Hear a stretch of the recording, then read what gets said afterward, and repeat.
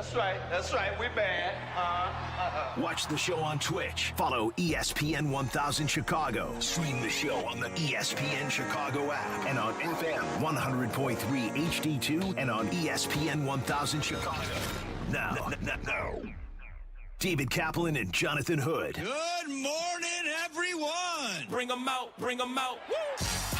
Bring them out. Bring them out. Bring them out. Bring them out. Bring them out. Bring them out. Bring them out. Bring them out. Bring them out. Oh! Yeah. Welcome in to the Kap J Hood Morning Show on ESPN 1000, and we're streaming on the ESPN Chicago app. Along with Tyler Aki in for Kap, I'm J Hood as we broadcast live from the Jeff Dickerson Studios at the Chicago Board of Trade, brought to you by the Advantage Dealer Group, the destination for your next Chevy, Acura, Toyota, and now Cadillac, Buick, GMC. Find your advantage at the Advantage Dealer Group. We got Shay, we got Jay Moore, we got you on a fabulous Friday. Open phone lines for you, 312-332-ESPN, 332-3776 is our phone number. Watch our show and all the shows on YouTube, youtube.com. Look for ESPN Chicago there. Also on Twitch, twitch.tv/ESPN 1000 Chicago. Good to see you, my friend. Good to see you, too. I think this is the first time I've worked with you when we've had live sports on. Oh, it's the best, isn't it? Yeah. It's so rare around here that we get live sports, and it's so good that we're going to be able to keep our eyes on the Masters. Shay, we're going to need that up there, a Masters. Are they on the course now? Are they teed up? I still have probably about half an hour or so. So great, the Masters. Again, for someone who is a casual golf fan and just follows the majors, not necessarily into the Shell Pennzoil Performance Line Saturday CBS network. That's what I'm here for. Okay, yeah. That's what you're here for, to fill in the blanks for us. Yep. But I do want to ask you about the Masters coming up. But first, I'd like to give my friend some flowers here, because this is what happens when you do your job well. You have your head down every day, and you're not looking for kudos. But I'm going to give you kudos because you deserve them, Tyler Aki. If this was on Twitter, it would say, Arturas Karnisovas and Mark Eversley fired by the Chicago Bulls. First at Tyler Aki. That's how it would read on social media. It would not be a Shams Charania. It would not be some of these other NBA experts. It would be Tyler Aki, because Tyler was the first one to say, hey, what if the Bulls make all these moves, getting rid of all these great players for second-round picks, just to get a bullet in the back of the head by Michael Reinsdorf and the Bulls organization? The old good fellas. This is what you said early in the winter, that this could be a thing. And it's a thing. Yeah. So congratulations. Thank you very much. No, First at Tyler Aki. So I just was kind of reading through, not the tea leaves per se, but I was kind of going off of some historical context when I came up with that prediction, because we've seen, for as much as we want to talk about the loyalty that Jerry Reinsdorf and the Reinsdorf family has had with a number of top coaches, execs, all that stuff, we still have seen them say, all right, enough is enough at a certain point, and let them usher you through the trade deadline. But before the season's over, you're out. And maybe there were some things that happened, including the Jaden Ivey situation, that helped expedite this process and maybe even brought it to a boiling point. But there was no way I could have seen them really bringing back AK. And especially when that building was not as full as it used to be. That's another precursor that we've seen too, where especially the United Center, when that place isn't filling up, that's what inspires change. And it inspired change about a week ago, and it hopefully may inspire some more change with the Bulls and what's taking place now with Billy Donovan and everything else that's going on right now. So I just thought it was a great call, and it's just overdue. It should have happened at least a year ago, maybe 2 years ago, because when you're spinning your wheels in this league, when you are trying to fight to the middle, that means that you really don't have a path. I'm very big, Tyler, on mission statements. You have to be able to determine as an organization, as a business, who are you? What do you stand for? Do you stand for just getting the play-in with the Miami Heat? Are you trying to get to the top spot? Are you trying to be in the bottom and always dig into trying to get lottery balls to build a team? And the Bulls didn't stand for anything. There was no mission statement to say, Chicago Bulls, this is what it is. You can't run a business that way. And then when the leader of that business is talking to the press and, again, shaking like a leaf at the press conference, Michael Reinsdorf. I know he doesn't speak very often. I was going to ask you, when's the last time you've heard Michael Reinsdorf speak? In like public. I know he's done like some private seminars and stuff like that. There was something, he had some luncheon, I want to say, a year or two ago about CHSN, and he was frustrated with how they weren't on Comcast at the time. But that from my memory, that's the first time I remember Michael Reinsdorf publicly speaking. Outside of me meeting him, I have not heard him publicly speak. And I guess he was publicly speaking to me directly. Right. But as far as like talking to the press, Tyler, I've not seen that I was trying before. to think through the last time I had heard Michael Reinsdorf meet the media, and I think that may have been the first time. You know, it's so funny about how our content works. People dip in, they dip out, they come in late, and Jay Moore said, I know that we're in the middle of this segment, but the people on Twitch want to know who that is. Who's speaking? I was playing like Michael Reinsdorf sound. And it's like, who's that? It's like, I mean, I set it up expertly, right? Just like, well, here's Michael Reinsdorf, blah, blah, blah. And then right in the middle of it, someone said, is that a caller talking about the Bulls? Because he does sound like just every Chicago guy, you know. I also want to take a minute to speak about Billy. What? Billy is a Hall of Fame coach who not only has my respect, but the respect of Doesn't the sound like entire his dad. organization and locker room. No. While we will handle any conversations about the coaching staff the same way we always do at the end of the season, I want it to be very clear. We want Billy to continue to be the coach of the Chicago Bulls. At the end of the day, this is about bringing in a new leader for our basketball team that can build a winning team that our fans can be proud of. Unedited, by the way. That's what it sounded like, folks. It sounded like a hostage video. Yes. It's Mike from Roselle on Doesn't ESPN he sound 1000. more like Rocky Works' kid than Jerry Reinsdorf's kid? Kind of does. Kind of sounds like Rocky Works a little bit. He actually does. Mike from Roselle checking in. We want something better for the Chicago Bulls organization. That's what that was. I keep waiting for him to be like, we got a couple 2-3 GM candidates we're looking at. Nothing like his New York dad at all. Nothing. So he didn't pick any of those traits up. Outside of the way the organization's run, he picked that up from his dad. Yeah. I challenged him, Tyler. I challenged Michael Reinsdorf to be different than his father, to be able to say, hey, you know how Oklahoma City and San Antonio and the Pistons as of late and the Celtics and the Knicks of all teams, how they run their organization? I challenge Michael Reinsdorf to say, look at the best of the best in this league. Why can't you get the top shelf of everything? That means EVP, that means GM, that means head coach. And again, the old cart before the horse, the same old with Chicago sports of we believe in the head coach. So the head coach will be influential on trying to pick the next GM and next vice president of basketball operations. It's like, no, that's not how you do things. You already put yourself in a box by saying, we want Billy back. And if you don't want Billy, you don't need this job. Okay, good. Now on ZipRecruiter, you just cut 2/3 of your people that could be on the team. So I wonder if this is the case. And again, I'm not going to sit here and give the benefit of the doubt to Michael Reinsdorf, but we don't truly know a lot about how he runs a team. We can just make assumptions based off of how his dad has run the team and has run the White Sox over the course of time. But could they be building up a trade market for Billy Donovan is what I'm wondering. Because whether you like Billy Donovan or you don't like Billy Donovan, if Billy Donovan was an available head coach, he'd have a job in 10 seconds, right? Correct. Like, he has a resume. He's in the Basketball Hall of Fame. I get it's more for college than NBA, but still, he's a guy who's respected within the league. And he'd have a job, whether it's Orlando or whatever vacancy comes open this offseason. He'll have a job in the league next year if he wants a job in the league next year. The thing is, he's still under contract with the Chicago Bulls. And if I'm the Bulls and if I'm doing smart business here, I'm not just letting Billy Donovan out of his contract for free if I'm this new GM.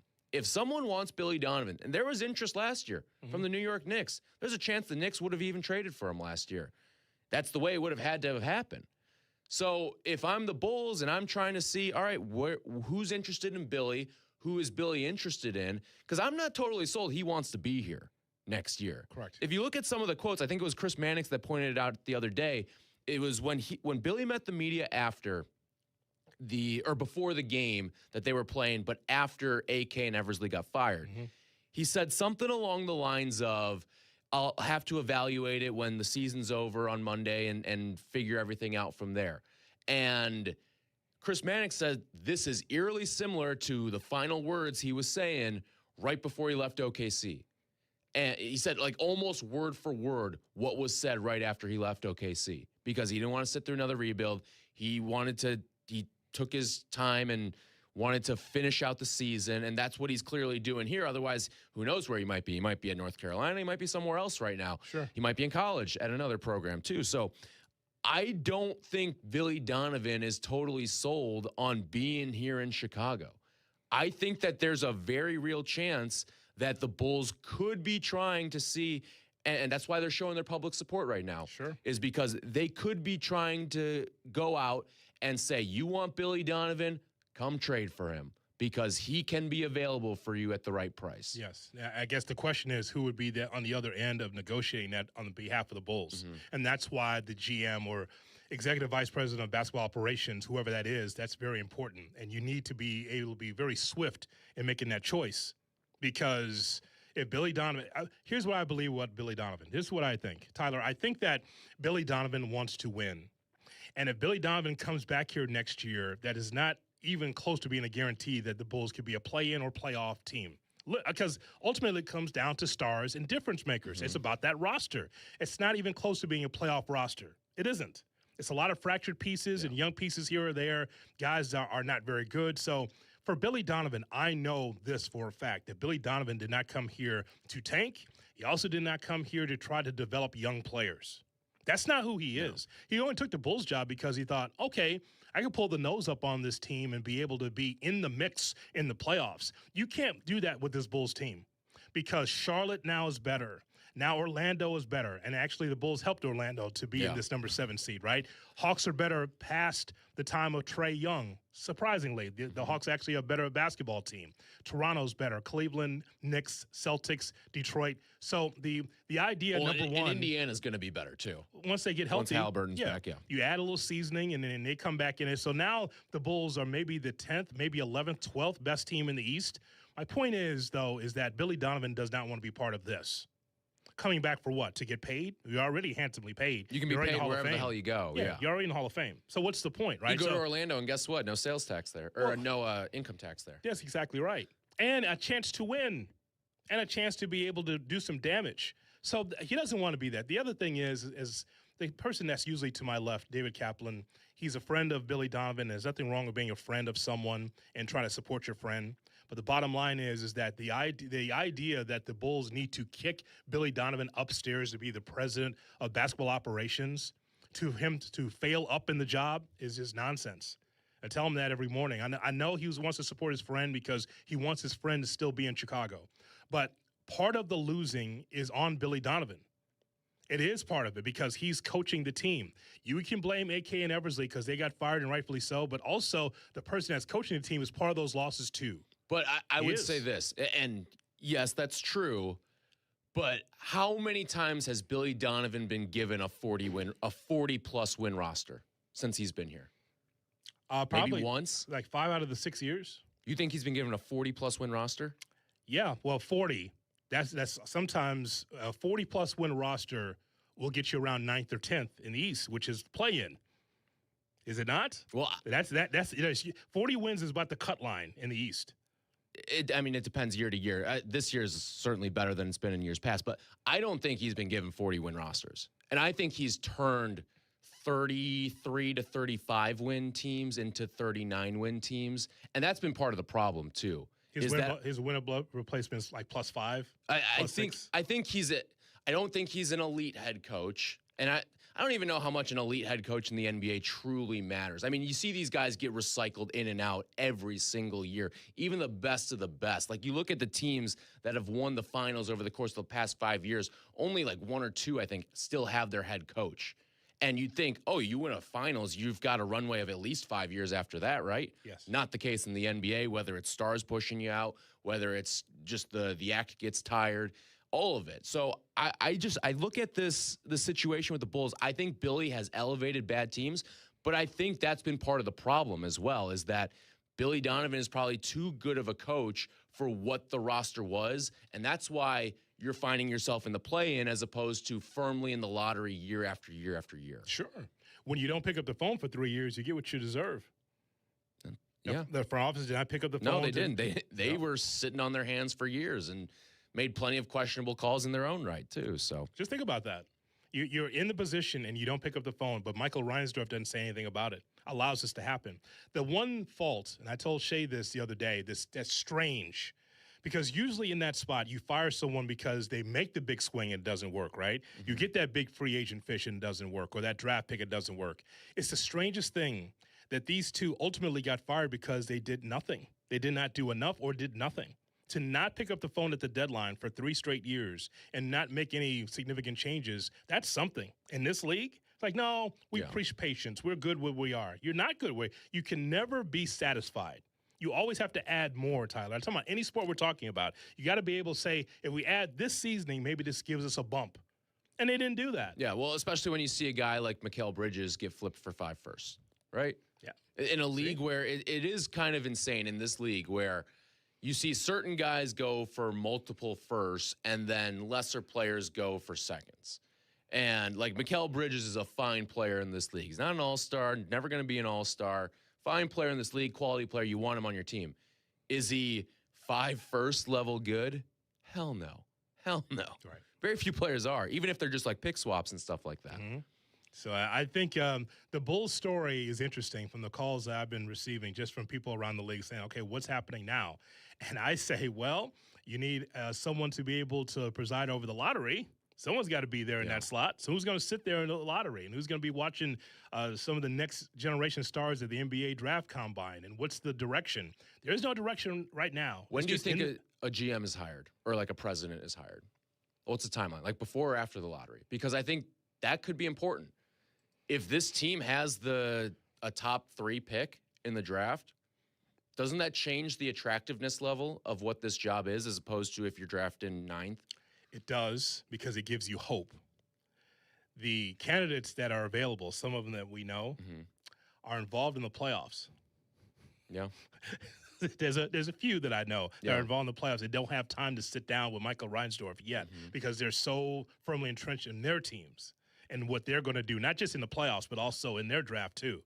It's a little the timing of this is very interesting to make me think that this will be a middle-of-the-road to bottom-shelf young hire. This is not going to be a top-shelf hire that I think it should be. I already gave the roadmap of I like for the Bulls to be like the Cubs and the Bears and to be able to go to the top shelf and try to find the best of the best. I don't know if the Bulls will do that, unfortunately. I'm not totally sold that's going to happen. I also don't know, like, you could get lucky and find the next young, hungry guy who just you found not even like a diamond in the rough, but like a guy who's maybe not totally qualified for it yet, but is punching up in his situation and lands the job maybe a year or two early. And you get lucky that way because, hey, it's 1 of 30. I get a chance to be a GM or a president of basketball, and I get this runway now all of a sudden.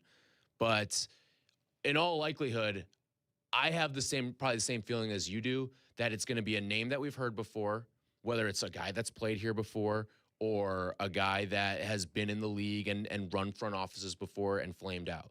That's the feeling that I get in terms of what the hire is going to be. But you end up with a top 3 pick. Maybe it opens up the pool of who's wants the job and is willing to take it. Jay Moore? I'm very interested in hearing you guys' top 3 top shelf picks or top shelf GMs candidates, and then whoever else on the other side. I've got 3 names right here. I got 3 names right here. Now, will they want the job? That's the big question.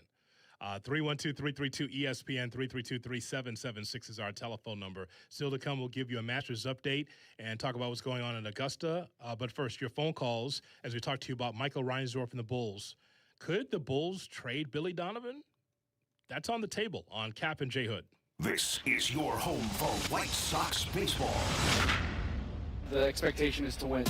White Sox and the Royals. Join us today at 6. Your home for White Sox baseball.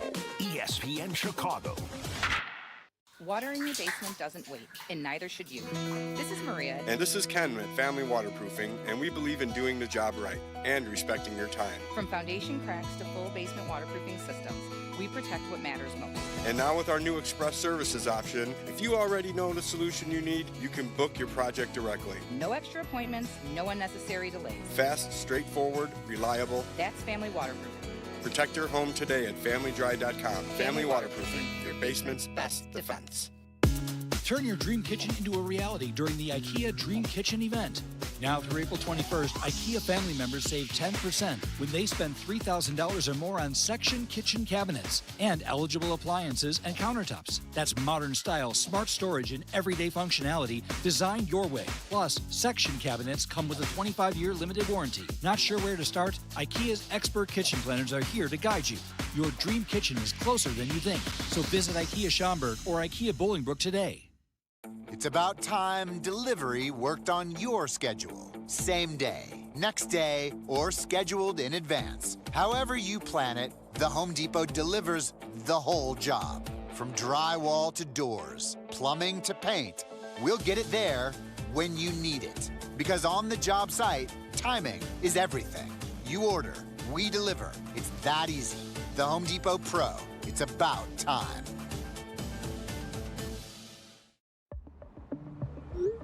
You've said it before. This will only take a second. Just a quick glance. A fast reply. But on the road, seconds don't wait for you. They decide everything. Who stops, who doesn't, who makes it home. So next time your phone lights up, ask yourself, is this distraction worth a ticket or even a life? Put the phone away or pay. Paid for by NHTSA. You're sitting at a red light or stuck in traffic, and your phone lights up. Maybe it's a text, a video call, a new post, or a quick notification you think you can check in a second. It feels harmless, but the truth is, once your eyes leave the road, you're not really driving anymore. And traffic doesn't pause just because you do. That split second of distraction can throw off everything. Your reaction time, your awareness, your ability to avoid someone else's mistake. You could damage your car, injure yourself, or hurt someone you care about. Or you could get pulled over for a reminder that your phone isn't worth the risk. So before you start driving, make it easy on yourself. Put your phone on silent. Toss it in the glove box. Set it to Do Not Disturb. Put the phone away or pay. Paid for by NHTSA.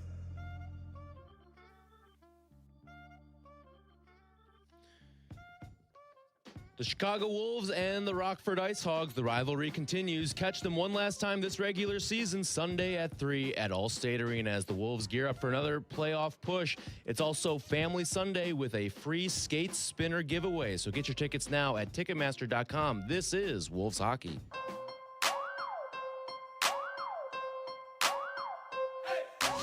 Now back to Kap J Hood. There's an old saying in Tennessee, I know it's in Texas, probably in Tennessee, that says, fool me once, shame on you. If fool me, we can't get fooled again. On ESPN Chicago. That's what I always say. With Tyler Rocky and for Kap, I'm J Hood on the Kap and J Hood Morning Show on ESPN 1000 and streaming on the ESPN Chicago app. Here's hoping that you're going to have a great Friday and a great weekend. Talking to you about the Bulls. As first reported by Tyler Rocky, a firing of Arturas Garnishovas and Mark Eversley. I think you should try to recreate that tweet and then pin it at the top. Yeah. Yep. You beat everybody else to the story. Thank you. I think you should do that, Tyler. 312-332-ESPN, 332-3776 is our phone number. Yeah, so at the top shelf, I'm calling Masai Ujiri, the former Toronto Raptors general manager, because you're talking about someone that can stabilize the franchise, has ideas to be able to elevate it from what he did with the Raptors, the championship with Kawhi Leonard at that time, if I'm not mistaken. Yeah, he was the GM at that time. And, of course, Bob Myers. That's at the top of the list. That's your top shelf in the NBA. Then it gets to, like, Matt Lloyd, who's running the Minnesota Timberwolves, who was with the Bulls for many years. There's a connection there from his time with the Bulls. And then there's another Bulls tie of someone who's working in the Atlanta Hawks organization. That would be Kyle Korver.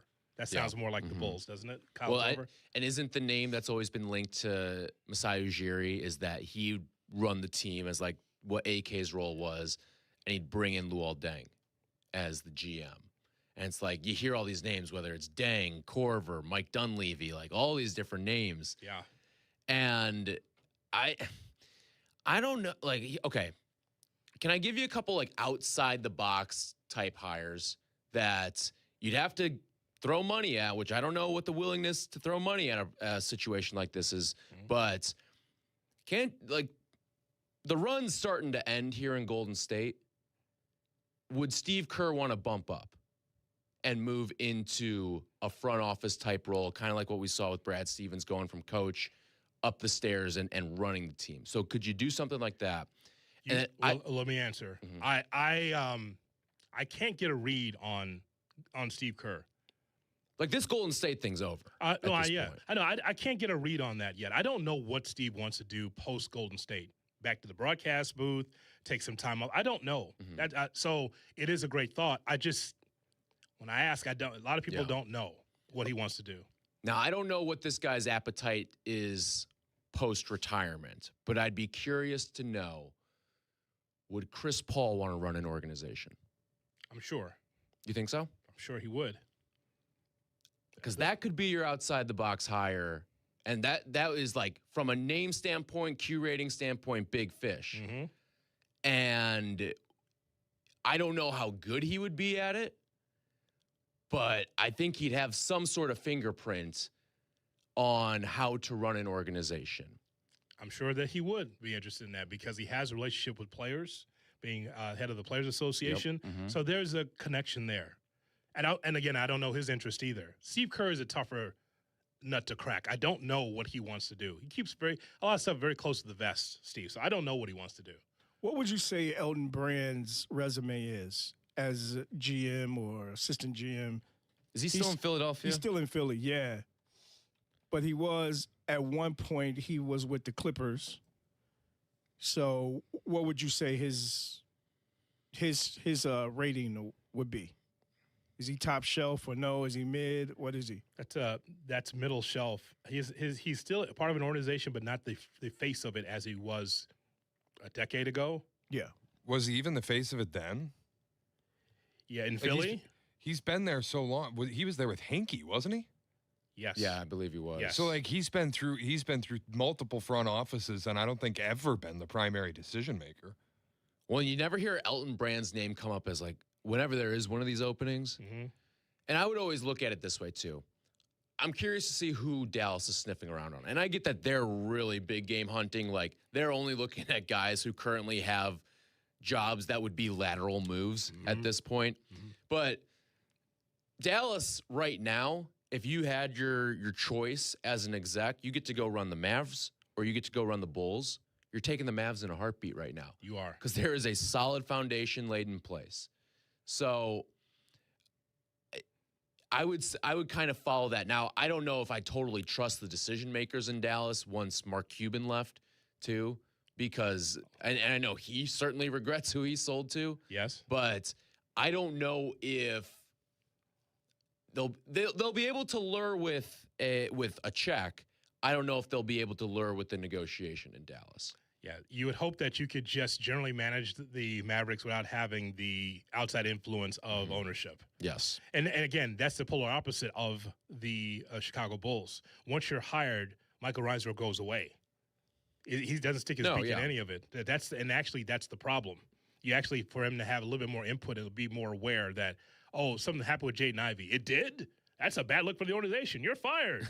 No. How about the basketball? The one-loss record. How about that, Tyler? Well, I think there is something to be said about an owner that doesn't poke his nose or her nose into everything with a franchise, and that's in any sport. Sure. But I also think there is something to the absentee owner. You want to try to find yourself some sort of middle ground there. And I think Reinsdorf, like Michael Reinsdorf, the way that they've run the basketball team is he stays completely out of the basketball business, but he definitely sets the budget. Yes, he does. And that's probably been the biggest point of contention with Bulls fans and White Sox fans, too, with the way the old man runs the organization. So In South Bend is Mark with us on the Kap and J Hood Morning Show. Tyler's in for Kap. Good morning, Mark. Hey, good morning, Hoodie. Good morning, Tyler. An honor to get to speak with both of you. I got two answers possibly for your question, Tyler, about the Bulls. The last time Billy Donovan was in a position to win 40 games was the year after they acquired Alonzo Ball, and he went down after 30. They could have won maybe 50 that year and could have got to maybe the second round. The other thing is, with the new GM and director of player operations, when they get hired by a search firm, Michael Reinsdorf said, I don't know if they'd have the autonomy and smarts to hire two such people who would be able to do that, as a GM and a director of player operations. It always seems like it smells like mothballs, the search firm. The good old boys network trying to prop up some guy that needs another opportunity. It never feels fresh, the search firm. Ask the Bears. That's how Eberflus got here. So, while I agree with you, I think it's a little more prevalent in football per se, but would you rather Reinsdorf makes the hire? Because that's your other option here. I just think it's unfortunate that I get it that it sucks. It's a no-win situation, it feels like. I find it interesting that Michael Reinsdorf has been in this position all this time, Tyler, and does not rub elbows with other people to have his own list. That's the thing that's sad. Like because if you or I in that situation, we're traveling, we're talking to people, we're having dinners, we're trying to figure out hey, how did Detroit get up there to the top and we're down here toward the bottom? Hey, how did San Antonio turn around? So you have to be able to have some knowledge and try to talk to people so that way you have your own list. You can't be in business and be like, I don't know. Yeah. I'm just the owner. I'll just have someone else figure it out for me. That's just lazy. It is. In 2026, with all the information that's in front of you, you should be able to know in your drawer, if we fire AK in Eversley, pull the drawer out, here's 5 names. You should have already, now we'll have the search firm do it. That's just, to me, archaic thinking from years and years ago when you used to always have to have a search firm. That's nonsense. And just to piggyback on what you said, if you look at all the teams that's in the East that were at the bottom of the barrel over the last few years have made a significant turnaround, except the Bulls. Well, yep. Orlando. They made a turnaround. Even Cleveland. The Hawks. Cleveland's made a huge turnaround. Yes. Yeah, so it's like, what's going on with the Bulls, man? The Bulls are that team in which they stand in the middle of the dance floor and never dance. They just stand there. They're just in people's way. You don't dance. You don't do anything. You're just standing there. Well, get against the wall then. Yeah. If you're just you go on the dance floor, everyone else is dancing, but you're just standing there, standing still. It's horrible. So this is who they are. There he is, Tyler, 31-49. No playoff team for the Bulls. No play-in game. They're just, to me, they're an organization that can't look at themselves in the mirror. That's the problem. To tell the truth about the organization. So, and Michael Reinsdorf seems like he's running a rudderless ship. Who turns around first, the Bulls or Washington? Probably Washington. Well, I mean, no, I don't know. Probably the Bulls. It's the Bulls. Washington is so bad. At least Chicago's a destination. And just keep in mind, Jay Moore, I'm representing the Bullets, not the Wizards.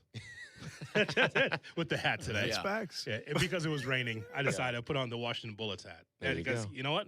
That team was good. They had good teams. Wizards, not so much.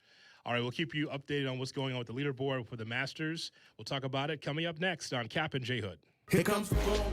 On the Chicago Bears podcast this week, we're keeping you updated on everything between free agency and the draft. The Bears still got a lot of work to do, and we'll keep you updated on all the breaking news with John Yurkovich, Shay Norling, Courtney Cronin, and, of course, our own Jason McKee. Make sure to tap in wherever you get your podcast, the Chicago Bears podcast. Yeah. Chicagoans take pride in their city, so why not protect it from smog? Unleaded 88 gasoline, also called E15, burns cleaner than standard gasoline and helps reduce greenhouse gas emissions around the city we love. It's been reviewed by the EPA and approved for all of us to use to clean up the air and help us breathe easier. Better for the environment and supporting local farm families right here in Illinois. Visit UNL88.com to find a pump near you. Let me ask you something. Why does buying a car have to feel like Game 7 pressure? It doesn't. That's why you go to Advantage Toyota in River Oaks. What's up, it's J Hood. You've got a budget, they've got Toyotas that you want to drive. And here's the best part I appreciate. They keep it simple. No marathon sessions, no mystery math, just straight answers, real numbers, and a team that respects your time. Imagine that. Respect. Go see the crew at Advantage Toyota River Oaks. Toyota, let's go places. Hey guys, it's Silvy. It wasn't long ago when gorgeous spring days made me angry. We It swept was beautiful Marquette. outside, but our windows wouldn't open, and they'd only stay open with a stick propping it open. That's when we began our partnership with Window Nation. They installed custom fit windows and made a huge difference in the Silverman household. Right now, you can save up to 50% off. The more you buy, the more you save sale. Plus, get 0% interest for 5 years. Visit windownation.com today to book your consultation. Okay, can I go now? Let's hear it, Professor.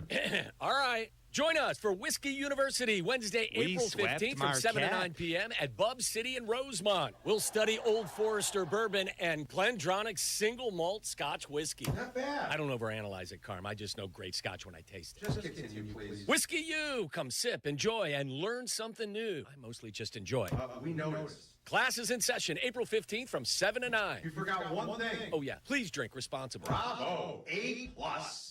Smalls here. What if you could enjoy the flavor of a cocktail without the alcohol? Meet RK Zero Proof, a pioneer in the alcohol-free spirits category that delivers bold taste and a warming sensation, but with zero alcohol, zero sugar, zero carbs, and zero calories. So you can celebrate with friends, unwind after a long day, and wake up tomorrow feeling great. It's all the ritual of a drink without the regret. Discover RK at rkbeverages.com. That's ARKAY beverages.com. RK, the spirit without the alcohol.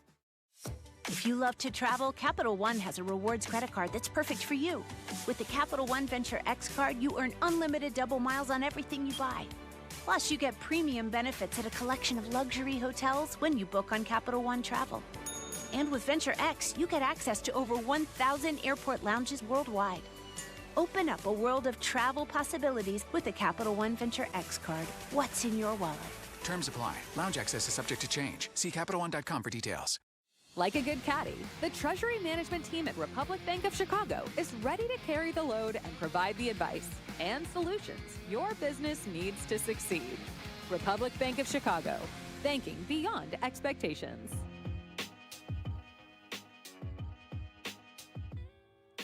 Game day travel begins. The excitement, the journey, the routine, the crew. That's why I book with Marriott Bonvoy, official hotel partner of the NCAA and U.S. Soccer.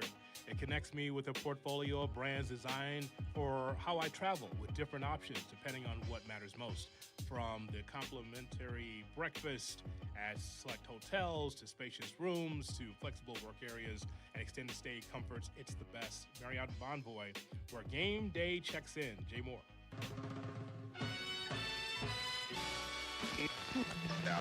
Yeah, don't adjust the dial. Now back to Kap and J Hood, presented by Advantage Dealer Group on ESPN Chicago. Thank God it's Friday. It's a Kap and J Hood morning show on ESPN 1000 and streaming on the ESPN Chicago app. Tyler's in for Kap. We're with you till 9 o'clock. Then it's Carmen Jurko at 9, followed by Rich Eisen at noon. Waddle and Silvy at 2. Then White Sox baseballs that take on the Royals at 6 from Kauffman Stadium, right here on your home for the White Sox and the Bears, ESPN 1000. Snapped the Kauffman losing streak last night. Yes, they did. It's about time. 14-game losing streak at Kauffman came to a close. I think I might have a gambling hack for you when it comes to the White Sox. What's that?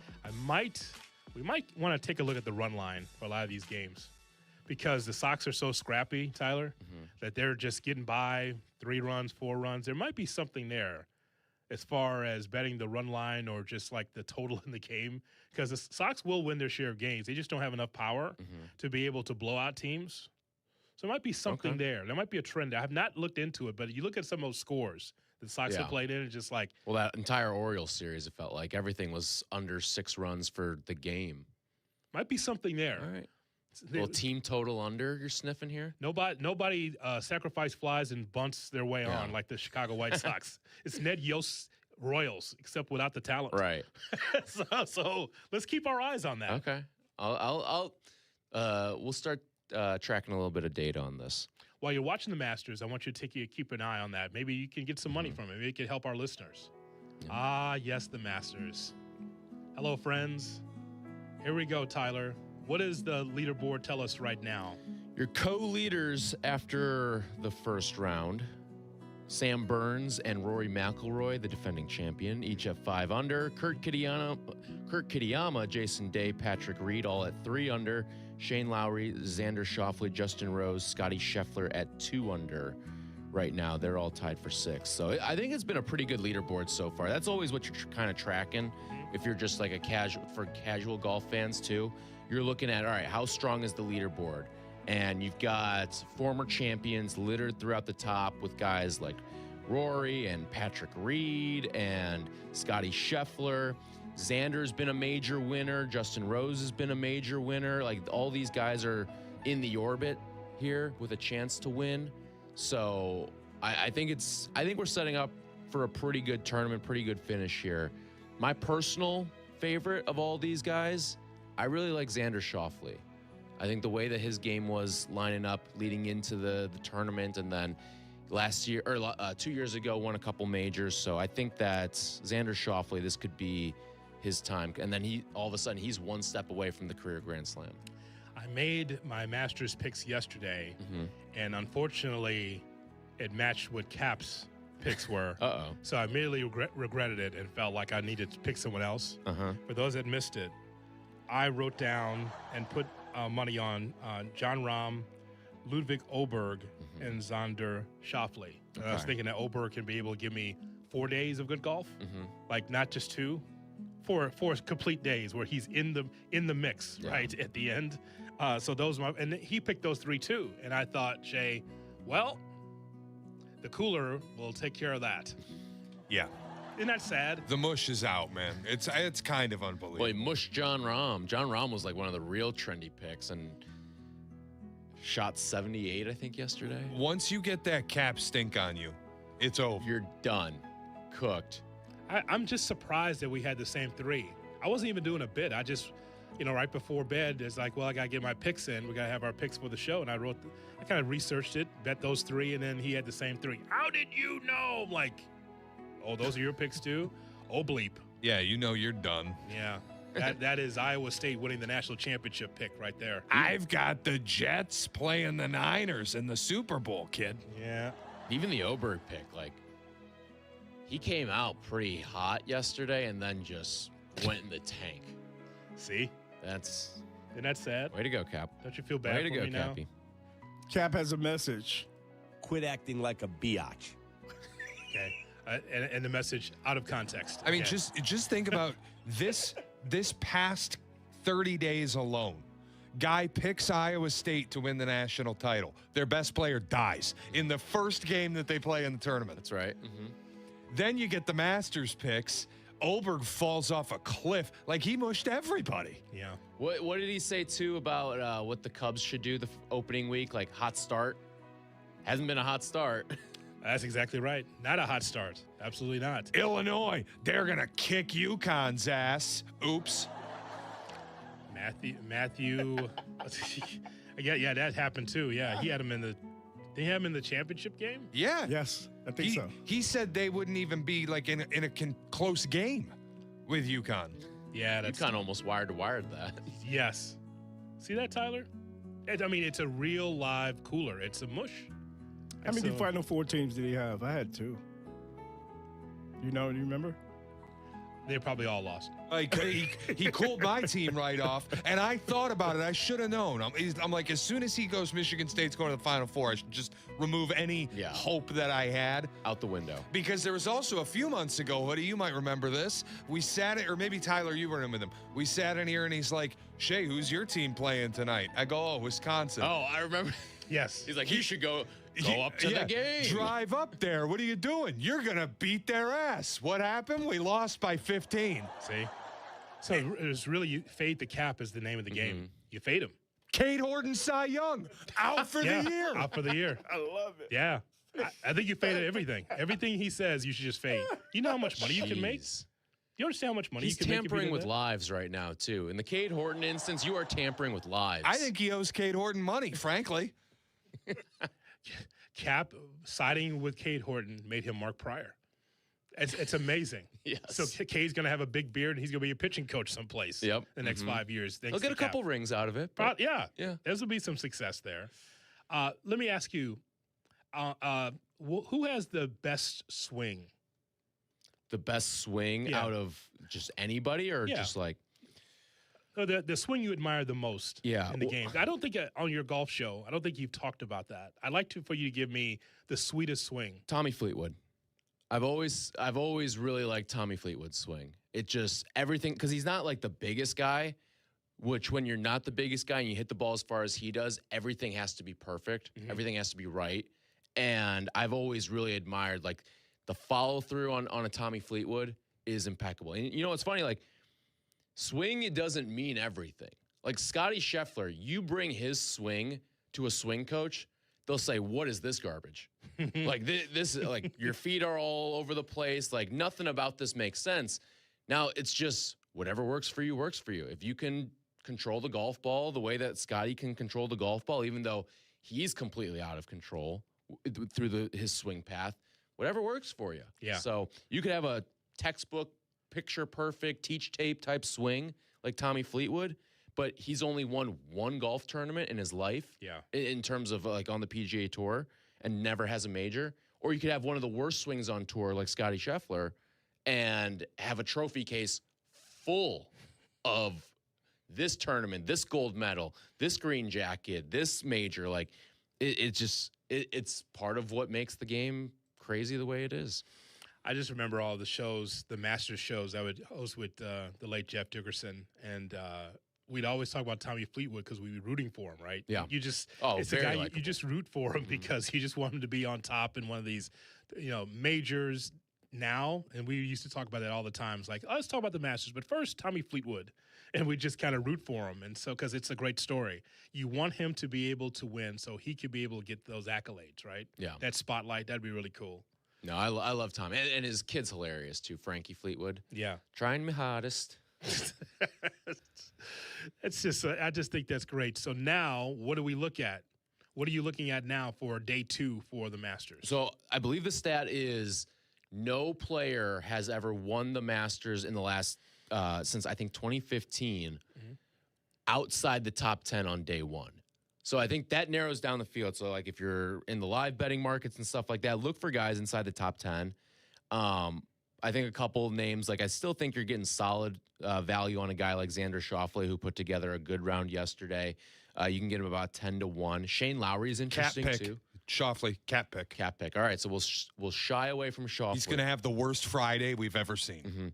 I would also look at guys too who are really good putters. Yes. Because we're not going to get any rain, I don't think, over the course. So you're not going to soften up the greens. Yeah. You're not going to be able to just throw darts near the pin.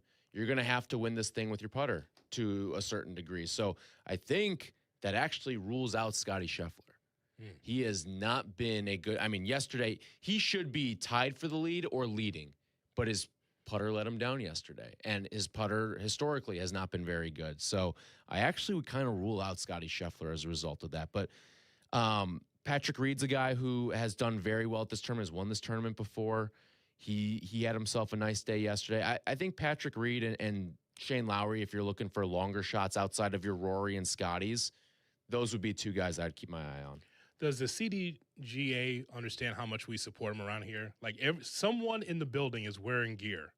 Always, at all times. I saw Jay Moore walked in with his jacket today. There's always someone with a hat or a jacket. I hope they understand how much we support them. In a pinch at 4 o'clock in the morning when you're trying to get out of here, it's like, need that jacket. That's good. Just enough, right? It's a good spring jacket just to have. So I hope they understand, like, there's nothing like the support of CDGA in this building. I got a fashion quarter zip this year.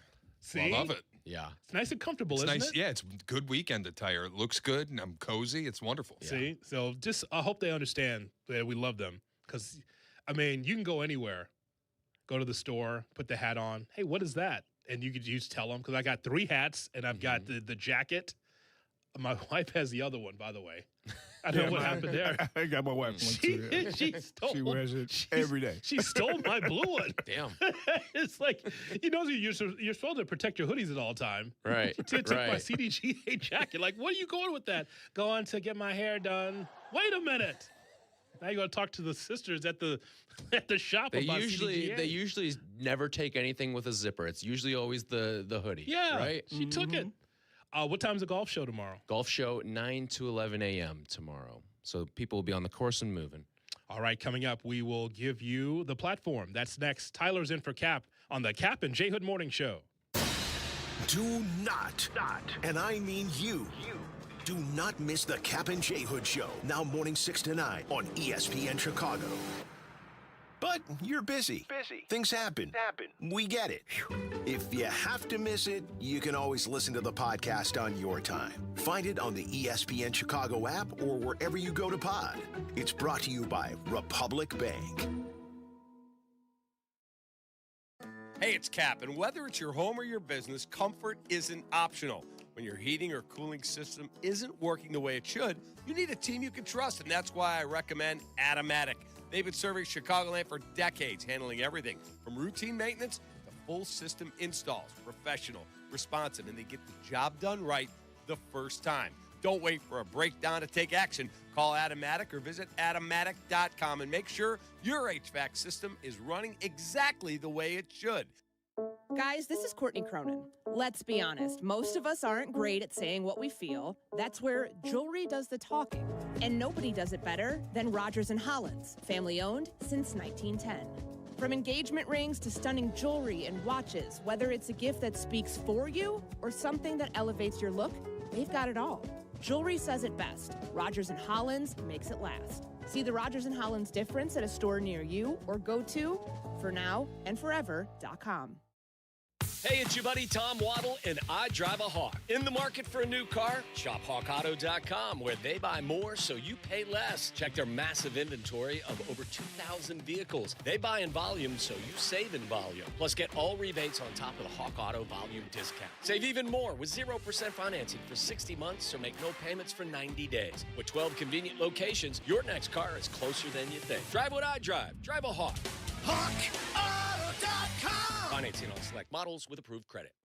Hey, it's Rich Eisen for Pella Windows and Doors. Sometimes teams take a timeout to regroup and call the right play. When it comes to your home, Pella Windows and Doors always has the winning game plan. They're not just window and door experts. They're experts at taking care of you and your home. At Pella, they find the products that meet your needs and their experts install them. They do it every day, and that's why your neighbors trust them. Discover why Pella is a trusted choice for homeowners everywhere. Visit Pella.com/Eisen today. That's Pella.com/Eisen.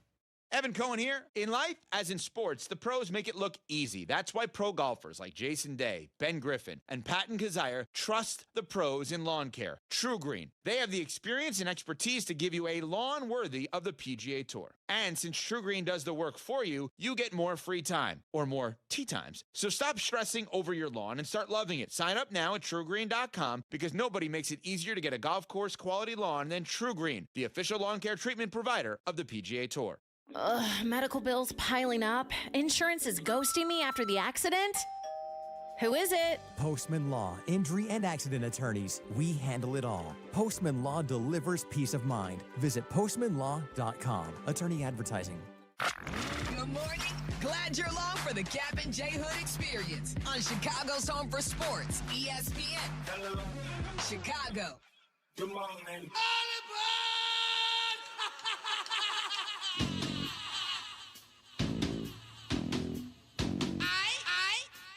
Time for the platform. Here's Shay Norland. Shay?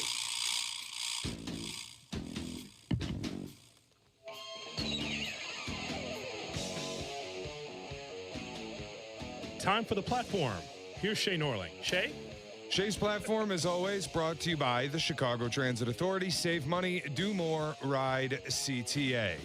Hoodie, we have a problem in this country that I experienced last night. Oh, really? Uh-huh. So how did that debate go? What do you mean? You said you had a problem in this. Well, it wasn't it wasn't a debate. It's just a problem that I think we are facing in this country. Oh, well, that's why I said, what was the debate? What happened there? What did the guy say? No debate. Oh. But my wife and I went to the movies last night. We need to save the American movie theater. These places have absolutely lost their way. The theater I went to last night had no ice in the pop machines. Had gone. I went a few years ago. They had like the fancy, freestyle thing where you can get whatever kind of drink you want. Got rid of them. They've just got regular fountain stands with no ice available. And the worst part was, I don't think they employ a cleaning staff. Floors are sticky. The chairs did not go back. They weren't recliners. Like, now they got the couches at a lot of the movie theaters where you can lean back. This was not one of those. They also did not move at all. Like, usually you get in those regular seats and they rock a little bit so you can lean back. These were stiff as a board. Couldn't lean back whatsoever.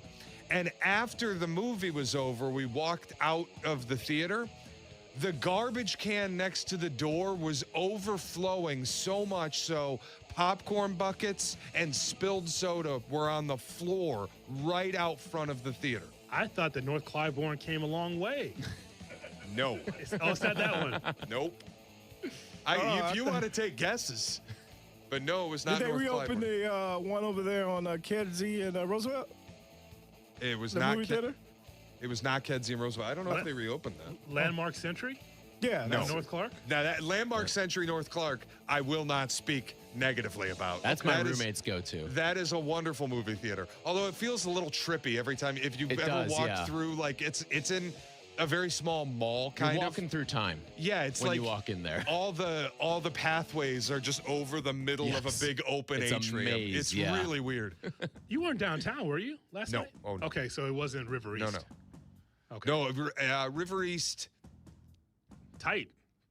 It's okay. That's fine. Good police It's presence. okay. All right, so how are you going to solve this? All right, well, let's get into the solutions business here. Well, because you are one of the ones who is tasked with saving the American theater. How am I supposed to save it when nobody wants to put movies in theaters anymore? They just want to have them at home on your couch. Which sucks, because the movie I saw last night, Project Hail Mary, is made for movie theaters. Like, I do miss... it's crazy. We have a comment in the Twitch chat. Going to the movies, is it 2003? What does that mean? What does that mean? But this is what, again, problems in this country. Yes. This is where we are as a society. Yeah. People would rather sit at home on the couch with their phone and all their creature comforts and half watch a movie than actually go out and have a communal experience with people and watch a movie together. Yeah, some people like to be able to make a night out. Some you people like going to the theater to watch with the randos that are in the theater? Yeah, of course. That has never been a part of the equation with me. I will tell you, there was maybe nothing like recent movie theater experiences. Last year, the movie Weapons came out. I saw it opening weekend in a full theater with a full crowd. Absolutely electric. One of the better nights I had all of last year. The crowd was great. Everybody's laughing at the right jokes. Like, when you're in a good movie theater with a good crowd that's into the movie, not people talking over it or being annoying or on their phones or whatever, but you go opening weekend to a movie that should be seen in theaters and people are into it, the experience is awesome. Was it West Side Cinema?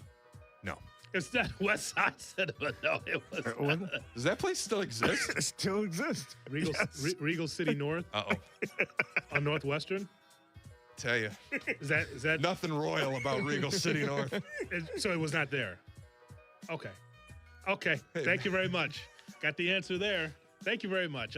Circle gets the square. I got it, Tyler. Are you going to go up to your Battle Creek, Michigan bedsheet theater at some point? I still can't believe you talked down on that experience. I still can't believe you. It was Grand Rapids. Grand Rapids. Sorry. And I still cannot believe that you talked down on that.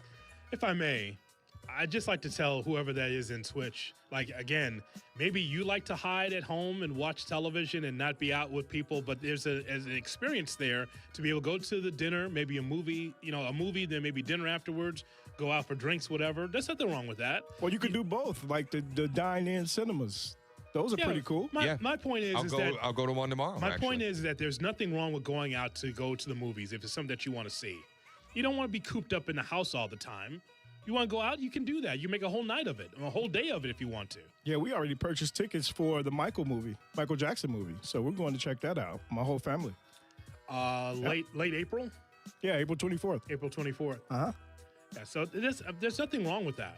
I'm going to make a way, Tyler, to find you are going to drive with me to Grand Rapids and see the Odyssey on the quote-unquote bed sheet screen, and then you'll understand. Also, you're gonna make a night of it. You're gonna see some G League basketball, I'm sure. Yeah, we're gonna go see. We're gonna go see the Drive. We're gonna make it a weekend. We're gonna catch a Griffins game. We're gonna see the Drive, and we're gonna see a movie on the bed sheet. You ever been to the Van Andel Arena? I have. If we were doing this on the way to Detroit to go watch Cubs and Tigers, I'm in. That doesn't exist. It's gonna be at Wrigley this year. Is it? Oh, you're right. So pick another weekend.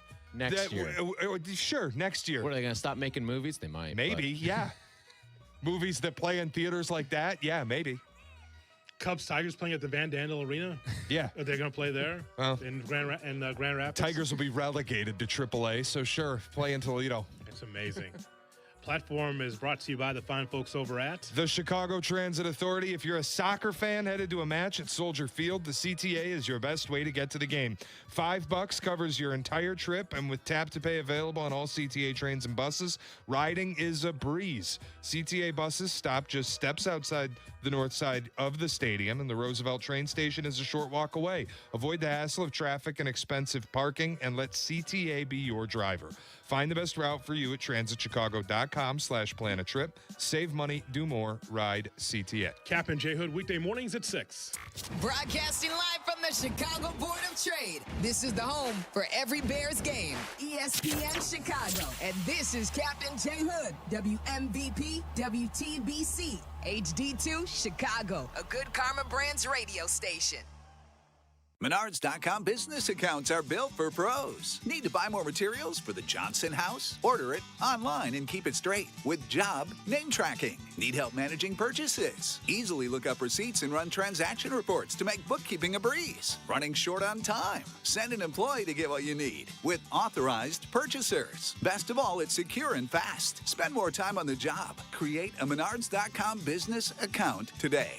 Save big money at Menards. Ring, ring. Hello. Who is it? Guests on ESPN Chicago join us on the Yingling Hotline. Chicago office is calling. I've been expecting your call. The Yingling Hotline. Brought to you by Yingling, the oldest brewery in America. $2 million. The Verdoliak Law Group wins again for their clients. That's right.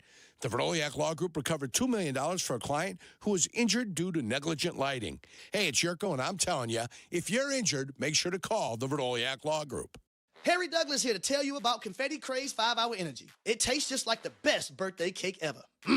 Vanilla, buttery, frosting vibes. It's basically a party in a bottle. Confetti Craze makes it easy to turn any day into a party with its delicious birthday cake flavor and big birthday energy. And here's the best part. All cake, no sugar. I bring these tiny bottles everywhere to cakeify my day with tasty caffeine boosts. The Funfetti flavor is back on 5hourenergy.com or on Amazon. Crack open a Confetti Craze 5-Hour Energy shot today. Veterans and active duty service members, when your call to service ends, your mission doesn't have to. Go from GI to IT in just a few months at My Computer Career. Prepare for a high-demand career in cybersecurity, protecting people, systems, and institutions from real cyber threats. Cyber warriors are needed now. Will you answer the call? Go to mycomputercareer.edu/CWP to learn more. That's mycomputercareer.edu/CWP, an elite CompTIA certification partner. VA education benefits are available to those who qualify.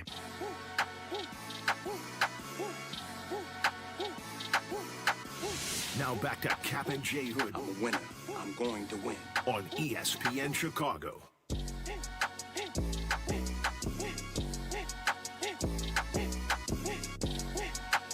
Good morning, Chicago, and welcome into the Kap and J Hood Morning Show on ESPN 1000 and streaming on the ESPN Chicago app.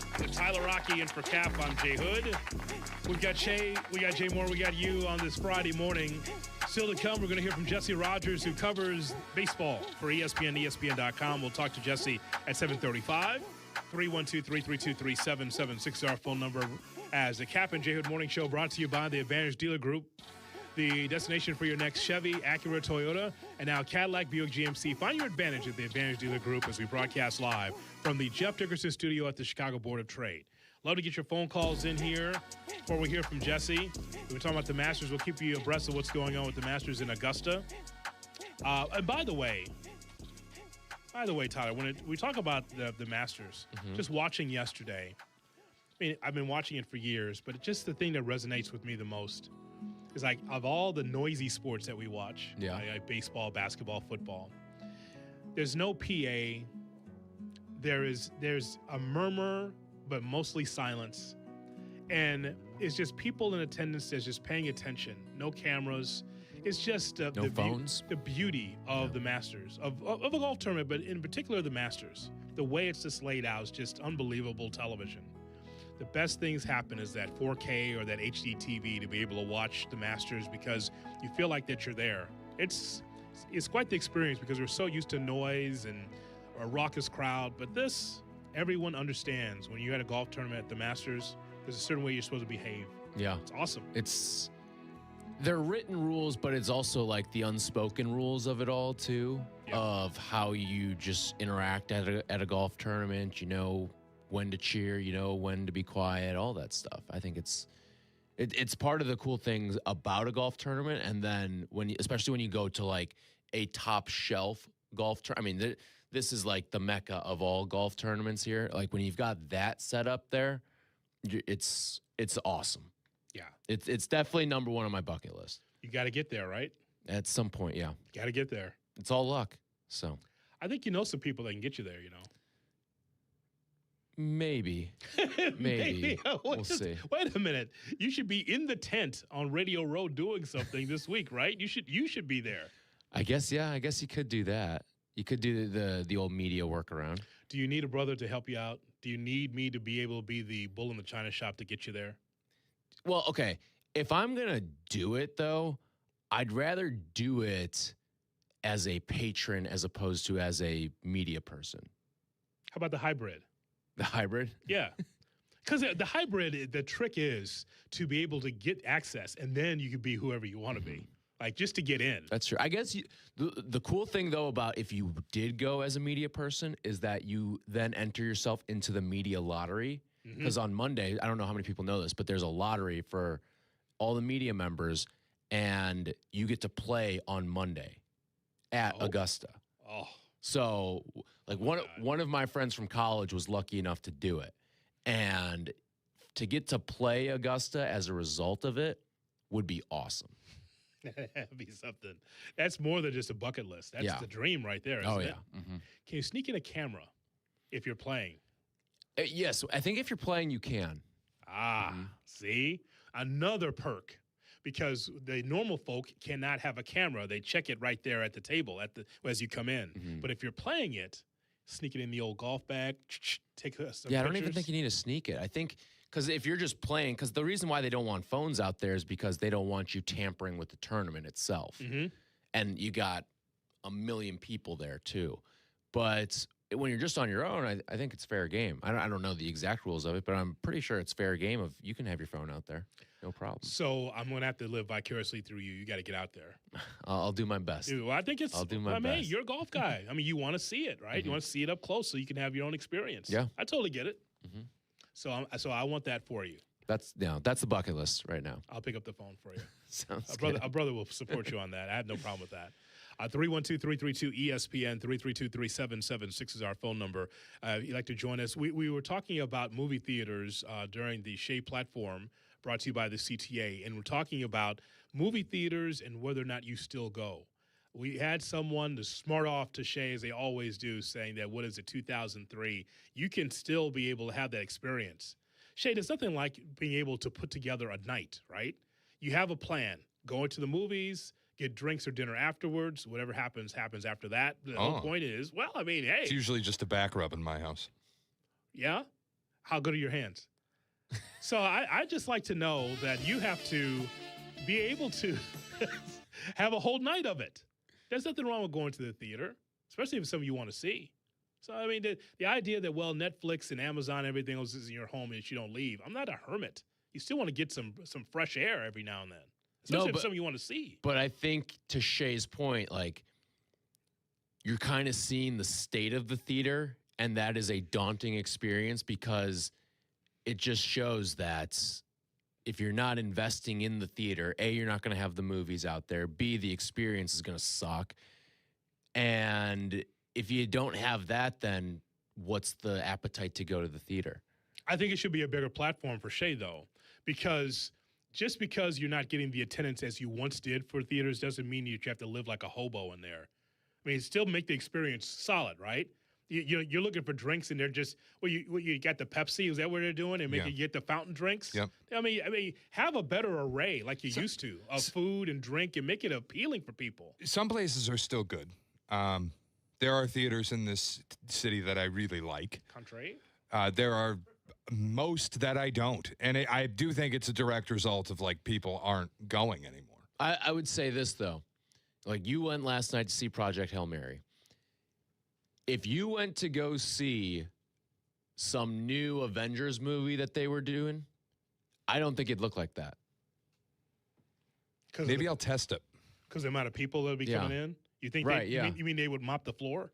You wouldn't have the overflowing garbage can. Well, I think the theater I went to yesterday. Bring the A-team for that. This is dead giveaway. But the theater I went to yesterday, I think, is the only IMAX screen left actually in the city of Chicago. Yep. So when IMAX releases, like the new Spielberg movie, Disclosure Day, I will be there opening night in IMAX seated. That one will be the giveaway. I'm like, was this just because it was a midweek Thursday without a major release that they were letting things fall apart a little bit? Are they going to be on their best behavior? Yeah. Like, is this the we're having company over, vacuum the rug because of great movies coming out? Button things up over here. That's just the worst, man. That's the worst. And companies coming over, let's have the Intamin's cakes and the international coffees. Yep. That's just BS, man. It should always be pristine. It's a business, for God's sakes. More people are coming. Make sure that we vacuum the rug. Nah, man. Come on. Even for a noon or 12:30 movie, I expect it to be immaculate in there. I don't want to, have the sticky floor. I don't want to deal with that. Take care of your bathrooms, too, while you're at it, too, by the way, the urinals. Yeah.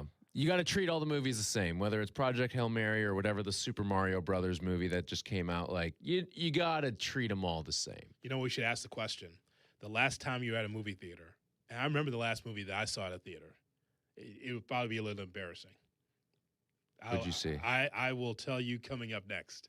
Okay. But again, here's the thing also we should mention. Tyler, sometimes Netflix and Amazon jump the gun. They say it's all limited time to see this movie, and then it's there and then it's gone. And immediately it's on your streaming app. It moves too fast. Sometimes. Not to demonize Netflix further, but because it's pretty clear, even though I'm a subscriber and I use it, I'm not a huge fan. They are the biggest culprit of movies not getting into theaters. Like, Martin Scorsese had a Netflix deal to make movies for Netflix. They said, you can't put them in the theaters. Yeah. So he left Netflix.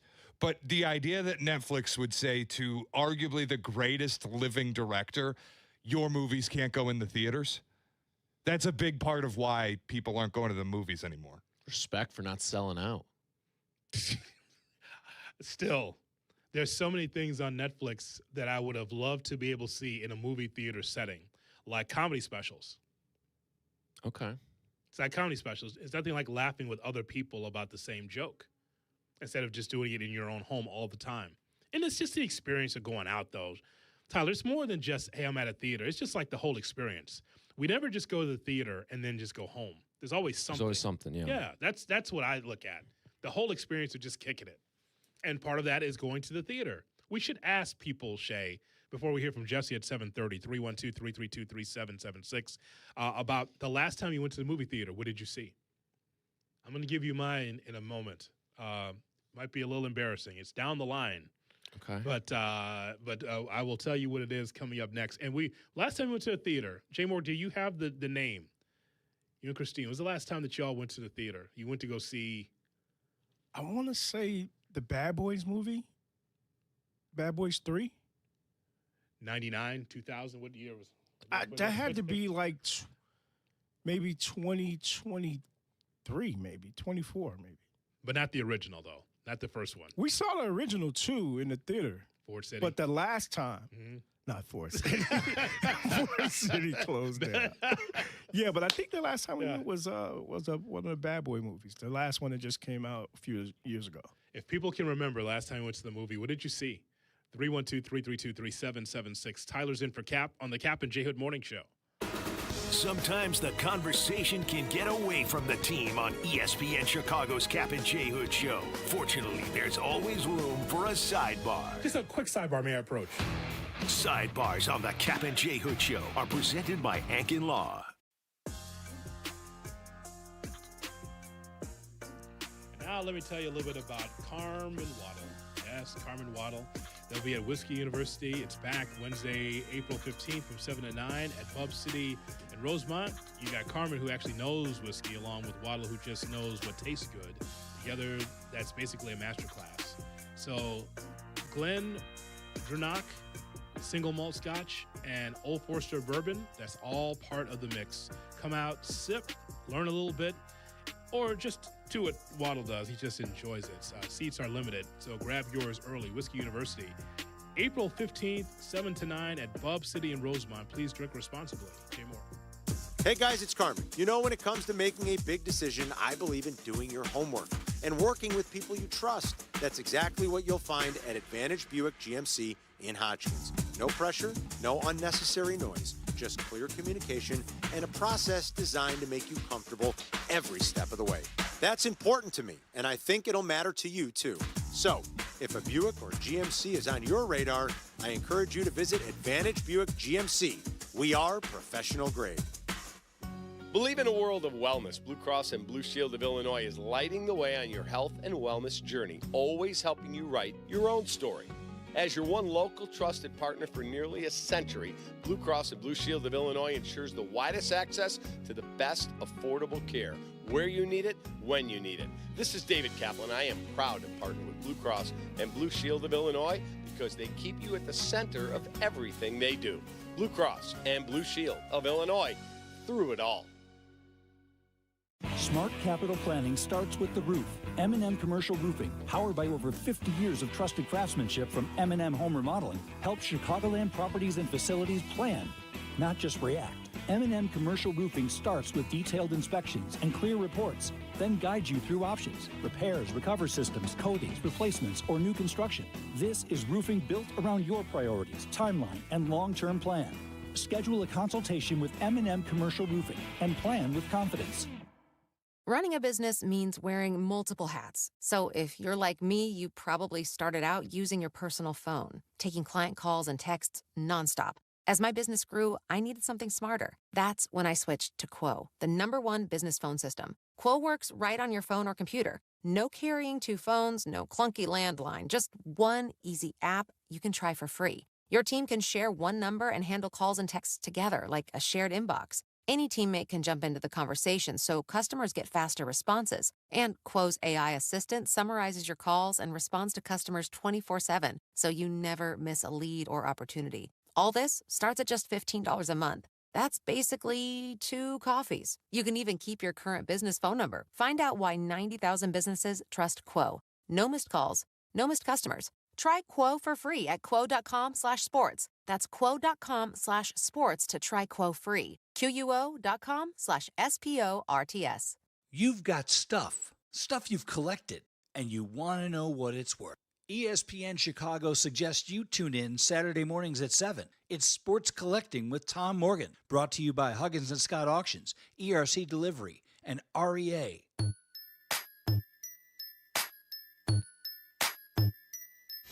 Now back to Kap and J Hood. Hollywood Big Shot's gonna give you what you want. I'm gonna make him an offer he can't refuse. On ESPN Chicago. Thank God it's Friday.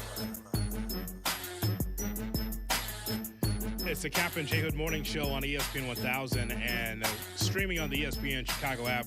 With Tyler Rocky in for Kap, I'm J Hood.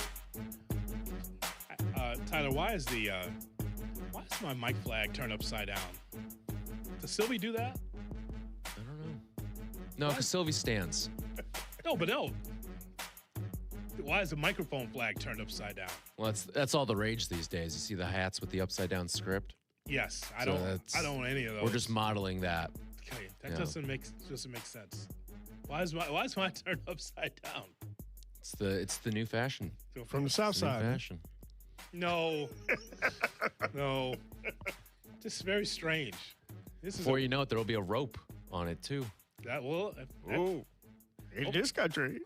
Hopefully not. Yeah, what? Yeah. The rope hat, the upside down script. Yeah. What's he saying, Hoodie? I'm modeling after hats these days. Boy, did you put your whole foot in your mouth. Whoa. On this show? Up in this house? You said that? Whoa. Bring the ropes back. I love it. Bring the ropes back. That's good for the country. American-made ropes. I always thought that was the right thing to do. Executive order for ropes. 312-333. Wow. 312-332-3776 is our phone number. I want you to type in, sir, The Photograph movie. The Photograph.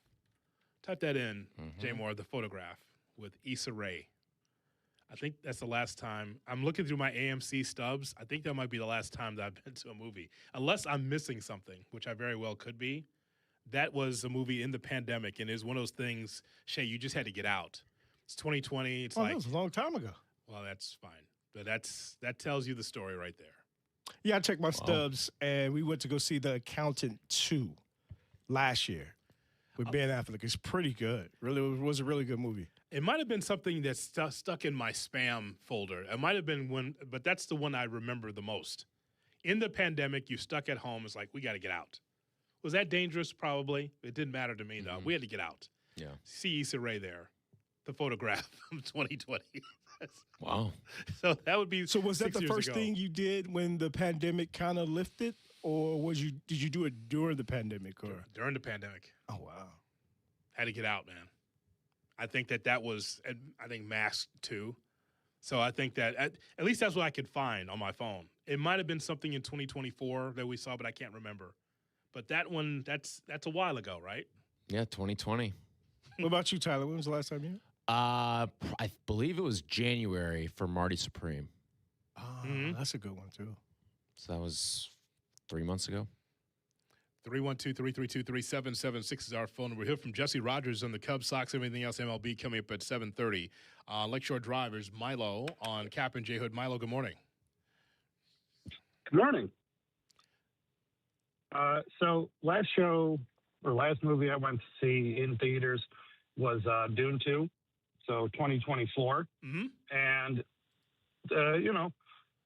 cost of everything keeps going up, but good Lord, I don't know if anyone knows how to mix audio properly anymore. I could not understand a single thing that was being said. And all the action scenes were just insanely loud. I couldn't understand any of it. The story was fine, but I couldn't. Where did you see it at? Oh God, probably somewhere in Indiana. I can't even remember where we saw it at. It was my wife and I. See that? Indiana. That's what happened. Yeah. No to Hammond Bears. So that Audio's bad. Do you find the audio mix being a problem, Shay, at some movies? No, I don't. Occasionally, but that always is just won't go back to that theater. Yeah. But it's pretty rare that it's that bad. Yeah, I don't think I'm not some avid moviegoer, but I don't think I've ever noticed that. If it's actually bad, you will notice. Right. Like there are theaters I've gone into where it's weirdly quiet, whatever the audio is, or where it's just mixed improperly. I just don't go. The worst, I went to a theater, I was on vacation, it was probably down south, and one of the speakers was rattling because it was blown out. Oh, man. I'm like, how are you selling tickets to this? Oh, my God. Yeah, it was a theater in San Francisco that the surround sound was just horrible. It was just coming out of the right side, and the left side had nothing. You can't sell. It's come on. You can't sell tickets to a theaters like that. It should not sound like it's in a woofer in the back of a trunk. It can't sound like that. Right. That kind of sound. And the crazy thing is, once you get your food, your popcorn, and you're seated, you just deal with it. Because it's like, I'm not going to leave. I'm not going to ask for a refund. I'm just going to watch it, half-ass. And if it's in a different theater, it's like another 2 hours to wait, and you're not going to do that. Right. So you just sit there and just deal with it. Just deal with it. That's just not. But again, Just watch it again at home. I like. All right, we're trying to have people get out. Don't you understand, Tyler? Don't you understand the part of this bit? Trying to save the theaters. You're not going to find me on the front lines trying to save the movie theaters. You will not find me there. But Shay, but you have to support your partner Shay in this regard. No, I kind of like watching him wage the war. I kind of like watching him wage the war. He's trying to do something that's right. That's Americana. He's trying to help. It is. It is so deeply woven into American culture, the movie. And this guy, Tyler, hates it. Hates movies. I don't hate movies. You hate movies. I don't hate movies. I'm just not as entertained. Jaws is terrible. Jaws could have been an email. Jaws could have been an email. It's impossible. If you think Jaws blows, you hate movies. The original Jaws? Yes, the original one. Well, the technology was different then. I mean, it was scary for us in the late 70s. It's scary now. Yeah. The scene on the beach, are you kidding? You don't even have to show the shark. It's just the tension, the build. It's incredible. Yes. This guy, it could have been an email. It's the biggest disagreement, the largest friction point in our friendship is the fact that he hates Jaws. And I am not his only friend that feels that way. Yeah, no. My roommate, this was like during COVID too. He was like, all right, you have to sit down and watch Jaws. And I was like, all right, whatever. And watched it. And he at the end of the movie goes, if you don't like it, don't say anything. Because it's his favorite movie of all time. He's like, don't say anything if you didn't like it. I was like, dude, that could have been 30 minutes. Oh. He told you not to say anything, and you said something anyway. The shark scene was way too long. Yes, but what about the anticipation? The build? I mean, it took way too long when they're out on the boat. When did it first come out? Was it 70, 78? No, earlier than... First Jaws movie. 75. And 75. Yeah, because it was the first ever, like it's the reason why summer blockbuster is a term. Okay. Okay, so I'm 3. What's up? I'm 3, Jay Moore. So no, it's not. I'm 3 years old, so I didn't see it at the time. But that was something that was like on. I think I saw it like on TV. On TV, yeah. Like years later, because they were too young to go to the theater to see that. And so we know what the plot line is. So I don't think I was overly scared. But you took time with stuff back in the day. You took time to build anticipation. That's how they made movies back then. It's the way it was. I wish they'd make movies that way now. To build anticipation, right? Yeah, Spielberg, what, Jaws. 45 minutes of twiddling your thumbs on the boat? Like, it's not twiddling your thumbs. They were twiddling their thumbs. It's character development, and they're singing underneath. They're all hanging out. They're having a good time. And then they wake up in the morning, and they got to kill the shark, and the boat sinks. It's spectacular. Oakwood Hills, here's Derek on Kap and J Hood. What's up, D? What's going on, brother? How we doing? We're great. Thanks for checking in. Good. Yeah, no, I saw Hail Mary last week, man. It's something about the movies, man. Like, I get what you were saying, too. Like, when you were saying it took you a while to go, but when you had to get out, that was the same thing. That's actually what broke the seal for me and my wife after the pandemic. It's like, man, we got to get out. Broke the seal. Yeah, it broke the seal, man. That's good. But it's something about it's something about that popcorn smell. Yes. Where'd you see it at? It's in Carpentersville. I stay out I stay out in the suburbs, man. Deep out there, man. You drive a little further, man. You in cornfields and all that stuff, man. But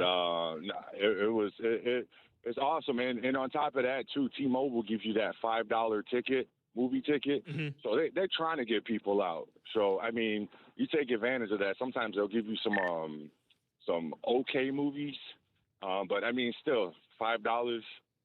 You go see it. I'm in my 40s, so I don't really like to be around a lot of crowds. Right. So I kind of like to go when there's a low amount of people. You know, I don't like sitting next to people. I'm cool with sitting next to people, but sometimes, you know, you get that one person that just constantly like kind of looks at his phone, that can't stay away from his phone. And you don't want to say anything and make a scene. You know, by the way, I admire that, Derek. You know what? You're in the suburbs, and it's something like being able to hear the movie, actually listen to it, right? Exactly. Without all that nonsense. So actually, it's a good point. I appreciate your telephone call. Oh, by the way, actually more modern than that, as we bring in Carmen DeFalco here on Kap Welcome, Carm. and J Hood. Just one thing. I did see the Iron Claw. I don't think that one works. You got to move over one. I did see the Iron Claw, by the way, in 2023, the wrestling movie about the Von Erich family. Yeah, Zac Efron. Yeah. So I actually did see that. I still haven't seen that. Was that. a good I need one. to watch that. So actually, let's move it up. I actually did see a movie in the theater 2023. Carmen's here from the Carmen and Yurko show. Falcon is something that you heard. Go ahead, let me hear it. Let me hear it. The Falcon. I mean, I'm sitting over here. I'm trying. Listen, it's Friday. Yeah. It's you know, it's gloomy outside. Yeah. I have a donut every Friday morning. I'm sitting eating my donut, drinking my coffee, trying to prepare. I'm listening to you guys, and I hear, is he talking about? I'm like, is Tyler talking about Jaws? Is too slow? How about that? What? What did I hear? They're on the boat for like 45, 50 minutes of the movie. It's like, what is it, like an hour and a half movie? Are you upset that the shark takes too long? Dude, it took way too long. The brilliance of the movie. Has Gio seen? He loved it. He loved it? Loved it. That shocks me. Loved it. And the brilliance of it is that he's building this anticipation of the shark. Like, you don't see it until get to the point. Halfway through the movie, or maybe even like 3/4 of the way. It's How the dare music you? and the. How dare you is right. How dare Can you believe this guy? What are we going to do with this guy? Has Jack seen Jaws? No, it's on the list. It's on the list? He hasn't. It made the list, so he's got to watch it. I can't even believe you. It's brilliant. Dude, I was so bored. So bored. What are we going to do with him?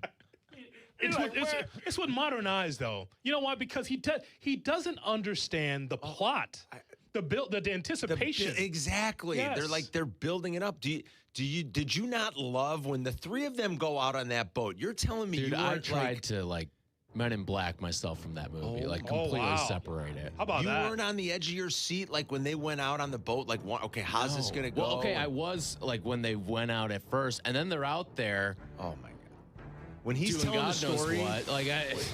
When he's telling the story about being on the Indianapolis, like you weren't riveted by that. Did not care. I don't understand. Isn't that something? I don't get it. See, he wouldn't have liked like a Barnaby Jones or a Columbo either. 59 minutes, he's waiting for the plot. He wants the person arrested like in the first 30 seconds, his generation. It's unbelievable. You're like, yep, he did it. He did it. He did it. How many? Did you look at the list that we made for Jack? I gotta see the full I list. wonder how many of those Tyler has seen. My guess is not many. If it's from that era, they don't have the patience anymore. It's definitely a lot of old movies. Here's the thing. They want the plot solved in 15 minutes so they can move on. But here's the thing. Movies are not TikTok. No. Movies are not Instagram.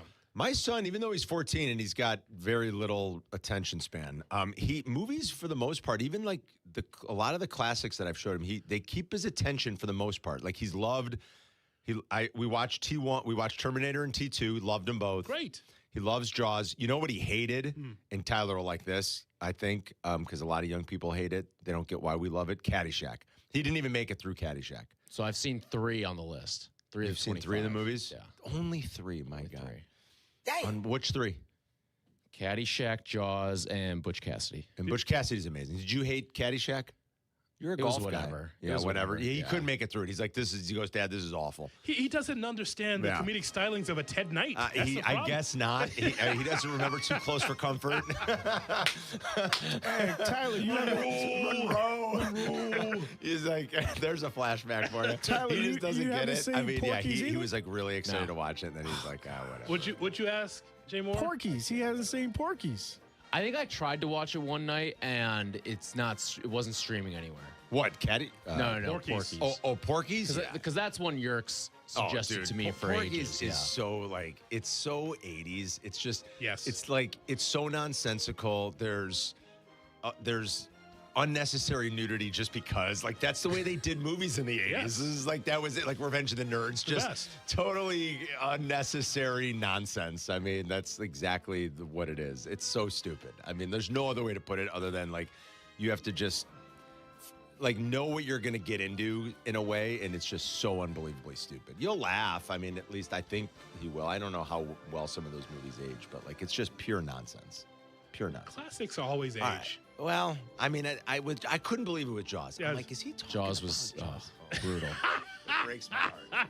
What are we going to do with this guy? I mean, again, they just want the edification, like 15 minutes. I guess so. Yeah, we love a good story. We like a good stem winder. You build it up. Right?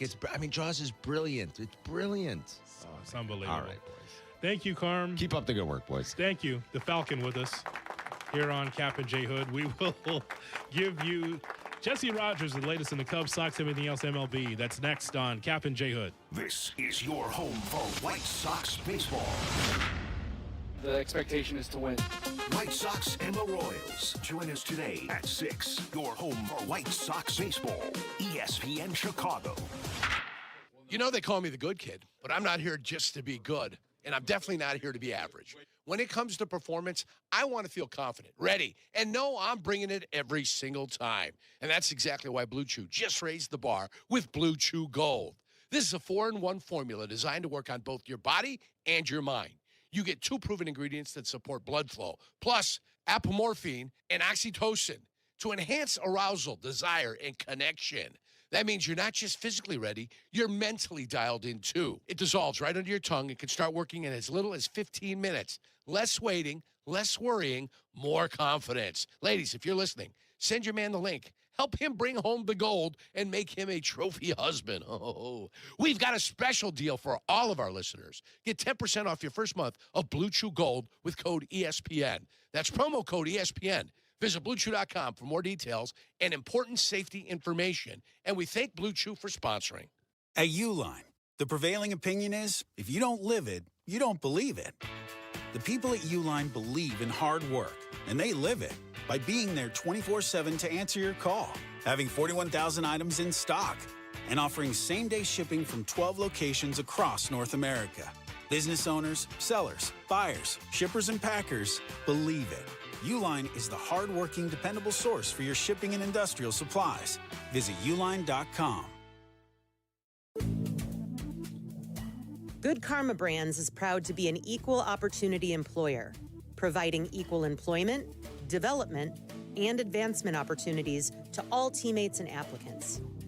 To learn more about careers with us, please send an email to talentacquisition@goodkarmabrands.com.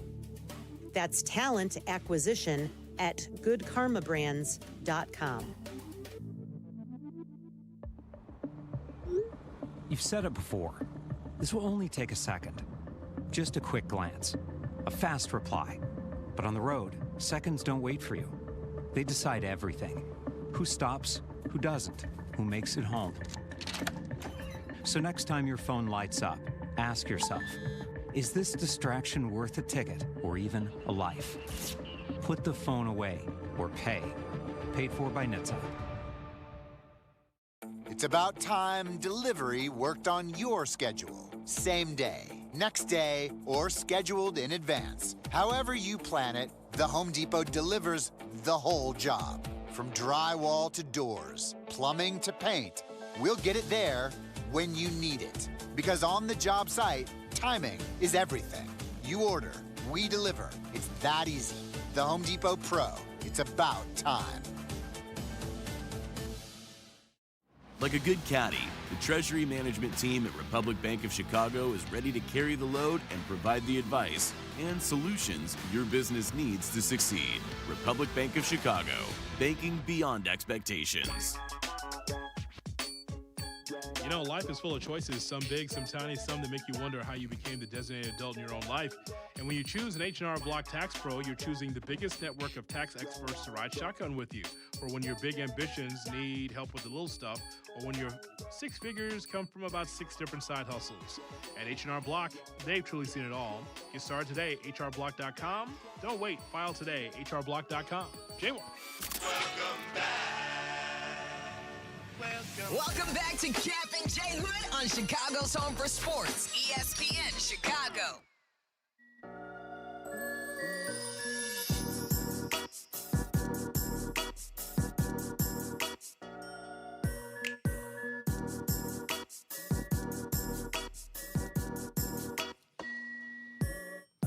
Jesse Rogers. Jesse Rogers. National MLB reporter for ESPN and ESPN Chicago. Jesse Rogers. Giving you updates on the White Sox, Cubs, and the latest Major League Baseball storylines. Jesse Rogers. From free agency to owners' meetings to spring training to opening day. Jesse Rogers covers it all season. It's Jesse Rogers with Kap J Hood on ESPN Chicago. Go Jesse, go Jesse, go Jesse, go Jesse Rogers is brought to you by Automatic, as he's on the Younging Hotline. Yuengling, the oldest brewery in America. Good morning, Jesse. How are you? Doing well, boys. Good to be with you. Can I start with a question to you guys? Absolutely. Tyler's in for Kap, so you'll be able to get your question answered, I think, because we're actually listening. Here we go. This should be, I think, easy at this point in this man's career. Who is the best baseball player in Chicago today?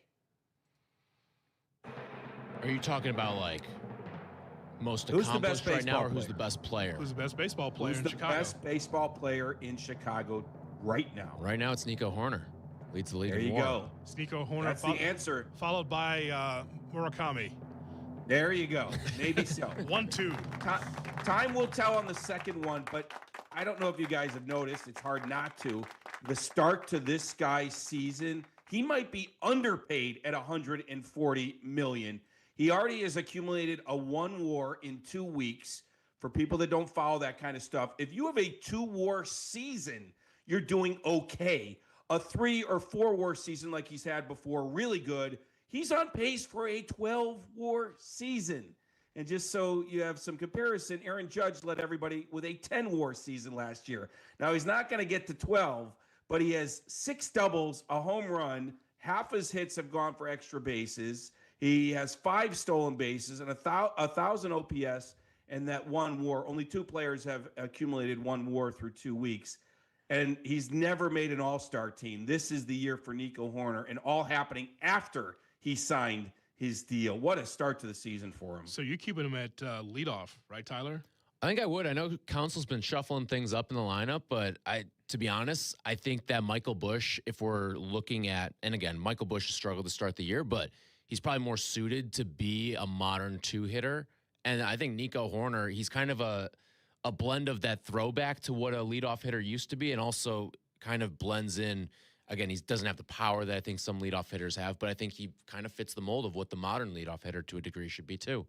Well, even the throwback leadoff hitter who walked more, he is now doing that. I didn't mention that 8 walks to 6 strikeouts. He's never been a huge walk guy because he swings a lot, makes a lot of contact. But Right. if you're going to walk that much, why not lead off? I last homestand, I asked Council if that's the name he kind of stares at the most in terms of where to put him in the lineup. You could make the case, as you just did, Tyler, for leadoff. You could make the case as the number 2 guy because that's the traditional old school 2 guy that can handle the bat. You can make the case where he started the season down at 5, more of an RBI spot because he does make so much contact. Really, he could be anywhere.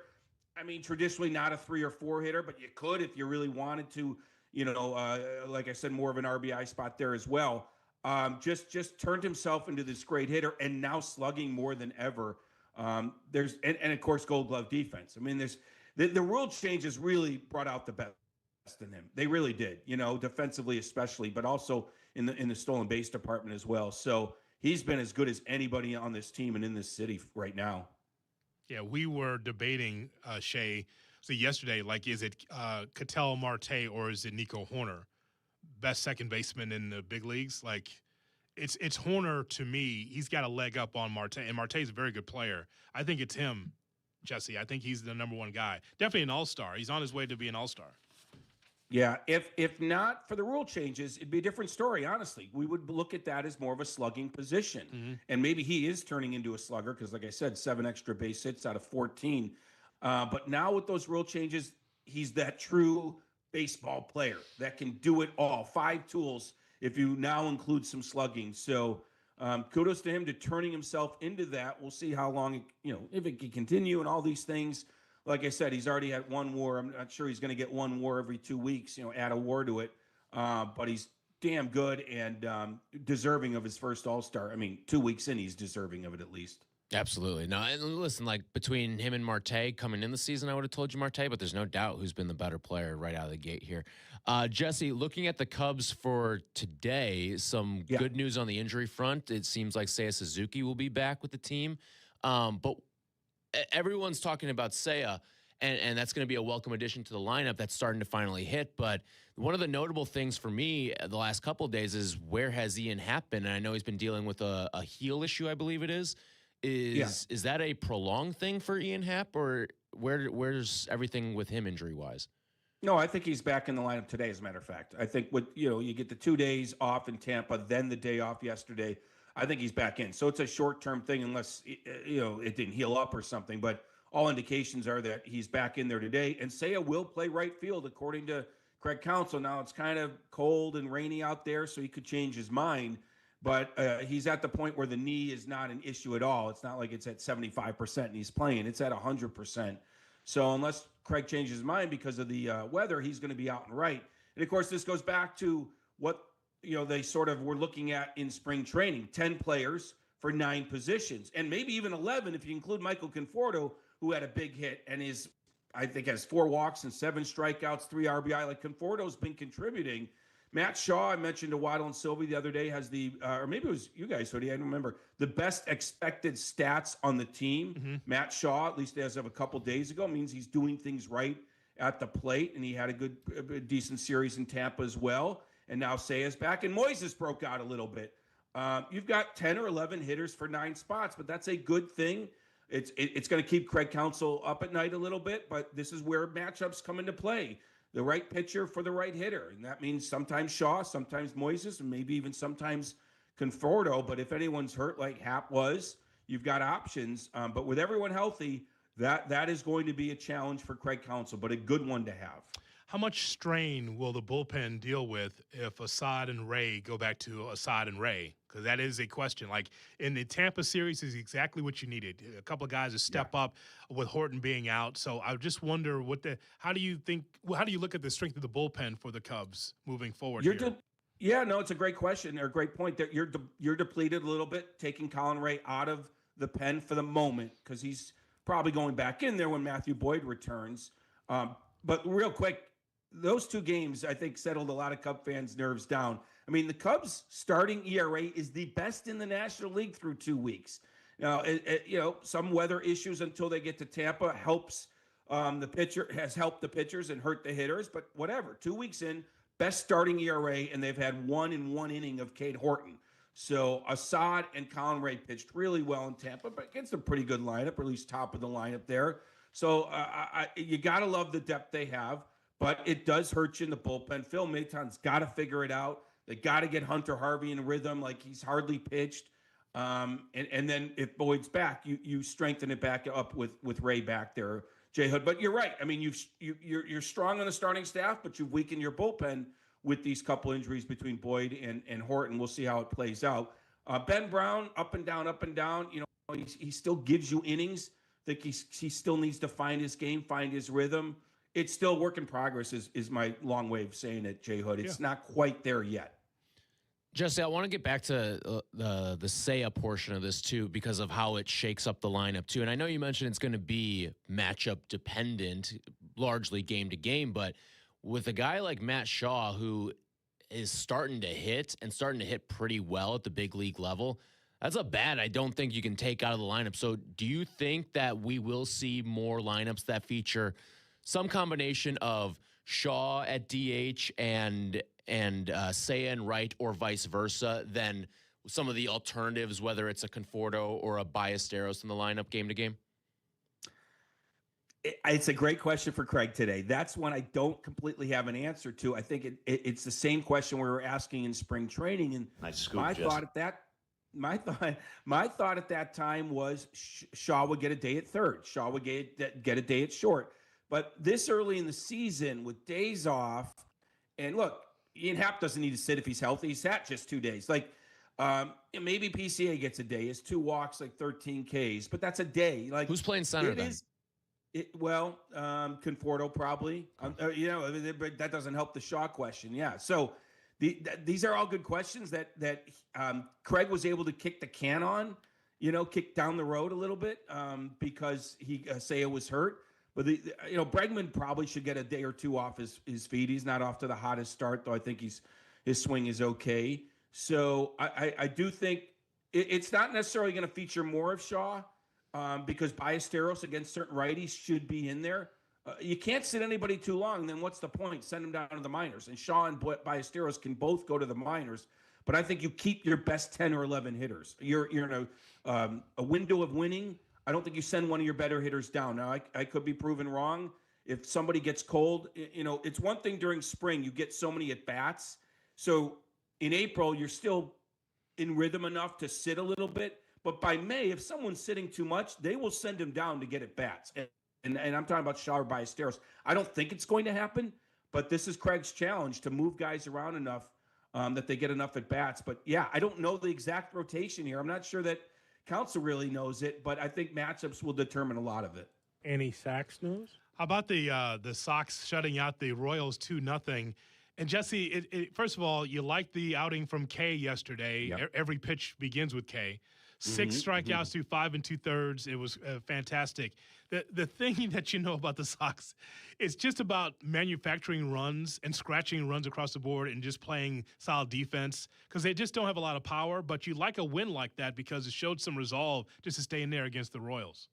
Oh, I really like the win because it's something I talked about when they signed Sir Anthony Dominguez. Like, that's a game last year they could have blown in the 8th or 9th inning easily. Sure. But they can go to Grant Taylor with 2 guys on, and he shuts it down in the 6th or I think it was the 6th inning. And then Sir Anthony gets the save at the end.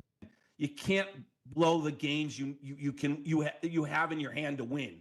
And that was last night. They get that lead and they held on to it the whole time. I got a text about K last night. Like, the fastball is nothing special. But it's getting enough outs, but it's everything else that, sweeper, slider, changeup. Like, he is surprising me that he is getting as much productive, stuff outside of the stuff that he has. Cause it is a 95-mile-an-hour fastball, but it doesn't scare you. Like, it's not one to me that has a lot of zip. He just gets it over the plate, but it's everything else. It's his secondary pitches that have been really good. Lowered his ERA to 2.45. Grant Taylor, like I said, he's been opening. He comes in dirty innings. He's got a 1.40 ERA, not giving up, inherited runners last night. So that's a game they don't win last year. That's kind of my summation of it. So, yes, and they're going to have moments like they had against the Orioles. We know that. But they look more like that normal, okay, yeah, they'll be under 500, but they're not going to look god-awful every night. And don't look now, Tyler.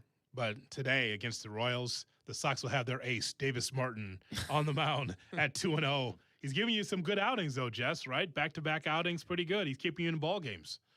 I've always liked Davis Martin. I kind of liked Jonathan Cannon. He was sent down. I wonder if he's on his way back. Like, they've got to make some decisions when Shane Smith's spot comes up. They don't have the depth that the Cubs had, for example. Horton goes down, they can go to Asada, they can go to Colin Ray. I'm not sure what the Sox do in Shane Smith's spot, unless they're going to go to Hagen Smith or Noah Schultz or someone. But I don't think they're ready for that. So, I like Davis Martin, and maybe we'll see Cannon in short order here. We'll see. You brought up Noah Schultz there, and he has been shoving in AAA with Charlotte. What are the checkpoints that the Sox are looking at, both for him and Hagen Smith, to get them up to the big league level? Yeah, well, Hagen's more limited in how much he's pitching down there as he kind of works his way back. So I think he's probably a ways away. I'm not exactly sure what the trigger point for Schultz to come up, other than just getting some more innings at AAA now. Most of the time, if a guy's pitching well on sort of a rebuilding team, you're not going to see them before May, and then maybe even June. But if need arises and they don't think he'll be overmatched, they might bring him up. I mean, that's the key word there, Tyler. Overmatched. Like, what's the trigger point where you think this guy won't go backwards because you've brought him up? That's hitter or pitcher. And I don't know exactly what that is. You know it when you see it, kind of thing. I'm sure they have some real trigger points. I don't know, strikeout to walk ratio in the minors. Well, it's damn good right now. Yeah, there's all sorts of stats. So I think mentally too. Like, where is he mentally? It's all these things that kind of you can measure and you can't measure unless you're coaching him and stuff. But I'll go back to it when you see it. Usually it's not early April unless it's just like Connor Griffin, like it's coming. But Schultz might be in that category. I mean, he was a highly thought of draft pick. So not giving you a great answer, but other than it when you see it. So I could see it happening soon, but normally you'd wait a month or so, give a guy 4, 5, 6 starts down in the minors. But if you're shoving the way he is, you never know. Jesse, as always, we appreciate the time. Talk to you next week. All right. See you at Wrigley, Tyler. Be well. All right. We'll see you there.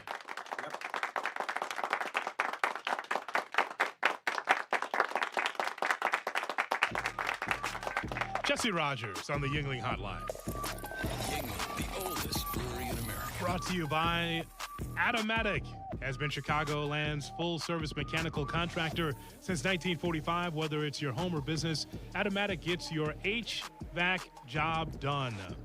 Automatic.com. Make sure that you're comfortable all year long. We have Shot or No Shot coming your way at 8 o'clock on Kap J Hood. YouTube. For the live stream of ESPN Chicago, subscribe for free today at ESPN 1000 Chicago. We swept Marquette. And now a word from True Green. Yes, True Green. I use True Green, and you should as well. Think about it. Getting and maintaining a lawn you love is no small task, but nobody makes it easier than the pros at True Green. They do all the hard work to give you a lawn worthy of the PGA Tour. So stop sweating, get the results you always wanted, and sign up now at True Green. True Green, the official lawn care treatment provider of the PGA Tour. Jay Moore.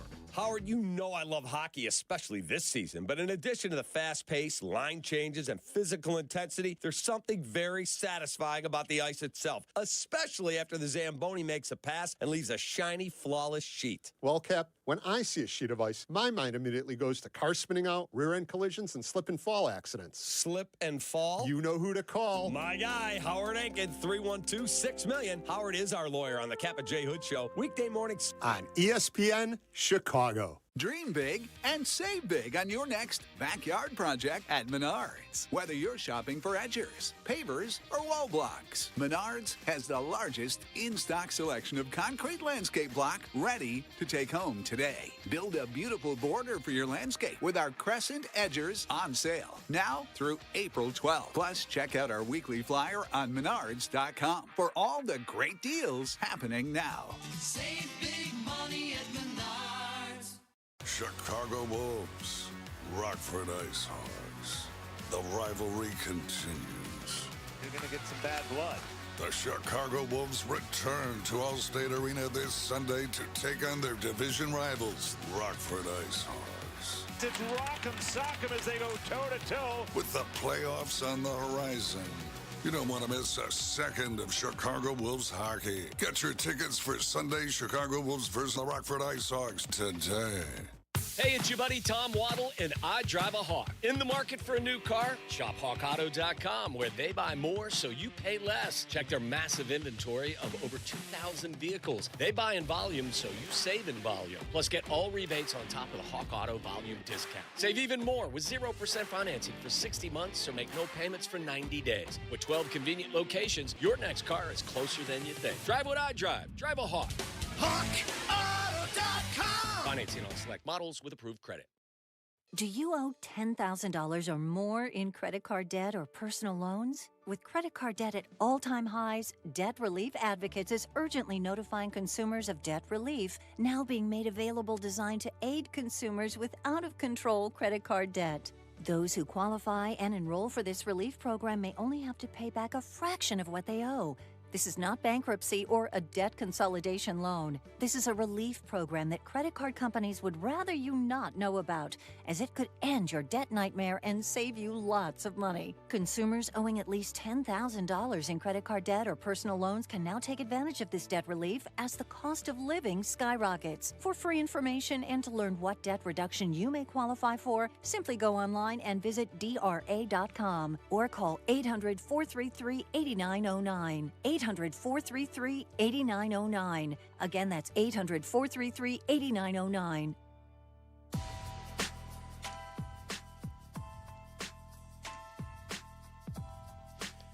With Xfinity, you already enjoy ESPN as part of your TV lineup. Now get even more with the ESPN Unlimited plan, available at no extra cost. Unlock additional content in the ESPN app, including WWE Premium Live events. Visit xfinity.com/your subscriptions to activate and start watching in the ESPN app. Hey, it's the good kid. When it comes to my ride, I don't mess around. That's why I drive an Advantage Chevy. 3 locations. Chicagoland's covered. Boom. You want a Chevy? They got every Chevy. You want savings? Oh, yeah. They've got that too. And here's what matters most. Trust. When you walk into Advantage Chevrolet Bolingbrook, you're not getting the runaround. They respect your time. They respect your budget. They shoot you straight. Head to Advantage Chevrolet in Bolingbrook and see what I'm talking about. Advantage Chevrolet. Together, let's drive. Get ready for 3 can't-miss post-game concerts at Rate Field this season. It starts June 26th, following Sox vs. Royals with Marshmello, presented by Minute Maid Spike. Next up on August 7th, after the Sox face the Guardians, enjoy Ja Rule, presented by Coca-Cola. The concerts wrap up September 18th with Cole Swindell, presented by Xfinity.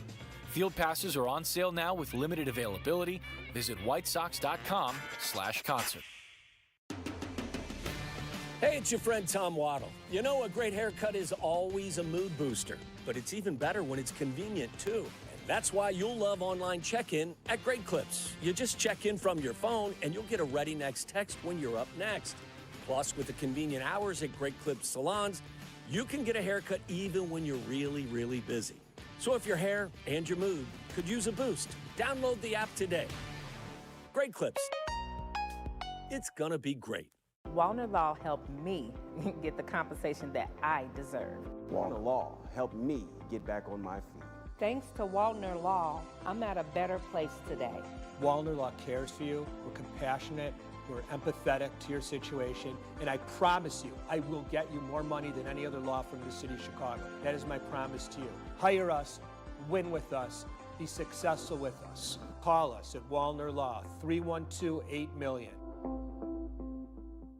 Broadcasting live from the Chicago Board of Trade. This is the home of the Chicago Bears, ESPN Chicago. And this is Captain J Hood, WMVP, WTBC, HD2 Chicago, a Good Karma Brands radio station. Checkmate 1-6, immediate suppression on target. That's why I see him in the shot. Shot or no shot with Kap J Hood on ESPN 1000 and the ESPN Chicago app. That's why I see him in the shot. Good morning and welcome in to the Kap J Hood Morning Show on ESPN 1000 and streaming on the ESPN Chicago app. With Tyler Rocky in for Kap, I'm Jay Hood. Now time for Shot or No Shot. And the Kap J Hood Morning Show is brought to you by the Advantage Dealer Group, the destination for your next Chevy, Acura, Toyota, and now Cadillac, Buick, GMC. Find your advantage at the Advantage Dealer Group as we broadcast live from the Jeff Dickerson Studio at the Chicago Board of Trade. With more, here's Shay Norley. Shay? Good morning, boys. How we feeling on a Friday? TGIF. We're good, man. Good. Can't wait. Weekend, Cubs, take that. 120 today. Can't wait. You ask a good question regarding the Cubs. You guys are going to have a good time there. 120. You don't have Yes, sir. you don't have the ace of the staff there, but at least you're going to have a good time watching National League Baseball. That's right. Get a hot dog, maybe a brewski.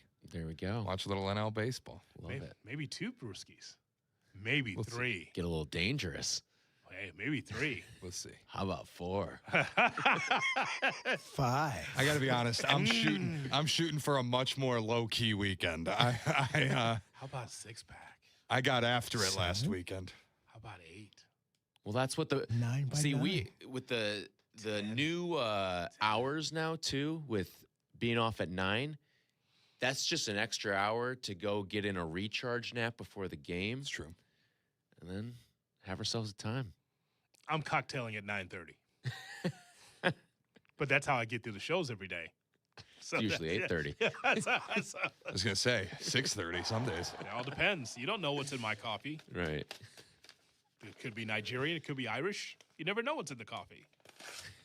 Hawaiian? My brother, Hawaiian. How are you? As we turn now Aloha. to Shay Norley with the Friday edition. Shay? All right, let's get started. Tyler put me onto this yesterday on Waddle and Silvy. There was a conversation had about Caleb, and if he were to have Russell Wilson's career, would fans be satisfied? I have a two-part shot or no shot because it made me think of something, but I'll start with the Russell Wilson side of this. Shot or no shot, 1 Super Bowl, no MVP votes would still be a success for Caleb Williams' career. No, I think you got to put a disclaimer in with the MVP votes because it used to be back in the day you only voted for one guy, right? Okay. Maybe but that would have been at the very start of Russ's career. It would have changed shortly after that. I think it never got to more than 3, and now it's what do you get? 5 votes for MVP? You get to your top 5 or top 3. I can't remember. But to answer your question, I would say shot because sure, Russell Wilson doesn't have an MVP or even an MVP vote to his name. But, I mean, you're talking about a guy who was always in the conversation as not a top 10 quarterback, a top 5 quarterback in the league at his best. And if Caleb Williams, and we're talking about him as a top 5 quarterback and a potential Hall of Famer, for a city that's been starved for a quarterback as long as Chicago has, absolutely shot, you take Russell Wilson's career. Yeah, I have no other alternative, right? It's just Russ? Just the one? Just Russ. Just Russ. So it's Russ, and you gave the example, Shay, of ultimately, are we saying, would you want to be Phillip Rivers or would you rather be Trent Dilfer? Dilfer also with the 1 championship behind a terrific, offensive line, defensive line, and he just happened to be there as a doorman of the 4 seasons. But Russ kind of blends that. He has the numbers. Yeah, I understand. Career-wise. He's been... So we're counting rings, ultimately. Are we not? Okay, 1 or nothing. So I'll take the 1. That's a shot. I'll take that. Because now I got consistency. I'm always in the playoffs. I got a chance to get a Super Bowl championship in this era. And so my team's relevant if it's Russell Wilson / Caleb Williams, if nothing else. Yeah, and went to 2 Super Bowls, too. Okay, I can take that. Obviously, as a fan, Shay, you want more, a lot more. You want more than 1 championship. But if I'm only blessed with 1 more, that means I've seen 2 in my lifetime, I will take it. But you got to the second part of my shot or no shot. So now I'm going to use 2 different quarterbacks. I was going to use Phillip Rivers and Trent Dilfer, but now I'm going to use 2 different quarterbacks, and I think it makes it a more difficult comp. You see, folks, we don't script anything around here. We just talk willy-nilly. That's right. So just so people know. You just read my mind. I didn't know. No, but it made me think about how we are so rings culture. Everybody talks about the only way you can build a legacy is to win championships. It's such an important piece of your career if you don't have it. But really, it's a team accomplishment, and there are great players who never win. So, shot or no shot, you would rather Caleb have Dan Marino's career than Brad Johnson's. So that means no isotoner gloves sponsorship for Caleb. Like it was for Dan Marino. Made sense, right? He was in Miami, glove sponsorship. Yeah. Sure. Because he always used them in Miami. So you're saying... You'd have a no-doubt, surefire top 3 quarterback in the league, but never win a Super Bowl. Or the quarterback that everybody will look back on and go, boy, that guy really won one? You know what? I'll take Brad Johnson. I take the ring, yeah. Yep. I take the ring because something has to be magical and go right in that 1 season. And it's something that you'll always remember is the Super Bowl. Even if it's a weird, quirky one that you win. Listen, even if Caleb's not the reason they win a Super Bowl, I'm all for winning a Super Bowl by any means necessary. If it's a defensive-led Super Bowl, if it comes down to a weird special teams play or something like that in a Super Bowl, I'm taking a Super Bowl by any means necessary. And maybe it means Caleb isn't looked at as the player that you thought he was going to be when he was drafted 1st overall, but I think you're pretty foolish as a sports fan if you're turning your nose up at a Super Bowl. Just remember what I always say on the show. It's about the team and the name on the front. I'm a Bears fan, and not an individual fan. I could be a fan of Caleb Williams, but I'm a Bears fan first. So if my team gets to the Super Bowl and wins it, I'm all in. I'm all for it. And if you fall short the next few years after that, I got my Super Bowl championship. Yeah. I got it. And you got to think about it from this lens too, whether it's the Dolphins with Marino or what we're seeing now presently with Josh Allen. Yeah. That's got to be the most frustrating fan base in sports right now. Yeah, Not mad per se, but you're damn frustrated year after year after year. It is a lifetime of disappointment if that's how you live. But the interesting part of it, and if we're framing it strictly in Caleb's career, what would be satisfying to a Bears fan for Caleb's career? I think if you talk to a Bills fan, no Bills fan would tell you that they are unsatisfied with Josh Allen as a player and what they've gotten through his career so far. They're frustrated with the team, I'm sure, but I doubt anybody would be unsatisfied. That's why I brought up the Dan Marino comp, because if you're talking about what would be a success for Caleb's career, if he's no doubt a top 5, top 3 MVP candidate every single season, but for whatever reason, the Bears can't get over the hump, would you at the end of that be satisfied? No, I don't think I would. Because, this tells me two things. If they're not winning Super Bowls, I shouldn't even say plural. If they don't win a Super Bowl, not only did Caleb not work out, but it also means Ben Johnson didn't work out too. That is true. Because look at Sean McDermott. He got fired this past season, and even though Sean McDermott, you can say what you want about him, X's and O's wise and stuff like that, but he was a guy that could get you to a certain point. What it would also tell you about the Bears and about Ben Johnson is he's a guy that could only get you to a certain point, but he couldn't get you to the mountaintop. And while I don't think that's true, I do think this is a different circumstance with Allen and McDermott versus Caleb and Ben Johnson. It would tell you the same result, though. If you're not winning a Super Bowl, it means not only did Caleb not work out necessarily, but it also means that Ben Johnson didn't work out. You just want the team that you root for to be able to be on the mountaintop and win the championship. Out of nowhere, the White Sox won the World Series in 2005. They went from 90 wins to 90 losses after that. And then ultimately, Ozzie Guillen got fired. In the team sports aspect, you just want your team to win it all, no matter what, because that's why you're a fan. Sometimes I think we're so into the negative and why this isn't working out that when it does work out, the reason why you're in the sports to start with is you want to see your team win, to be a champion. That's the reason why we're sports fans. And so for me, if it's a mediocre career for Caleb Williams, but yet I get a Super Bowl championship out of it, a Lombardi, I'm good. I'm good with it. Shay? All right, there have been some rumors after the Cade Horton injury that the Cubs are looking into signing free agent pitcher Lucas Giolito, who was effective for the Red Sox last year but did not receive a qualifying offer, missed the entire spring without signing with the team, and still remains as a free agent. Bright side for the Cubs was Javier Assad and Colin Ray filled in pretty well in the 2 starts they were asked to cover in Tampa. And now my question, shot or no shot, signing Giolito would be a mistake made out of panic? I think no shot. I don't think it's a mistake out of panic. It's just I wouldn't go down that avenue. I don't think the Cubs are desperate enough yet to need a Lucas Giolito. Because you got to remember this part too. He doesn't have a spring training. He'll be coming in without much of a ramp-up period. Like, what's he going to ramp up in AAA or something like that for a little bit?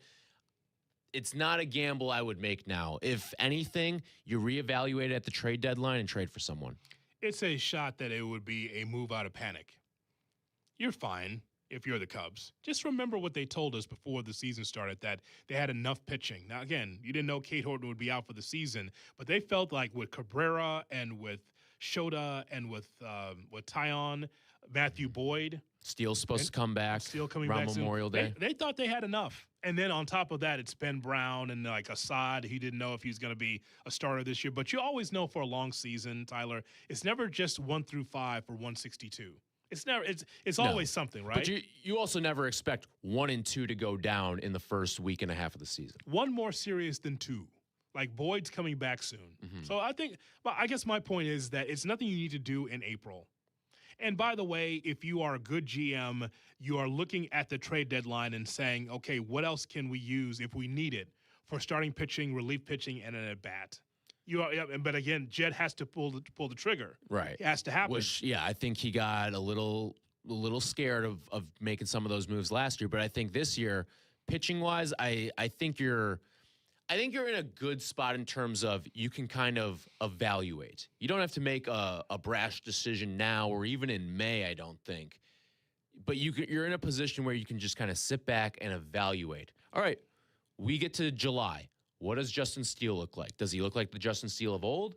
Or is he guy coming off of major arm surgery? He's not quite there yet, or he's struggling.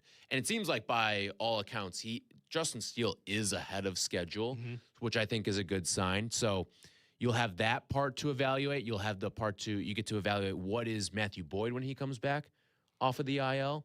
And then at a certain point, like, is Jackson Wiggins going to come up? And what does that look like in your rotation?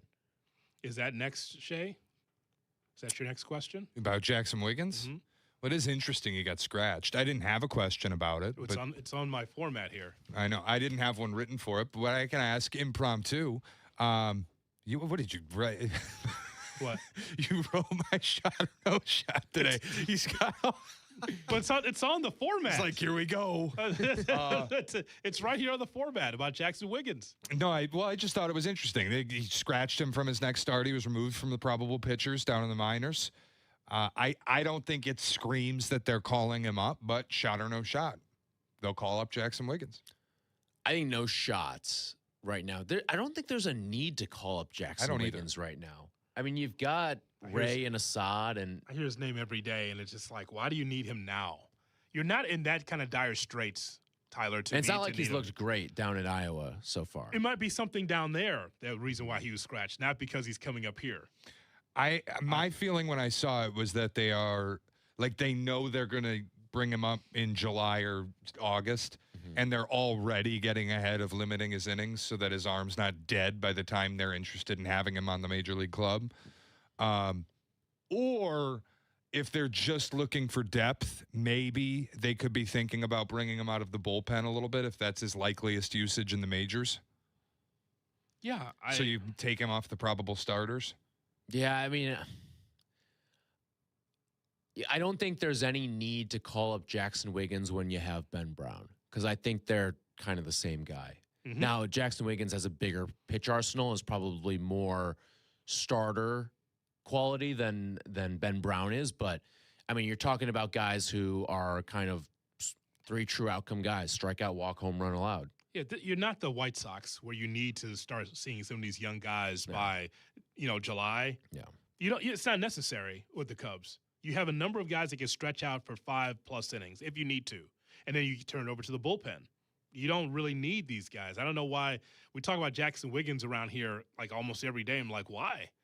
That's not needed. Now the Sox, yeah, at some point you're going to see these young guys up here by the time we get to the deadline. You don't need them now. Right. So there's no panic in the streets about the Chicago National League Ball Club. And I think in the case of Hagen Smith and Noah Schultz, like, those are guys that you're going to see development take place at the big league level. Yeah. I don't think there's any reason to have development take place at the big league level. And, like, he should just come to the pros when he's ready, in the case of Jackson Wiggins. Whereas Noah Schultz and Hagen Smith, you could probably get away with, all right, they may not be 100% there, but they're about 90, 95% there. Sure. Let's just give them some innings, see how it looks. I also wonder if, like, the Cubs messing with how they're using, because what was the quote that we got yesterday out of Iowa? We're going to be strategic with how we deploy our pitchers. Yes.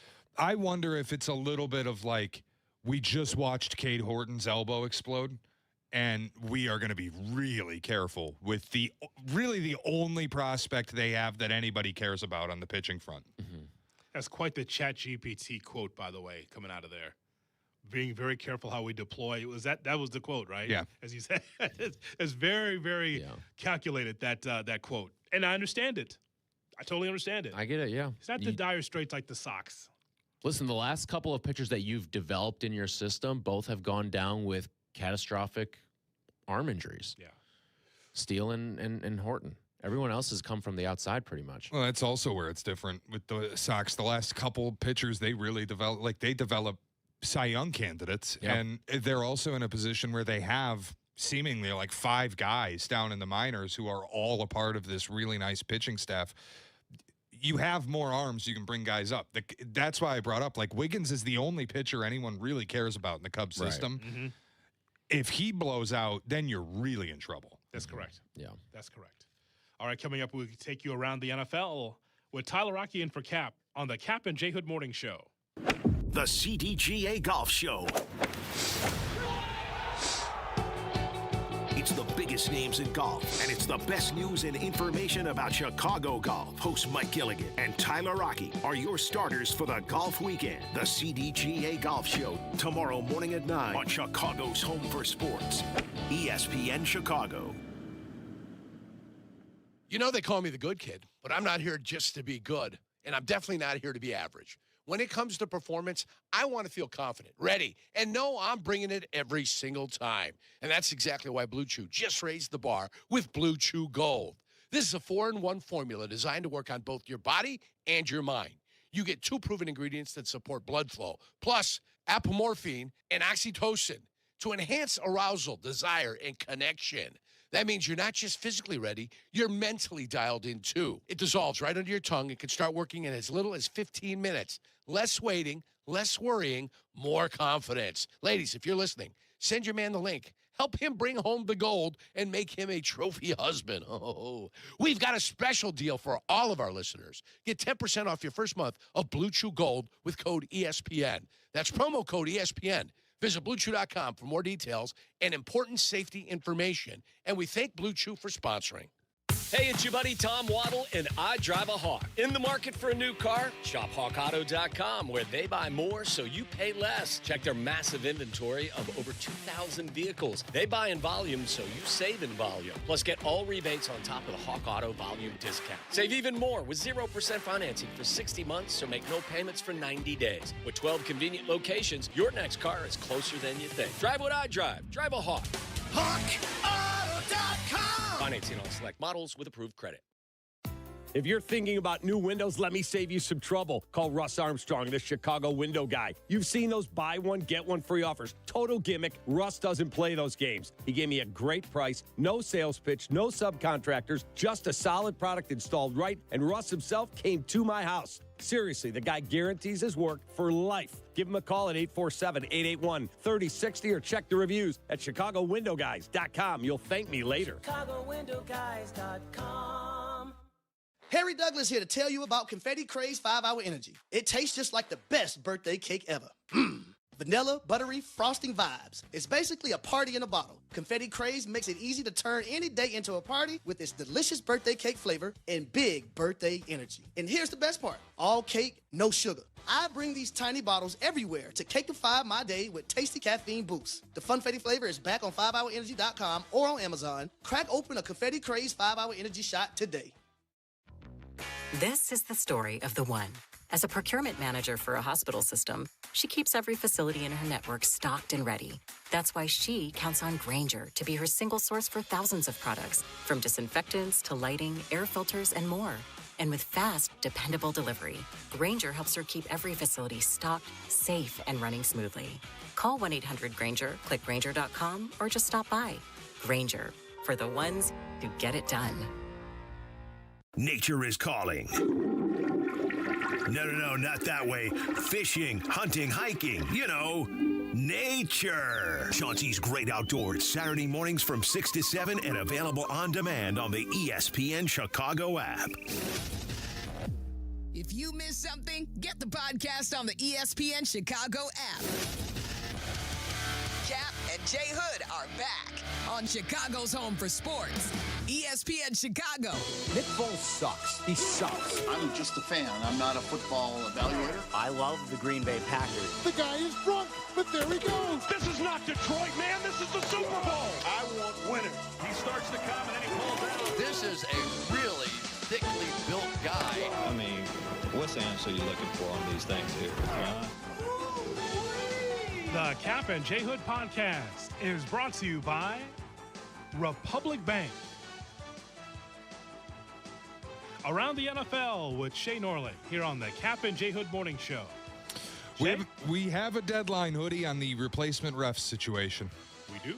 The NFL has told teams to expect replacement officials on June 1st if no labor deal is reached by that date. According to The Athletic, if no labor deal is reached next month, beginning June 1, the league will have replacement referees. Do you believe these replacement referees, some of them will be college refs? That's what they said, like D2, D3 guys who won't be working power conference games or D1 games on Saturdays. They're going to, it won't be like D1 refs that you're familiar with who are power conference guys. It's going to be Division 3 refs. Oh, my Division 2 refs. The game, Tyler, is too complicated for just the normal person. There's a lot of moving parts as an official in the NFL. A lot. Yeah.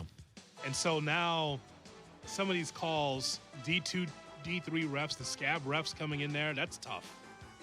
You got to figure this out. I'll ask you guys this. Is it going to change your appetite to bet on games in the NFL? No. No. I want to say no. But you'll get there'll be something that happens week 1 that'll piss you off. You'll lose your bet, and you'll be like, I'm done. Entering week 1, it won't. But yeah, when I lose a bet on some ridiculous no call or a ridiculous penalty call from a replacement official who doesn't know what he's doing, then I'm probably going to be like, you know what, screw this. I don't want to bet on this. I get screwed enough in college football. Yeah. Now I got to get this on Sundays too. Right. It may just become props only. Yes. If you're an NBA player, be careful on those prop bets. Just be very careful on that. Yep. No, I'll still bet, but you just know. I've lived through it.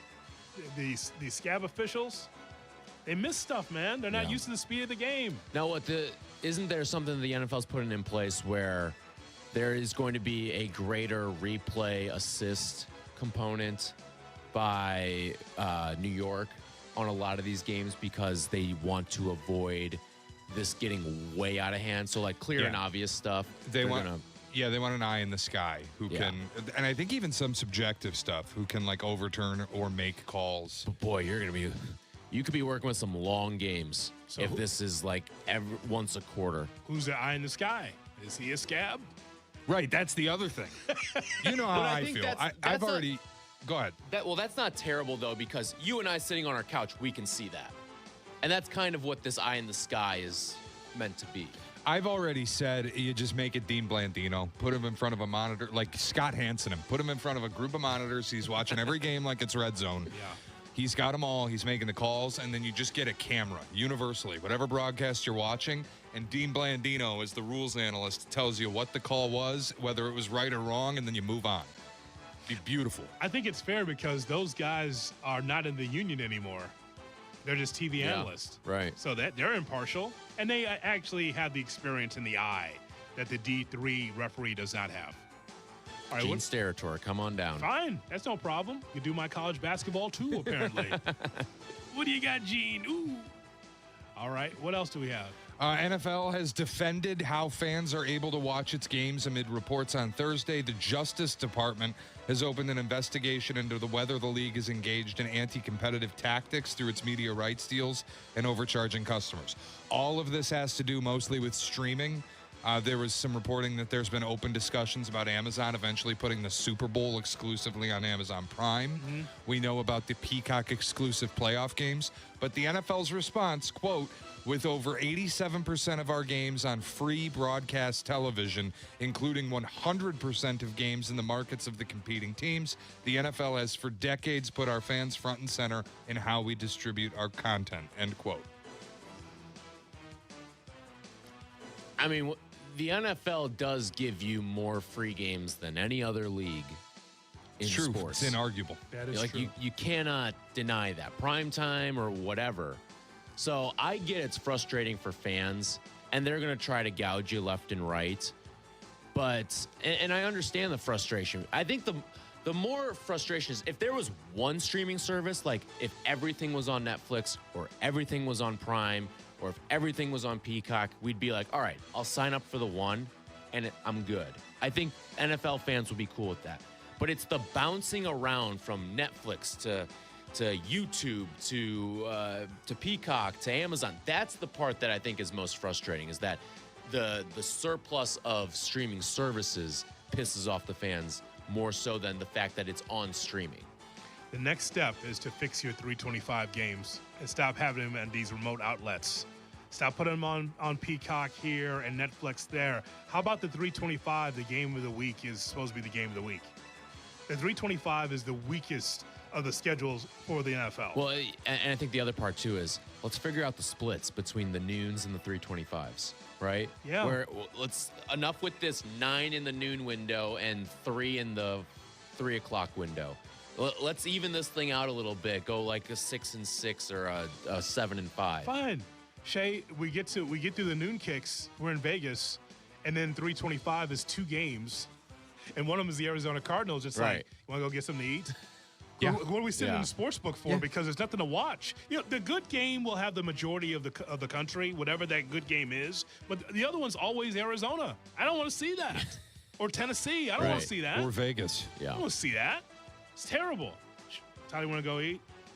Because I'm not sitting in the sports book watching 2 games, waiting for the Sunday night game. Right. I'm not doing that.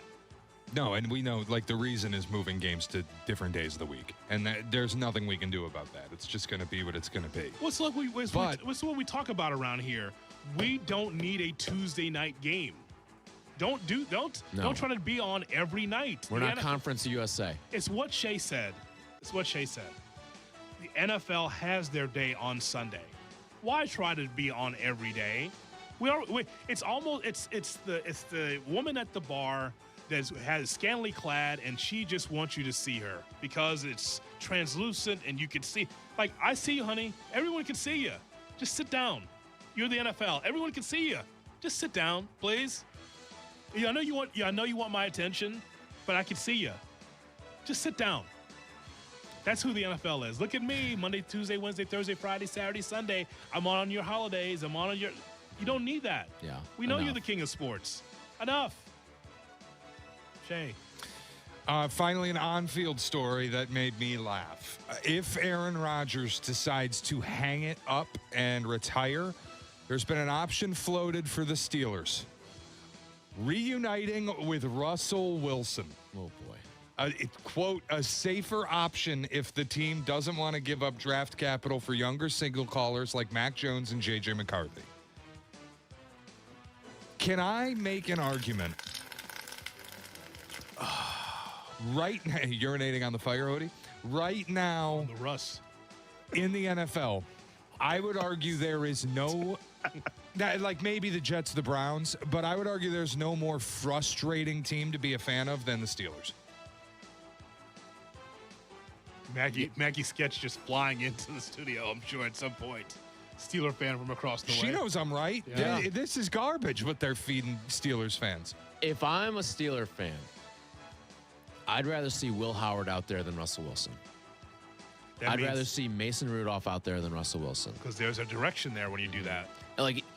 And even if there may not be necessarily direction with Will Howard, but if it's Will Howard out there, we either know we're going to try to develop something and maybe we catch lightning in a bottle here and he becomes something, or he sucks and we're drafting in the top 5 next year. That's right. There's a direction. This whole middling 9-8 stuff and just staying over 500 just because it's a great record, you have to have a direction. That's the problem with the Steelers. They've had no direction. Right. You bottom out to be able to get back up there, or you add on and try to get quality. And they're just in the middle, Jay Moore, and that's who they are. They're NFL Bulls. Damn right.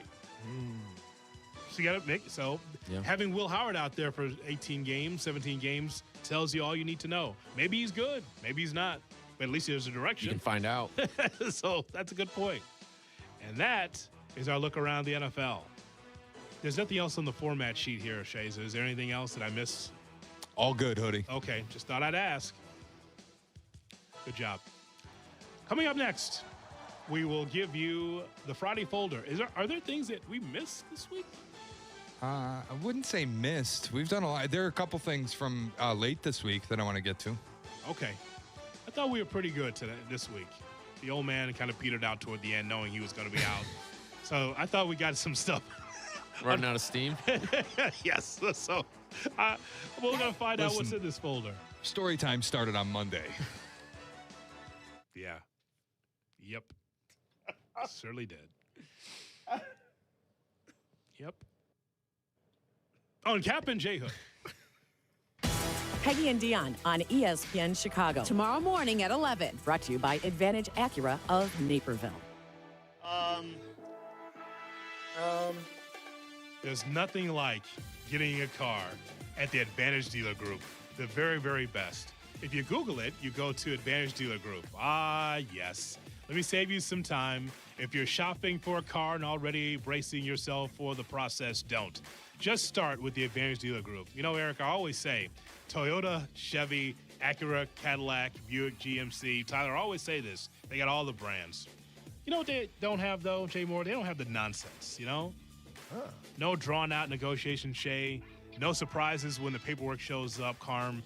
Just clear numbers, honest conversations, and people who understand that you got things to do. You know, Yerk, buying a car shouldn't feel like you're breaking down X's and O's. Wherever you are in Chicagoland, make it easy on yourself, Jack.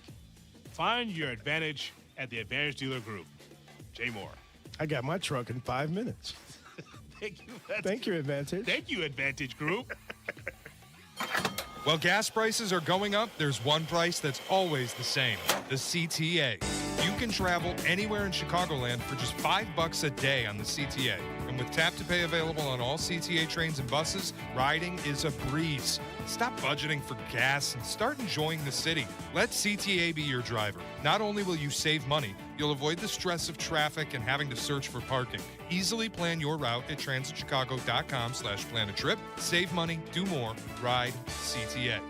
Whiskey lovers, I've got the weekend for you. Guys, it's Carmen. We Whiskey Fest is back in beautiful Lake Geneva, Wisconsin, April 17th through the 19th. I'm talking 50-plus distilleries, over 150 pours, and an entire weekend of whiskey festivities. And I'll be back for year 3. See you at the Grand Tasting on Saturday, April 18th. Now presented by the Grand Geneva Resort. We Whiskey Fest, one of the best in the Midwest. Get your tickets now at weewhiskeyfest.com and sip responsibly. Bundling your home and auto with Progressive could help you save without sacrificing quality. It's the smart thing to do. And as a hockey fan, you always know the smart thing to do. Shoot the puck! And you let the players know it. Shoot the puck! All game. Shoot it! Come on, shoot! And sometimes even after. Man, rough game, huh? Yeah, they should have shot the puck. So bundle your home and auto with Progressive. It's the smart thing to do. But you already knew that. Get a quote at Progressive.com. Progressive Casualty Insurance Company affiliates and other insurers. Not available in all states or situations. Smalls here. Did you know there are many ways to do your taxes with H&R Block? You can go to a local office and get expert help in person, or you can choose virtual tax prep and get expert help without leaving home. Or you can even do them yourself online with live human help standing by. Whatever you choose, you can file with confidence, having H&R Block's 70-plus years of tax expertise in your corner. Switch today and file your way at hrblock.com. $2 million. The Verdoliak Law Group wins again for their clients. That's right. The Verdoliak Law Group recovered $2 million for a client who was injured due to negligent lighting. Hey, it's Jurko, and I'm telling you, if you're injured, make sure to call the Verdoliak Law Group.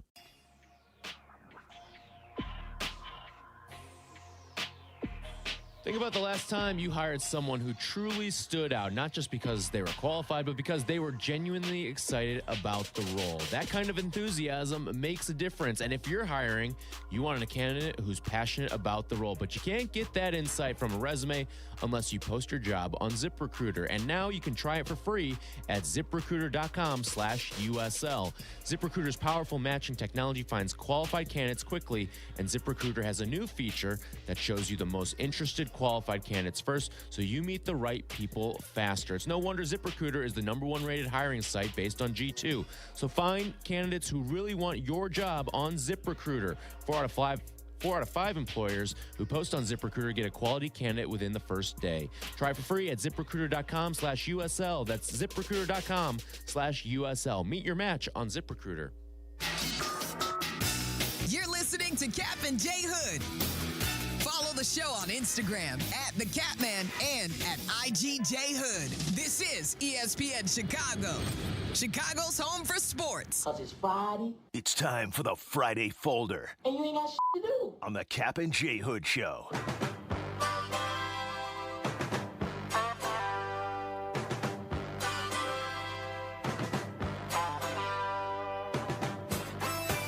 Now time for the Friday Folder on the Kap and J Hood Morning Show on ESPN 1000 and streaming on the ESPN Chicago app. Lou Malnati's is the sponsor for the Friday Folder. Delicious Lou Malnati's. That is the spot, man. You know, there's something about that Lou Malnati's. My friend Chris says he likes the one with the low cheese. He enjoys the pizza with the low cheese. Thin crust. We call him WWB. That's exactly right. Lou Malnati's. Chris likes the low cheese. Here's Shay Norling. Shay? All right, Odie, let's get started with the Friday Folder. I want to start with something that I saw yesterday while I was watching the Tigers-Twins game midday. And the Tigers broadcast made a big deal of this. A foul ball off the bat of Colt Keith went down the line in left field, and a fan caught it. This guy looked young, like mid-20s maybe. He's there by himself, the businessman special, and he's 2 seats away from a really young kid who was there with his dad. This guy, I'm putting the picture up on YouTube now because it is outrageous. This guy flat out ignores the kid. Kicks his feet up on the seat in front of him. He's got sunglasses on. He's got his hat on. He's got the ball in his hand. The kid keeps looking over at him. The dad keeps looking over at him. They're not begging, but there was the unsaid expectation. Like, you've got a really young kid next to you, give him the baseball. Yeah. And this guy just looks the other way, flat out ignores the kid. Well, not just that, but this guy looks like a douche. Well, no, I was going to say looks like, well, yeah, I think what I'm about to say goes hand in hand with what you're saying, but he looks like the kind of guy who would not give a foul ball to a kid. Fair. Okay. That's my question. Fair or foul? Because you catch it, it is yours to do with what you want. But when you're 2 seats away from a kid who's like 5 or 6 years old, isn't the right thing to do give it away? Absolutely. So is this the equivalent of you not moving over in your seat on the airline so a couple can sit next to one another? Because it's the same flex, I think. I think it's a little different. And while I think both, you should say yes to both. Yep. Like the airline, you pay for a certain seat, and it's like the foul ball is dumb, random luck. Yes. Like that's what it is at the end of the day. And like the kid there is like, you can make a memory for, it's going to mean way more to the kid than it does to you. 20-something-year-old who, I mean, I don't know why you're at this game in the first place, but let's not get. I don't know. I mean, look at him. Life. Feet propped up on the seat in front of him too. Like that's the part that bothers me a lot too. Is propping your feet up on the seat in front of you. That wouldn't happen if I'm sitting in that seat in front of him. By the way. Well, then I'll be knocking those puppies off. Yeah. Boy, get your feet down. Pardon me. Pardon me. That's how it goes. The other thing that stuns me about it too is it's not off the bat of like Shohei. I would have a hard time with that. If I caught a foul ball from Ohtani or I caught a foul, like pick a star player. Okay, I caught a ball from Altuve, which like at the height of Altuve. This is probably like 2021, I want to say. Fastball. Curveball. Yep. Come in.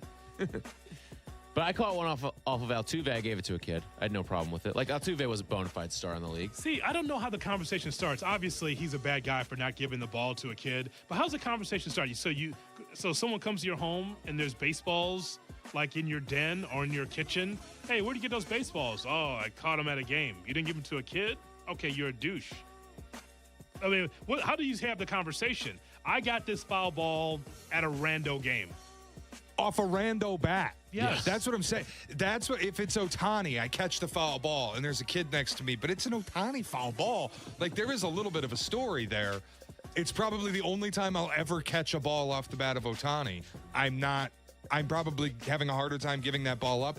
Colt Keith, a midday April game in Minnesota, now, and you're like, thing. No chance, this is mine. I know you're not giving that ball up for Colt Keith. Because isn't that your dad's? Your dad's got a Colt Keith jersey. Well, because his name is Keith. Right, exactly. But so I would keep it because it would be funny. I would keep it for that reason. But again, like I would keep a Colt Keith home run. I was going to say I would not keep a Colt Keith foul ball. Are there different rules for home runs versus foul balls? Of course there are. Yes, I agree. The home run, but I would still give it to the kid though. I have baseballs at home. If it's a valuable one, no, I'm not giving it up. Yeah, like if it's the Shohei 50-50 ball. Okay, yeah, but like some just random guy, absolutely not. It's silly. The adults act like a kid in that spot. I don't even know if he's an adult. But well, how old? Yeah. Give me see the picture again. Wasn't he like what was it, mid-20s? Yeah, mid-20s. Okay. All right, well, now I'm going to ask you this, because is my dad a douche? He, when I was very young, caught, I believe, a Jason Giambi home run ball and a Trot Nixon home run ball and kept both of them. Is he a douche for keeping the Trot Nixon and not giving it to a kid? At least Jason Giambi's a player people know. Yeah. Trot Nixon. Trot Nixon, yeah, there's no reason to keep that. It's Trot Nixon. How old were you? Oh, I don't know. I couldn't have been older than 5 or 6. See, okay, but then you can bring it home to your son. Yeah, I don't even know if he still has it, but he loved showing me the home run balls that he caught. You said Jason Giambi, right? Not Jeremy? No, Jason Giambi. Okay. Yeah, Jeremy, come on. You hold that baseball because they give up the Jeremy Giambi home run. Here's what you know, it wouldn't be real. Before the juice, that might have been a Hall of Fame ball. Yeah. Correct? You hold on to it. I mean, seriously. Yeah. Giambi. No, I think that's all right, though, when you have kids. If you're an adult and you have kids and you bring it home to your own kid. It's not like he gave it to me. It was up he didn't put it in a shadow box and put it in my room. He had it upstairs in like a closet or something. It's selfish. Like I caught a home run ball. Might have been the first one he caught. He's like, yeah, I'm just keeping it. I'm pretty sure it was Trot Nixon. That's so okay, great. but if it's your first home run ball that you catch, you don't know that the Jason Giambi ball is going to show up in your life. Trot Nixon, I'm giving it to a kid. I know baseball enough to know that like Trot Nixon, okay. Giambi, might be something. But when you catch the Trot Nixon ball, you don't know that the Giambi ball exists. You know what I mean? Yeah. So in the moment, that's the first, and in your eyes, probably the only time you're ever going to catch a home run ball. I guess. Aki, we're going today. Mm-hmm. Connor Griffin hits you a foul ball. You giving it to a kid? Yeah. Now, if we were sitting, if you just say that for the radio. No, but if we were sitting in the bleachers and it was a home run ball, well, then no shot. It would be his first, right? His first. Then I'm getting into the negotiation room. Yeah, then you got to get your ass to guest services, get that sucker authenticated, and figure out what you want to do. I'd give it back to Connor Griffin. But I'm doing the whole meet and greet, jersey bats, all that stuff. Sure, that's a viral moment. Yeah. I'm actually catching the ball and giving it to Jack McGrath. Oh. He'd appreciate that more. I think so. Yeah. Hey, that is giving it to a kid. Nico Horner's the best. Squeeze in another, sir. I saw a post go viral yesterday. A Cubs fan pulled a PCA trading card from this like all-star series that Topps ran last year. Mm-hmm. They have jersey patch versions of these. So the whole card is a patch from a game-worn PCA jersey. A lot of them come with letters from like the Crow Armstrong across the back. This guy posted disappointed because he said of all the letters that he got, of course I get the hyphen. And he's lamenting it. He got the hyphen patch. I have a different take. Yeah. I think that is by far the coolest letter you could possibly get from Pete Crow Armstrong's jersey. Absolutely. I 1,000% agree. 1,000%. If you get the hyphen, it's like that, or if you've got like someone who's McDonald and you get the lowercase c or something like that, the mini c, that's way cooler than getting like the R or something like that. I agree with that. More valuable? More valuable. It's more niche. Like how many players? There's not a lot of players that have hyphens in their name. Crow Armstrong, what is it? It's like 13 letters. There's only one hyphen. Right. Fills up the entire back. Is PC? I'm trying to think through all of the from armpit to armpit. Yeah. I'm trying to think through of all the players in the league with a hyphen in their name too. He's probably the best, right, in MLB. Am I forgetting anyone? Let me do the ChatGPT. Like if this were the NBA requires. and you got a Shea Gilgeous-Alexander and you got the hyphen, that'd be awesome. Not a Simeon Woods Richardson guy? Not really, no. What else do we have, sir? Good news for you, Tyler. This was initially for Kap, but it works for you as well. There are health benefits to being short. Short kings rejoice. Your height may come with a hidden advantage, according to this story. I did see this, yeah. Number 1, you have a lower cancer risk. Congratulations to you. You're less likely to get a blood clot. You're less likely to break a hip. And you are more likely to live longer. All right. Good to know. I never saw you as short, though. Yeah, he's trying to tweak me right now. Okay. Yeah. Is that just me, or? I'm glad he caught on. He tried to measure me up side by side. He told me and Kap to go back to back right there. That's what he did. Oh, I think you'd win. I think you're taller than Kap. Much taller than Kap. Yes. Well, I mean, that's low bar. I know. Pun intended. He may be up to like my shoulders. When Kap, what's the game when you go under the bar? The limbo? Yeah, the limbo. Kap doesn't even have to bend backwards. He just walks. That was always the funny thing. Like, you're at a wedding or like a big party and they're doing the limbo and like all the adults are like breaking a hip to go underneath the bar. And then you got a kid who just walks under. Yeah, it's Kap. He just walks right under it. Take that. Right underneath the bar. Am I looking at this wrong, Shay? Is there only just a handful of hyphenated names in baseball? There can't be that many. Kiner Falefa is one, right? Oh, God, IKF. Okay. If there's a Yankees fan listening, they just had a stroke, Hoodie, so please apologize. Is Roland Smith still in the league? Who? Ryan Roland Smith with the Mariners. I think he is, yeah. Who? No shot. Is he still with the Mariners?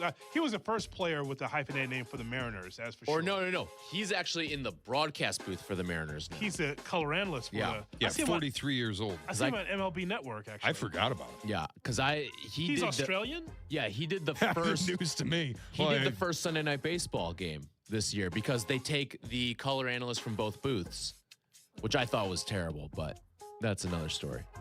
Hey, stop taking shots at Benetti. Simeon Woods Richardson. It's not his fault. Fun fact, Simeon Woods Richardson, no hyphen, just 3 names. Oh, Twins pitcher. And then for the Blue Jays and the Rangers, is it Bibbins-Dirks? Austin Bibbins-Dirks, a pitcher for the Blue Jays and Rangers. So it's Never heard of not him. that many. No shot. Never. Yeah, I have no idea who that is.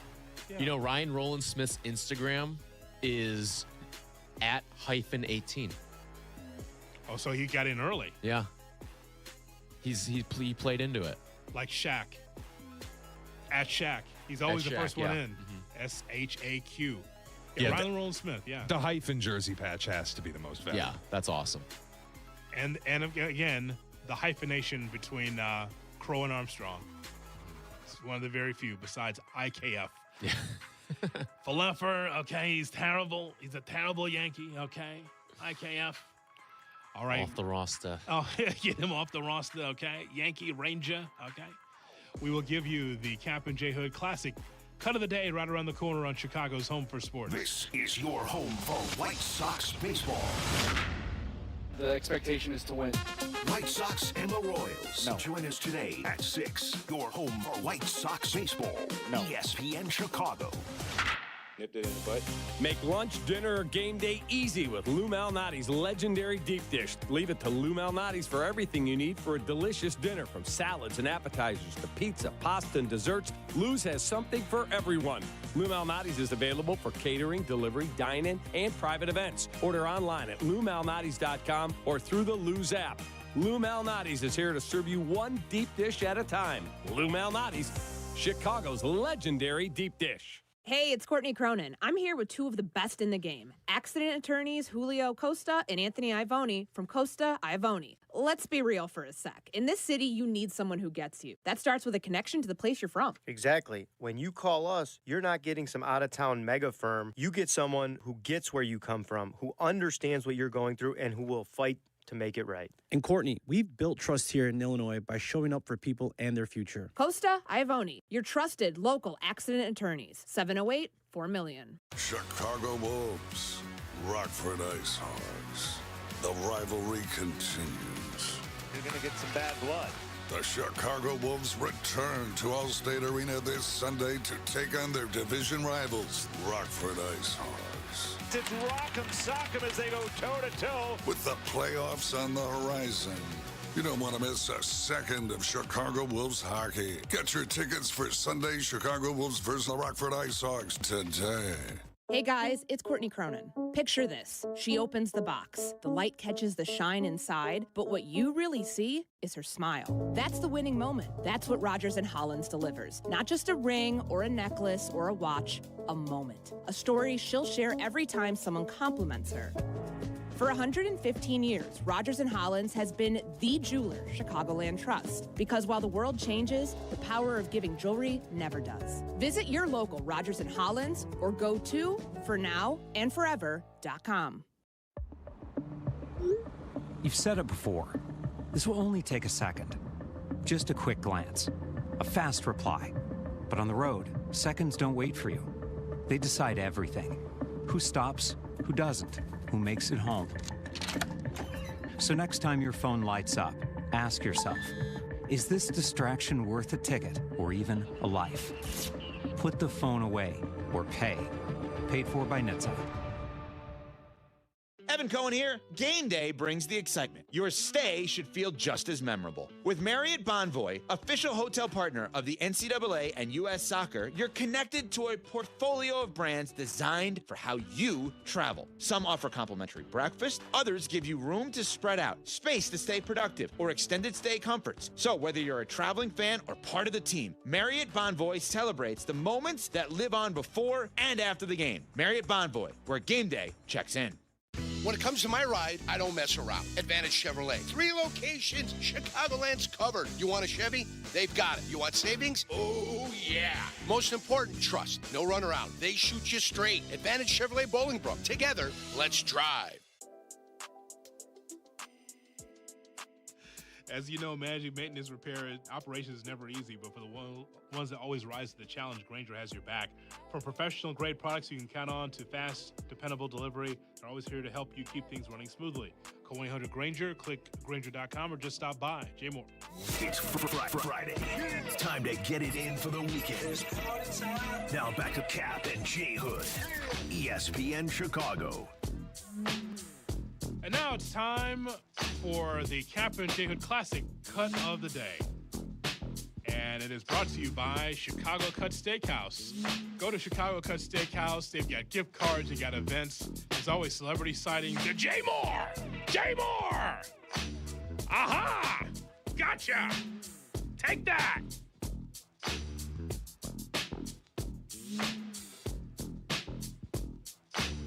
Boom!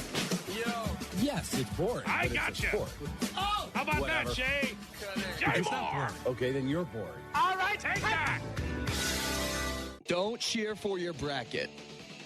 Every single year, there is an upset brewing. You have the Long Island or, the school no one's heard of, about to beat a 2-seed, a 3-seed.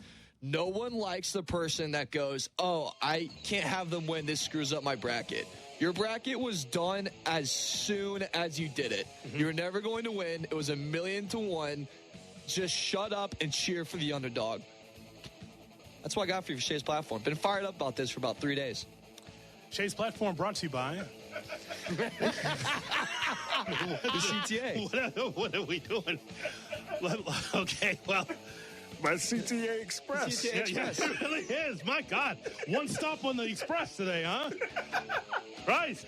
It's like, that's a short trip. And that's all, folks. The classic Kap and J Hood Cut of the Day. Shay, you missed that.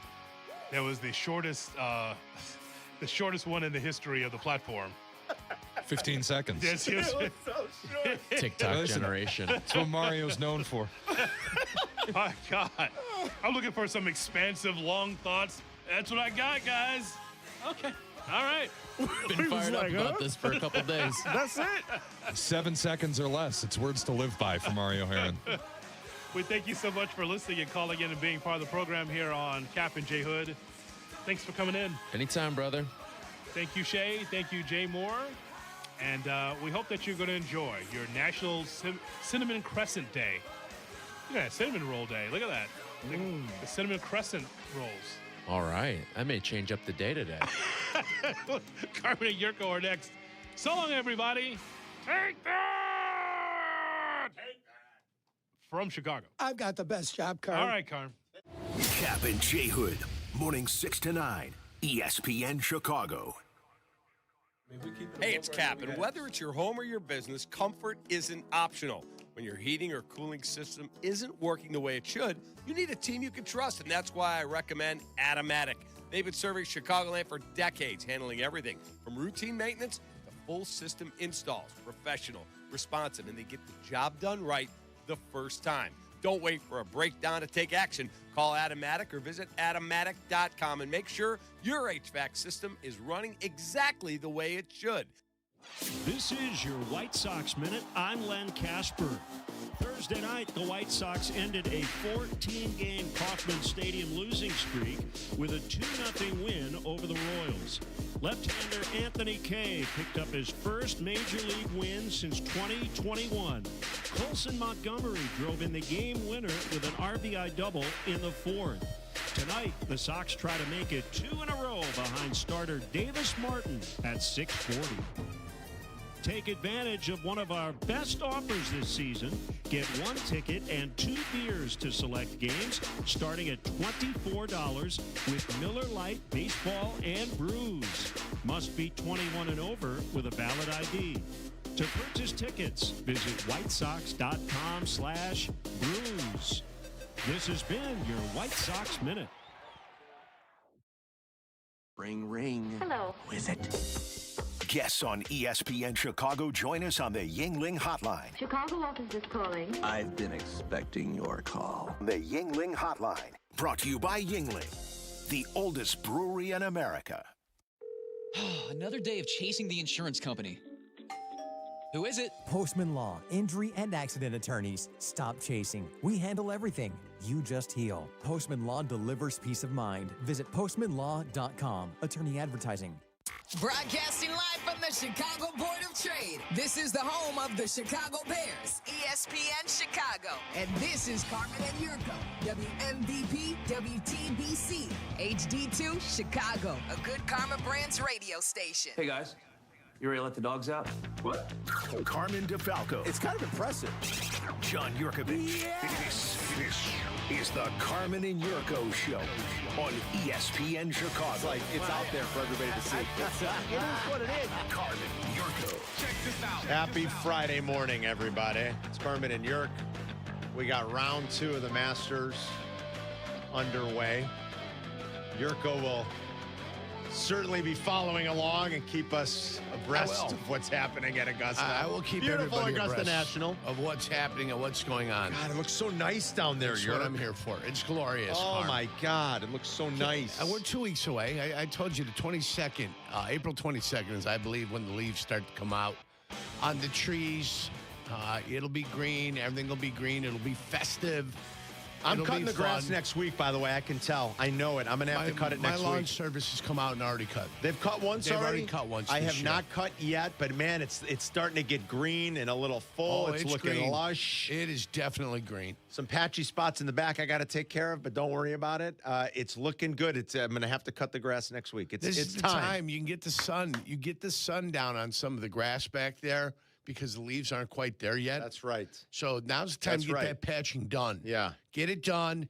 Get that grass in there. Get You to got work. about 2 weeks until the leaves get on the trees. Yeah. For that grass to kind of take and sprout. So this is the time. This is the time. It's not the time to hesitate. You're so all right? funny. I love it. So get that stuff done. Get it done. Well, we are going to I get did it the done keys today. to a nice lawn last week. Yurko did today. Yurko's going to give you what? The keys to enjoying the Masters? Is that what a good pimento cheese sandwich? That's what we're doing. Yeah. What are you that's doing? fine. Yurko's keys in an hour and Yeah, 10 I mean, minutes. it's going to be a weekend full of Masters. Of course, I'm going to be playing a lot of golf, too. Yeah, Yurko's playing golf tomorrow and Sunday. Sunday tomorrow looks and beautiful. Sunday. Today it's kind of gloomy, a little dreary, gloomy. a little drab. I've got a 9:28 tee time, not too early, because I don't want to fight the cold. I don't blame you. Not anymore. My I'll son's still got be wearing my son's shorts. got a game in the morning, and I'm like, it's going to be one Tomorrow? of those. Yeah, and it's Yeah, he's early. gonna It's be like, it's going to be miserable. one of those. Probably not going to be pleasant. I'll bet on the under. I'll go with the pitching tomorrow. Yeah, maybe. Cold hands. Cold hands in the Cold morning. hands. Yeah, you might be right. Aluminium bats, or what are they hitting? Carbon fiber? What are they? Composites? What do we They're got? like There's some kind of Composites? composite. Yeah, I don't even, something like that. I don't know. Yeah, Yurko's got some golf this weekend. We're going to watch a lot of golf this weekend. I thought Big Cat had a great line with Waddle and Silvy yesterday. Well, he always has a lot of funny lines because he's funny. but he called tomorrow a top 5 nap day. You know, Saturday at Augusta, especially if it is kind of dreary outside and you're like stuck inside. If you get a chance, if you're just like lying around, it's a pretty strong nap day. Danny Zetterman, content director extraordinaire. Like an afternoon nap, like 2 o'clock to 3 o'clock. That's what I mean. Like it's a great nap. It's like I do it every day. Well, not everybody gets to nap every day. Well, that's Eric. too bad for them. You know, you choose to live your life the way you do. Danny Zetterman in the meeting today was like, "See, I don't get that." He goes, "You guys say you love golf." Danny doesn't really watch golf. He doesn't like golf. Yeah. He goes, "You guys say you love golf, but then you look forward to taking a nap." He goes, "I wouldn't take a nap during the Super Bowl." And I was like, "Well, wait, Danny. First of all, golf is not, I don't find it to be boring, but it is kind of conducive to dozing off. First of all, you watch, it's a little slower. And you watch a football game, it's about 3 hours, give or take. The golf is going to go on all day. And if you are just sort of lounging and you love sitting on the couch on a Saturday and on a Sunday watching the Masters, I don't think it's crazy that you might doze off. And I don't think that that's an indictment of the event or the sport. I promise you tomorrow afternoon, with not a lot going on, like I said, my son's got a baseball game in the morning. That's it.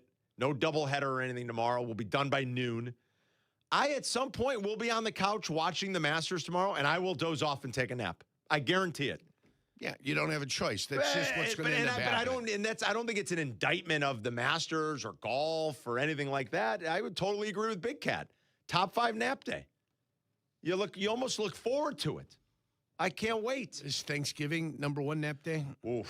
After the dinner? Thanksgiving might be Take the a nice number 1 little nap day. on the couch. You might have just nailed it. Unleash the belt.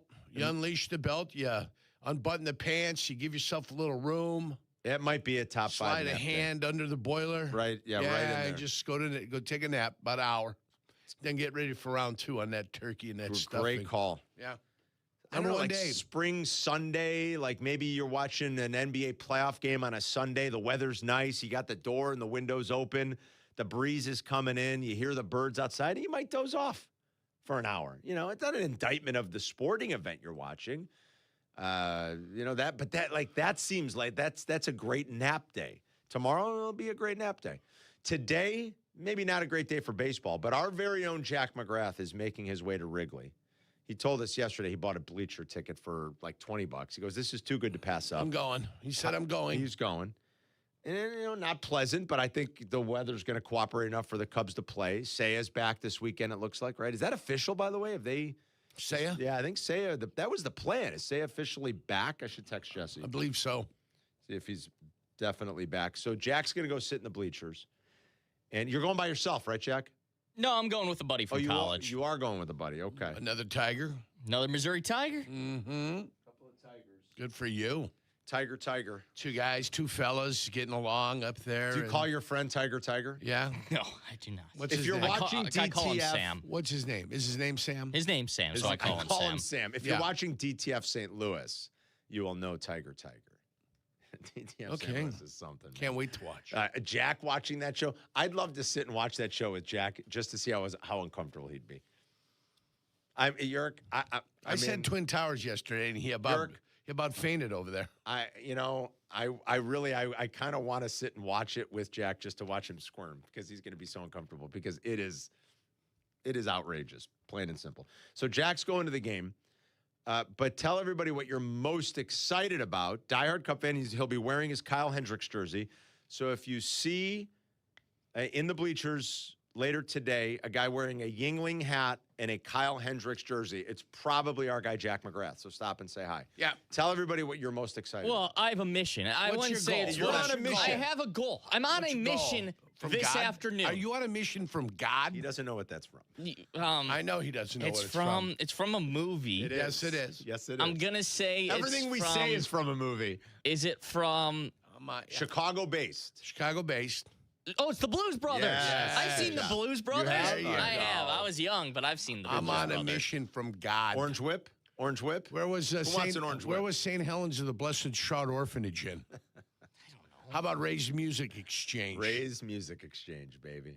Do you remember? Well, he Calumet doesn't know. City, Illinois. It's where I grew up. Oh. kid. Even though there is no St. Helens of the Blessed Shroud Orphanage in Calumet City or Ray's Music Exchange, which they put on Maxwell Street and tried to pretend like it was in Calumet City at the end of the movie. Yeah. Well, listen, movies take liberty sometimes. Yeah. All right, what back is to your my mission. What is your mission? My mission today is Shota Imanaga is pitching. Yes, he is. He gives up a lot of home runs. A lot. Unfortunately for the Cubbies. Well, although he did not give up one his last start, right? And the wind is blowing in off the lake today. Slightly. Wind's slightly blowing in. It's blowing in from left field to right field. Connor Griffin is the top prospect in baseball. Yes. Pittsburgh is talking about him like he is a future Hall of Famer.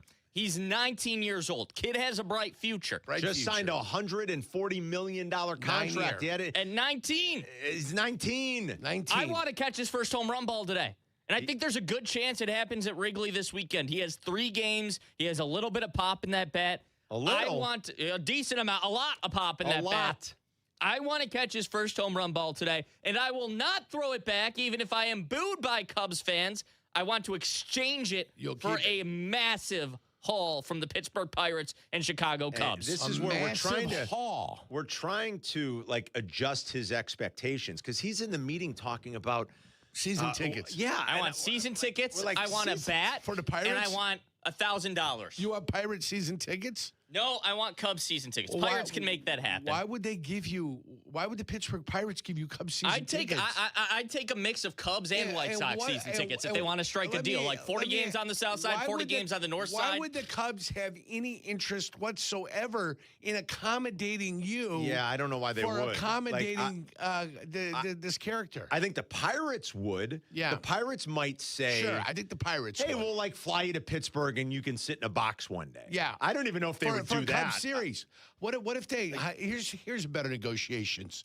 How about for any series in Pittsburgh against the Chicago Cubs, they bring you out. Okay. All right. Flights for you and your gal pal. Okay. Okay. Flights for you and your gal pal. You get to fly out there. They put you up in the best room in the city. Which is what in Pittsburgh? Do they have a Four Seasons? Oh, they do. Because what's his name? Who's the famous person in Pittsburgh? I was at the university there. Fancy to do out there. Guggenheim. The Carnegies? Carnegie or the Mellon. Mellons, maybe? Yeah, Thornton. Yeah. Yeah, the Mellons. And they've got a beautiful hotel down there. I bet they do. put you in the best room. They get you all-you-can-eat pierogies all weekend, right? You're set.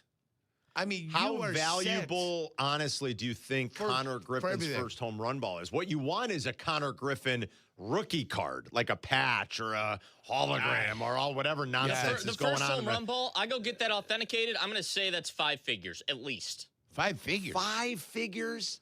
5 figures. $10,000. I don't know. At least 10,000. Yeah, this is where we need our buddy Tom Morgan, quite frankly, and you need someone who's really in that space and in that world that's into collectibles. I don't know what it would be worth. Now, Connor Griffin might want it back and say, hey, we'll give you tickets. Come to Pittsburgh. We'll put you in a suite for a day. Right. I mean, for a series. Or a for the weekend. series. Fly in, fly out. You're a small guy. You can sit and coach. That's not an issue for you. You'll be fine back there in steerage. Here's the question I've got, more important, too. I mean, let's do this. What will they get? And we're going to talk about it all day. Has he plotted all of Connor Griffin's home runs? Well, first of all, to identify where you need to be in the bleachers, like in the minors, to have the optimal chance of catching this thing. Have you done that? Have you done any research whatsoever? I've strategized. I've researched the wind, which is blowing from left field to right field. From left to right. From left to right. It seems like amateur hour at the Apollo right now. Well, I'm not. Finding a scatter chart of like I'm sure you can. Where did he go to university? He didn't. Where did he go to high school? I don't know. I'd Call have the to look. coach. Jackson Preparatory School. How busy is the coach right now? He's probably sitting in his office smoking a Pall Mall. Yeah, Jackson Prep in Missouri. And you're a Missouri native. You're your favorite native son. Mississippi. Oh, I'm sorry, Mississippi. Excuse me. I'm sorry. How did you make that mistake? That's my bad. That's my bad. Mississippi, really doing nothing in Mississippi. What's now. Missouri? Why can't I think of Missouri's M.O. Missouri's Mississippi is MS. Yeah. That's my bad. MS is Mississippi. MO is Missouri. MA is Massachusetts. MI is Michigan. MA is Massachusetts. MN is Minnesota. MN is Minnesota. Yeah. There's a lot. What about Maine?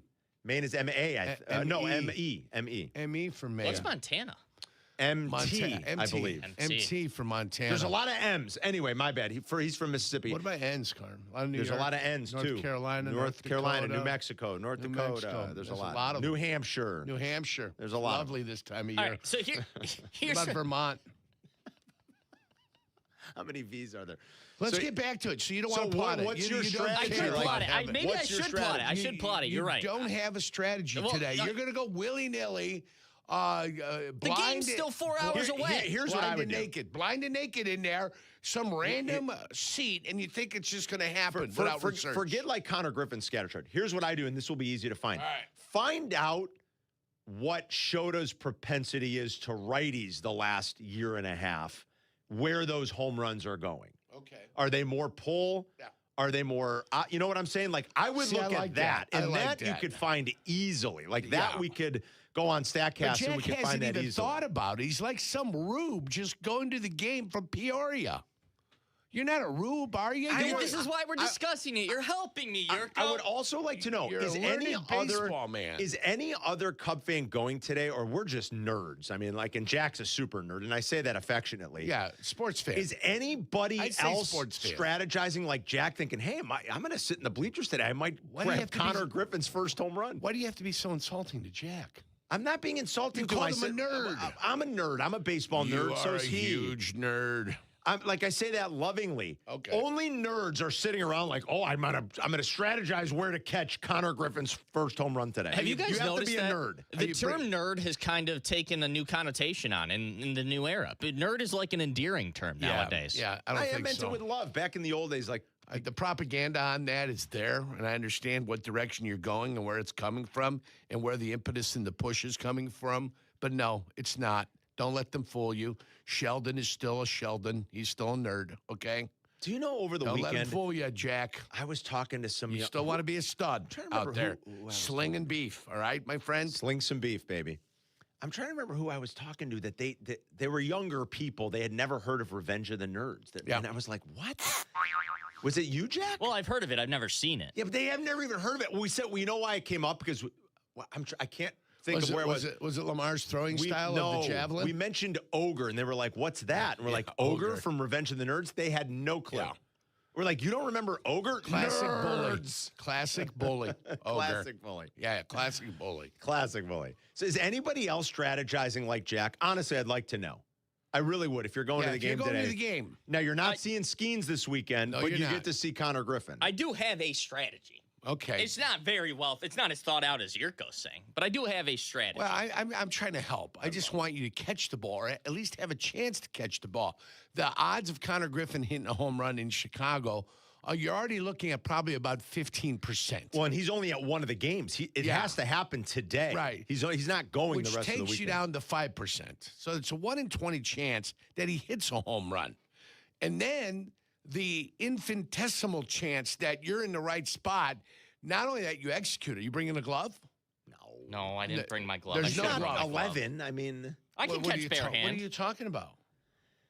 bringing a glove to a game. If I, mean, didn't sit in suites, if I didn't sit in a suite, and I'm a suite guy, so I don't play the, Gen Pop game with these kids. No, I don't play the Gen Pop game. You're going to sit in Gen Pop. If I go to a game, it's usually in the suites or by the glass.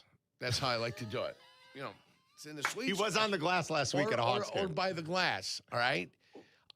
If I was sitting in the outfield, there'd be a glove there. You are so full of it. If I have a Yurko. purpose like he does, so full of it. I kind of I'd have agree a with glove. you, Ken. I thought about this Maybe even earlier when when I- I was when I- packing last yeah. night. I would have packed the See? glove, but I didn't do that because I didn't think of this until earlier. The today. Harry Carey fishing net. Remember Harry Carey used to have a Harry used to fishing have the net fishing upstairs net. so He he'd did. catch the fly balls, the pop-ups He that were did. coming back toward the booth. You're so crazy. You remember the one that separated, was it Rooney and Farmer? Rooney and Farmer, or was it Darren Jackson and I don't remember. the guy that's up there? Hawkaroo? You remember? It was, I don't want it was Piss Missile. I don't remember. That came back. I do not remember. And it separated the two. What do you mean separated? They went left and they went right. And it went between the two of them? It went between the two of them. I don't Yeah. remember. Oh, yeah. Them are fun. Oh, was back in the old days when the old press box at Comiskey, used to be where the suites are now in that 200 level behind the plate. They eventually were like, this is premium seating. Get the media out of here. Yeah. But that press box was glorious. Yeah. And when it was open, when the windows were open, I mean, balls used to scream in there all the time. Yeah. I mean, that was like prime foul ball territory. Exactly. And they used to come screaming in there. All right, if you're going to the game today, are you excited about Connor Griffin? More importantly, too, are you excited about the return of Seiya and just, the Cubs coming back home after kind of getting the offense right and doing some good things those last 2 days in Tampa? 312-332-3776. The White Sox shut out the Royals last night 2-0. That's the first win. They had lost 14 in a row in Kansas City, Yerk. They hadn't won in Kansas City since 2023. They lost 14 straight at Kauffman. Anthony Kay picked up his first big league win since 2021. Remember, he was pitching over in Japan the last couple of years, so the Sox improved to 5-8, and they snapped that long losing streak. Cubs were off yesterday. They're back on the north side for the Buccos this weekend. 312-332-ESPN for Carmen and Yerk. We'll be right back. The CDGA Golf Show. It's the biggest names in golf, and it's the best news and information about Chicago golf. Host Mike Gilligan and Tyler Rocky are your starters for the golf weekend. The CDGA Golf Show, Saturday mornings at 9 on Chicago's Home for Sports, ESPN Chicago. Whiskey University is back. It's next Wednesday, guys, April 15th, 7 to 9 p.m. at Bub City in Rosemont. It's me and Waddle. Going to be a blast. We got a little master class in Old Forester Bourbon and Glendronach single malt scotch. Waddle's coming. We got to have a scotch. So it's going to be great. They got some cool barrel-aged stuff they're doing with Glendronach. We're going to sip some fun stuff. So come hang with us, learn a little bit, have some delicious food at Bub City Rosemont. We're going to be out there Wednesday night, Wednesday, April 15th, tax day, 7 to 9, Bub City Rosemont. Please drink responsibly. $2 million. The Verdoliak Law Group wins again for their clients. That's right. The Verdoliak Law Group recovered $2 million for a client who was injured due to negligent lighting. Hey, it's Jurko, and I'm telling you, if you're injured, make sure to call the Verdoliak Law Group. Playing professional football and being on the radio for many years, I've had the opportunity to endorse many products and companies. And I've always felt it's important to choose companies that I believe in. I've never had the opportunity to endorse a company owned by close friends until now. The Verdoliak Law Group has been helping people for 60 years. They've even taken care of some of my neighbors and close friends. When you need medical care, you want a doctor with the experience and skill set to help you. The same holds true when you need a lawyer. The Verdoliak Law Group has recovered over $9 billion for their clients through legal representation and consulting. They have over 60 years of experience and skill, serving over 40,000 clients for personal injury, auto accidents, truck accidents, wrongful death, workers' compensation, medical malpractice, and all of your legal needs. Call my friends at the Verdoliak Law Group at 844-4VLG-LAW. That's 844-4VLG-LAW. Hello, friends. Ever dreamed of shooting 8 under with a perfectly dialed-in short game? Well, here's your chance. Because at the Spring Scramble at Seven Bridges Golf Club, you've got 3 teammates to help make it happen. Join us Saturday, April 25th for a Masters-themed scramble with breakfast, a Masters-inspired lunch, drink tickets, hole contests, and prizes, including official Masters merchandise. Spots are filling fast. Sign up now at sevenbridgesgolfclub.com or call 630-964-GOLF. You're sitting at a red light or stuck in traffic, and your phone lights up. Maybe it's a text, a video call, a new post, or a quick notification you think you can check in a second. It feels harmless, but the truth is, once your eyes leave the road, you're not really driving anymore. And traffic doesn't pause just because you do. That split second of distraction can throw off everything. Your reaction time, your awareness, your ability to avoid someone else's mistake. You could damage your car, injure yourself, or hurt someone you care about. Or you could get pulled over for a reminder that your phone isn't worth the risk. So before you start driving, make it easy on yourself. Put your phone on silent. Toss it in the glove box. Set it to Do Not Disturb. Put the phone away or pay. Paid for by NHTSA. Need a haircut? With the Great Clips app, you can put your name on the list from anywhere and head to the salon when you're up next. Because getting a great haircut shouldn't mean putting your life on hold. Great Clips. It's gonna be great. You're listening to Carmen and Jurko. If you missed something, get the podcast on the ESPN Chicago app. This is Chicago's home for sports, ESPN Chicago.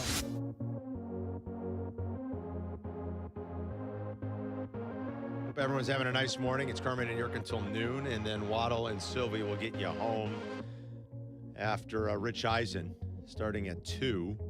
White Sox baseball tonight, 6 o'clock is your pregame with Midway Jeff Meller, DJ, and Len with the call of the game from Kansas City at about 6:40 as we roll into the weekend. It's the final regular season weekend in the NBA. Playoffs start next week. The race to the bottom continued last night in our nation's capital. The Bulls did exactly what Washington was hoping for, Yerk. The Bulls won, and the Wizards are now 17-63 with 2 games to go. The Pacers beat the Nets last night, so India's now 19-61.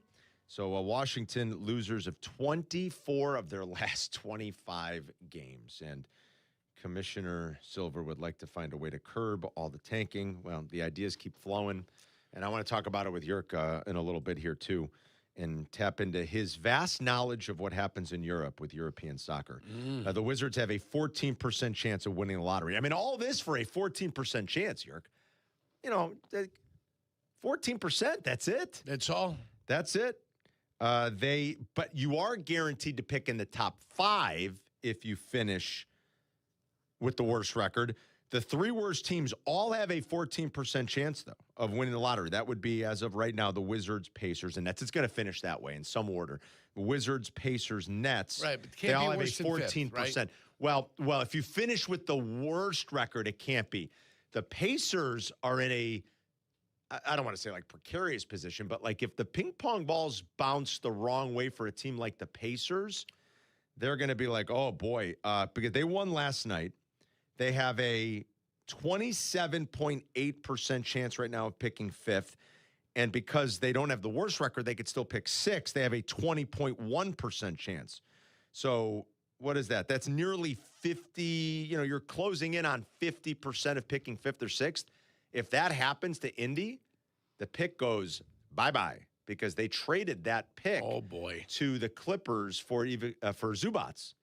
At the deadline. They traded it. And Zubats will be a nice piece for them next year when they're healthy and they're better. Yeah. But I think they'd still like to pick somewhere in the top 4. The pick is only 1 through 4 protected. It is not 5 through 10 protected. Yeah. So that's the race to the bottom that's going on in the NBA right now. And what would you want to ask me about European I'm going to soccer? ask you. I want to bring it up with you in a little bit. Okay. I want to talk about it Relegation, with is you. that what you're talking about? Yeah, I want All to talk about it with you. I'll get my studies on relegation. Well, you know already, though. You're pretty... Yeah. You know the way it goes. I didn't say I was going to study. Oh. I said I have done studies. Oh, you've done so. I got you. On relegation. I'm well-versed. Yeah, in the Yurko's world well-versed. In down south, we call it a relegation. Is that really what Yes, relegation. Relegation, yes. Wyatt's in Tulsa, Oklahoma. What's up, Wyatt? Talk to us, Wyatt. Hey, guys. I collect baseball cards.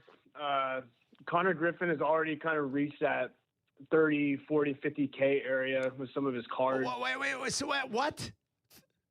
Yeah, so once you get around cards out of 25, 50, you're talking over 10.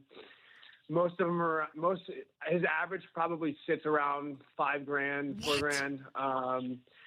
I'm looking, so there is a Black X-Fractor, which is a kind of a color match for the Pirates. It's out of 10. It's an autograph.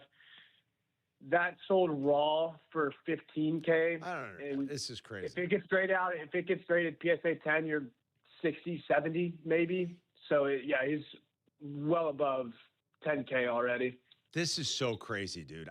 He's 19. He hasn't done anything yet, and that those cards are already trading at that value is wild. Wyatt, thanks, man. I mean, so that's why Jack wants to get this home run ball. Now, that's not a card. I don't know what the home run ball is worth. I had one of those. Balls are valuable. I had one of those moments. Yes. Where. Good value in balls. Yes, very good value. I had one of those moments recently where you walk in and you immediately know, like, you're looking for something, but you don't really understand.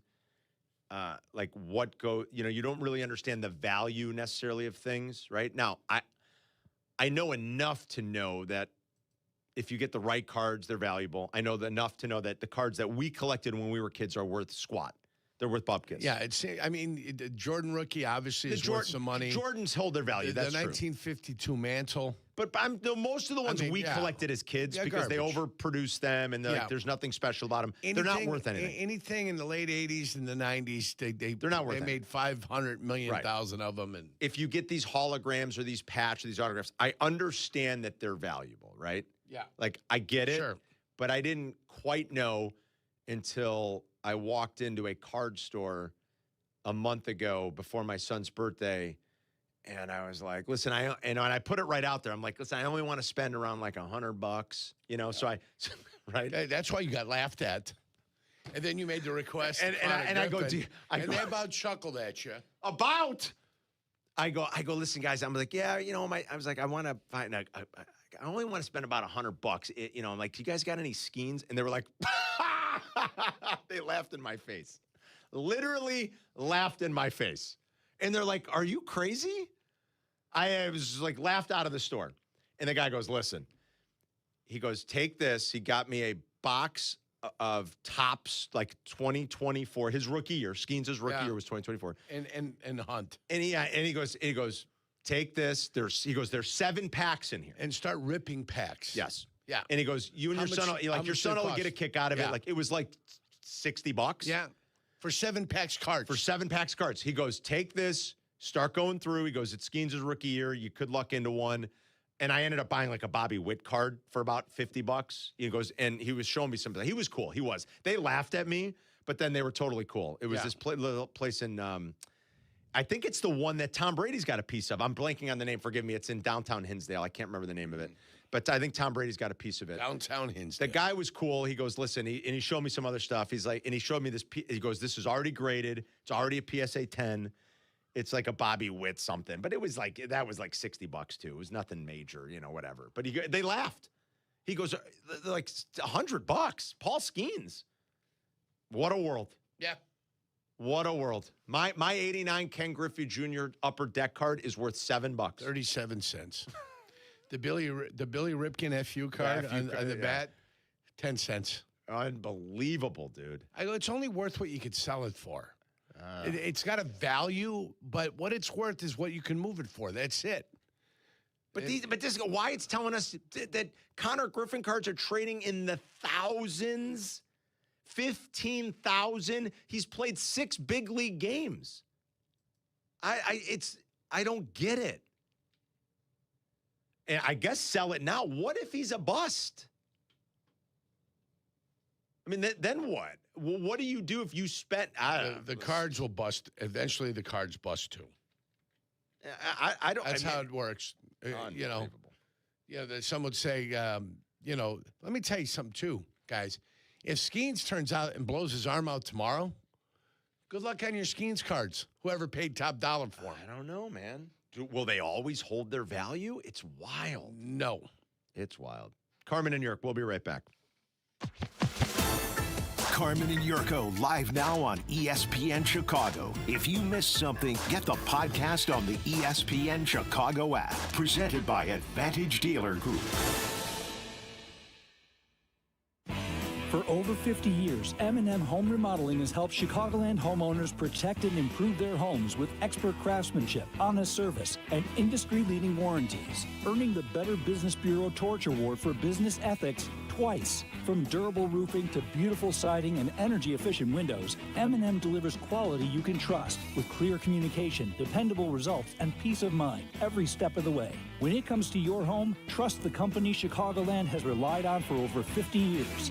Call M&M Home Remodeling today.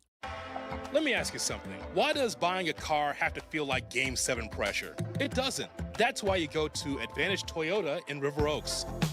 What's up, it's J Hood. You got a budget? They've got Toyotas that you want to drive. And here's the best part I appreciate. They keep it simple. No marathon sessions, no mystery math, just straight answers, real numbers, and a team that respects your time. Imagine that. Respect. Go see the crew at Advantage Toyota River Oaks. Toyota, let's go places. Feel the roar. Feel the shore. The X Insurance Great Lakes Grand Prix, July 27th through August 2nd in Michigan City, Indiana. Come out for high-speed offshore racing at Washington Park on the shores of Lake Michigan. Free entertainment for the whole family. Celebrate at the opening ceremony, boat parade, block party, kids' day, and free race viewing on the beach Saturday and Sunday. Take your stay up a notch. Tee off at the golf outing. Enjoy exclusive VIP experiences and raise a glass at the Brewfest. Tickets are on sale now. Race over to GreatLakesGrandPrix.com. Kap J Hood here with Howard Ankin. Howard, I know someone who was injured on the shop floor. Please have him call me. My guy. Howard, I have a buddy who was T-boned by a utility truck. Please have him call me. My guy. Your guy?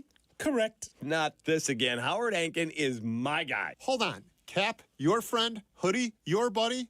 I'm their guy. And I'm also your guy and your guy. Call 312-6million for injury law made personal. Howard Ankin, our guy, on the Kap and J Hood Show, weekday mornings on ESPN Chicago. My guy. Yeah. With Xfinity, you already enjoy ESPN as part of your TV lineup with live games, daily sports coverage, and expert analysis. And now, the ESPN Unlimited plan is available at no additional cost, giving you access to additional ESPN content in the ESPN app, including more must-see action like WWE premium live events, on-demand programming, and originals to explore. Visit Xfinity.com /your subscriptions to activate ESPN Unlimited access. Then start watching in the ESPN app. More from ESPN, all in one place. I'm Boomer Esiason. My mom died from cancer. She was only 37 years old. She didn't have life insurance, and that was devastating for my family. That's why having life insurance is so important to me. Ethos makes it fast and easy. Get a quote in seconds, apply in minutes, and get same-day coverage. You can get up to $3 million in coverage with no medical exam. Get your free quote at ethos.com/play. That's ethos.com/play. Paid spokesperson. Time spent on application may vary. Online health questions required. Prizes, flyaways, even cash money. You want it? We've got it. Find a list of all contests and official rules by visiting ESPNChicagoContests.com. That's ESPNChicagoContests.com. Follow Chicago's Home for Sports on Instagram at ESPN_Chicago. Carmen and Jurko are back. This is ESPN Chicago, Chicago's Home for Sports.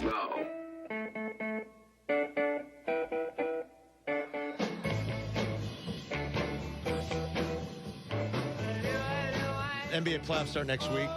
Like Jurko always says, that's the good basketball. Yeah. He's not wrong. It's It good. is. I think it's going to be real good. I think out west it's going to be real good. At the professional level, that's the good basketball. It's really good. And then, the Lakers trying to do it without Austin Reeves and without Doncic. Right. At least early. At least early. Like, can they win the first series and get Doncic back?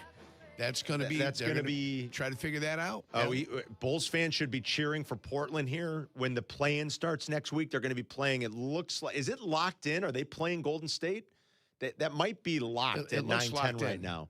That they'll be playing Golden State in the play-in. We should be cheering for the Trailblazers, who have been a kind of a feisty, scrappy team. Who could have seen this coming, especially after Chauncey Billups got arrested like 3 games into the year? Got arrested? They turned to Tiago Splitter, and they've really had a great. I mean, Denny Avdia has played great this year. I watched their game the other night against the Spurs. Like, I haven't seen a ton of Portland. I mean, just you don't see a lot of their games. They haven't had a ton of national games because they weren't expected to be very good. But I've watched them a little bit here as of late, and they're actually kind of like a fun, feisty team to watch. So Bulls fans should be cheering for them because the Bulls, that pick would convey this year. It's only lottery protected, so we should be cheering for them to make the playoffs. But yeah, the good stuff is coming up next week. How about the news on Joel Embiid? Is he the most snake bit? He's got to have appendectomy, or he's got appendicitis. He's out at least the first round of the playoffs. Yeah. Like, just when it looked like they were coming back together, like Paul George is back and Edgecombe's been awesome. And I think Maxi's back. Like, I'd say it's 10 days. 10, 14 days. Is there anybody like more snake bit than the Philadelphia 76ers and or Joel Embiid and the Sixers? It's crazy.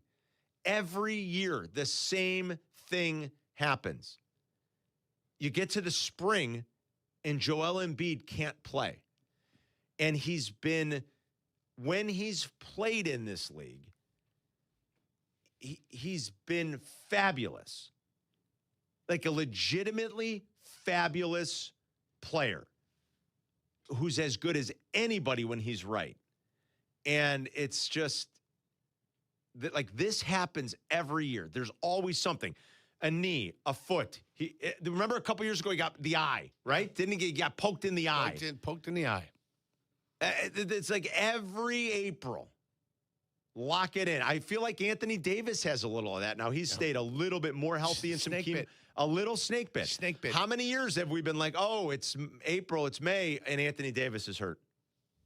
I don't know. It's just, I couldn't believe it yesterday. Crazy. I say I couldn't believe it, but I guess I could, but I just, not that I couldn't believe it. I saw it pop up and I go, always something. Yeah. So, Shams Charania. Shams. Shams. My guy Shams. Shams. I want to play this again. I know we played it yesterday. I want to talk about it more with you. I do too. This is from yesterday about what he's hearing. This goes back to, this was Wednesday. I think he was doing on ESPN when he was talking about the anti-tanking proposals. They sent a few proposals. The Board of Governors is reviewing those, and then Sham's going to explain the timeline of when we could get some resolution on these things. Sources tell me there's a Board of Governors vote on May 28th. All right. For new anti-tanking draft lottery reform. And the proposed concept with the most momentum right now, we reported on the 3 different proposals. Right. The one with the most momentum is option 1. That's the one with the flattened odds. 18 teams. The bottom 10 teams would then have the same % chance for the top pick. Modifications, though, are expected to this concept. Is there a way to tier these teams, like top 8, then 9 and 10 separately, then 11 to 18? They're going to continue to discuss ideas and figure out some kind of a holistic approach. There's going to be unintended consequences to all of this. There's not a perfect solution. I will say, I see Tim right there. The one thing that the league is trying to do, and their GMs and everyone are trying for here, is de-incentivizing jockeying for the bottom. There's all these plans, and we've thought about this, and we've brainstormed it, and people smarter than us have thought about it, and they want to curb it, they want to fix it. And when I think of what goes on in soccer in Europe, and this is where Jurk can chime in because his expertise here is at a pretty high level. I'm an expert. Because he watches a lot of it. You understand how those leagues operate. I really don't. I watch it from a distance. The relegation thing seems to be a really great fix. Sure. And as far as I can tell. Where do you relegate them to? The G League? And who comes up? What's in the G League that would be able to compete at this level without them being relegated right back? It'd be rough. Yeah. How do they do that? So my only question, I guess, to you is how do they do it so successfully over there? Well, I mean, that's the risk. But they've had club level football for a long period of time. For 100 years. That's right? Like Wrexham. You know, the old story of Wrexham, Ryan Reynolds, and the other guy from It's Always Sunny in Philadelphia. Yeah. What they've been able to do, taking it from a 4th division to the 3rd division to the 2nd division to the championship, what they've been able to do, almost to the point where they're on the cusp of getting up to the Premier League. Are they really? Yeah. So, but that takes a concerted effort. There's teams that were in the Premier League before that have fallen out. Like, what happened to your Hotspur? Well, Tottenham, they're not relegated yet. They're not? They're getting down to the relegation zone. I think they lost to Nottingham Forest. But like Nottingham Forest with Brian Clough won 2 league titles in the early 90s. Really? And then fell out of favor and nowhere to be found. And they were gone. They're back up now, but that happens like Swansea City. They were here for a while. Norwich City. There are teams that were at the top level that fall off, and now they fight trying to get back. Now, if they fall another division, like they fall out of Premier League, they fall another division, makes it even more difficult. Now it's like 2 years you got to do well to get back. Do they have it? This might seem a silly question. I'll ask some silly questions. Again, they don't have a draft, do they, over there? No. How do they go about talent acquisition? It's all like through their club programs and stuff? A lot of them have club programs. Right? Manchester United has their youth program. They have a youth program? So a lot of clubs have their youth programs, so they want to promote from within. But that's their talent evaluations. They find guys they like. They find the better players around the country. They bring them into their academies, and they want to promote from within. But, I mean, that's like Dinamo Zagreb. They make their money. They bring people in like Dani Olmo, who's with Spain and plays for Barcelona. Left Spain, came to Croatia, learned in Croatia how to play soccer, played for Dinamo Zagreb, and then left there and went and signed, but he plays for Spain. He went did that. He came to Dinamo to develop, to become a player, eventually playing with the parent club, the big club, and then they sold him to another club. So that's how the smaller clubs end up making their money, and doing what they do. And the Champions League allows champions from everywhere to play in that big money league, where most of the time it's the same. Right. It's pretty much the same 16 teams end up qualifying all the time, with maybe a different team in the Netherlands coming out, and sometimes Hajduk splits on top, and they come out of the Croatian league. So, but it's different. But the point is, the three that are going to go down are the three that are going down. And right now, it's West Ham. You believe that? West Ham United? I'm most popular club in London, by the way. West Ham United? West Ham United. More than like Chelsea or? More than Chelsea, more than Tottenham. Arsenal? Arsenal, more than Arsenal. Really? More than Crystal Palace. Wow. And any other team that's in London. West Ham is the most popular. Really? Most popular club in London. I would not have guessed that. So they're 18th, Burnley and Wolverhampton. So that's who's getting relegated right now. I love Wolverhampton. And Tottenham's got 30 points, 29 for West Ham. Burnley's got 20, and Wolverhampton 17. Wolverhampton has basically sealed their fate. They will be relegated. There's a pretty big financial hit when you get relegated. Oh, yes. And yes. The idea that system would ever be put in place over here, I guess, is far-fetched. Like, owners wouldn't allow it. What if you eliminated the draft, or does that just cause more problems? It probably causes more problems. The NBA draft? Yeah. Well, I mean, listen, the big clubs out in, Arsenal, big money club, Man City, Man United, Liverpool, Chelsea, these are all big money clubs. There's already a separation of monies out there. They don't revenue share. There's already separation of monies. So those big clubs, like Man City makes... I can't imagine. They're one of the most valuable assets in the world, aren't they? Yeah, these things make money hand over fist. Yeah. If you hear a normal Sunday soccer match, what the worldwide television numbers are... Is that right? It makes the NFL look like Major League Baseball. Is that right? It's 100% the truth. That money is flowing like a river. Why do you think the Americans went over to England? Why do you think so many American businessmen were like, hey, we need to get a piece? We want to buy Liverpool. We want to buy this. We want to buy Arsenal, Manchester United. They went over there. Yeah. They haven't yet been successful going over there. They've yet to been successful to curb their costs. Man. And they want to get their player costs under control also. So they brought the American businessmen in to try it. But the fans... They don't buy it. They want you to spend your money. They want to get great players in there, and they want to win championships, and that's what it's all about out there. All right, 312-332-ESPN. You guys have any ideas that might work to curb tanking? Lewis and Lyle had an interesting one yesterday when he was with us on the dynamic pricing of your concessions baked into your standings. I don't know that much of that is realistic. You can't get away with charging 10 cents for a beer. Teams aren't going to do that. They're starting to assume more liability. And so that, and at some point they would just it wouldn't make sense for them to maybe even sell it. So it's an interesting thought. You have to introduce dynamic pricing to your seats, your concessions, the more you lose. But those seem far-fetched because owners won't go for that. I don't know what the real good fix is. And I don't think they know either. And they're trying to work through it. Right. So I've got an update for you. Okay, go ahead. Coventry City will be a team coming up from the championship level to be one of the teams. They get bounced up. Ipswich Town. Who doesn't love Ipswich Town? Then I think you got to play off for the final position. And there's your Wrexham sitting in 7th. Wow. At 64 points. Wow. There's your Wrexham right there. They're on the cusp. It's Middlesbrough, Millwall, Hull City, and Southampton. And you said Wrexham was they go into a playoff. They were 4 levels down when Ryan Reynolds did all that? When they bought him, they were in the 3rd, 4th division. They've made a climb. Wow. 312-332-ESPN for Carmen and York. We'll be right back. Sometimes the conversation can get away from the team on ESPN Chicago's Kap J Hood Show. Fortunately, there's always room for a sidebar. Just a quick sidebar, may I approach? Sidebars on the Kap J Hood Show are presented by Hankin Law.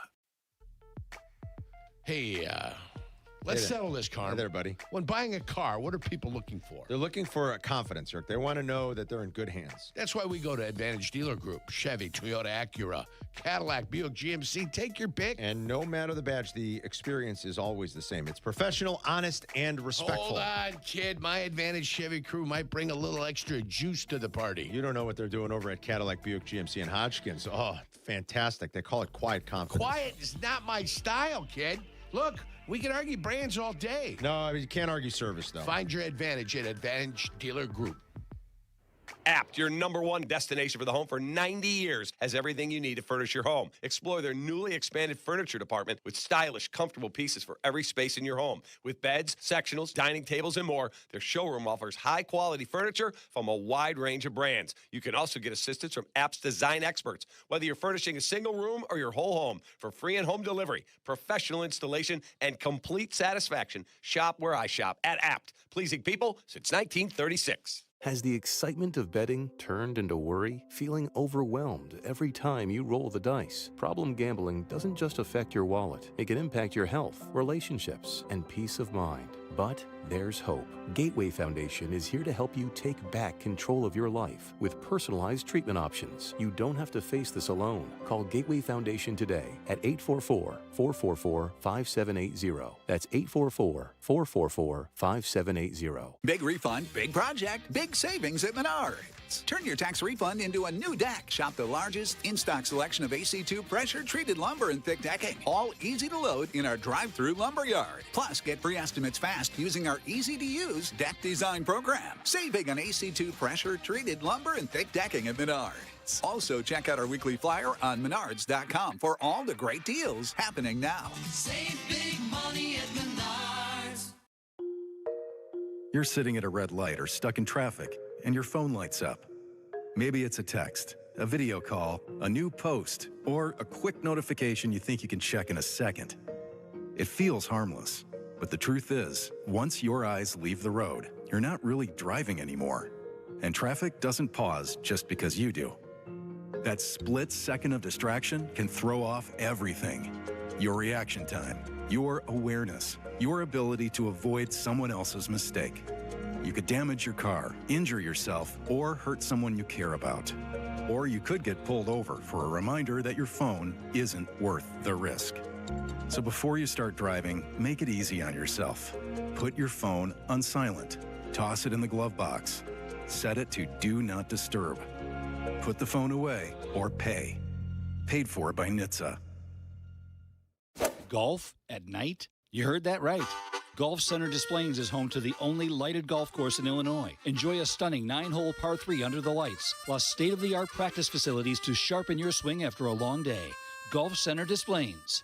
Follow Chicago's Home for Sports on Twitch at ESPN 1000 Chicago. Carmen and Jurko are back. This is Chicago's Home for Sports. ESPN Chicago. So Whiskey U is back next week. It's me and Tommy Waddle together at Bub City Rosemont. And we're going to be with our friends from Brown Foreman. We have Old Forester. We have Glendronic. Waddle and I think are going to do a little whiskey review later today, too. So be looking for that on our social media pages. I understand that we might have some fisticuffs at Whiskey U next week. Apparently, you guys, you got to be nicer to each other.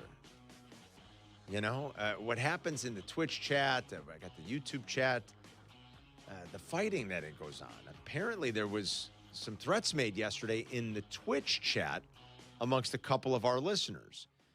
And I just brought up Lewis and Lyle. Apparently, Lewis is rubbing some people the wrong way. Well, I didn't know about this. Jack told me this morning. He said, yeah, there's like the couple of guys are threatening each other. They said they're going to fight at Whiskey U. I mean, let me start with the disclaimer. I'm going to read this to you here. This is important. Here at ESPN Chicago, we do not support violence, bullying, or threats of any kind.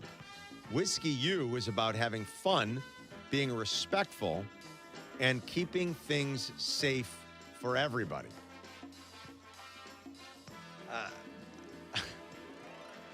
I don't want to fight at Whiskey U. Eric Rose at Bub City doesn't want to fight at Whiskey U. So if you guys are going to fight, do us a favor. Like, go across it, keep it in the parking lot or something. How did all this start, Jack? Why are people threatening one another in the Twitch chat? There is a username named Bob Knight's Chair. That's funny. Which is a funny username. That's funny. And I'm watching the Twitch chat now. He's in it right now. All right. And Bob Knight's Chair. Bob Knight's Chair doesn't like Lewis's calls very much.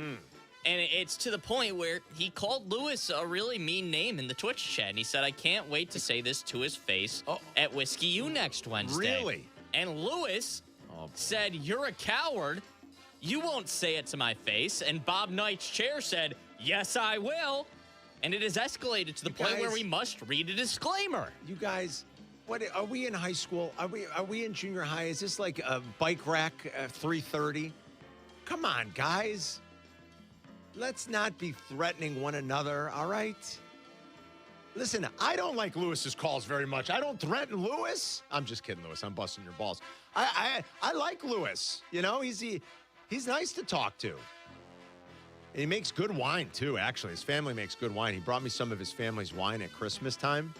It was actually quite good. Maybe Lewis, as a peace offering, should bring some wine to Bob Knight's chair and say, listen, you might not like my calls. You can bust my balls a little bit if you want, but don't threaten physical violence. Maybe they can have an exchange. To be fair, it wasn't necessarily physical violence threatened. It was more verbal violence that was threatened. But that's very easily going. He said he's going to meet him in person. Yeah. So, I mean, that's fair. You're right. That does imply that there could be physical violence. Can you hit the disclaimer one more time? Yeah, I'm going to, here at ESPN Chicago, we do not support violence, bullying, or threats. See, that's the important part. The bullying. Let's not bully, guys. Whiskey was about having fun, being respectful, and keeping things safe for everybody. Enjoying cocktails and company. Yes, cocktails and company. Cocktails and company. Boy, that's a good name for a bar. Yeah, you're welcome. Cocktails Another and company. idea, man. That's all I do. Remember the name of the bar in Cocktail? Cocktails and Dreams. Cocktails and Dreams. Yeah. But I like your name better. Cocktails and Company. Cocktails and Company. Why not? I think we should make Jack watch Cocktail one of these days. It's a good movie. But Classic listen, 80s. let's get him through to 25. No, I know. You're right. This poor guy's only got enough time. Listen, don't be yelling at each other at Whiskey U. Don't be. No, well, don't. Yeah, no, I would agree. Don't. Now, Whiskey's for having fun. Save it for outside. Just let them thumb wrestle. Yeah. Since they want to type their comments, just let them thumb wrestle when they get to I'll tell you Whiskey. what, that will allow. If you guys want to thumb wrestle, we'll allow it. Can you hit the disclaimer for me one more time? Because I'm about to say something that may need the disclaimer. Right here at ESPN Chicago, we do not support violence, bullying, or threats of any kind. Whiskey U is about having fun, being respectful, and keeping things safe for everybody. I do kind of feel more inclined to go to Whiskey U now because I want to see what happens here. Waddle's going to love it if there's a fight at I kind of want to see what's going to happen. Waddle loves the chaos. Ding, ding, ding. Bub City Rosemont next Wednesday. I want to see what's going to happen between these people in the Twitch chat. Has Bob Knight's chair ever been to a Whiskey U? I mean, I know Lewis has been to a bunch over the years.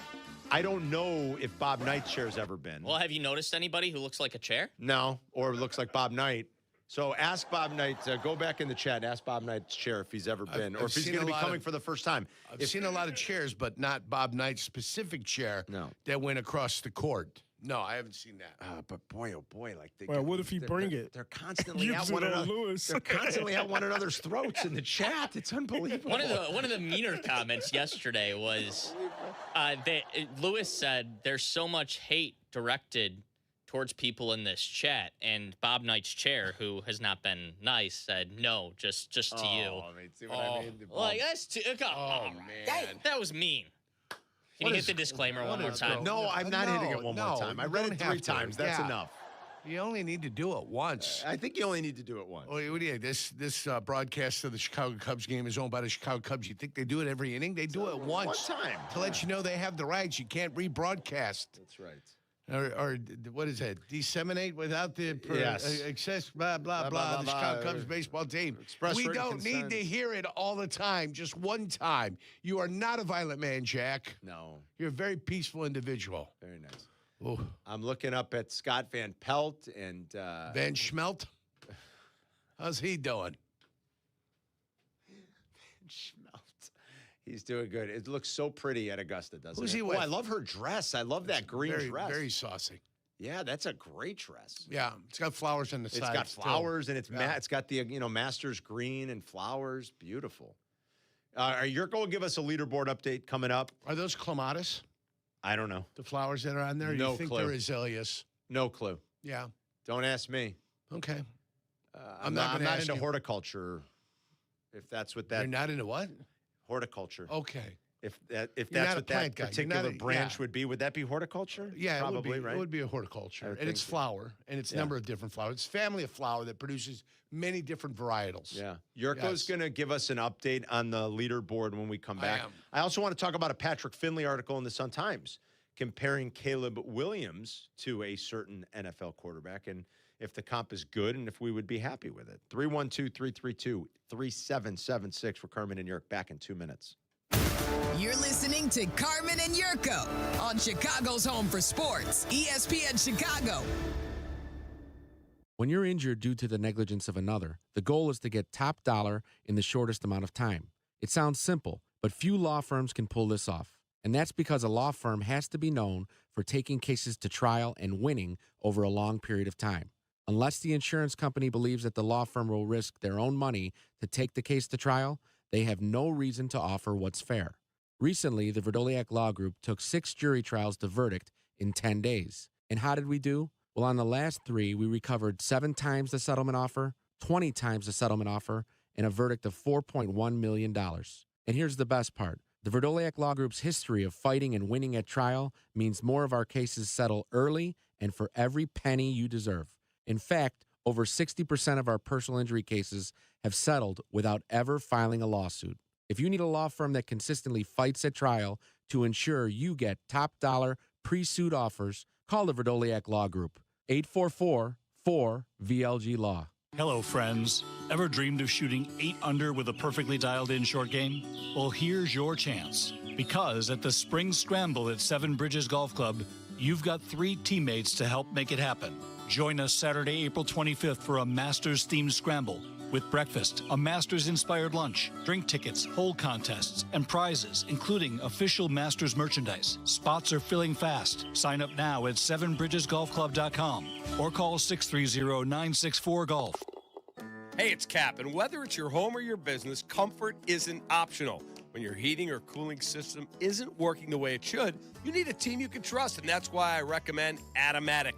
They've been serving Chicagoland for decades, handling everything from routine maintenance to full system installs. Professional, responsive, and they get the job done right the first time. Don't wait for a breakdown to take action. Call Automatic or visit automatic.com and make sure your HVAC system is running exactly the way it should. Broadcasting live from the Chicago Board of Trade. This is the home of the Chicago Bears, ESPN Chicago. And this is Carmen and Yurko, WMVP, WTBC, HD2, Chicago, a Good Karma Brands radio station.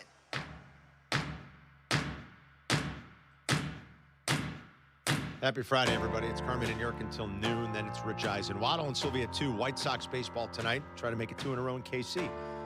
White Sox snapped a 14-game losing streak to the Royals in Kauffman Stadium with a 2-0 win last night.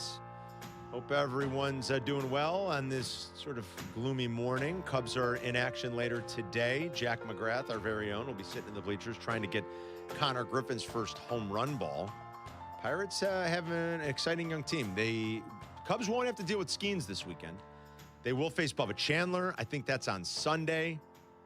And Connor Griffin will make his Wrigley debut as the Pirates are in town. And everybody's excited about young Connor Griffin. Even when it's the opposition, when, good-looking young prospects or great players come through, if you're a sports nerd like we are, and I say that affectionately, you do get juiced up for it. Hell, I took my son to Milwaukee just to see Skeens last year. I'm like, let's go see Skeens pitch, man. Yes, you did. I like seeing the great ones, Yurko, speaking of great ones, you're great. Give us the leaderboard update at Augusta. It is day 2 of the Masters. What is happening, my friend? Carm, I'm glad you asked. As I take a look at the leaderboard, a lot of the guys that are in the lead are playing this afternoon or a little bit later on today. Burns, McElroy at -5. Kitayama, Day, Reed at -3. Clark, player on the course. Wyndham Clark having a day, huh? He got it up to -3, Carm, but he's currently at -2, and he's on to 12th. He's on to par 3, 12th. Stifler, our guy Scheffler. He did not birdie number 2, which you're losing a stroke. Oh, really? You're losing something to the field there. Yeah. If you don't birdie the par 5 second, he parred that. So he sits at -2 through 2. Cut line. You asked me what the cut line is. It was like +3-ish? I think +3 right now as you look at it, top 40 in ties, and do they still do everybody within 10 shots of the lead? I wonder if that is if -5, you figure second day -8 +2, so I don't think it's going to be a problem and or a factor. But if everybody in the lead struggles and they're on the bus today and it's -6, then everybody that's +4 is in also. Is that the way they do it? I think so. I think so. The cut and anybody within 10 shots. 10 shots? Yeah. So if even par, right, would be 1 also. Yeah. So 6, 5, 4, 3, 2, 1, even 1, 2. No, it would be 3 within 10 shots of the lead. -3 would, or +3 would be the cut. Yeah. So it's interesting. Either way, that's what we're looking at. That's what we've got going. The biggest mover so far on the board is a young man that looked like he was out and is now Sung J M. Sung J M was +4 as we started today. And through the 13th hole, he is +2. So he's shooting 2 under right now. And that seems to be the best on the board right now. Okay. Sergio Garcia, even par, he is +2 today. What happened to John Rahm yesterday? Rahm blew up. Yikes. Boy, I tell you, worst these ever guys. round, I think, at Augusta, right? I think 78. That was his worst That's ever. what it looks like, Carm. A 78. Come on, it makes me... He's birdied 2 already, so he's on the course, trying to make a little noise, trying to get back into this thing. He did birdie 2, though, so he's trying to get back? Okay. I'm trying to find day 1 scorecard. Can't do it? And for what? There it is, Carm. Double bogey on 13. He got a 7 on 13. Boy, you make double... These guys make double bogeys on par 5s. Watch out. He had a birdieless round. Oof. Not a birdie. Johnny boy, come on. Bogeyed 1, bogeyed 3, bogeyed 6, bogeyed 9 for a front side 40. Remember, Tiger once famously shot 40, 30. Did he? To shoot 70. Wow. Yeah. 40, 30 on the front side. Came back and shot a 70. And that one double, had him shooting 38 on the back. So that would be 40, 38. I can do the math. 78. I'd kill to shoot 78. Anywhere. No kidding. Anywhere, Carl. We're not John Rahm, though. Anywhere in the world, I'd kill to shoot 78. Yeah, absolutely. I've only broke 80 once. I'm with you. I've shot a 76. Yeah. A 6. Both of my best rounds are 6 over pars. So you have 2 rounds in the 70s. I'm impressed. I have only 1. On a par 70, shot 40, 36. And on the other one, I played and I can admit this. So TPC down in Ponte Vedra. Right. Not the stadium course. I played the Meadow Valley or the Valley course. Which is still, I bet, great. But it played shorter. So it played like the day after, 2 days after the tournament was there. It played shorter. We played it at like 6,000 yards. All right. That's all right. Yeah, but the par 5s were playing like par 4s. I had 5 birdies I don't think you apologize. Harm, 5 birdies that day. But I can admit that it was a shortened course. That you don't apologize. But when I was in my youth, when I was at my strongest, that's what I would apologize for. But both of those both of those rounds were shot when I was in my late 20s. Yeah. Yeah, I think the only time I ever broke 80, I was probably same thing, like late 20s. 3 years ago, I shot an 83 at Olympia Fields North. Yeah, I was with you when you shot that 83. It was impressive. And double the last hole. Yes. Oh, I could kick myself in the face for that. Yeah. If I could do it, I would, but I can't. Physically not capable anymore. And then I shot it the same year. I shot an 80 at Glen Woody. Do you know how many times I've been coming like down the last 4 holes to play? I shot 36, 44. I know, and I'm like, man, I'm gonna break 80. I'm like, and then I start thinking in my head, like, oh, if I par out now, I'm gonna shoot 79, and then I go double, bogey, double. You know how many times I've done that? Nothing worse than the collapse last year for the good kid in Calcutta. That's the worst. Double, triple, double. So there you go. And I still finished in the money. Carm. I had put myself in a position where I was going to dominate. My team was going to be in first. I was going to be in first. What happened? There's going to be such a collection of cash. The Gambling is illegal at Bushwood, sir. Harm. The game is demonic. Yeah, it's awful. Just when you think you It's know. awful. I three putted from 3 feet. I three putted from 3 feet. In the Calcutta, there's no gimmies. Oh my. The ball has to hit the bottom of the cup from 3 feet. It is demonic, man. Sometimes I don't know why we bother, but then you're out there and you get something keeps bringing you back. Myself and my team, when I tell you it cost us thousands of dollars. And my main investor, little Mikey Galdiero, Little Mikey Gallieri, the captain of the captain of our Ryder Cup team down the way, down in beautiful Pinehurst this year. You guys play for some big money over there, man. What a wonderful what? Too rich for my blood. Oh, no. Ours is minor league. Oh, really? Ours is minor league compared to the big clubs all over. But we are the preeminent country club, Lincolnshire Country Club. Preeminent. In Crete, Illinois. Yeah. As much as I like to gamble, man, I like my money, and so I'm a very small time player. And I guess it's all relative. Like, do you know how much Big Cat stood to make on if UConn had won? Did you hear? No, I didn't. $250,000. That's a lot of money. Now, listen, our friends Joe. I mean, look at Jack's face, Jack. And like, God bless Big Cat. Like, he's done very well, and he's got an impressive bankroll. And like.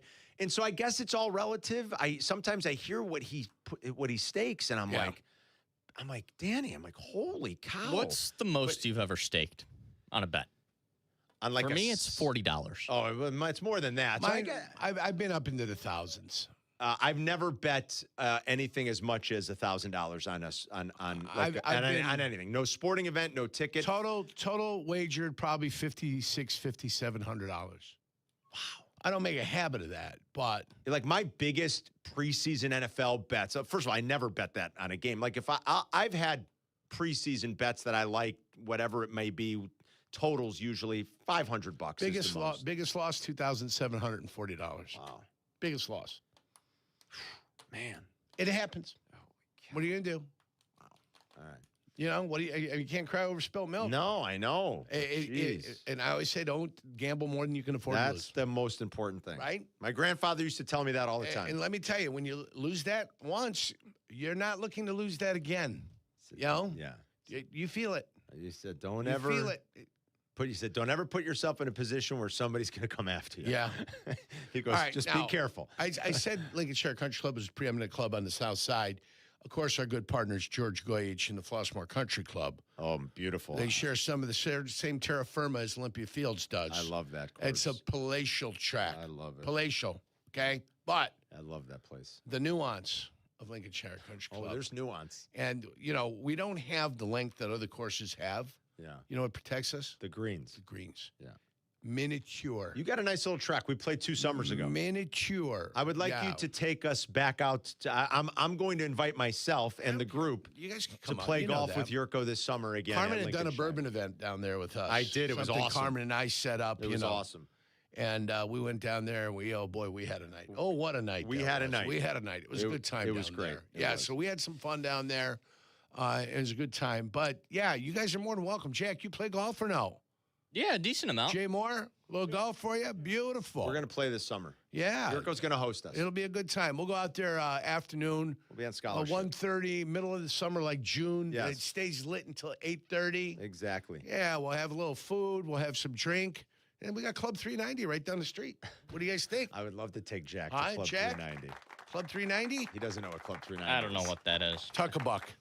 Do you know Don't know what that is. A gentleman's club. You know what I know a what buck that is, is. don't you? You know what that is. You tuck a buck. Now that you say it, I get it. Yeah.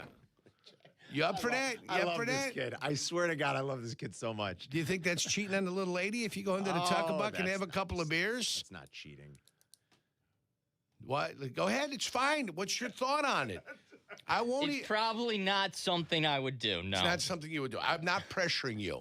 If you tell me you're not comfortable, I will not take you there, period. I mean, that's just the way it is. Okay. I'm not looking to pressure nobody. Don't you just love him? He's so sweet and innocent. He is. I love this telling kid, you. man. Yeah, he's fantastic. I love him. I'm telling you. The last thing we need What is are a the young odds? lady What are the getting odds? her money makers in your face. What are the odds it's all a bit and behind closed doors? Like he's got a gimp scene in Pulp Fiction going on. He's Like Bob what are the Guccione. odds? Like who knows what's Behind happening? the scenes, he's Bob Guccione. Jack, look at poor Jack. Look at Will Ryder. He's Will Ryder over there. Jack He's over wants here us- like this. Jack is dying for us to talk about He's Russell. blushing too, Jack. Like, get me out of this. He's dying for us to talk about. It's so good. He's dying for us to talk about the machine. No, Russell Wilson and Caleb, because Patrick Finley wrote an article. He's like, what if Caleb's career? What prompted that? I wonder. Like what? Just you got to. It's the off season. You got to. It's April. I guess, yeah, it's April. You've written enough about what the Bears need. I know. I guess you're right. Now let's do some player analysis. What do we have? What don't we have? It's like, what if Caleb had... I do like playing the what-if game.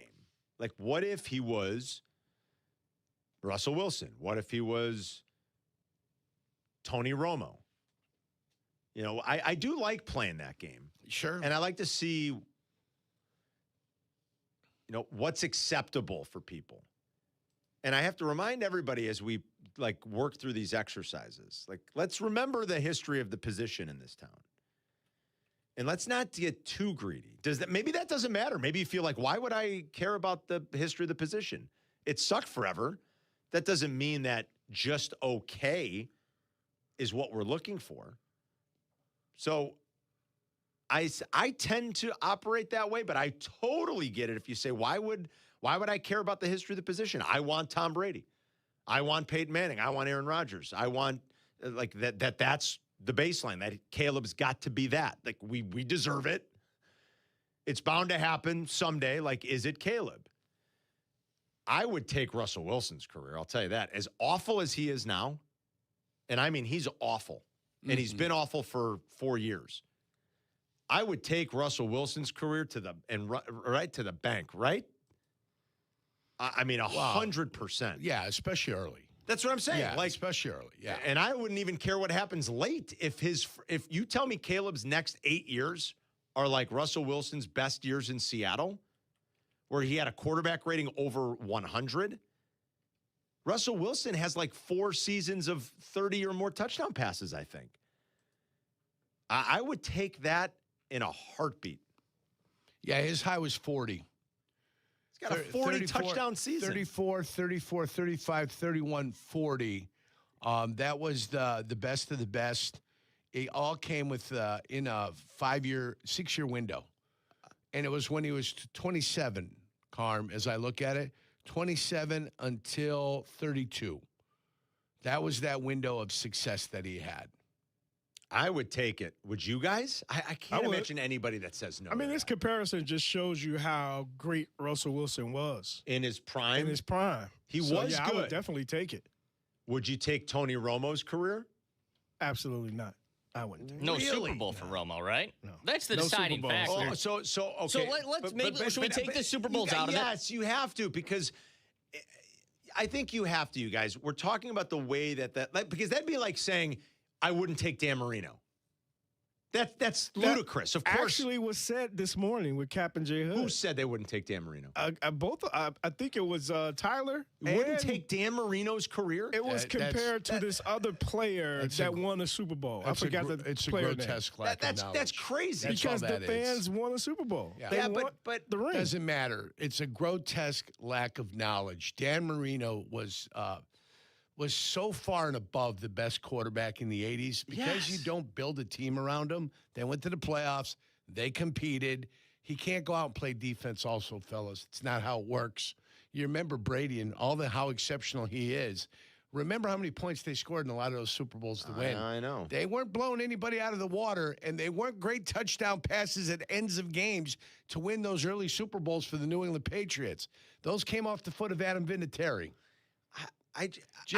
Let's all be cognizant of that. If we're talking about like how we want Caleb to play, of course everybody wants a Super Bowl, but I think you have to remove that from these conversations because there's a little bit of randomness that ultimately I think is going to go into like why guys win, why they lose, how many they win, if they never win one at all. You know what I'm saying? Like if we're going to talk about what we want as Bears fans, like what do we hope Caleb plays like?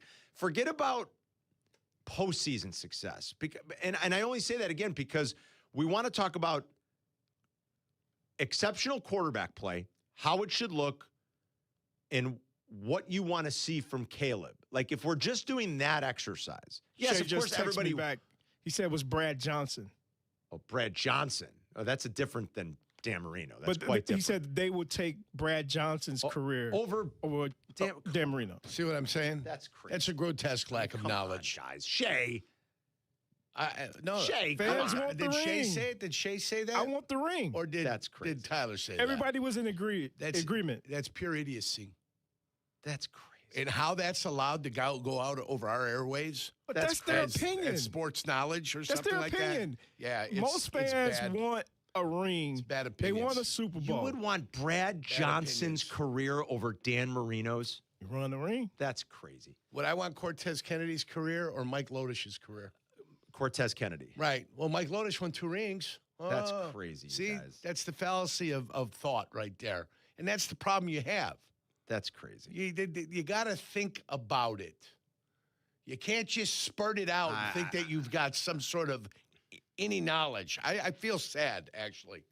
Yeah, that's crazy. I feel sad. Crazy. That's the kind of stuff To suggest. I'm sorry. You get criticism from a lot of different places now because something like that's allowed to go out over the air. I get it. Jay Moore's right. These are opinions.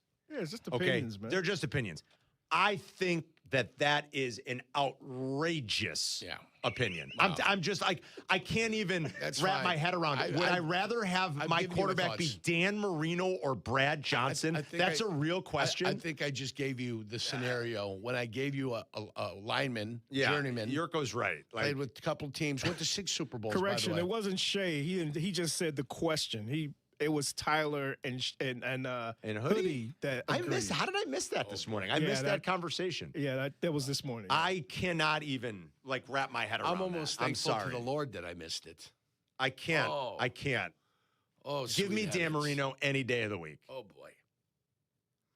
I mean, Shay said he would take Marino. that's like saying, okay, thank you, Shay. That's like saying, who would you have rather had, Aaron Rodgers or Jim Plunkett? Come on, man. Oh, sir, if you're going to play that game, Jim Plunkett won too, didn't Yes, he? he did. Who would Yeah. you rather have? Who was the better quarterback, Jim Plunkett Or Aaron or Rodgers. Aaron Rodgers? Yeah. Like that. I just, again, Jay Moore's right. They are opinions. That is like stunning to me. Anybody that would say, oh, I'll take Jim Plunkett, he won too, over Aaron Rodgers. Jalen Hurts or Josh Allen?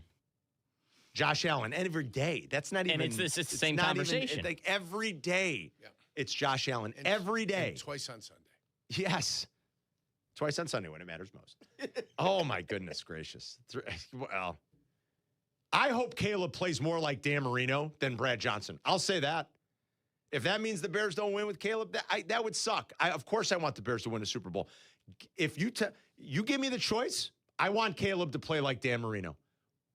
We'll be happy campers for the next decade. Carm. If Caleb Williams plays football, plays quarterback the way Dan Marino did. By the way, I hope Caleb Williams achieves these numbers one day.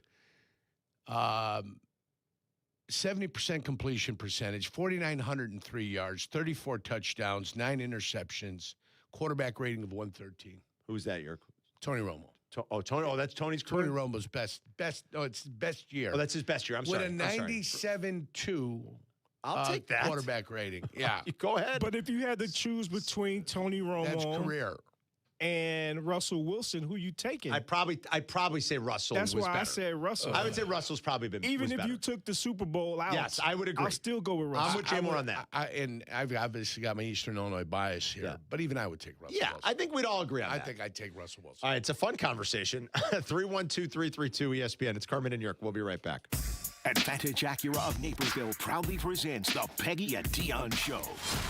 Join host Peggy Kaczynski and Dion Miller every Saturday from 11 to 1 on ESPN Chicago, AM 1000, FM HD, the ESPN Chicago app, and live on YouTube. Hey guys, Sylvie here for Window Nation. Spring's a great time to open your windows and, oh, wait a minute, those windows won't open. They leak, they're cracked, or maybe they need repainting. Again? Getting top quality custom fit windows from Window Nation is easy and affordable. During the More You Buy, the More You Save sale, you could save up to 50% off. Plus, you could get them with 0 interest for 5 years. During uncertain times, one of the best investments you can make in your home. So visit windownation.com now to book a free consultation. Business checking accounts for big business, small business, and most importantly, your business. Republic Bank of Chicago is the bank for business, and we've got what you need to succeed. Business Zelle? Check. Online and mobile banking? Check. More than 60 years serving Chicago? Check. Visit ourbankchicago.com or one of our 20 locations to open your account today. Business checking that takes banking beyond expectations. Republic Bank of Chicago. Member FDIC. you're savvy. Toyota says you can have it all. With the Camry, the Corolla, and the Corolla Cross.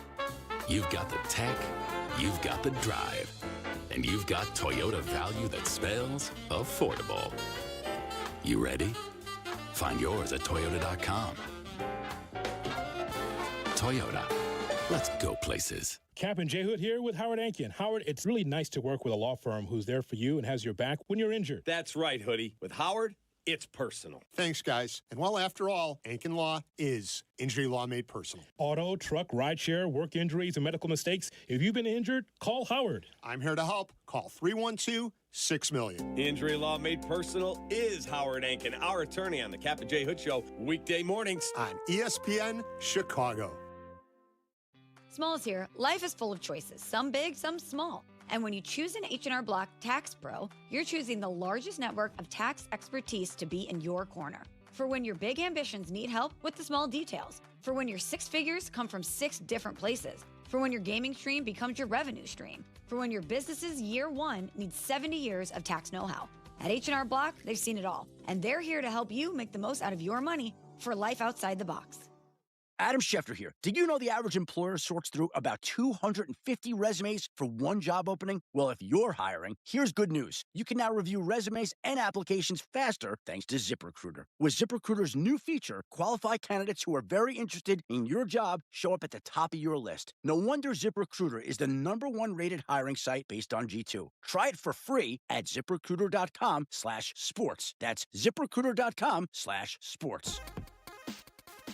With Xfinity, you already enjoy ESPN as part of your TV lineup. Now you can get even more with the ESPN Unlimited plan, and it's available at no extra cost. So unlock additional content on the ESPN app, including WWE Premium live events. Visit Xfinity.com/your subscriptions to activate and start watching in the ESPN app. This is the Carmen and Jurko Show, brought to you by Advantage Dealer Group, the destination for your next Chevy, Acura, Toyota, and now Cadillac, Buick, GMC. Find your advantage at Advantage Dealer Group, ESPN Chicago.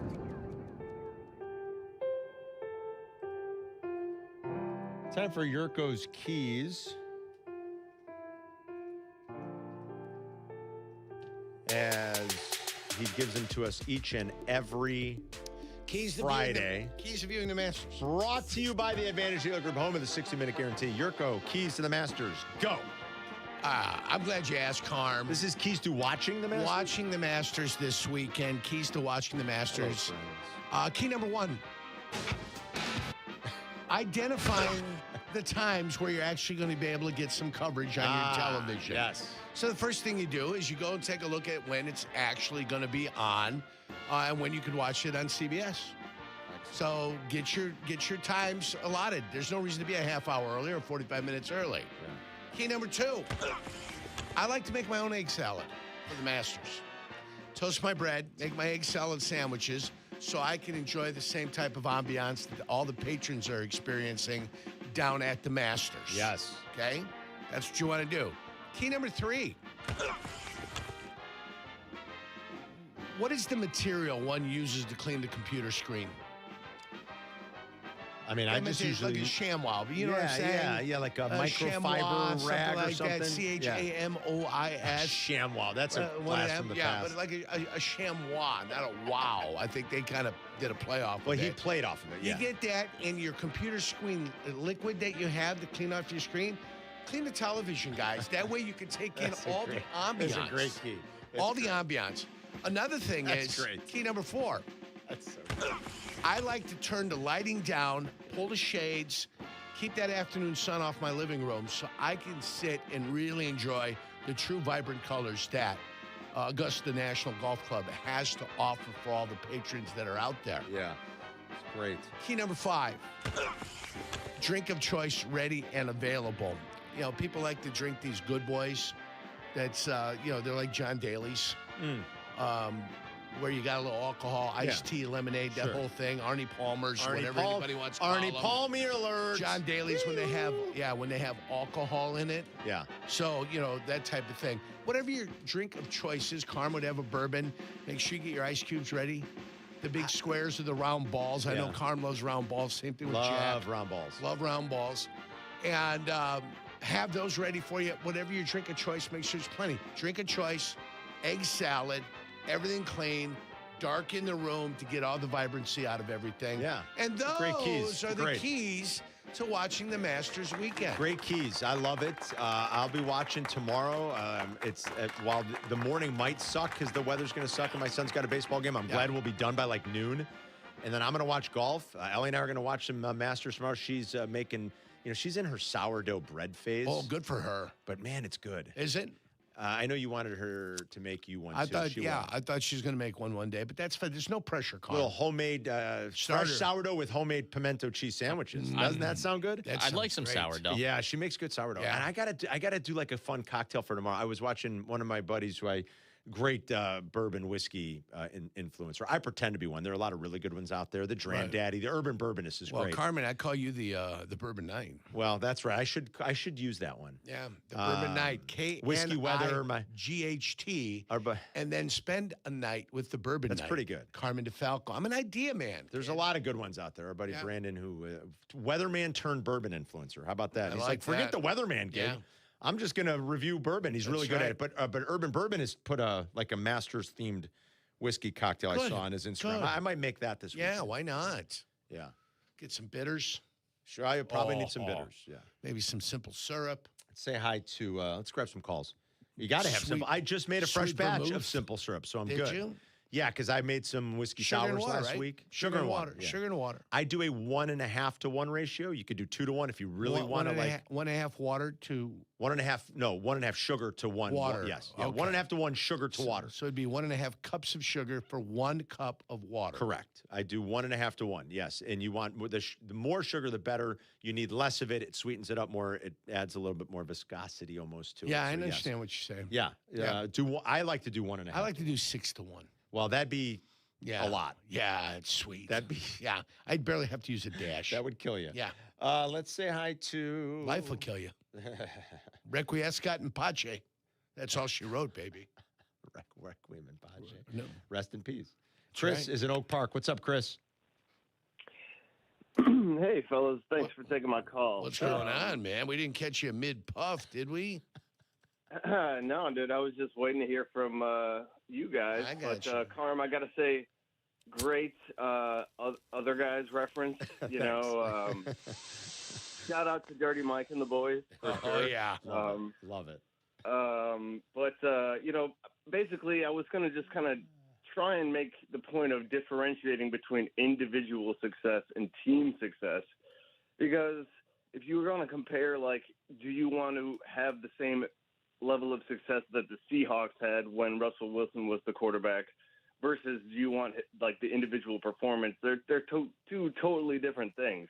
So, you know, it's really – you can't really – I mean, I know, Jurko, you basically already kind of had said that, but it's like you can't really – it's not a fair comparison to compare team success as far as Super Bowls and, like, just, like, the eye test. Right. You know? Yeah, I mean, that's basically what – you know, it's really hard to, like, put those two in the same boat. So, anyways, that's what I was going to say. I'm with you, Chris. Like, the eye test sometimes is important, buddy. Thank you, Chris. I think you're right. And they can be tough to sometimes separate and differentiate, but, like, what are we really talking about? You want a high-level player to quarterback. What does that look like? And if it looked like Russell Wilson's best years, we'd all be thrilled with it. Now, Russ won, too, obviously. And, you know, Sylvia was texting. Finley would talk to, I guess, Saleh at the Combine. That's what made him think about it. Mo Saleh? I think it was Robert Saleh had said how much Caleb reminds him of young Russ. And we'd all take that. Al in Valpo. Oh, hold on. Wrong button. Sorry. What's going on, Al? Hey, good morning, guys. Hey, my thing is Ben Johnson had this when he had Stafford in Detroit, and he had a choice, Stafford or Goff. He took Goff for the accuracy that he loves and went ahead and sent Stafford out there. And what he'd do, he's won a Super Bowl and been at a championship game. Yeah. You know, my thing is, I don't know how much patience Ben Johnson will have with Caleb in the inaccuracy, whether he's going to give him that max contract or look for somebody like Fernando Mendoza and 3 draft picks so Max Crosby can play with Caleb. All right, well, that's not going to happen, Al. Thank you very much. I think they like Caleb. I do. I think Ben likes him a whole lot. The accuracy, some of the accuracy issues do need to get cleaned up. We've talked about it. It's not being mean. It's not being unfair to Caleb. It's a fine conversation to have. We'll probably have it as we get closer to the season. I think Caleb would tell you he needs to clean it up. I'm not sure how much Ben Johnson had to do with the Stafford for Goff trade. Ben Johnson at that point was still probably going into just his. Did Ben call plays ever when Stafford was there? I don't think so. Ben didn't call plays when. I got to go back and look at the timing of that. They couldn't have, right? There's no way. Stafford's been in LA for like 5 years now. So I don't know how much input Ben had, who he wanted, who he didn't. I think if you shot Ben Johnson with truth serum, I would bet a large sum of money. He would tell you Matthew Stafford's a better quarterback than Jared Goff. I think he would tell you he's a much better quarterback than Jared Goff. Yeah. So. If you put the truth serum in there. If you put the truth serum in him. Yeah. If you give him the sodium pentothal, Ben Johnson, I think just like any of us, would pretty clearly tell you Matt Stafford's better than Jared Goff. We got the Brunch Rush coming up next. Are you tubing? Take a stop at the ESPN Chicago page on YouTube. We got shorts to scroll, pressers to parse, interviews to intake. Subscribe and see it all at the ESPN Chicago page on YouTube. White Sox fans, don't miss out on all of our April promotions. Between the Miguel Vargas bobblehead presented by Fanatics on April 24th, the 90s City Connect jacket presented by Miller Lite on April 25th, and Dog Day presented by Tito's Homemade Vodka on April 27th, there's sure to be something for everyone. To purchase tickets and for the entire promotional schedule, visit whitesox.com/promos. Turn your tax refund into a new storage shed at Menards. Make this the year you check that project off the list. This spring, get organized and expand your backyard storage space. Arrow has you covered with durable steel sheds that offer long-lasting protection and look good for years to come. These sheds are pre-cut and pre-drilled for faster assembly. Plus, don't forget to check out our weekly flyer on Menards.com for all the great deals happening now. Save big money at Menards. Guys, this is Courtney Cronin. Let's be honest, most of us aren't great at saying what we feel. That's where jewelry does the talking. And nobody does it better than Rogers & Hollins, family owned since 1910. From engagement rings to stunning jewelry and watches, whether it's a gift that speaks for you or something that elevates your look, they've got it all. Jewelry says it best. Rogers & Hollins makes it last. See the Rogers & Hollins difference at a store near you or go to fornowandforever.com. Good Karma Brands is proud to be an equal opportunity employer, providing equal employment, development, and advancement opportunities to all teammates and applicants. To learn more about careers with us, please send an email to talentacquisition@goodkarmabrands.com. That's talentacquisition@goodkarmabrands.com. Hey, it's Rich Eisen for Pella Windows and Doors. Sometimes teams take a time out to regroup and call the right play. When it comes to your home, Pella Windows and Doors always has the winning game plan. They're not just window and door experts. They're experts at taking care of you and your home. At Pella, they find the products that meet your needs and their experts install them. They do it every day, and that's why your neighbors trust them. Discover why Pella is a trusted choice for homeowners everywhere. Visit Pella.com/Eisen today. That's Pella.com/Eisen. You've said it before. This will only take a second. Just a quick glance. A fast reply. But on the road, seconds don't wait for you. They decide everything. Who stops, who doesn't, who makes it home. So next time your phone lights up, ask yourself, is this distraction worth a ticket or even a life? Put the phone away or pay. Paid for by NHTSA. When it comes to my ride, I don't mess around. Advantage Chevrolet. 3 locations, Chicagoland's covered. You want a Chevy? They've got it. You want savings? Oh, Yeah. Most important, trust. No runaround. They shoot you straight. Advantage Chevrolet Hodgkins. Together, let's drive. You're listening to Carmen and Jurko. Listen to us now. Live on the ESPN Chicago app. Chicago's home for sports. ESPN Chicago. All right, it's Carmen and Yerk presented by the Advantage Dealer Group, the destination for your next Chevy, Acura, Toyota, and now Cadillac, Buick, GMC. Find your Advantage at Advantage Dealer Group. Sit tight on the phones, boys. We're going to get to you guys coming up here. Got Mike North's bonus play in just a little bit as well. Time for the Brunch Rush, brought to you by the Village of Elmwood Park. From first-class events to unforgettable food, Elmwood Park is where community and flavor come together. Once you're here, you get it. We have a gift card to give away at the end of the segment, so don't go anywhere. Find out where it's from and how you can win. Go ahead, Jack. Take it away. Did you guys see this story out of the NFL yesterday where the Justice Department, the Department of Justice, is opening an inquiry into the TV deals that the NFL is making, saying that the television contracts require consumers to pay subscription costs to watch some games. They're calling them anti-competitive practices, saying the NFL may have violated those. I am not. The NFL makes all of its home game. Like, if you're a fan of a team in the home market, they're always available for free. Yeah, and they lifted the blackout rule. When they used to have the blackout rule, I think then it was punitive.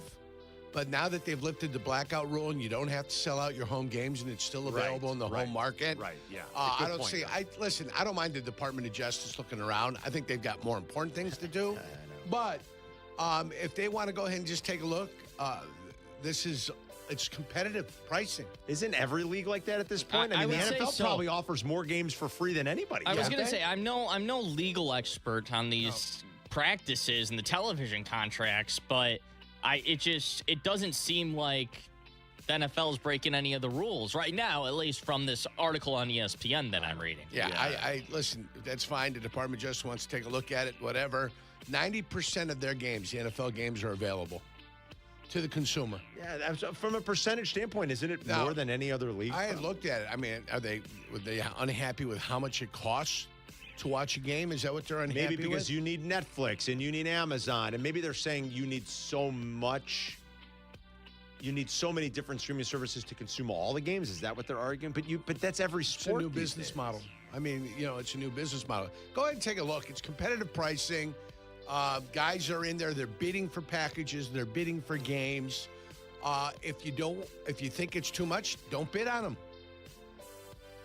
I don't know. Right? Remember when in the old days when CBS begged off of it and NBC came back into play? Sure. And then they didn't have it for an extent when Fox came into the picture. And somebody didn't have football for an extended period of time because they said it was too expensive. So this is. Then they got back into the game because they realized what live sporting events, the value to the not the consumers, but to the marketers. So this isn't about the consumers. This doesn't look like it's about the consumers, though. What's it about? This reads like it's about the trying to protect the providers. It says anti-competitive practice with television contracts require consumers to pay subscription costs. This is about the affordability and creating an even playing field for providers, a government official told ABC News. Providers. What are you talking about? Apple, talking about Amazon. Those are the providers. Talking about CBS. You're talking about Fox, NBC. Yes. If the price of poker gets too high, too bad for you. Well, there's no artificial ceiling you put on the free market system. If the NFL ever, if things ever go bad for the NFL and it blows up, then all of a sudden all those prices start coming down. Yeah. Then that's what will happen. See, part of this might have to do with the broadcast television aspect of it. The NFL has an antitrust exemption. Of course they do. Lots of antitrust for the big sports leagues. But they also, they got rid of the blackout rule, Carm, which was one of the things they were threatening in the past. Right. The NFL has an antitrust exemption for negotiating its TV contracts through the Sports Broadcasting Act of 1961, which only applies to broadcast television. Courts have ruled in the past that it does not apply to other media, including cable, satellite, and streaming. Yeah. The NHL, too, by the way.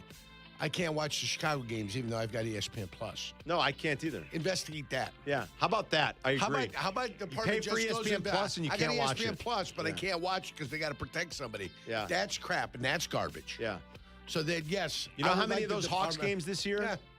You couldn't watch? Yeah. Because they were on ESPN Plus, even though you pay for ESPN Plus. Right. It's garbage. It's garbage. That's what the Department of Justice go look at. Yeah. Go look at that. How about investigate that? It's the same thing with baseball. If you pay for, isn't it, Carm? If you pay for the MLB package, there's blackouts. Yes. Yeah, you won't get the local product. No, you can have an MLB. Get the Department of Justice busy on that. Yes, okay? and you can't watch it in your home market because you got to protect Chizen. Yeah, you got to protect the marquee network. Whatever. All right, what else, Jack? Cornerback Kenny Moore is on the trade block. The Colts agreed to seek a trade for him. It's probably a name that Bears fans turn their head to just because he is a cornerback, and that is somewhat a position of need for the Bears, especially after our conversation about Tyreek Steven yesterday. He is owed $10 million this year and missed games due to an Achilles strain last year. I think I'm out on Kenny Moore. Yeah. Wouldn't want the Bears to trade for him. What do you guys think? Yeah, I'm out. How old's Kenny Moore at this point? He's actually only 30. I would have thought he might have been a little bit older than that. He's only 30. He's played 132 games in the league. No, I'm out. I'm out on Kenny Moore. I'm not trading for Kenny Moore. No, nobody's trading for Kenny Moore, but he is a Colt, right? Yeah, he's a Colt. Oh, yeah. It only makes sense. Ryan Poles likes every Colt reject you can find. That's true. They do like going to the Indianapolis Colts. So I wouldn't be surprised if they get taken advantage of once again. Nope. Yep. Out. What else, Jack? We do have Connor Griffin's spray charts ready to go. Nice. So, once again, if you missed earlier in the show, I'm going to the Cubs game today. And my goal, my mission is I want to catch Connor Griffin's first home run ball and exchange it for a massive haul. Where's the haul bell? We left it at the other studio. He thinks he's getting a haul. Somebody needs to go back to 190 North State and get the haul bell. That bell ended up in the garbage. No. Yeah. It did? Yeah. Do you remember the great Christmas giveaway, Jack? How much fun that was? Oh, that was great. Are we going to have to do that again this year? We're going to have to find some, start. We don't have any things to give away. Could we start getting some fun items together so that we could go back on the street and give it away? Can't put them anywhere. Santa Carm? Can't put them anywhere. Man, we got to do that again. You do really early Christmas shopping. It's only April. I know, Carm. but I was thinking about we had so much fun doing that. It was the season of giving, and it will come back around at the end of the year. Don't you worry. I'd like to do that again. June 26th will be here, and we'll be closer to this Christmas than we were to last Christmas. Yeah. That happens, and we always shake our head. So, Jack, here's the strategy. You got the strategy. I've got the spray chart. It's only 6 games. We only have the spray chart from his MLB games, which isn't a lot. But he has not hit a ball deep in the outfield opposite field, which means everything's been pulled. Everything's been pulled. I also and he's a righty, which means I should sit in right field. His double left field. Sorry, I should sit in left field. His double that he hit was in left center field. Yeah, it was kind of like left center. So I'm thinking left center is the place to go, especially with the wind blowing from left to right field. I think I should sit in middle of left field. I'm telling you. Above the 363 sign. Exactly. And I think 4 or 5 rows up because I don't think it would be a basket shot because of the wind and how it's blowing in a little bit. I think it would have to be a hard line drive that clears the fence, which would be 4 or 5 rows up. If you're watching on YouTube, youtube.com/@CarmenandYurk, you'll see Connor Griffin's spray chart. I also think you should look at Shota's home runs allowed to righties recently and just try to get an idea. Is he giving up mostly pull home runs? It's a real good thought. I would do that, and you're going to have more data points, which could be useful, Jack. Without looking at it, I would assume so, just because he's not a high-velocity guy. So it's not like guys are late on his pitches. I would assume, but we should probably take a look at that. Maybe during the 11 o'clock hour, if you can find that chart, Jack, we can put that one up, too. All right, that's the Brunch Rush brought to you by the Village of Elmwood Park. We have a $50 gift card to Pompeii. We love Pompeii. Right on the circle.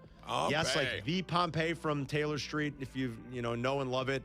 They've got one now open in the Village of Elmwood Park. $50 gift card to caller 10, 312-332-3776. Mike North has the bonus play next.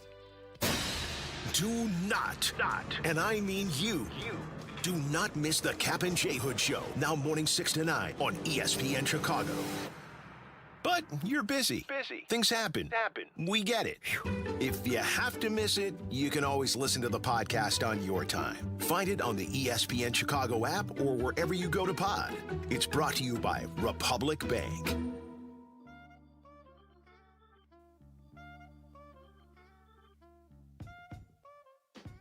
All righty. You know what they call me? They call me the good kid, Johnny Handsome. Festivities, and why not? But I'm not here, guys, just to be good. I'm definitely not here to be average. When it comes to performance, I want to feel confident, ready, knowing I'm bringing it every single time. And that's exactly why Blue Chew just raised the bar with Blue Chew Gold. This is a 4-in-1 formula designed to work on both the body and the mind. You get 2 proven ingredients that support blood flow. Apomorphine and oxytocin to enhance arousal, desire, and connection. That means you're not just physically ready, you're mentally dialed in too. It dissolves right under your tongue and can start working in as little as 15 minutes. Less waiting, less worrying, more confidence, more foreplay. Ladies, if you're listening, send your man the link. Help him bring home the gold and make him a medalist, Carm. We've got a special deal for all of our listeners. Get 10% off the first month of Blue Chew Gold with code ESPN. That's promo code ESPN. Visit BlueChew.com for more details and important safety information. We thank Blue Chew for sponsoring. Chicago Wolves, Rockford Ice Hogs. The rivalry continues. You're going to get some bad blood. The Chicago Wolves return to Allstate Arena this Sunday to take on their division rivals, Rockford Ice Hogs. It's rock'em sock'em as they go toe-to-toe. With the playoffs on the horizon, you don't want to miss a second of Chicago Wolves hockey. Get your tickets for Sunday's Chicago Wolves versus the Rockford Ice Hogs today. A damp basement can turn into a big problem fast.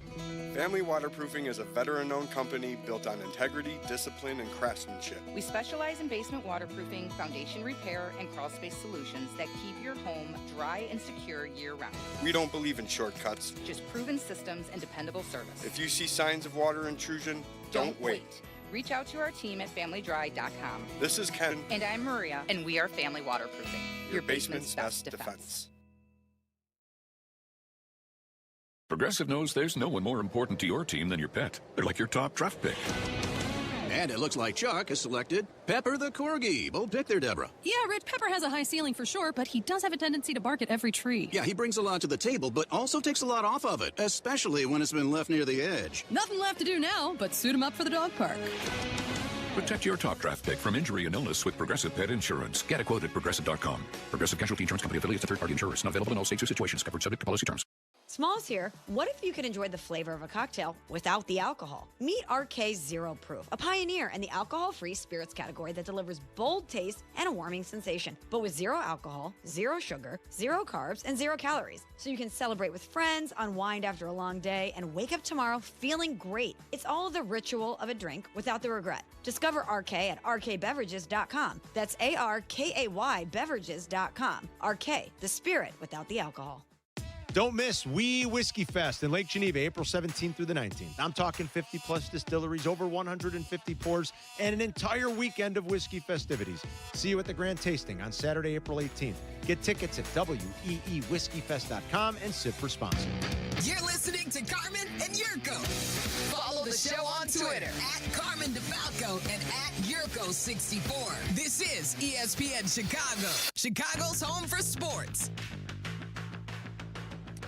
Time for Mike North's bonus play, Masters Week. You know, he's excited. We got a fresh odds couple coming your way later today. Mike and I will record the show when York and I are done. Podcast will be up on the app around 1:30. Let's bring him in now in the Yingling guest hotline. Hello, Mikey. What's up, buddy?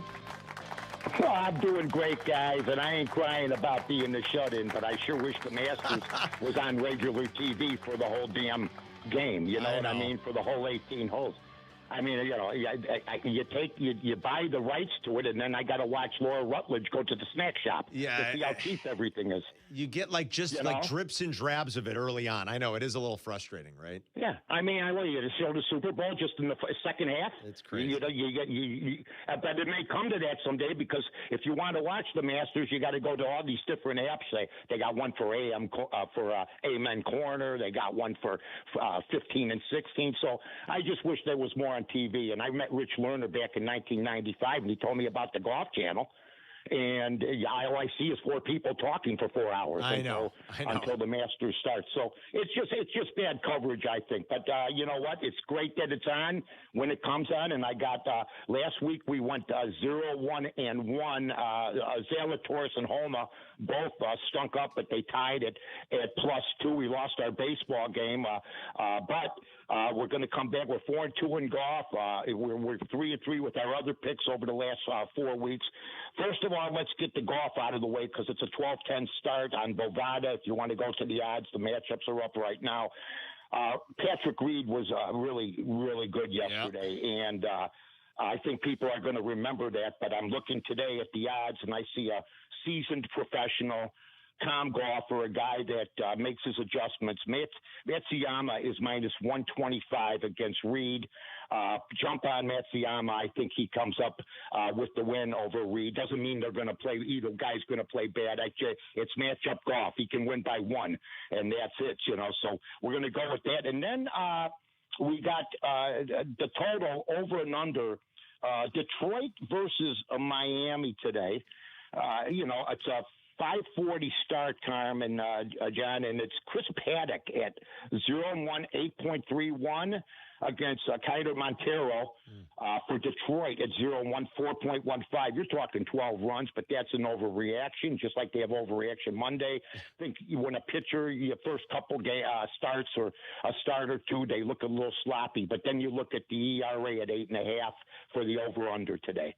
I'm going to take the under 8.5, say they come back a little bit, and they, maybe win a game 4-3, 5-3, but I'm going to take the under 8.5. Under 8.5. Always nice to take unders in Detroit. Sounds good. All right, Mikey, we appreciate it, buddy. Enjoy the Masters. Talk to you in a little bit. You got it, buddy. Take care, guys. See you, Mike. There's Mike North. He's got the bonus play every Friday at this time on the Yingling guest hotline. Let's say hi to, where do we want to go? Let's go to Danny in Schaumburg. Let's talk about the Bulls. What's going on, Danny? Danny? Yo, what's up?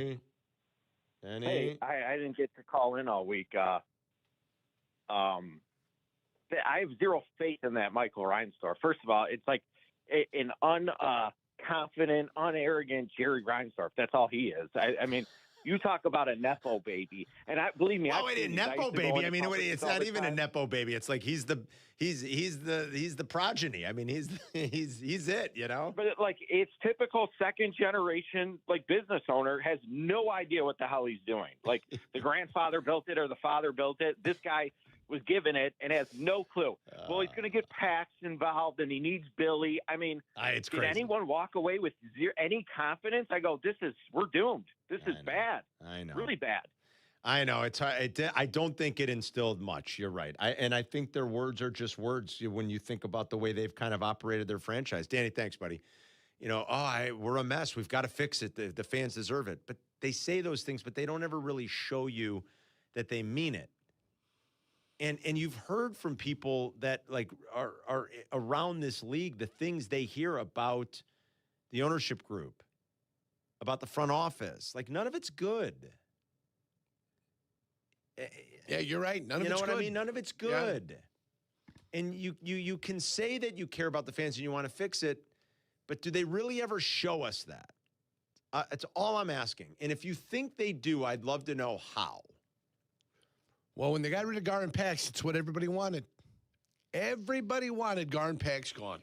Yeah, and they're much worse off now than they are. And the replacement was not better. Yeah.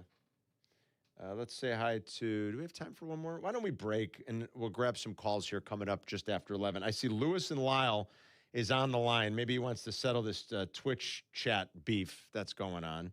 I see Bulls thoughts, Connor Griffin, all kinds of stuff. We'll reset some of the stuff of the day, and we'll tell you Jack's sole purpose and intention of going to Cubs Buccos this afternoon. Oh, there is a little Cubs news, too, from Jesse. So I will read that to you guys coming up. Another pitcher is on the IL. 312-332-3776 for Carmen and Jurko. We are back in 2 minutes. You're listening to Carmen and Jurko on ESPN 1000, Chicago's home for sports. Turn your tax refund into a new garage door at Menards. Make this the year you check that project off the list. Increase your home's value with a new ideal garage door. From traditional to modern, Menards has a garage door to enhance your home's appearance. Choose from our large in-stock selection or design your own using our free garage door design program. Check out our weekly flyer on Menards.com for all the great deals happening now. Save big money at Menards. Golf at night? You heard that right. Golf Center Des Plaines is home to the only lighted golf course in Illinois. Enjoy a stunning 9-hole par 3 under the lights, plus state-of-the-art practice facilities to sharpen your swing after a long day. Golf Center Des Plaines. Hey, you want to talk about your stuff? You know, the things you as a sports fan have collected over the years. Talk about it with a pro. Sports Collecting with Tom Morgan, Saturday mornings at 7 on ESPN Chicago. Presented by Huggins and Scott Auctions, ERC Delivery, and REA. Diabetes, high blood pressure, anxiety meds, everyone's on them. If you're a 50-year-old male, maybe a bit porky, and you may even have type 2 diabetes, $1 million of term insurance may only cost you about $200 a month. Call Term Provider. Speak with Big Lou at 800-345-2789. Big Lou will find a term life policy for you even if you have type 2 diabetes, are overweight, or have high blood pressure. Term Provider has helped thousands of people like you who think they can't afford term life insurance. To buy $1 million of affordable term life for you, all you need to do is call Big Lou at 800-345-2789. Lou will make sure the scales are tipped in your favor. Call 800-345-2789. Big Lou will answer your call and work to fit you into a term life policy that you can afford. Remember, Big Lou's like you. He's on meds too. Call 800-345-2789 or biglou.com.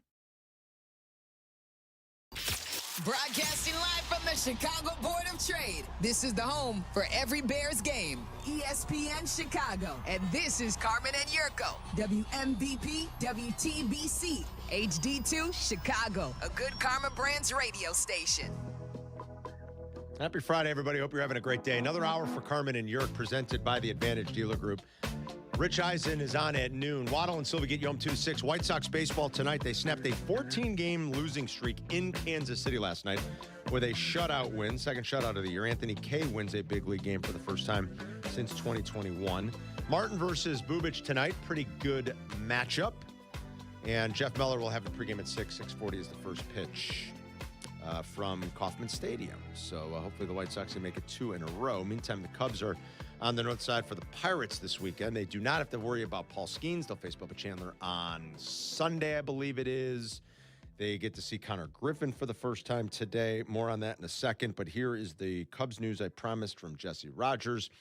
Phil Maton was placed on the IL with right knee tendonitis. Jack thinks that it's right knee tendonitis. Air quotes, Jurko, that they just need him to kind of get right before they cut his ass, maybe. Dylan Carlson was DFA'd for Sea's return, so Sea is back. And then Ethan Roberts was called up for Phil Maton. So you're not buying the right knee tendonitis? I mean, maybe that's why he hasn't pitched very well to start the season. I mean, his ERA's at 13.5. He's pitched 4 innings and given up 6 runs. So it's one of those where, like, yeah, that's not a very provable injury. And if you wanted to get a guy right and throw him on the IL for 7 days, save a roster spot, he doesn't have any options, and you want him to take a break, that sounds like one of those injuries you throw out there. I'm not saying necessarily, but I think it's possible. You know, in the old days, they used to throw heart murmur out there. Heart murmur. Yeah. Jeez, they used to throw That's what the Washington Redskins and Bobby Beathard used to do when they wanted to stash quarterbacks. They say, this guy's got a heart murmur. Do you know what they used to do at the Bulls when I covered the Bulls back in the day? What? They used to call it, they used to throw out plantar fasciitis. Oh, in the foot. Right there in the foot. Bang. Yeah. Plantar fasciitis. Plantar fasciitis. Got to keep him off his feet. Yeah. That was the ubiquitous plantar fasciitis. Oh, boy. Stifler's having a problem today. I like how you call him Stifler. Yeah. Scotty S. Not good. So funny. He's dropped 2 shots today, Carm. Jurko, today on the north side, and Jack's going. Right. He will see Carmen Majinski pitch for Pittsburgh. I felt it only appropriate as a proud Carmen, which, You are a Carmen. You get a lot of crap when you're a kid because people assume it's a girl's name, you know. Sure. But in Italian, Carmine is a boy's name, you know. And then, like everything, they start lopping off vowels when things get Americanized, you know. Oh, yeah. But both of my grandfathers, go figure, my mom's dad and my dad's dad were both named Carmen. So I got the name. I can understand why. You know, they were going to name me Nick. Wouldn't that have been nice? Because I was born on December 5th. December 6th is St. Nick's Day. Yeah, Nick DeFalco. And so it was going to be Nick. Wouldn't that have been nice? And Nick. I think it would have. But instead they're like Carmen. And I get, you know, to this day, people are like, that's a girl's name. I felt it only necessary, Yerk, to honor Carmen Mlodzinski pitching today with great Carmens in MLB history. Now, Cub fans who are old enough will remember. Mike Murphy will certainly remember. Mike used to play the bugle for him out there in the outfield. You bet he did. Yurko remembers. In the 70s, the Cubs had an infielder named Carmen Fanzone. Yeah, Carmen Fanzone. Absolutely. So there's Carmen Fanzone. I looked today just to see how many. How many Carmens? How many Carmens? There was a Carmen Hill who also, like Carmen Mlodzinski, pitched for the Pirates. Carmen Hill pitched for the Pirates way back. 1915 to 1930. Wow. Not all those seasons consecutively. Missed some time, I think, for World War I. Sure. But from 1915 to 1930, Carmen Hill. Then there was Carmen Fanzone, of course, for the Cubs in the 70s. Right. There was Carmen Morrow, who played for the Cubs in the late 40s and early 50s. I believe you're correct there. And then Carmen Pignatello, who you might remember, he only had a cup of coffee in the bigs. Which is, I never even had a sip. I'm not giving him crap. God bless him making the big leagues. He was a local kid, though, that the Cubs took a chance on back in the day. He was from Providence Catholic. Okay. So fans here might remember that name. Oh, yeah, I remember Carmen Pignatello. He pitched briefly for the Cubs in 07 and 08. And then Carmen Cali, who I did not remember at all. I don't pitched either. a little bit for the Cardinals in the early 2000s. I have no but idea. the Pirates and the Cubs kind of had the market cornered on the Carmens. On Carmen's. Like, you know, almost all of them played for the Pirates and the Cubs. Now let's do Ivan's. Well, there's Ivan DeJesus. Ivan DeJesus. Here, you want me to find the Ivans? Ivan Pudge Rodriguez. Of course. Right. All right, here are the Ivans. All the Ivans in there. You had Ivan Rodriguez. Right. You had Ivan Nova, who I remember. Ivan Nova, next to Aldo Nova. You had Ivan Herrera, who's active now. I can't place him. He's somewhere. For some reason, Yerk. Yeah. Ivan Castillo, who had a cup of coffee in 2021. You bet. The most famous, of course, is Ivan DeJesus, I think. Oh, you got that right. Did Ivan DeJesus have a kid that played? Maybe, yeah. Because there's one that played 11 to 16. Yeah. I wonder if he was related to the Ivan DeJesus. He's the offspring. You had Ivan Calderon, remember? Yep. Oh, sure. You bet I do. And then in 2008, there was a guy who had a cup of coffee named Ivan Ochoa, who I don't really. Better Ivans or better Carmens? What do you think? Better Ivans there's or better more Carmens? Ivans. Better Ivans. Hey, listen, Ivan DeJesus had a nice career, right? So did Pudge Rodriguez. Well, Pudge Rodriguez was a Hall of Famer. Yeah. Yeah, so the Ivan's better than the Carmens. Yeah, I think so. Let's do Jacks. We'll be here forever. I think we're going to be here for a while. We're going to be here forever Jack if Clark we try to do comes Jacks. to mind, right? Yeah, oh boy. We're not going to do Jacks. There's going to be a million of them that come I know. up there. I wanted to get We Calderon's can't go over every numbers, too. Jack that we could find out there. I'd like to jack up, though. You know, Ivan Calderon had a 28 home run season with the White Sox in '87. Did he? Yeah, Boy, remember? pretty good. So he had a couple of good Ivans here in Chicago. Actually, I'd like to get jacked up for the game so we can get excited for the There's game. not as many Jacks as you think. Get the he can catch that home run. Yeah. That's what I'm talking about. I'm jacked up. There's That's Jack right. Clark. There's You're Jack something. Morris. Right. I think Jack takes the cake here. Jack takes Jack the cake by Flaherty. far. Oh, the Irish. Jackie Bradley Jr. was really good for a while. I remember him. Yeah, I love Jack. I think Jack just took Jackie took just the took title. It. Congratulations. Let's do Eric now. There's a lot of Erics. I know there's a lot of Erics. Let's not do Erics. He's like, what the Eric hell Karros. are you guys talking We're about? just talking. Well, I just wanted to pay tribute to the other Carmens that have played in the big leagues. That's all. So, and you can see Carmen Mlodzinski pitch today on the north side. Jack will be going. He's dying to get Connor Griffin's first home run ball. In his mind, he's made it that, first of all, it's like how many people you think will be in your section? Get like in the bleachers? Yes. Well, but you got to be kind of be in your section. It's you got to like a 1 in, let's call it 200 chance. So I'm looking at the Shota Imanaga home runs right now that he's giving up. Can you put it up on the? I'm working on it. On it. Give me 1 second. I'll get it up for next. Well, you want me to kill some time so you can actually do it? Sure. Yeah, that works. Jack's going to the game. Yes, he is. He's got it in his mind that this Connor Griffin first home run ball is going to be worth a small fortune. We're not so sure. Right. We're trying to figure it out.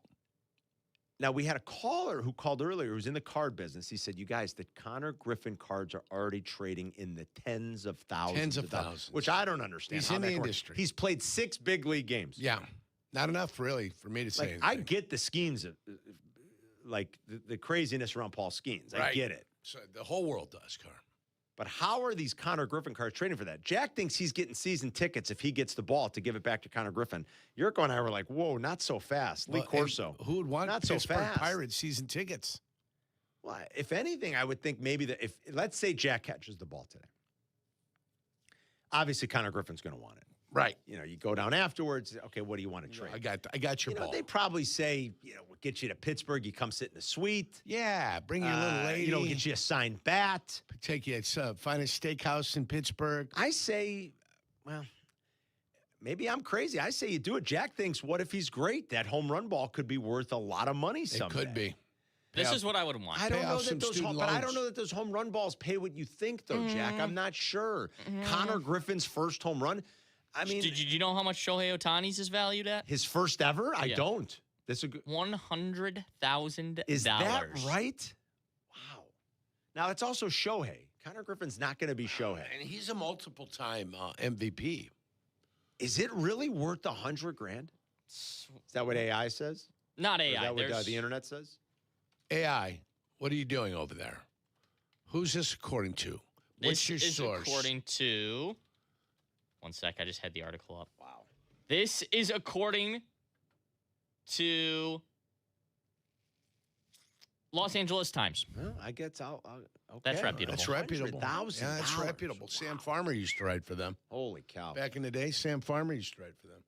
Sam Farmer? Yeah, you remember him? I don't know. Newspaper man. Probably, if I saw him, maybe. Well, maybe Jack's got a point. Maybe you hold on to it. Maybe it's what would it be acceptable for you, Jack? Like, I'll make a list. What would make you go, okay, I'll give you the ball? Here's my list. I want what Yurko's laying out. I want them to fly me out to Pittsburgh. All right. I want a suite. I want to watch a whole series of games in the suite. A whole series in a suite. Whole series in a suite. Hotel paid for. Hotel. Flight paid for. Flight. I would also like a Paul Skeens signed baseball. That's pretty good. That's a good ask right there. I would like a Connor Griffin signed bat. That's smart. A Connor Griffin signed jersey. And I would want a pass that gives me free hot dogs for life at every single major league ballpark. Now you're being silly. I like it. You had a great list until the end there. No, that better not I be like the it. deal breaker. No. Okay. That probably is the most value out of anything based on the amount of hot dogs I eat. I will tell you this. Nobody does the tube steak boogie like that kid, okay? The man loves hot dogs. All right? I've never in my life heard the tube steak. The tube steak boogie. Boogie. Yeah. The guy enjoys his encased meats.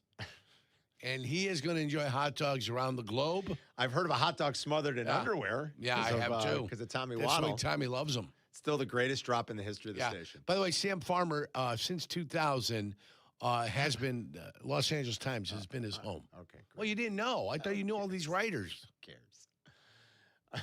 The tube steak boogie. Tube steak boogie. I think it's a song. Like they do line dancing to Tube Steak Boogie. Oh my I think it is. I think it's a song, Carm. Where I'm looking for the drop on my board. The board is so cluttered. There's so much stuff. I'm looking if it's still up here. Yurko from earlier in the week. Oh, I don't know if it is. Is it still on the board, Jay Moore? Where's Yurko talking about when wieners? it's wieners time? Oh Wiener time. It's so good. Yeah, ZZ Top sang Tube Steak Boogie. I thought it was Tube Steak Boogie. No. Can you please make sure we have Yurko saying nobody does the Tube Steak Boogie quite like that kid? You're so funny. Here is Mike in Willow Springs. He's got something on these Connor Griffin cards. Mike, are you in the business? Good morning. Yes, I am, guys. I'm also the one that called you. My nephew is with the Rams. Yes. Coaching for him now. Yes, I am a big collector and dealer. The Connor Griffin card has sold for over 10,000. The Paul Skeens card sold for 1.1 million. Unreal. A 12-year-old kid in California pulled it. I think I remember that story from when he was a rookie, right, Mike? Yeah. Yeah. They offered the kid, of course, he lived in Los Angeles or California, wherever.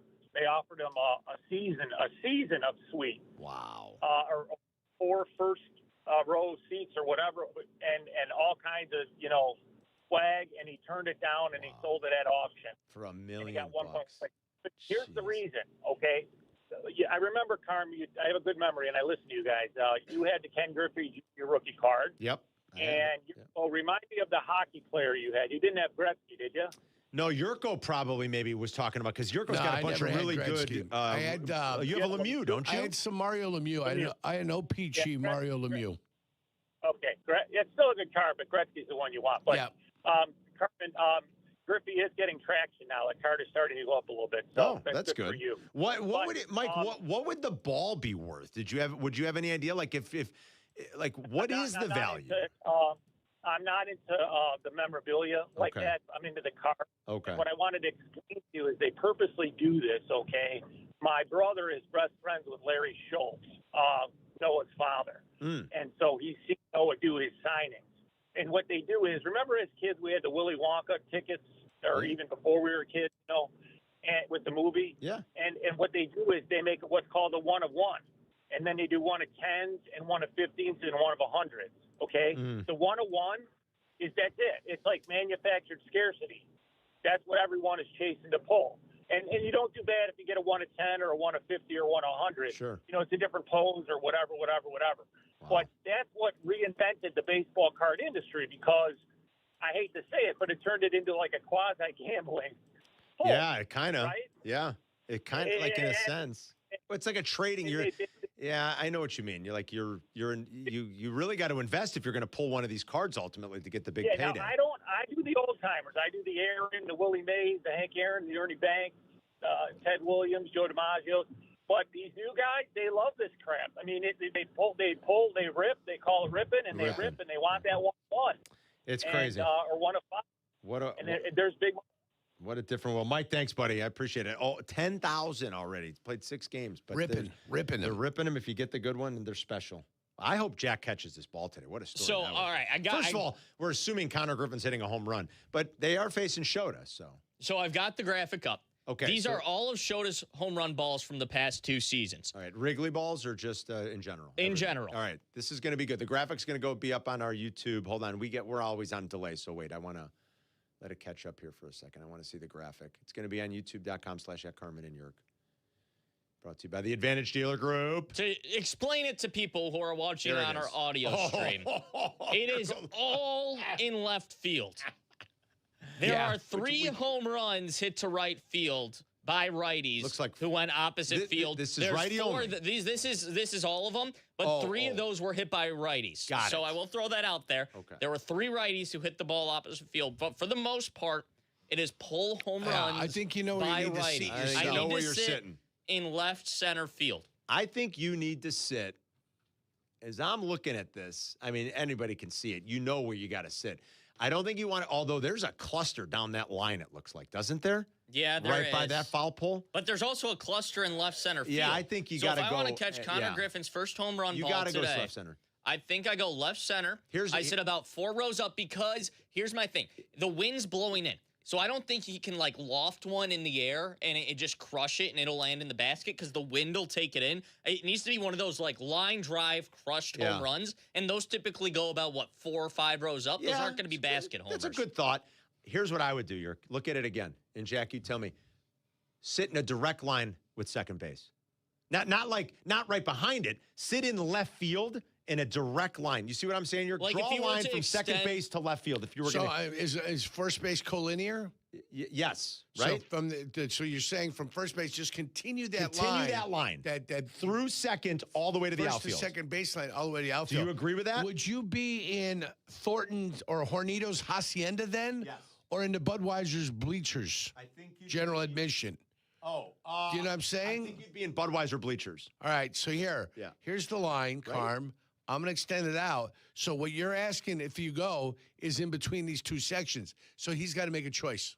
Does he sit in the Budweiser bleachers, whether it's GA, or is he in the Hornitos Hacienda I think section? you sit right on that edge of that Budweiser bleacher, and you just continue the line, On like the Dirk edge. said, from On first the base edge. through second to left field. That's where you want to sit. So just look at it when you get in there and just be in a perfect line with it.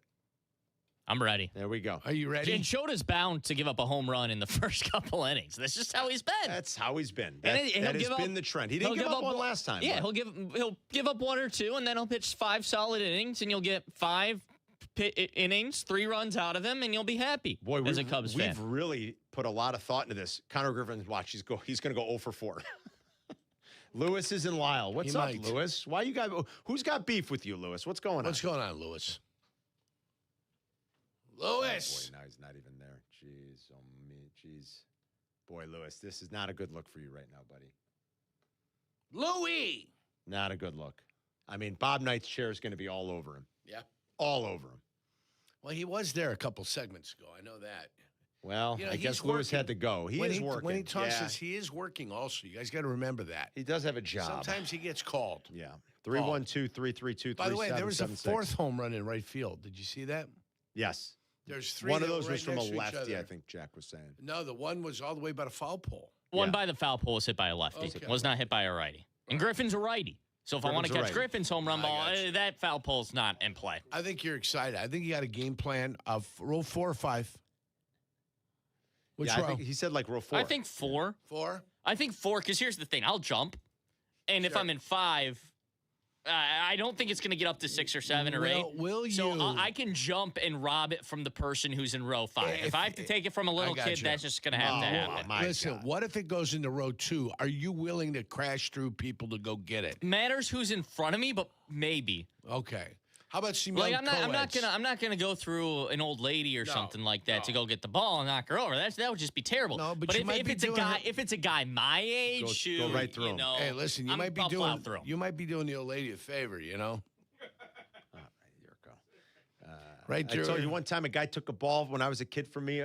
Steve Garvey popped foul at Wrigley. Took the ball right from It was me. in your hands, or you just got it before you He did? kind of like snatched it out of my glove. Well, it was about to come down. He's like, he sort Leaned of pushed over. me aside. Well, you're a little guy. Yeah, I was. I was like 9 years old. Did you have a cast on your leg at that time? No, No. because it would have You no. got- It you would have got been in the hurt. summer. You got hurt around yeah, that but the cast would have been on mostly winter through the I've spring. gotcha. Summertime, no. And yeah, it was a Steve Garvey ball too. I'm like, oh, I wanted that Steve Garvey. Now I have a moral conundrum. What if a kid sits behind me and I have to steal a baseball from a little kid in order to get this home run ball? I don't want to do that. You gotta do what you gotta do. You Jack. got to let them know what you're there for. Just say, hey, I hope you guys enjoy the game. But if this guy hits a home run here and you get in my way, I will crush you, child. I can get the kid the Paul Skeens baseball too. But you can get 2 Paul Skeens There baseballs you and I go. give 1 to the kid. There you go. That's how you do it. Tell that child he will be crushed if he gets in your way. It's Carmen and York. We'll be right back. Sometimes the conversation can get away from the team on ESPN Chicago's Kap and J Hood show. Fortunately, there's always room for a sidebar. Just a quick sidebar, may I approach? Sidebars on the Kap and J Hood show are presented by Ankin Law. I'm having a pleasant talk with our friend, Mayor Skip Saviano from Elmwood Park. How can you possibly think you've got the best job? I talk sports for a living. All I'm saying, Carmen, is that I get to work with our close-knit community. Great stuff. We're always planning new ways to bond and grow. Well, I'm connecting with the best fans in sports every day. But you're stuck in a studio. I'm out talking with local businesses, eating at world-class restaurants. What do you got there? A PB&J? Uncle, you win. Bam. Mayor Skip Saviano. Elmwood Park, once you're here, you get it. Another hospital bill from the accident and another letter from the insurance company. Did you call them? 3 times this week. I keep getting transferred. Nobody will tell me anything. Who is it? Postman Law, injury and accident attorneys. Put down the bills, hang up the phone. We'll handle the insurance company, help you find the right doctors, and be your one call for answers. Injured in an accident? Postman Law delivers peace of mind. Call 844-POSTMAN or visit postmanlaw.com. No fee unless we win. Attorney advertising. Hey, it's Kap, and whether it's your home or your business, comfort isn't optional. When your heating or cooling system isn't working the way it should, you need a team you can trust, and that's why I recommend Automatic. They've been serving Chicagoland for decades, handling everything from routine maintenance to full system installs. Professional, responsive, and they get the job done right the first time. Don't wait for a breakdown to take action. Call Atomatic or visit atomatic.com and make sure your HVAC system is running exactly the way it should. Hey, it's your buddy Tom Waddle, and I drive a Hawk. In the market for a new car? Shop HawkAuto.com, where they buy more so you pay less. Check their massive inventory of over 2,000 vehicles. They buy in volume so you save in volume. Plus, get all rebates on top of the Hawk Auto volume discount. Save even more with 0% financing for 60 months, so make no payments for 90 days. With 12 convenient locations, your next car is closer than you think. Drive what I drive. Drive a Hawk. HawkAuto.com. Financing on select models with approved credit. In sports, the tape never tells the whole story. Hiring is no different. AI can make candidates look like an MVP on paper, so knowing the person and the skills behind the resume matters. That's where Robert Half changes the game. Our recruiters combine their expertise with award-winning AI to evaluate skills and fit quickly. Learn how we can find you specialized talent in finance, accounting, technology, and more. At Robert Half, we know talent. Visit roberthalf.com/talent today. You've said it before. This will only take a second. Just a quick glance. A fast reply. But on the road, seconds don't wait for you. They decide everything. Who stops, who doesn't, who makes it home. So next time your phone lights up, ask yourself, is this distraction worth a ticket or even a life? Put the phone away or pay. Paid for by NHTSA. The Chicago Wolves and the Rockford IceHogs. The rivalry continues, folks. Catch them one last time in the regular season this Sunday at 3 at Allstate. Wolves gearing up for another playoff push. Sunday's a family Sunday, so you get a free skates spinner giveaway when you get inside. Get your tickets now at Ticketmaster.com. This is Wolves Hockey.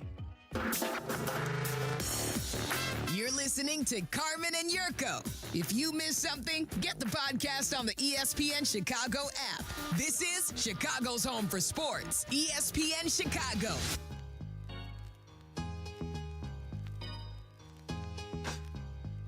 I heard Shea earlier say that he went finally got around to going to the movie theater to see Project Hail Mary. Thinking about going to see it tonight. Jurko's thinking of going tonight. I highly recommend, and I would say see it while it's at the theaters. It's a good theater experience movie because the visual effects are quite stunning. The sound and the effects, and it's really, really good. I think you'll like it. I hope you do go, and I want your review. I will. Come Monday. I'm going to go see it again in the theater. I want to take my kids to see it. I think they would like it. I think my daughter definitely will. Gio will probably, Yeah, he's a 14-year-old boy with an attitude. Yeah, with a problem. My daughter, I think, will love it. It's a really, really fun movie. Still, he's still respectful. He's respectful. Man. He is. Respectful. He's respectful. But he's his own 14-year-old individual. boy. Yeah, he's his own individual. You raised two of them. You know what it's like. What's going on in his mind, I don't know. I mean, I look at him sometimes, like when he was there that day, I looked at him, I don't know. God only knows. I can't tell what's going on up there. I think it's a lot of nonsense because he's a 14-year-old boy. We all remember being like that. Yeah. The only time he locks into anything is when he's playing baseball. Then he gets locked in. Yeah. Other than that, forget about it. Yeah, that's when he can concentrate. That's when he gets locked in. So I don't know that he'll like it. I think my daughter very much will. It's really good. If you guys haven't seen it, I would highly recommend it. It's just it's sweet and touching. It's not Interstellar. It's not as good. It's not nearly as deep. So it's not that. It's just, quite frankly, I couldn't put it any other way. Other than the visual effects, it's touching. Right. And Ryan Gosling is great. You're a fan of Gosling. He is great in it. And if you like The Martian, it's the same writer. So if you kind of like The Martian, which I think The Martian's terrific Matt too. Damon, right? Yes. Matt Damon. You'll like this one. So I hope you go, and I want your review. Yurko loves movies. Yeah, they left him behind, Matt Damon. They left him behind. On accident, but they left him behind. Oh, boy. Yeah, they were responsible for it, though. Well, yeah, that's why they went back. She felt guilty. Yes. Yeah. So they went back and they went and got him. That's a great movie if you've never seen The Martian. So go see that this weekend or at some point before it leaves the theaters. All right, Lewis is back. Do we want to try this again? All right. Let's see. Lewis. What's up, buddy? Not a good look when you weren't there when we went to you. I mean, I'm just going to tell you. Well, guys, I called with one apology, but now it's got to be two. Sorry about that. The problem of my job is sometimes someone needs you urgently, and you just can't put them off. I feel you. But but I wanted to call to say I definitely agree with you on this whole thing between me and Bob Knight's chair, and I want to apologize for my part in the whole thing. I mean, I respect you guys too much to let anything get physical, and I want to let you know nothing's going to happen if that should ever happen. If he does come up, nothing will happen. I apologize.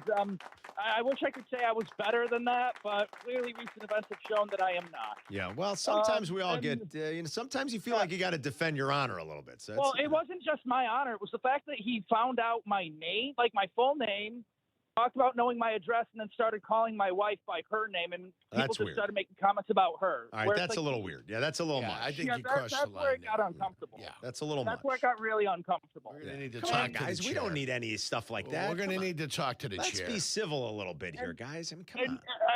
I wish I could say that a bottle of wine would settle it, but he's made it very clear that he thinks that my wine would be piss water. Oh, wow. And I even offered to get him a beer. My goodness. I even offered to get him a beer, too, and they said no. Oh, Bob Knight's chair. He's extending an olive branch here. We gotta come on. We're gonna make the peace. You got to straighten out the chair when you see him. But come on. I'm saying. You gotta Yeah, talk to him. Bob, you gotta take it easy here. Jeez, what's Again, going on? guys, I'm sorry for what I did in the whole thing. I shouldn't have egged him on. That's my fault. That's all right. Are you coming? Are you gonna come to Whiskey U next week? 110%. All right. Are you kidding me? I wouldn't miss those for the world. Oh, good. We'll see you next week. All right, buddy. I'll see you there. All right, Lewis. This is Lewis. We don't need to be talking about addresses and wives' names. Come on, guys. What do they call that? Doxing? Is that what they call that? Yes. You're being doxed. We don't need any of that. This is sports talk radio. That's exactly what we are. People in the Twitch chat are asking Bob Knight's chair to call in, and he is saying he or she. It's a chair. Well, I don't know. You don't know. They are saying that we're ready. We're ready for No. her. They. Bob's Knight's chair. They said they will not call in. Why? I wonder. This is taking on Bob Knight's chair doesn't like to call. You used to have callers. You used to have texters. Now you've got this. This is a different animal. Come on, chair. Give us a ring. It's just sports talk radio. Come on, you guys. let's We're get not this thing talking settled. politics. We stay out of it. That's right. This Or religion. Oh, if anything, we make fun of politics. Yes. This is fun. Yeah. I know We're we having a bitch and good time. complain a lot, but it's still fun. That's right. Remember, that's what we're here for. That's right. We're here to have a little bit of fun. This is fun, Yurko. What are you watching over there? You I watching got some Modric highlights? I got some Modric highlights. Just because you felt like it? Well, Like, he I wanna passed watch the some ball Modric? to Vinicius here, so it's when he was with Real Madrid. Vinicius, one of the top Brazilian players. Kind of getting up for the World Cup a little bit, you know? I love Yurko. Kind of building up a little bit for the World Cup, what they've got going on. Carmen's reading stories about his Italy. I did. And what's happened with the talent depletion. Terrible. You know, it used to be in the Italian league that there was a number of players on the team that had to be Italian. Right. And then they lessened that number, and you've got more international players coming over. But what you guys lost, really since Balotelli maybe, Mario Balotelli, is you haven't had a world-class striker. Yeah, they just don't. A world-class striker, Carm. Right. It's kind of sad. You look up and down the lineup for your Italian teams, you know, Totti retired, Di Canio, remember Di Canio? Not really. Baggio. You don't remember? Of course, Baggio. Well, of course you remember Canio, I Baggio. don't really remember. You don't remember Di Canio? Not really. Dicaino? I don't remember. I love Yurko. I love just every once in a while, like, let's see what Yurko's on to. What's he watching? He's just watching. Yeah, Modric I mean, highlights. I had the Masters on a little bit earlier because, you know, I'm here for the updates. That's what I do. Our friend Randy Merkin also Wrote said a book, huh? Yurko's. He wrote another book. I heard that. And he said Yurko's priceless, just randomly bringing up Sam Farmer and then like looking up where Sam Well, I Farmer said he was is. with the Times. What I did was reiterate the fact that he was with the LA Times. Our buddy Randy Merkin has written book 2. This one is called. This one is called. What's the title? The first one. I'll give you the first one second is Behind the Glass, right? The second one's Behind the Glass. This time I used adjectives. Merk, don't listen to him. No, he did. I'm sure this one he did. Make it a little bit more colorful. Yeah. You've got to use adjectives to make things more colorful. You've got to describe things. It was a This one hairy is bear. beyond the glass. Okay. I think the first one's behind the glass. This Beyond one's the beyond glass. it, which Okay. I like. I like that he did. Carmen, Another you saw book from it Merck. with the Merck, lollies. You remember that, right? Merck has a million stories. Yes, he does. I mean, he's And he's done it all. I want him to bring them to light, but to be entertaining when he brings them to light. He is entertaining. Remember Lolly, get your adverbs here? Remember that one? No. In the mornings, we used to watch him, Schoolhouse Rock. Schoolhouse Rock? You remember the adjectives one? And I really. described him with adjectives.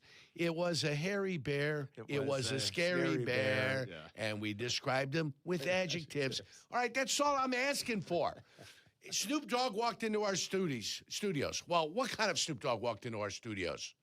He was laden with the scent of cannabis. Yes. what Head to kind of toe in a cannabis? powder blue Yes. sweatsuit. Powder blue sweatsuit, head to toe. Just with the aura of Girl Scout cookies all over him. Yes. And by that I mean the strain of weed that he probably was smoking at the time.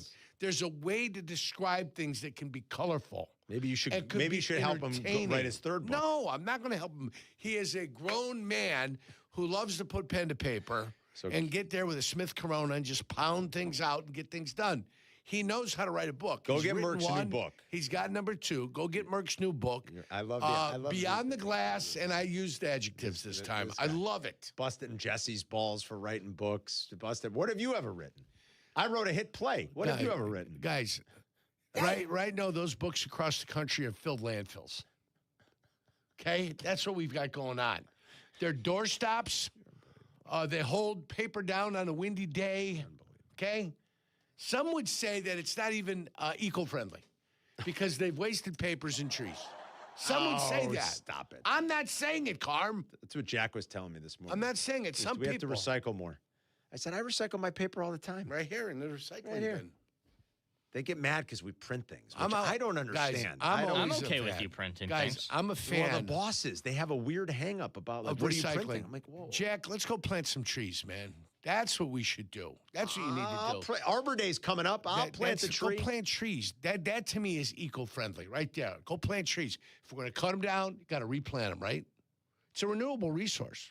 People don't think so, but it is. Wood. I'm up for it. All you got to do is replant the tree. Yeah. I recycle. Think about getting Jack a fig tree. Everything goes. A fig tree for the house. That'd be awesome. Yeah. It's planned. I mean, it starts to plant, then it gets a little thicker. What about like a lemon tree? Then I can use the lemons. Well, you can use the figs. What about limes? figs? What do you use a fig for? You don't like figs? Figs are delicious. I don't think I've ever had a fig. You never had dried figs? Come on. No. Oh, You don't have dried figs. Have fresh figs. Smokva. Delicious. My grandfather used to have a fig tree in his backyard in Berwyn, Illinois. Yeah. Not even in Italy. When he came here, You know where figs are big? he had a fig tree. Spain. And do you know? Oh, They sure. love their figs in Spain. And do you know who he constantly was at war with, my grandfather, with that fig tree? Do you have any idea? The neighbor. The squirrels. Oh, yeah, the squirrels. Constantly. Yeah. And he built contraptions to try to keep the squirrels away from the figs. Oh, yeah, they had a feast. Then he would. love 'em. Then he went to just like trapping them and killing them because Yeah. he was like Well, crazy squirrel- about the fig tree. I'm surprised he didn't. I was like, Grandpa, I'm like, I don't think you're supposed to be. I'm surprised he didn't. He didn't prepare any squirrel. No, he was going to prepare the squirrel. He was constantly at war with those squirrels and the birds, like in his garden, and he had nets and all these contraptions What to do try you to. think? It's a beautiful fig right Figs, there. figs are delicious. You kidding me? Tasty. Figs all the time. You grill them. You can. You can do all smoke types them. of things You can eat with them figs. raw. They're Yeah. fantastic. You dry them out. I make fig jam. Oh, so I keep it in the. You keep it in the fridge for a couple weeks. You put it on a piece of sourdough toast in the morning. I'm telling you, Homemade fig jam. Figs are beautiful, man. Forget about it. Phenomenal. You never had a fig? I think we're in a growing area here for figs too. So I if you can get a fig. It's like a bush that's got multiple branches that come out of the ground. And for the winter, you cut them, bring it down to the ground, cover them with leaves to protect the roots from the cold and protect the branches from the cold. There's nothing and then this guy in the doesn't spring, know. you take that back off and let the growing begin. It's unbelievable. There's nothing this guy doesn't know. It's Carmen in New York. We'll be right back. 2 to 6 in 2026. Waddle, waddle. The longest running show in Chicago sports content history, Waddle and Silvy expand to a full 4 hours. Hear them weekdays 2 to 6 p.m. We are Chicago's home for sports. ESPN Chicago. Hey, it's the good kid. When it comes to my ride, I don't mess around. That's why I drive an Advantage Chevy. 3 locations. Chicagoland's covered. Boom. You want a Chevy? They got every Chevy. You want savings? Oh, yeah. They've got that too. And here's what matters most. Trust. When you walk into Advantage Chevrolet Bridgeview, you're not getting the runaround. They respect your time. They respect your budget. They shoot you straight. Head to Advantage Chevrolet in Bridgeview and see what I'm talking about. Advantage Chevrolet. Together, let's drive. Baseball fans, this is your spot. Join Neutral at Hawthorne's Backyard in West Chicago and turn game day into an experience. You can catch every pitch while you're in the action. Play wiffle ball, pickleball, hoops, volleyball. Yeah, it's all there. So come on, grab your crew and join us on April 16th to enter for a chance to win prizes, including Cubs tickets. It's April 16th at Hawthorne's Backyard in West Chicago. Enjoy responsibly. 21 plus. For over 50 years, M&M Home Remodeling has delivered expert craftsmanship, honest service, and the industry's best warranties across Chicagoland, earning the Better Business Bureau Torch Award for business ethics twice. Now, the trusted name in home remodeling also powers M&M Commercial Roofing. From leak repairs to full roof replacements, your business gets the same quality, transparency, and long-term protection you expect from M&M. Protect your property. Call M&M Home Remodeling and M&M Commercial Roofing. Your peace of mind is guaranteed. Hey Chicago, IKEA is here to help you build a better life at home. And now it's easier than ever. Just hop onto IKEA.us or the IKEA app. Load up your cart with all your favorite furniture and home accessories, and then boom, pick them up right in your neighborhood. Now you can pick up your IKEA favorites near you as soon as the next day with convenient Chicago area pickup points at Loyola, UIC, U of C, and Gurney Mills. So shop it, tap it, and pick it up and start loving your home a little more with IKEA. You're sitting at a red light or stuck in traffic, and your phone lights up. Maybe it's a text, a video call, a new post, or a quick notification you think you can check in a second. It feels harmless, but the truth is, once your eyes leave the road, you're not really driving anymore. And traffic doesn't pause just because you do. That split second of distraction can throw off everything. Your reaction time, your awareness, your ability to avoid someone else's mistake. You could damage your car, injure yourself, or hurt someone you care about. Or you could get pulled over for a reminder that your phone isn't worth the risk. So before you start driving, make it easy on yourself. Put your phone on silent. Toss it in the glove box. Set it to Do Not Disturb. Put the phone away or pay. Paid for by NHTSA. Prizes, flyaways, even cash money. You want it? We've got it. Find a list of all contests and official rules by visiting ESPNChicagoContests.com. That's ESPNChicagoContests.com. Follow Chicago's Home for Sports on Instagram at ESPN_Chicago. Carmen and Jurko are back. This is ESPN Chicago, Chicago's Home for Sports. See Anthony Rizzo, and David Ross are doing a podcast, the Lovable Reunion podcast. They reminisce about 10 years ago, this summer, this fall, ultimately. The good days. The Cubs won the World Series. Yes. Well, there have been some good stories. Like they had John Lester in. Rizzo told a funny story about Lester chewing him out one day because Rizzo had said something like relatively innocuous. I guess it got back to Lester though, and he didn't know the full context. But he said something about how the pitching had been struggling a little bit, and Rizzo made a comment like, "Yeah, there's ups and downs in the baseball season. Once we got to get our pitching right, things will be okay." And he was telling the story. He said the next morning he's in the training room. He's like on a foam roller. He was down on the floor, right? And he said Lester stormed in, right, and unloaded on him. And he's like, "Don't you ever effing talk about us again as a group. You worry about what you." And he was like, "Okay, Mr. Lester, I'm sorry, Mr. Perfect. You played a perfect game, huh?" But I listened, it was hilarious to listen to him tell it. This is one Jack wanted to play. This is about set this up, Jack. I don't. Forgive me, I can't totally recall this play. Maybe I should remember it. This was a regular season game. Regular season game. Cubs were down big. I don't remember who the opponent was, but John Lester. It might have been Miami now that I say it, but I'm not 100% sure.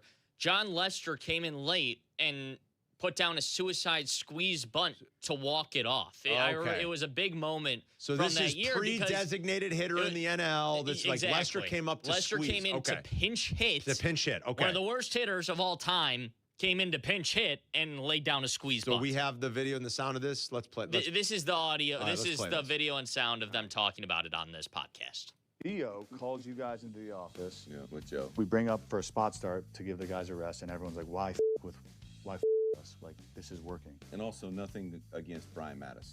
He ends up giving up a bunch of runs early, and we come back. The old school way, when you're rallying, the starters are in the clubhouse throwing back some pops, having some rally beers. I've still got my shirt. Fun to win. With Johnny like We bring this. Lester in for a suicide squeeze, walk-off win. Had to be a few pops deep, because you were always for the boys. But it was such a significant moment for us. What happened afterwards is something you never see, and you probably will never see again, with walking into a clubhouse with Theo. Yeah, for him to come down and be like, hey, that's on me. He was apologizing to our team. To the whole team. Yeah. And it wasn't anything against Brian Mattis. Great dude. Yeah. It was just what our team was building. Him saying that to us was like, wow, like this is another reason why we're so special. Another reason why we're going to win the last game of the year. Hey, you got a couple of good things out of that, like Theo actually addressing the guys afterwards, and then a few pops deep for John Lester still properly executing a squeeze bunt for a walk-off win. It's the famous Burley story in the clubhouse in Game 3. Yep.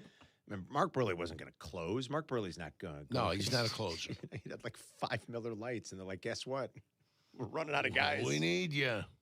That's Burley probably was why like, he really? felt good enough to do it. And it took two pitches. I don't even remember. Was it 2 pitches? 3? It was just a couple pitches, right? I don't think it was the first a lot, pitch. yeah. Wasn't a lot. It got the pop up and the game was over. I'm pulling one of those tonight. Yeah, Jack is going to pull have some pops and then go into a really serious athletic competition. Church League volleyball. I'm going to be drinking at the Cubs game, maybe going to a bar after, and then 8 p.m. tonight, Church League volleyball. Let me guess. If I have 3, I think my performance improves. All right, let me guess. You're the libero. Well, yeah, I mean, we don't have enough players, so you have to rotate throughout the entire thing. The libero is the short person who only stays in the back row. Defensive specialist. Is that right? Because they're not a big hitter. And they wear a different colored jersey usually, too. It's not that complicated of a church league. You rotate, you play every spot. Isn't volleyball 6v6, or do I have that wrong? 6v6, yeah. 6v6. Well, the reason, You don't have another 6? big one, we don't have 6 tonight because people are on vacations and stuff, so we only have 4. So we're going 4v6 tonight. So I really got to show up tonight. What are you playing? I'm going to be quite a few deep. 1-2-1? 1-2-1? I think we're going to go 2-2. Well, 2-2. The middle ground is going to be very suspect. I'd go 1-2-1. No, can't go 1-2-1. Can't do that? No, what do I we're know? going to go 2-2. I don't even know what a libero is. What do I know? Yeah. I cover a lot of space. We'll see if I still can after. You look like a setter. You got the soft hands of a setter. Yeah. Yeah, delicate touch. Delicate touch. Diamond? I said 1-2-1 diamond. Eric's saying diamond. Yeah, I've already told you that. That's a 1-2-1. That's a diamond. 1-2-1. Yeah. Yeah. That makes sense. Even Eric knows. Eric's coming in from the Gloman right now to tell you, you got to play the diamond, man. I got it approved with the team captain that they're okay if I show up a little looped up. It's a church league. I would think they'd be okay. Well, you're playing 6 in on beer league 4. hockey, they encourage it. I was telling the guys, our goalie once, Corey Mullins, God love him. I mean, we had like some weird Saturday game at like 5. Like, go figure. Like, why are we playing at 5 o'clock on a Saturday? That is a weird game. You know, and he came in and he's like, I've been out all day. I'm hammered. It was hilarious. I'm looped. He's our goalie. The cut is Goalies are a special breed. The cut is anyway. moved to +4, Carm. The cut is +4. +4 right now for the Masters. Why don't we take a final break? Yurko will give us one last update rolling into the weekend. All right. It could go to +5. All right. So the course getting tough because of is it hard and fast? It's firm, Carm. It's firm? Yeah, it's firm. Yeah. It's hard and fast. I heard talk about it. They could one day. Are they going to have a tough time holding the greens at some point? It might get crusty, yeah. Yeah. Well, that's not Augusta National's concern. No, I know. Yeah. Well, the weather's just such, a nice golf right, course. of course, that it's not as conducive for scoring. Normally when it's softer and there's been some rain, those guys can they get really aggressive. They can pick it apart, Carm. Yeah. All right, it's Carmen and York. We'll be right back. Here comes the ball. On the Chicago Bears podcast this week, we're keeping you updated on everything between free agency and the draft. The Bears still got a lot of work to do, and we'll keep you updated on all the breaking news with John Yurkovich, Shay Norling, Courtney Cronin, and, of course, our own Jason McKee. Make sure to tap in wherever you get your podcast, the Chicago Bears podcast. Yep. Believe in a world of wellness. Blue Cross and Blue Shield of Illinois is lighting the way on your health and wellness journey, always helping you write your own story. As your one local trusted partner for nearly a century, Blue Cross and Blue Shield of Illinois ensures the widest access to the best affordable care, where you need it, when you need it. This is David Kaplan. I am proud to partner with Blue Cross and Blue Shield of Illinois because they keep you at the center of everything they do. Blue Cross and Blue Shield of Illinois, through it all. This is your White Sox Minute. I'm Len Casper. Thursday night, the White Sox ended a 14-game Kauffman Stadium losing streak with a 2-0 win over the Royals.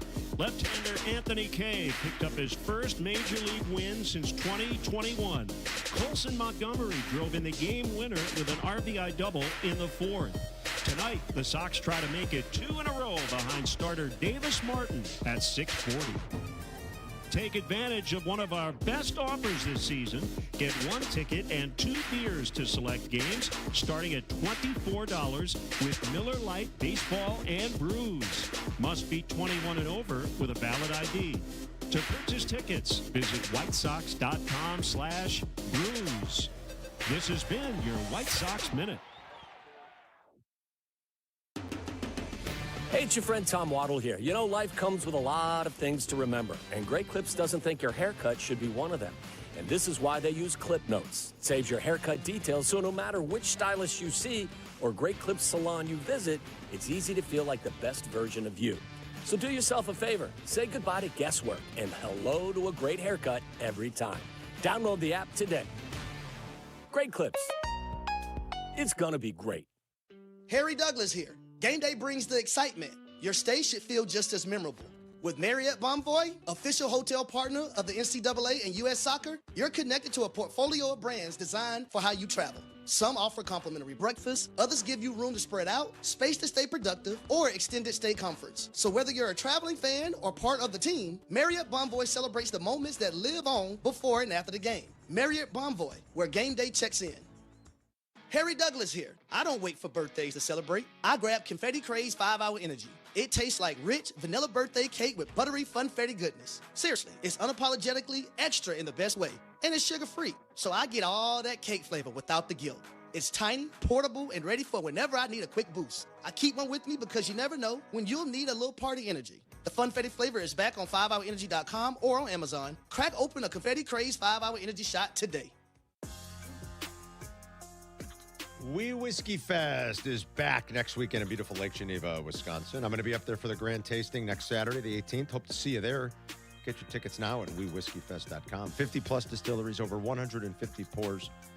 And that's just at the grand tasting, you guys. They got fun stuff all weekend, Friday, Saturday, and Sunday. So I encourage you to check out the website. And again, I hope to see you at the tasting, the grand tasting at Grand Geneva Resort. It's next weekend.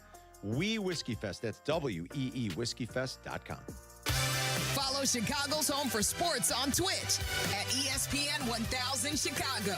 Carmen and Jurko are back. This is Chicago's Home for Sports. ESPN Chicago.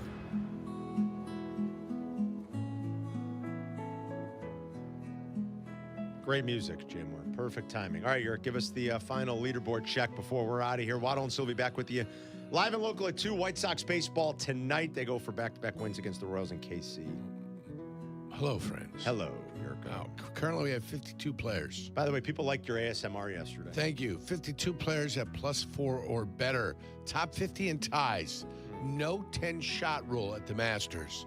Top 50 and ties. Top 50 and ties. And on top, we've got Sam Burns. Sammy Burns. After his first hole, still at +5. Rory McIlroy.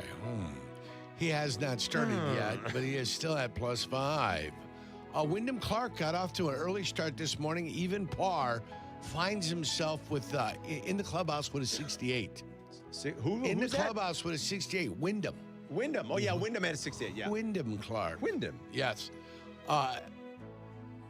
Tyler Hatton, who finished in the top 5 last year, I believe, if I'm not mistaken, was +2. You're right about that. Low round of the day with a 67 for Tyler Hatton. Oh, my. Yeah, looks like the Jack, rounds to be had were this morning. Can't Tyler help Hatton. himself.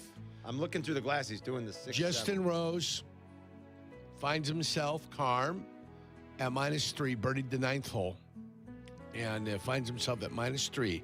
Kurt Kitayama on the course after 3. He's at -3. Jason Day, Reed. Who's Reed? You got an idea who Reed is? Patrick Reed. There he is, right there. Yerk, we were wrong. It was the Open last year that Hatton finished in the top 5. My apologies. It was at the Open. It was not at the Masters. My apologies, but Hatton is having a day. Yeah.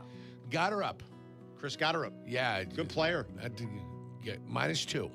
He started at even par today. This is his first Masters, is that right? I believe so. I think it's really hard for the first-timers to ever win this, isn't it? Yep, I think so. I don't think it happens. Ben Griffin. He's got a bogey-free round going -2. Shot 34 on the front side. Lowry at -2. Schauffele at -2. There's our guy Jordan Spieth. He's -1. Koepka -1. And Stifler, Scotty Scheffler. He is -1 after 8. He's dropped a stroke to the lead. All right. Then others that find themselves there. But again, 52 players. Great job, Yerk. 52 players inside the cut line, and the cut line is +4. You need to be shooting +4 or better. Let's real quick grab Tim in Evanston. Hello, He wants Tim. to give Jack some advice for trying to get Connor Griffin's first home run ball. If it happens today, we'll see. Timmy, what's up, bud? Hey guys, so my strategy for the ball would be: you catch that ball, you take it, you hold it, you take it. Honestly, I would probably leave the game the minute I caught that ball. But what I would do is I would go to every sports card shop in the whole city, and I would buy as many cards of that player as I possibly can. I want to get 200 cards of him, and then I'd say, "Hey, buddy, sign every one of these, and here's your ball." I'd put 100 of them on eBay for like 1,000 or 2,000. Then I'd save 100 for 10 years from now and see if they go up. All right, Tim. There you go. Thanks, Tim. I mean, we're treating Connor Griffin like he's Babe Ruth. Yeah. I feel like, but I mean, that's a game plan. If you catch the home run ball today, and you're not me, unfortunately, if you catch the home run ball today, don't throw it back. Well, I would hope not. Don't throw it back and get it authenticated before you leave the stadium. They have places that do that if you catch the ball. They'll authenticate it, so then you have the little certificate, which actually gives it the value. That's pretty helpful. All right, very good. Even though you know you caught it. Even though you know you caught it. Well, but yeah, you can see why it needs to be but everybody else doesn't know I you caught it. Yeah, it's ridiculous. You're a couple nights ago, OKC secured the top spot in the West. Did they? also locked up the NBA's best record for the year. They don't have to play anybody this weekend. Yerk, since the NBA went to the 16-team playoff format in 1984, the Thunder are just the 6th team to ever clinch its conference's top spot in 3 consecutive seasons. You know how this league is built. It's mostly dynasties, so these aren't going to surprise you. But it's only happened 6 times. It was the Celtics, 84-88. It's actually 5 straight seasons. That's amazing. The Lakers, 84-90. The Bulls, 96, 97, and 98.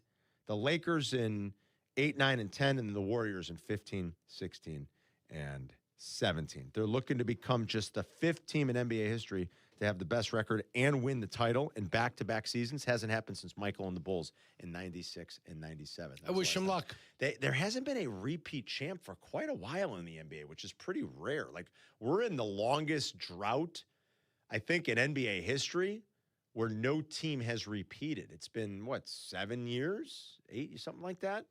Since we've had a repeat winner. That's how rare it is. It's the longest drought. Yeah. It's a league built on dynasties. Well, I'm not an OKC fan, so hopefully it doesn't happen for him this year. Who you pulling for? You a Joker? You want the Nuggets? I pull for the Nuggets. You want the Nuggets? And in the East, Celtics are a great story, man. Yeah, don't care. No? Yeah, Boston. They've won enough? No. The Knicks? You want the Knicks to win one? Don't want the Knicks. Don't want Detroit. It's so weird I don't want Detroit. Don't want the Knicks. For any of us to even contemplate cheering for the Knicks, but the only reason I think I was enjoying their run last year was because of Jalen Brunson and Tibbs a little bit. Local product. But, man, I can't cheer for the Knicks. I like to see Cleveland win one without LeBron. Cleveland I without want to see LeBron. Mitchell get a ring. 76ers got problems. It's a good one, Jay Moore. Well, Yeah. the 76ers have lost Embiid now for at least the first round. Yeah, they've got problems. He'll be back if they win a round. And the Bucks can't catch them. I mean, they can lose every game. They just end up losing the home court advantage in that. Right? The 8 plays the 9. They got the games at their house. 7 plays 8, 9 plays 10. Well, you mean, yeah, I'm sorry. I thought you meant, yes. 8 plays 9, 7 plays 10. Yeah. Yes. 8 plays 9. I'm saying the home team gets to keep they're at home for 2 games, right? Correct. They get the loser of the other game. I got you. That's correct, yes. Yeah. They get the loser of the other game. All right, I think we have that right. Yeah. Yeah. Sounds right. Yeah, I'm like second guessing myself, but that sounds right. Well, that's why I ask you. You're the because NBA the winner of the 7 plays 8 and that 9 moves plays on. 10. I got you. The winner of the 7-8 game automatically goes, and then the loser the plays loser the winner of the plays 9-10. the winner of 9-10. I got you. Exactly. I got you. Yes, that's exactly right. Thank you. Whew. I was like, wait, I'm second guessing that. Yeah. Thank you, Jay Moore. Thank you, Jack. Thank you for listening, calling, and participating in today's show. Have a great weekend, everybody. Enjoy the Masters. We will see you on Monday. Waddle and Silvy back with you at 2. Rich Eisen is next.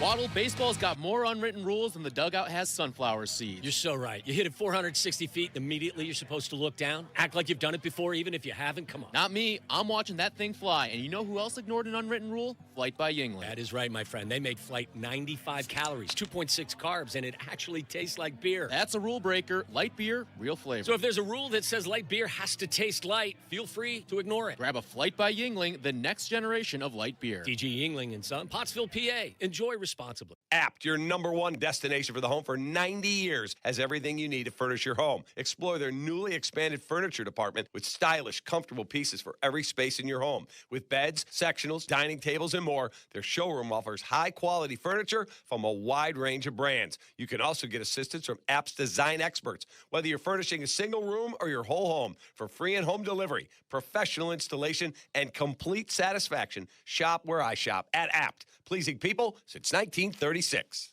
Hey guys, it's Sylvie. It wasn't long ago when gorgeous spring days made me angry. It was beautiful outside, but our windows wouldn't open, and they'd only stay open with a stick propping it open.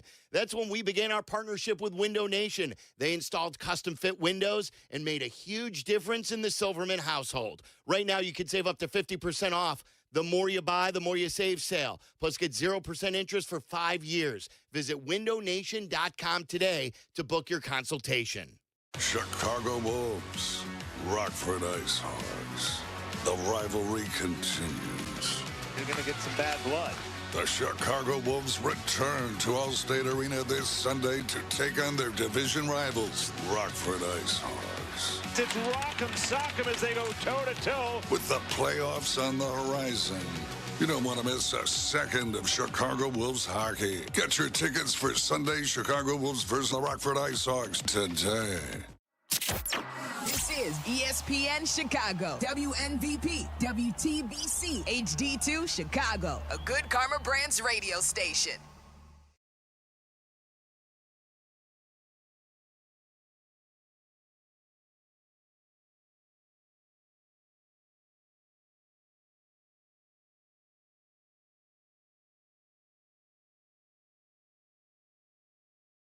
Got a podcast so you can listen anytime. But here's the best part.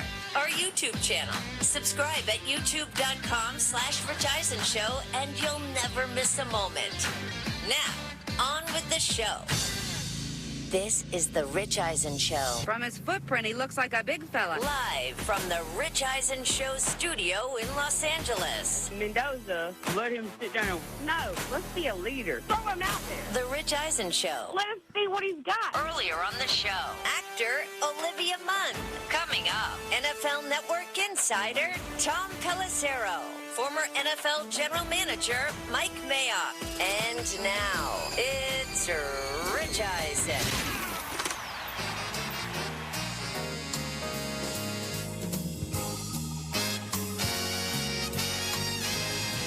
Hour number 2 of the Rich Eisen Show is on the air. 844-204-RICH is the number to dial. 844-204-RICH. Whether you're watching on ESPN2 Linear, we're, again, Masters counter programming and happy to be so. Here on Disney Plus, the ESPN app, also ESPN Radio, also Sirius XM Channel 80. Whether you're watching or listening, we appreciate any contact with us. We always love hearing from you. We had a great chat in hour number 1 with Olivia Munn, Your Friends and Neighbors, an outstanding show. How about her history with Fox Sports and going back in the day? She got coffee as an intern for Susie and the rest of the anchors that were there at the time. And then she winds up in an acting career and on a hit show in the present day. Right now. Very cool. There's a lot that went down to yada, yada, yada in between in her career. And Tom Pelissero is going to join us in 20 minutes' time. Mike Mayock, top of hour number 3. It's a What's More Likely Friday. We'll get to that in a second. Do you want to start hour 2 with a little bit of an update on what's going on at Augusta National? Christopher, hit the music if you don't mind. Jason Feller, a little bit of springtime romance. Springtime romance is in the air for Wyndham Clark. Oh, my God. Great transition. Hard launched a new girlfriend at the par 3 tournament. And what did he do? Hard launched, I don't know. He's got some new girlfriend that was with him at the par 3 tournament. All right. Might not be the right music. I don't know if that's the right way to term that either. Springtime romance. Okay, got it. Okay. And had himself a day today. After even round yesterday, 4 under today. He's your clubhouse leader. Is he really? 4 under par. All right. Sam Burns just teed off. He is leading the tournament with Rory McIlroy. 5 under, Rory to tee off in 42 minutes time. Tyrrell Hatton, your low round on the course. He's 5 under through 12 to put himself at 3 under for the tournament, firmly in 5th place right now. Scotty Scheffler rebounded after his 2 bogeys to start. -1 now for the tournament as he hits the 10th tee. All right. I'm watching some of the featured group right now. Dustin Johnson's 1 over.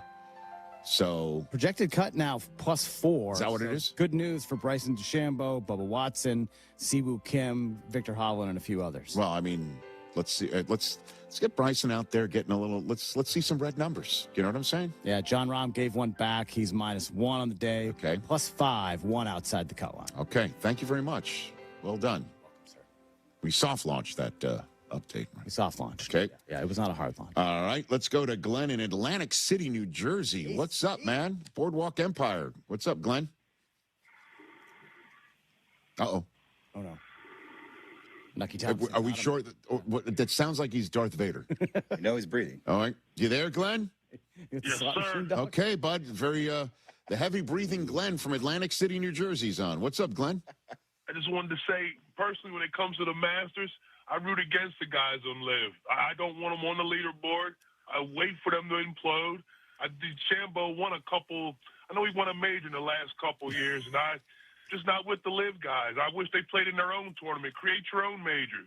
They wanted to go there. I mean, I welcome Koepka back with open arms. Yep. He realized, and now he's back on the major stage, and I just want the LIV guys to be on their own tour. I don't root for them. I definitely wait for them to implode, Rich. Okay. Look at you. You're on the don't pass line there, huh? Respect the spite.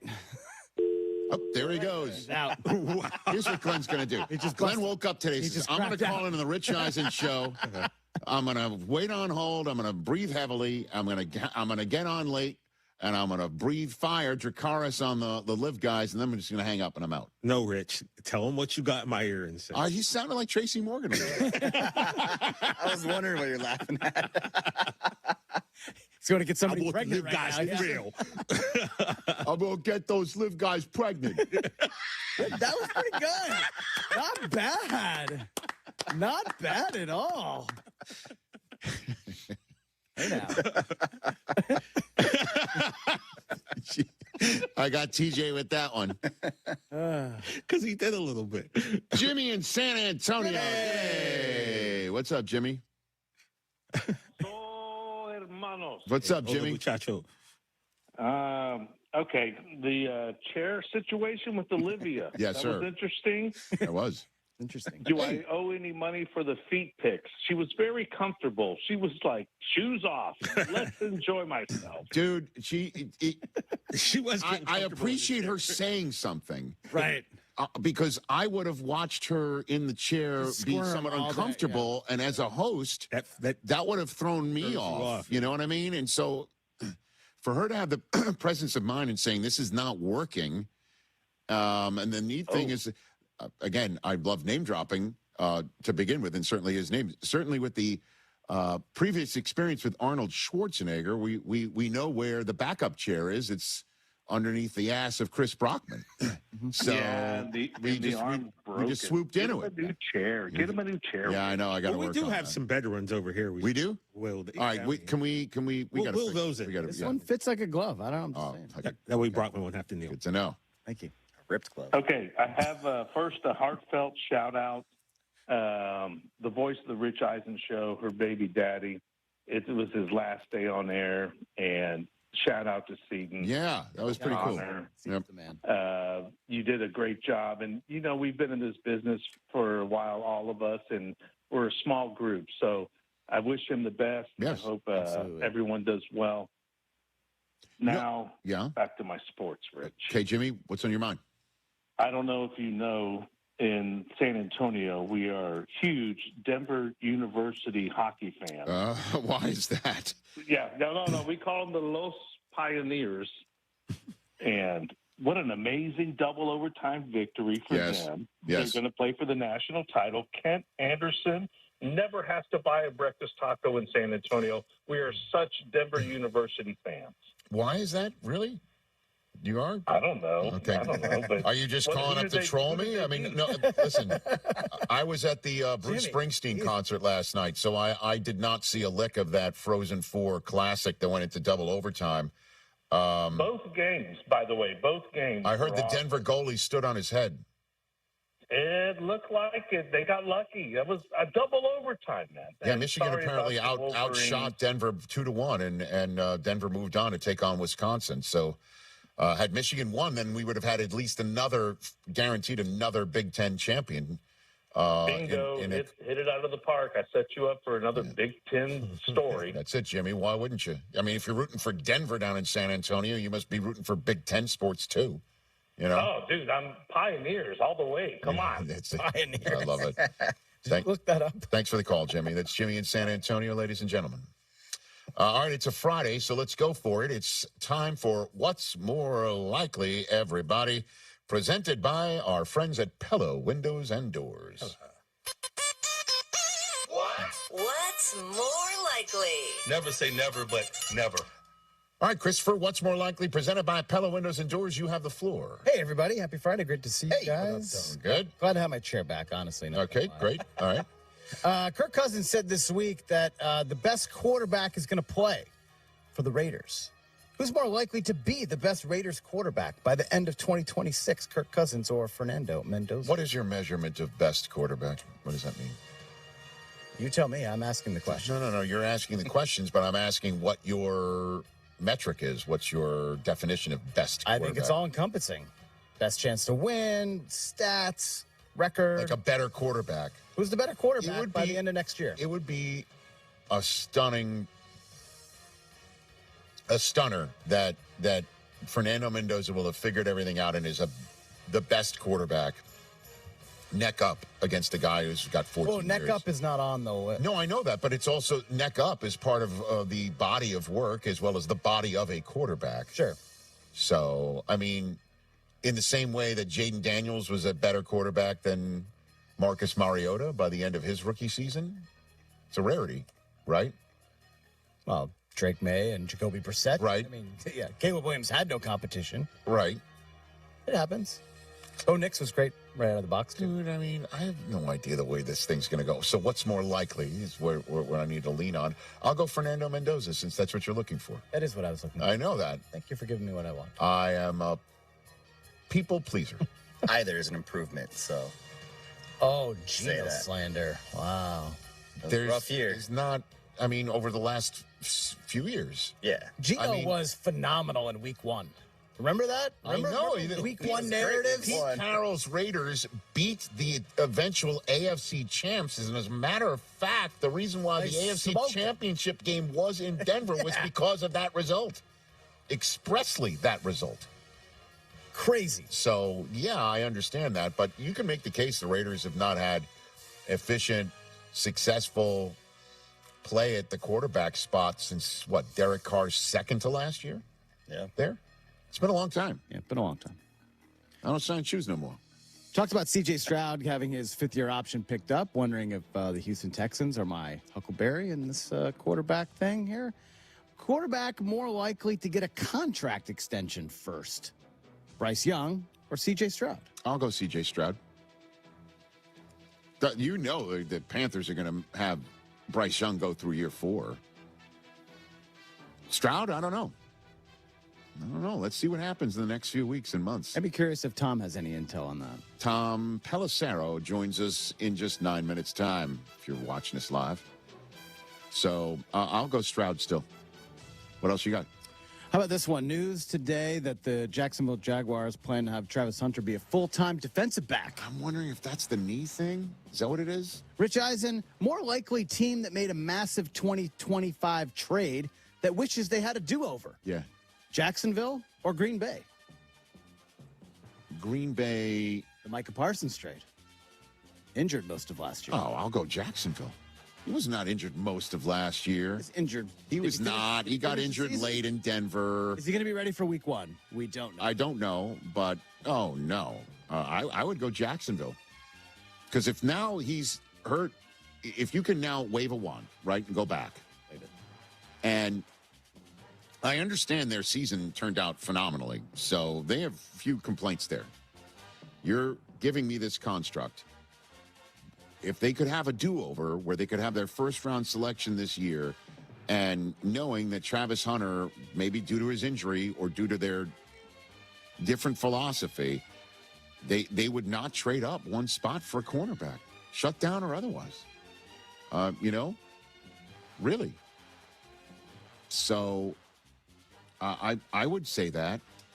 Again, this is a construct. You're putting me in this box that he's a terrific player and a terrific kid, and I'm sure they're very happy to have him in the cornerback spot, being a shutdown corner. And the Jets used a top 5 pick on Sauce Gardner. But to trade up and give up a first rounder to go get somebody who's now just going to be a straight up corner rather than a potential unicorn on both sides of the ball, Heisman Trophy type guy like that. I think Micah, that one is just, they're not looking for a receipt on that one in Wisconsin. That makes me think, too, that Brian Thomas Jr. not getting traded at all. Always kind makes sense. Rumors surrounding him. Why would you trade him? By the way, we just kept telling you this. To be full-time on both sides of the ball is just, I don't want to say it's impossible, but it's kind of impossible. It truly is. I hear you. Yeah. And now he's got a chance to become maybe the best cornerback in the league. It's a kind of a bummer just because all the hopes and thoughts we had and watching him play they can college. still packages. He can do all of that. But, this guy could be the best cornerback in the NFL in a few years if he's just... Or even this year, if he's healthy. This year. So he's still special. What else you got, Chris? All right, last week of the NBA season coming up over the weekend. More likely to be the more dangerous play-in team. Hornets or Warriors?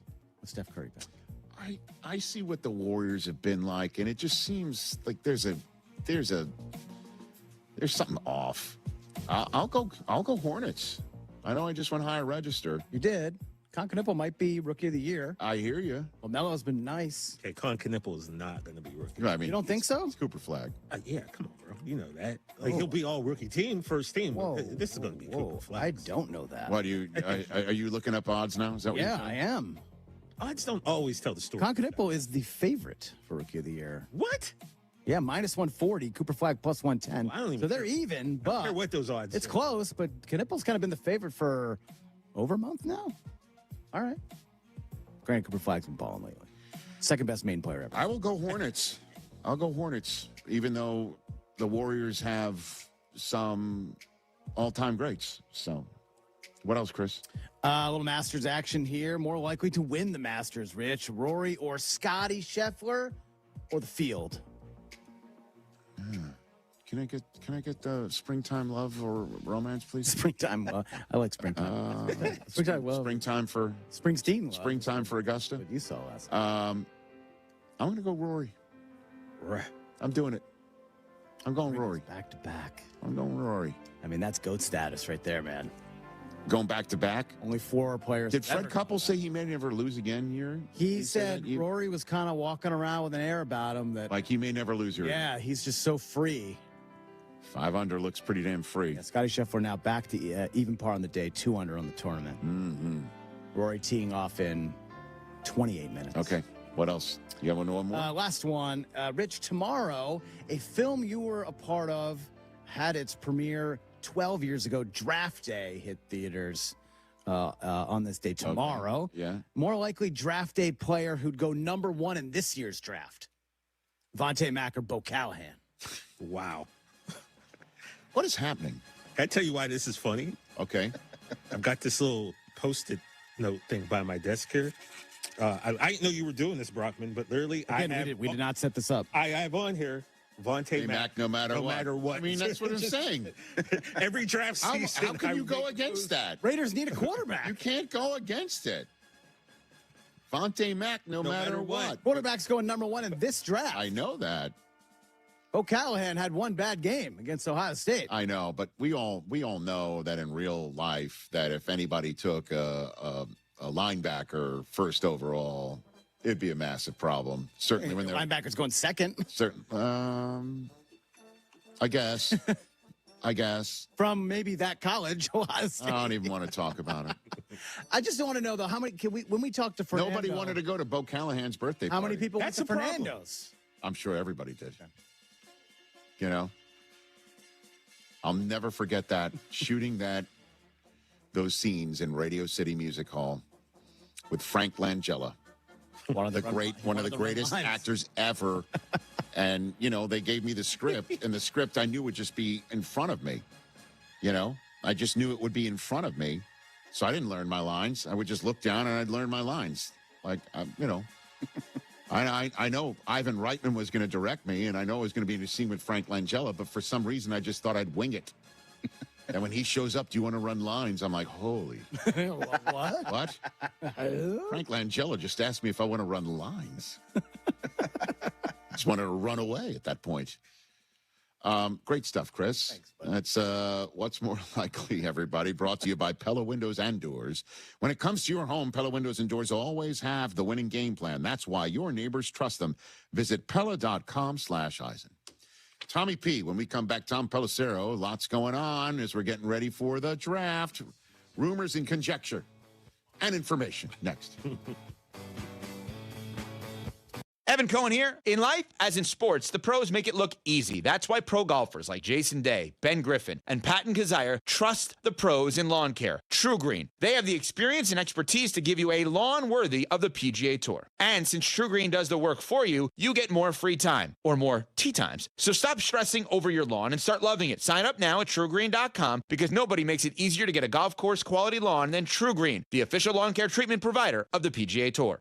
Adam Schefter here. You know the feeling when a candidate just stands out? Not just their resume, but their energy. That makes a difference. If you're hiring, you want a candidate who's passionate, but you can't get that insight from a resume unless you post your job on ZipRecruiter. Their matching technology finds qualified candidates fast, and ZipRecruiter has a new feature that shows you the most interested qualified candidates first. Try it for free at ZipRecruiter.com/sports. That's ZipRecruiter.com/sports. What if your instincts could pay off? With Robinhood Prediction Markets, you could put your sports IQ to work on the games you know best. It's not you against the house. It's you participating in a live market. Buy or sell your predictions all game long. Trade every play with Robinhood.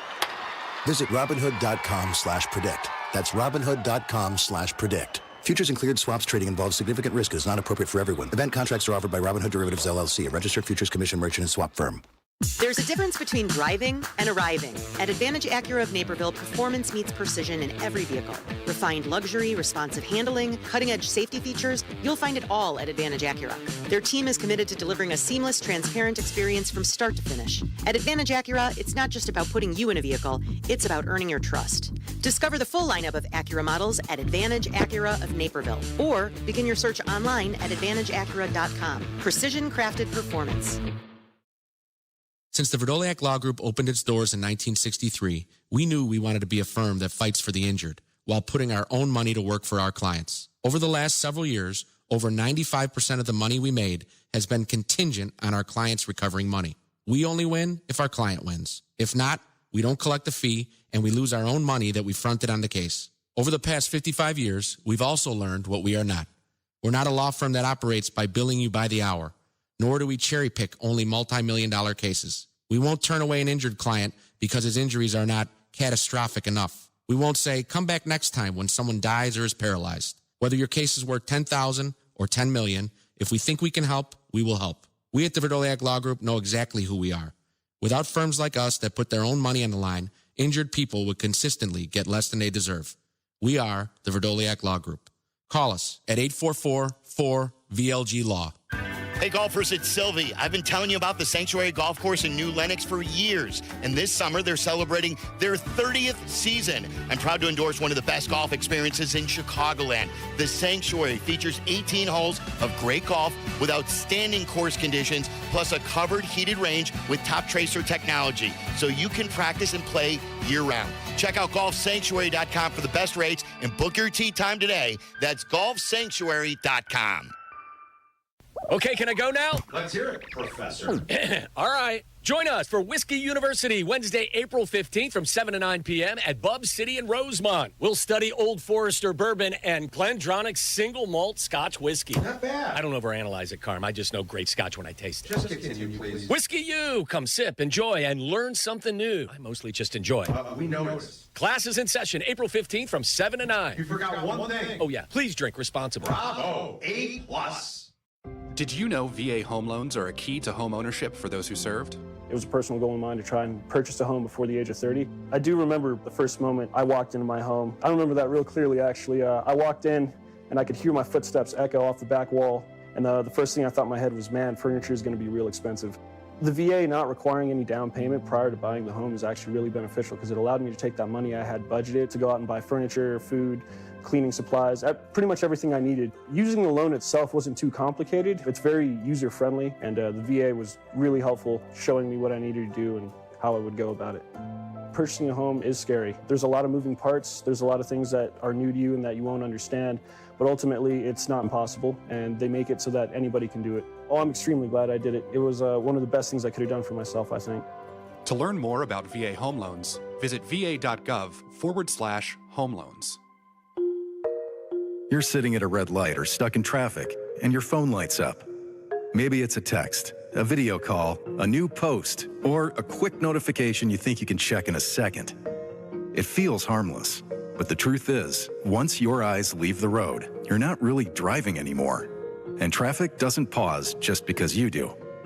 That split second of distraction can throw off everything. Your reaction time, your awareness, your ability to avoid someone else's mistake. You could damage your car, injure yourself, or hurt someone you care about. Or you could get pulled over for a reminder that your phone isn't worth the risk. So before you start driving, make it easy on yourself. Put your phone on silent. Toss it in the glove box. Set it to Do Not Disturb. Put the phone away or pay. Paid for by NHTSA. For a high-demand career in cybersecurity, protecting people, systems, and institutions from real cyber threats. Cyber warriors are needed now. Will you answer the call? Go to mycomputercareer.edu/CWP to learn more. That's mycomputercareer.edu/CWP. An elite CompTIA certification partner. VA education benefits are available to those who qualify.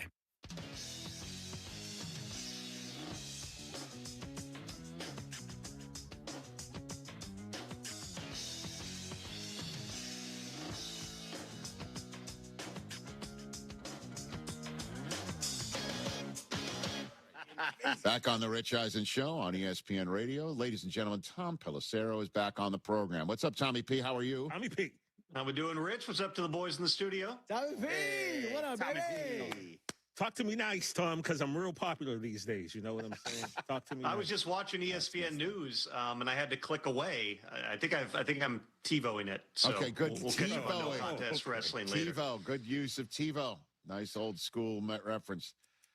What's top of your list, Tom? I'm just going to give you. How about that? I'm not going to ask you a question. What's on top of my mind? What's on top of your list? It's been interesting, Rich, this week because once you get past the pro days, right, the scouts are off the road, the coaches are diving into the tape more. People are getting closer to having their final evaluations. A lot of teams haven't had their medical meetings yet. They haven't done those final things, set the board with character and that. But you got a pretty thorough evaluation of the players. And so talking to a broad swath of coaches and scouts and executives throughout the course of this week, a few things jump out, big picture, 13 days out from the NFL draft. Number one, there are fewer blue chip players in this draft than I can remember. Just again, you're never going to have all 32 boards looking exactly the same. But if we're talking about the legit first rounders, the no doubt first round grades for the league, there are drafts where you might have 20 to 22 of those guys, maybe 24. It's never 32 with first round grades, even though there's 32 first round picks. Last year, it was a little bit less than that. This year, we're talking about somewhere between 13 and 15 players, which means if you're a team that's holding a pick, let's say just outside the top 10, you may be in a bind because there's not, if you've got, specific positions that you could really use a huge upgrade at, those guys might be gone by the time it gets to you. And if you go any further back, you really might be outside of that zone. And so I think that right around on either side of the 10th pick, you could see a lot of potential movement and a lot of calls because teams are either going to want to get aggressive and go get one of those blue chip guys on their board, or they're going to be trying to trade back because then after you get outside of that 13 to 15 guys, the sweet spot of this draft maybe into rounds 2 and 3. In other words, there's a bunch of guys who are going to have second round grades who are going to go in the first. There are also guys who maybe have second round grades that are going to go in the third. So your real value is going to be found on day 2 of the draft, and it's going to create a lot of variance. There are not a lot of quarterbacks that somebody's going to trade up for, even into the bottom of round 1. We'll see how things transpire with Ty Simpson. But that's one of the big picture things to me is there are so few of those true blue chip players that it's going to change, I think, the mechanics of how some of that movement may take place in the draft. Certainly, if we're talking about how things fall in the top 10, everybody's watching the Jets. I think that if you took a straw poll, and I kind of have around people in the league, they think David Bailey from Texas Tech would be the pick, but nobody knows for sure. There's half the Ohio State defense from last year that's going to be in the green room for the draft, so you could certainly make a case for an Arvell Reese. You could talk yourself into Sonny Styles, even though it's really rich for a true linebacker. Caleb Downs is one of the top players in the draft. He's a surefire safety that's going to go high in this draft, but do you take one at 2? There's a lot of different questions when it comes to that. And then that, in turn, impacts Arizona and Tennessee on down the list in terms of what their options are going to be, which is going to make it fun, Rich, when you're sitting there in Pittsburgh and calling this draft. We've been saying for 3 months, okay, Fernando Mendoza, it's going to be the number 1 pick. That's what everybody presumes. But at 2, you still have real questions, and then that creates questions for the teams directly behind them. And then the third big picture item here is this quarterback class has been in many ways kicked around for a long time. Yes. I have found nothing to dissuade that in talking to teams. Oh, boy. This is not a deep quarterback class. This is not a quarterback class that necessarily has, a ton of, real starters up at the top. Fernando Mendoza, there's no doubt that he's a starter. How good is he relative to quarterbacks in prior drafts? That depends who you talk to. I haven't found anybody who would put him up there above, Caleb Williams or Jaden Daniels, Drake May. But certainly there's people who are going to make arguments in terms of how good he is. He's a legit starting quarterback prospect. Ty Simpson, the real question is, where is the value for Ty Simpson? There's a lot to like. Everybody's intrigued by the tape, especially from the first half last year and the way that he processes and runs offensive concepts that are very familiar. He's got some really good tape, but, the size, the way that things went the second half of last season, it just creates some questions. He's going to go, but is he a legit, no doubt, walk in the door QB1? That is going to vary between teams. And then, the real interesting part in terms of the quarterbacks, Rich, to me, is that next group of 3 guys who are in different orders on everybody's board, but they all played big-time college football, had really good moments, at various points were all regarded as first-round picks between Carson Beck and Garrett Nussmeier and Drew Aller.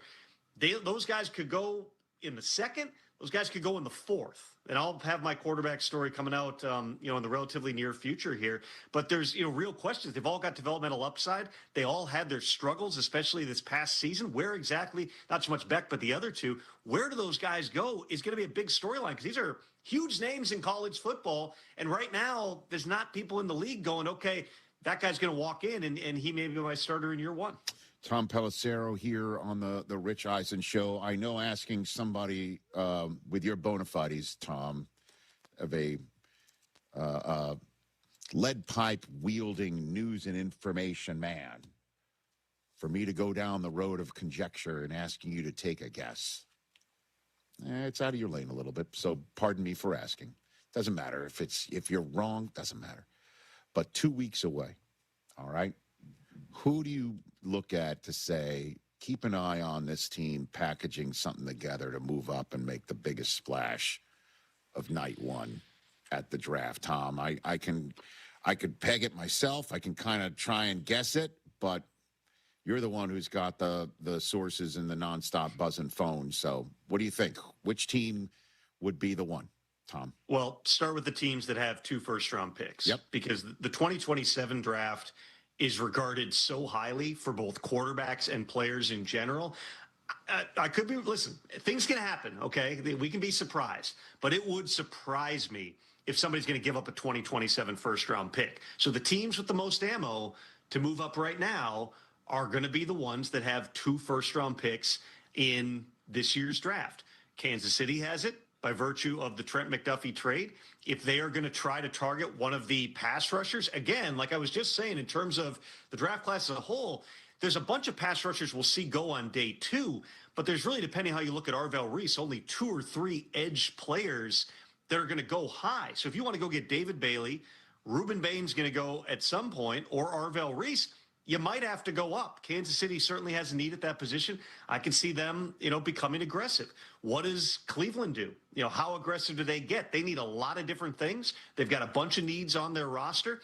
They, potentially could be drafting a quarterback in 2027, depending what they see in the great Deshaun Watson, Shedeur Sanders competition of 2026. But, last year they were the team that traded back because they could get the value that they thought was there, from Jacksonville, which was going up to get Travis Hunter. Could they flip the script? And Cleveland could be the team making the big, bold move up. I would not put anything past them, just depending on where they see the breaks in the board, where they should be more aggressive. The Jets, their top of their first-round picks is at number 2, so there's really nowhere for them to go. Certainly they could try to go up and get Fernando Mendoza, but I think that you'd have to strap several members of the Raiders organization to the wall to make that happen. But could the Jets, remember, they got 3 first-round picks in 2027. Again, it would surprise me if they are going to dip into that, just knowing their potential quarterback need next year and just the strength of that draft. Now but get to the team TJ wants to hear. Get to that team, Tom. That's the one that I'm thinking about. That's the one we have 12 and 20. 12 and 20. Go move up. What do we got? Certainly the Cowboys. Remember, when they were in on the Max Crosby trade conversations, they were not willing, there you go, TJ, to give up. Don't distract him. He's dispensing information. They were not willing to give up both of their first-round picks at that point, but that doesn't mean that they're not willing to go and do it for potentially a pass rusher. Would make sense.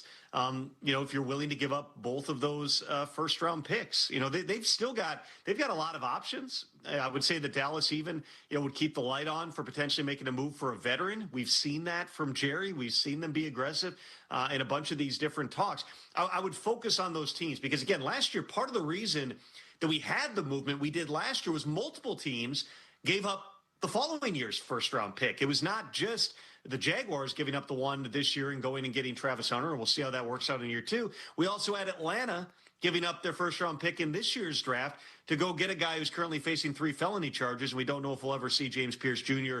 play again. That remains an open question at this point. Those are the types of variances that make teams reluctant sometimes to go and do it. The fact that we've got a bunch of teams with multiple first-round picks in this year's draft and a shorter group of blue-chip players, I believe does raise the specter, Rich, of teams being bold and moving up. I would certainly tell you, those teams and others are going to be poking around on the possibilities. But based on the uncertainties, even about what's going to happen at 2, it's hard to make a trade now, not knowing who's going to be on the board at the spot that you're ultimately trading into. Okay. The Cowboys? I'm hearing Sonny Styles, Tom, that they love him so much that 12 and 20. I don't know how 12 and 20 how far would 12 and 20 get them up? What do you think? Not all the way to 2. I mean, if you depending which chart you're going off of here, 20 it's a lot of points, but it's not enough to get you to 2 or 3 in my mind, especially in a draft like this. Right. So you're talking about, seeing if the player is still there. Again, drafting a pure linebacker is not something we see happen very often. Right. At the very top of the draft, but you also don't see many guys test the way Sonny Styles is and be as big of a freak show athletically. If you're going to make a case for somebody, it's that guy right there. All right. The report that the Jaguars are tapping out on the two-way experiment with Travis Hunter. What can you tell me about this, Tom? Well, listen, it's going to be part of the reason that they traded up with what they did to go and get Travis Hunter was to have that ability. Yeah. You felt like you were drafting both a top corner and a top wide receiver. Therefore, you could justify giving up 2 first-round picks. I don't believe it's so much abandoning an experiment as much as the reality that this guy suffered an injury last year in practice that you have to wonder was part of it just the load of reps and the unique way that he was practicing. There was no blueprint for giving him those reps on both sides of the football. And that's not to cast any blame on the Jaguars. It's just you're in totally uncharted territory here. So it makes sense as he's making way back from the injury to not say, hey, you're going to go full time on both sides of the ball. Realistically, nobody's done what he's trying to do. The closest was Dion in 95, I believe it was, when he had a whole bunch of catches as the third wide receiver and was still an all-pro cornerback. That is the exception to the rule because Dion's one of the greatest athletes we've ever seen in any sport, and in fact, multiple sports. Travis Hunter is a really good athlete. We know that, but it was never realistic that he was going to go out and play 140 NFL snaps per game. And so let's see how it evolves. Train him on one side of the ball predominantly. He's still going to see action on both sides of the football, but trying to ramp him up into a phase where he's playing almost full-time on both sides of the ball, it never made sense to do that initially. And now with a guy coming back from an injury, I would imagine this is a baby steps, ramp him up gradually, be careful because the last thing you want is a guy to get hurt 2 years in a row. What is the Texans' plan on extending the guys that they gave fifth-year options to, Will Anderson and C.J. Stroud? Tom? I would anticipate Will Anderson Jr. is going to be at the forefront of those conversations. The price for elite pass rushers is only going up. Will Anderson Jr., in addition to being a top young pass rusher in the league, he's also one of their locker room guys. If you've ever talked to him, I'm sure you have, Rich, one of just like the great, grounded, humble young men. That's the guy he is in the locker room. He's very involved in the community. He's everything you want a Texan to be. There's a price on that, and it starts with a 4 at least for Will Anderson Jr. The sooner you do that, the more you can get ahead of the marketplace for some of the other guys that are going to be coming up. He's not going to take a deal like Trayvon Walker just took. I'll tell you that. $27.5 million a year, 28, whatever it was. There's no chance he's taking that. This is going to be a big time deal in line with the Micah Parsons of the world, and we'll see exactly what that number ends up coming in at. As for C.J. Stroud, the back half of last year did not go well for Stroud. We all saw, the issues just even taking a snap. But you've also been to the playoffs with him 3 times. You've won a playoff game 3 times. It would not surprise me at all. And I don't think that this would be something that C.J. Stroud would necessarily be upset with if they play this thing out through his 4th season. We've seen teams extend quarterbacks early before and end up regretting it. There's a reason that the Dolphins are paying Tua Tagovailoa $53 million to not play football for them in 2026. Stroud has already accomplished more than Tua did in his time in Miami, but there is a danger as much as you're trying to get ahead of those markets. And right now it's $60 million a year for Dak. If Lamar does an extension next year, that could be $70 million a year. I get that part of it, but it would be hard, and I understand it, for the team right now to say, based on how last season ended, we're going to go all in and pay this guy up at the type of level to get the contract that C.J. Stroud surely feels that he deserves. So you never say never. There's a team-friendly version of this, like there are on a lot of young players, where, yeah, if he's willing to do a deal at that number, let's go ahead and do it. But CJ's got a very experienced agent in David Mulugheta, who's not going to take a cut rate deal just to get a guy paid. It's ultimately up to CJ Stroud. But would not surprise me at all if Stroud plays this thing out. The Texans continue to evaluate the overall program before they make the type of top shelf commitment that, based upon the numbers and the productivity, if you just isolate that alone, Rich, it certainly seems like CJ Stroud would be in line for him. You want to take a swing at Ty Simpson's stock right now before I let you go, Tom? Listen, I've consistently said I believe at the end of the day, Ty Simpson is going to be a first-round pick. Having said that, I don't currently, as I'm talking to teams and looking at it, have a no-doubt spot. This is where the guy is going to go. I do believe still that the Jets, you have to think long and hard about it. With one of your first-round picks, if you think this guy can be the dude, you draft him and you don't look back. Now, is he the best fit for Frank Reich's system versus some other systems that he could be running?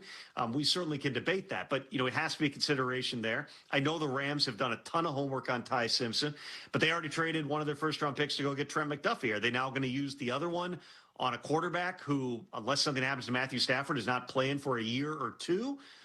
That maybe, takes some convincing. But again, I would not rule out the Rams. I wouldn't rule out the Cardinals, who have a high second-round pick, and if they feel like Ty Simpson could be the guy for years to come, go up and get him at the bottom of the first. The real question here, Rich, is what is the value of the quarterback in 2026 that fits that system? And by that system, I mean the quote-unquote Shanahan-McVay, the outside zone system, play action heavy, turning your back to the line of scrimmage, all those hallmarks that we see.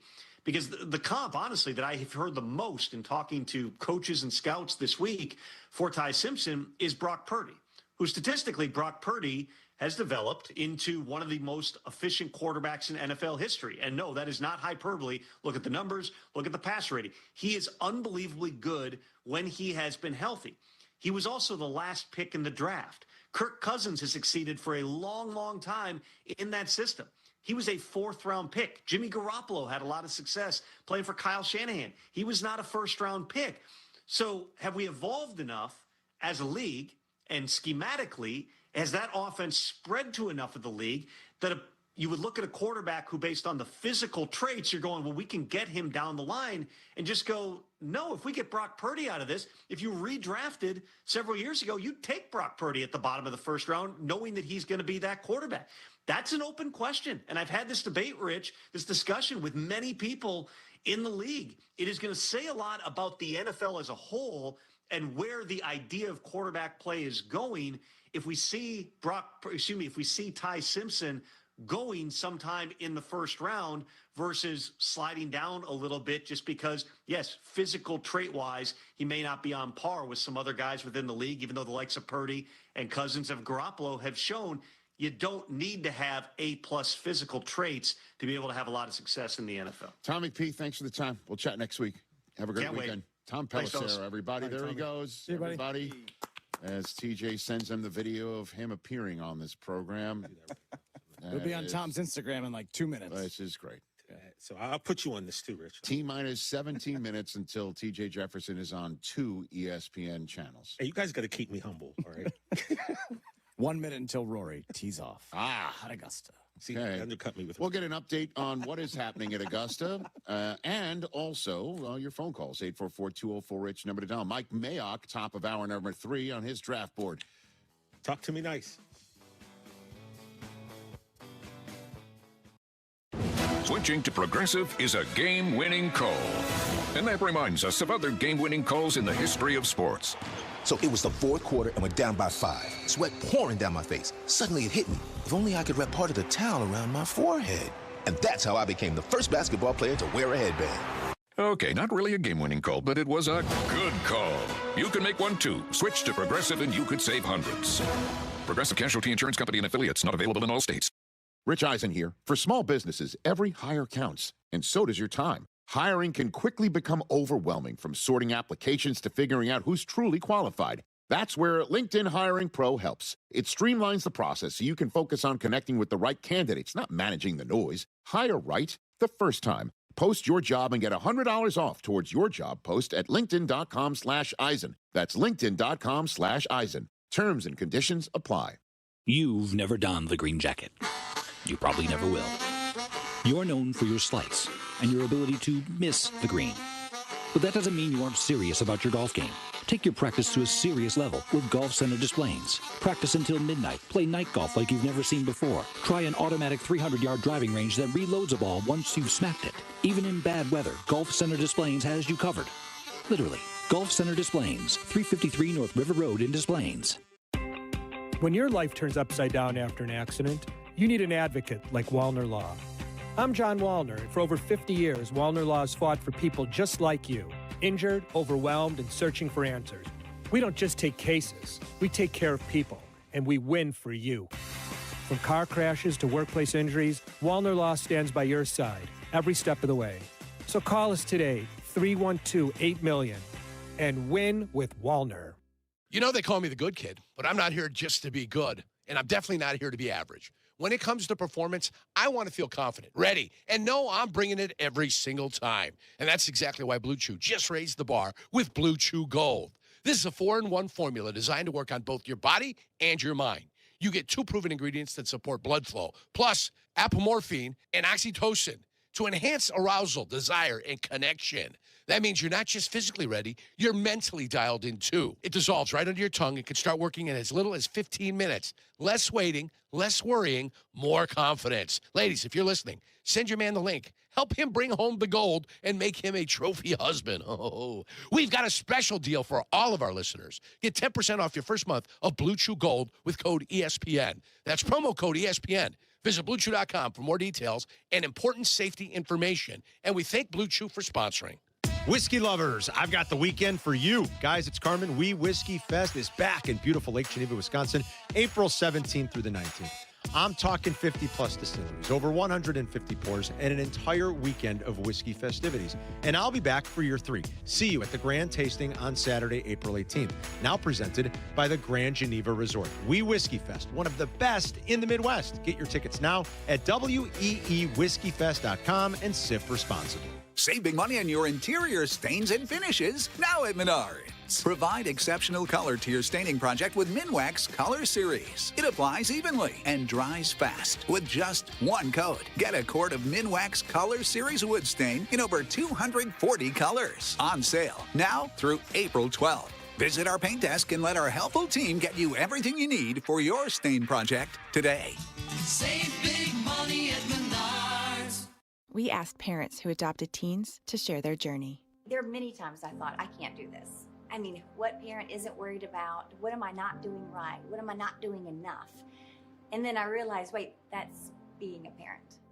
Don't worry about being perfect. I've had around 3 other mother figures in my life, but only one of them has taught me how a mother loves. The greatest reward for me is he makes me better every day. I would tell a family considering adopting a teenager that teenager, whoever it is, needs you, and they need what you have to offer. Taylor's giving me hope. He's our son, and that is what he will always be. Learn about adopting a teen from foster care. You can't imagine the reward. Visit adoptuskids.org to learn more. A message brought to you by Adopt US Kids, the U.S. Department of Health and Human Services, and the Ad Council. Evan Cohen here. In life, as in sports, the pros make it look easy. That's why pro golfers like Jason Day, Ben Griffin, and Patton Kazire trust the pros in lawn care. True Green. They have the experience and expertise to give you a lawn worthy of the PGA Tour. And since True Green does the work for you, you get more free time, or more tee times. So stop stressing over your lawn and start loving it. Sign up now at TrueGreen.com because nobody makes it easier to get a golf course quality lawn than True Green, the official lawn care treatment provider of the PGA Tour. Harry Douglas here. Let me ask you something. What if you can enjoy the taste of a cocktail, the warmth of a spirit, and still stay fully in control? That's RK Zero Proof, a pioneer in the alcohol-free spirits category. RK delivers bold flavor and a real warming sensation with 0 alcohol, 0 sugar, 0 carbs, and 0 calories. Perfect for nights out, social gatherings, or anytime you want the experience of a drink without sacrificing tomorrow. Check it out at rkbeverages.com. That's ARKAY beverages.com. RK, all the flavor, none of the alcohol. Peggy Kaczynski and Dion Miller. Saturdays on ESPN Chicago. Brought to you by Advantage Acura. Space because When you're hauling kids, gear, snacks, and backpacks, space matters, and so does comfort. Just make sure they keep their cleats off the seats, okay? The all-new Hyundai Palisade Hybrid. Visit HyundaiUSA.com or call 562-314-4603 for more details. John in San Diego has been holding on for the longest. What's up, John?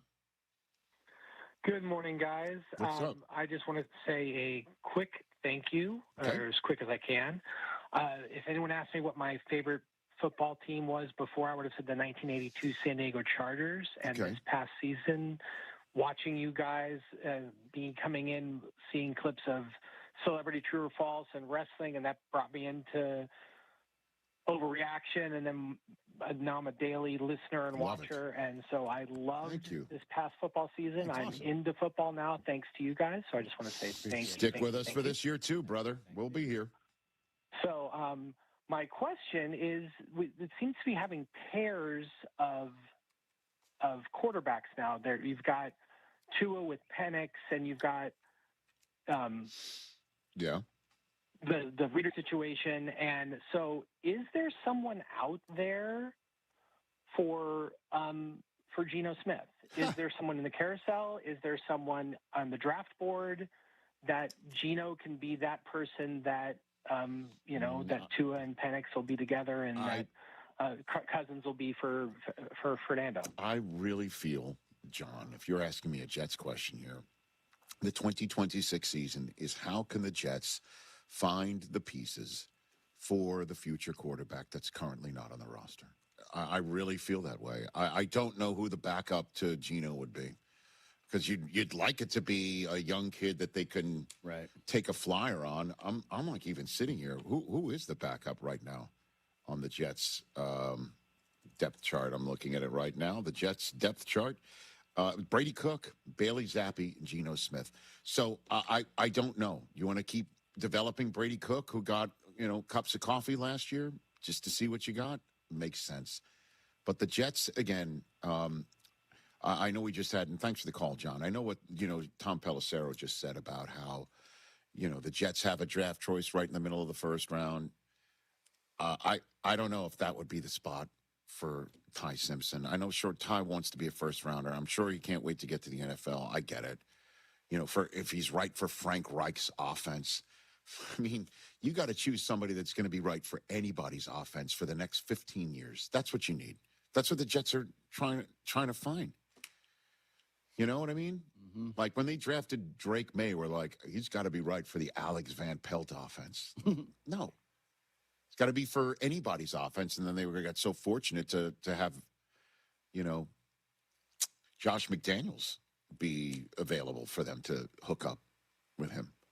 So you got Frank could be the guy that the Jets have for 10 years, and Frank finishes his career as the offensive coordinator of the Jets, and he's like the Josh McDaniels of this equation, and Ty Simpson could be that guy.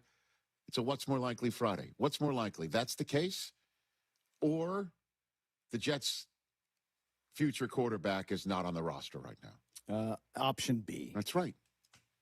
Yeah. So you got to win enough games that if you're Aaron Glenn, where you don't get fired, or if you're a Jet fan who believes in Aaron Glenn, you got to win enough games where you hope he doesn't get fired and does put his system in the same way Dan Campbell had the grace period to do so in Detroit. And from whose system, obviously, Aaron Glenn most recently professionally came. There's Sean Payton in him, too, in terms of his history. Parcells. So it was a guy who drafted him as a player. That's what you got to do, and you got to hope that those three draft choices, a quarterback of the future falls to him. And it's not such a disaster where you're top five, although that would be the best way to go get your quarterback of the future. Mm-hmm. So I just don't see there any pairing with Geno. Like there's no young guy out there, unless you want to go trade for one, which makes no sense if you're going to draft one next year. Hello, friends. Ever dreamed of shooting 8 under with a perfectly dialed-in short game? Well, here's your chance. Because at the Spring Scramble at Seven Bridges Golf Club, you've got 3 teammates to help make it happen. Join us Saturday, April 25th for a Masters-themed scramble with breakfast, a Masters-inspired lunch, drink tickets, hole contests, and prizes, including official Masters merchandise. Spots are filling fast. Sign up now at sevenbridgesgolfclub.com or call 630-964-GOLF. Believe in a world of wellness. Blue Cross and Blue Shield of Illinois is lighting the way on your health and wellness journey, always helping you write your own story. As your one local trusted partner for nearly a century, Blue Cross and Blue Shield of Illinois ensures the widest access to the best affordable care, where you need it, when you need it. This is David Kaplan. I am proud to partner with Blue Cross and Blue Shield of Illinois because they keep you at the center of everything they do. Blue Cross and Blue Shield of Illinois, through it all.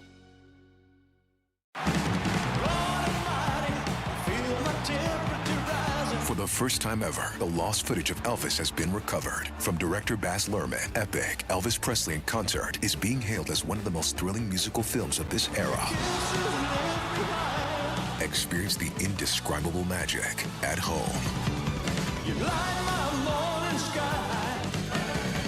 Epic Elvis Presley in Concert. Available now on digital. Why'd I go to the doctor? Working on the farm, my heart kept skipping a beat.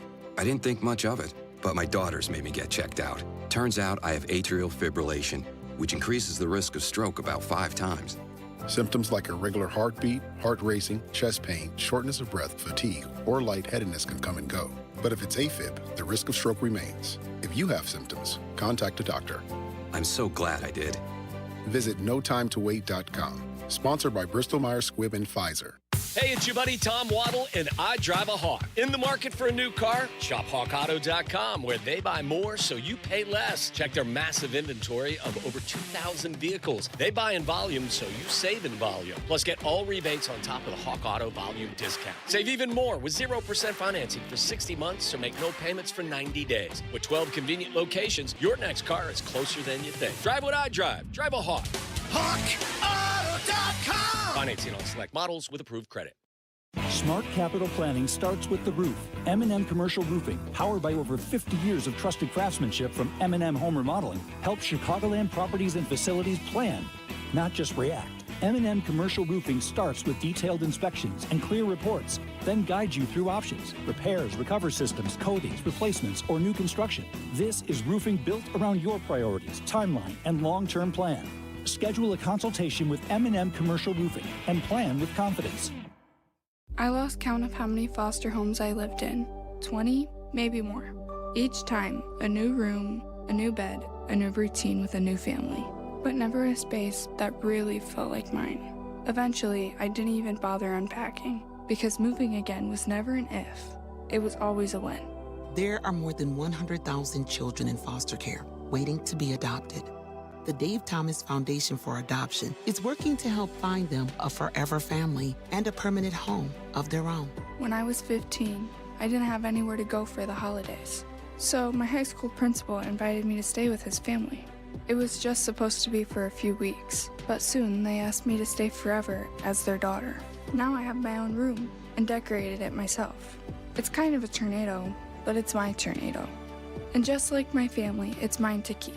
If you have room in your home or your heart, see how you can help at davethomasfoundation.org.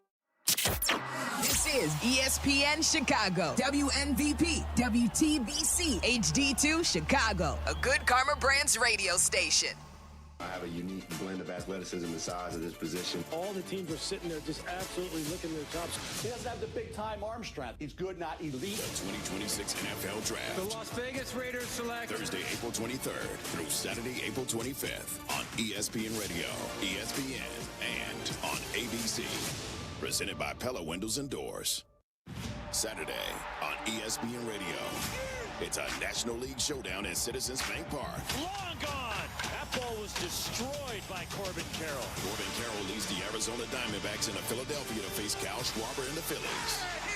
Kyle Schwarber, and this place is going bananas. The Diamondbacks at the Phillies. Coverage begins tomorrow at 12:30 Eastern with first pitch at 1:05 Eastern on ESPN Radio and on the ESPN app. Presented by Progressive Insurance.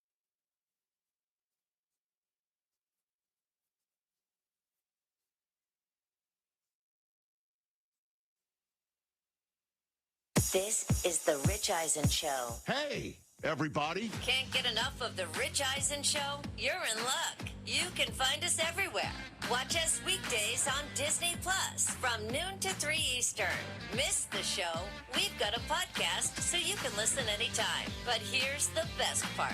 Our YouTube channel. Subscribe at youtube.com/Rich Eisen Show and you'll never miss a moment.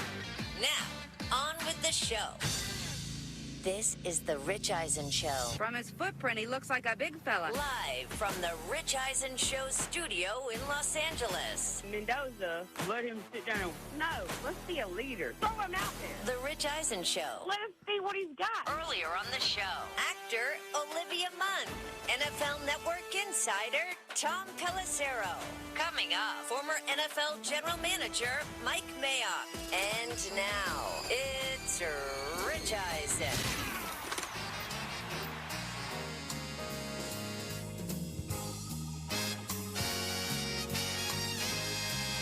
Hour number 3 of the Rich Eisen Show is on the air here on ESPN2, everybody. We're on linear cable because we can be. Sirius XM Channel 80, ESPN Radio is how you can listen to us, Disney Plus and the ESPN app as well. Joining me here to kick off hour number 3 of the program, longtime friend, ladies and gentlemen, back here on the program, former Raiders executive, now I believe a podcaster. Mike Mayock. Are you a podcaster, Mike? Are you a podcaster now? What's up, Mike? Consumer Sports. Hey. Did I see you had Max Crosby on as a guest on a show? What's happening, Mike? Are you what's happening? What do I call you? You think? Yeah, I know. I do a pod with my daughter, as you know, and Consumer Sports is doing this really cool thing where we're going position by position. Yep. And we went out to LA and we did a whole bunch of episodes. And they asked me for some help in getting some guys to come on the show by position. And for instance, some of the favorite interviews I've ever done in my life were Howie Long, about 30 minutes Howie gave us. And he just opened up on some stuff he never had. Max Crosby, Max is so transparent. We all know what he went through. But he opened up on a lot of things, including for football people. Why is he so good? What are the things he does to get so good? We talked to Steve Smith. He was awesome. I had Luke Kuechly went off on all kinds of stuff with the linebacker position. And I kind of, you know me, I'm always trying to figure out what makes some of these guys great.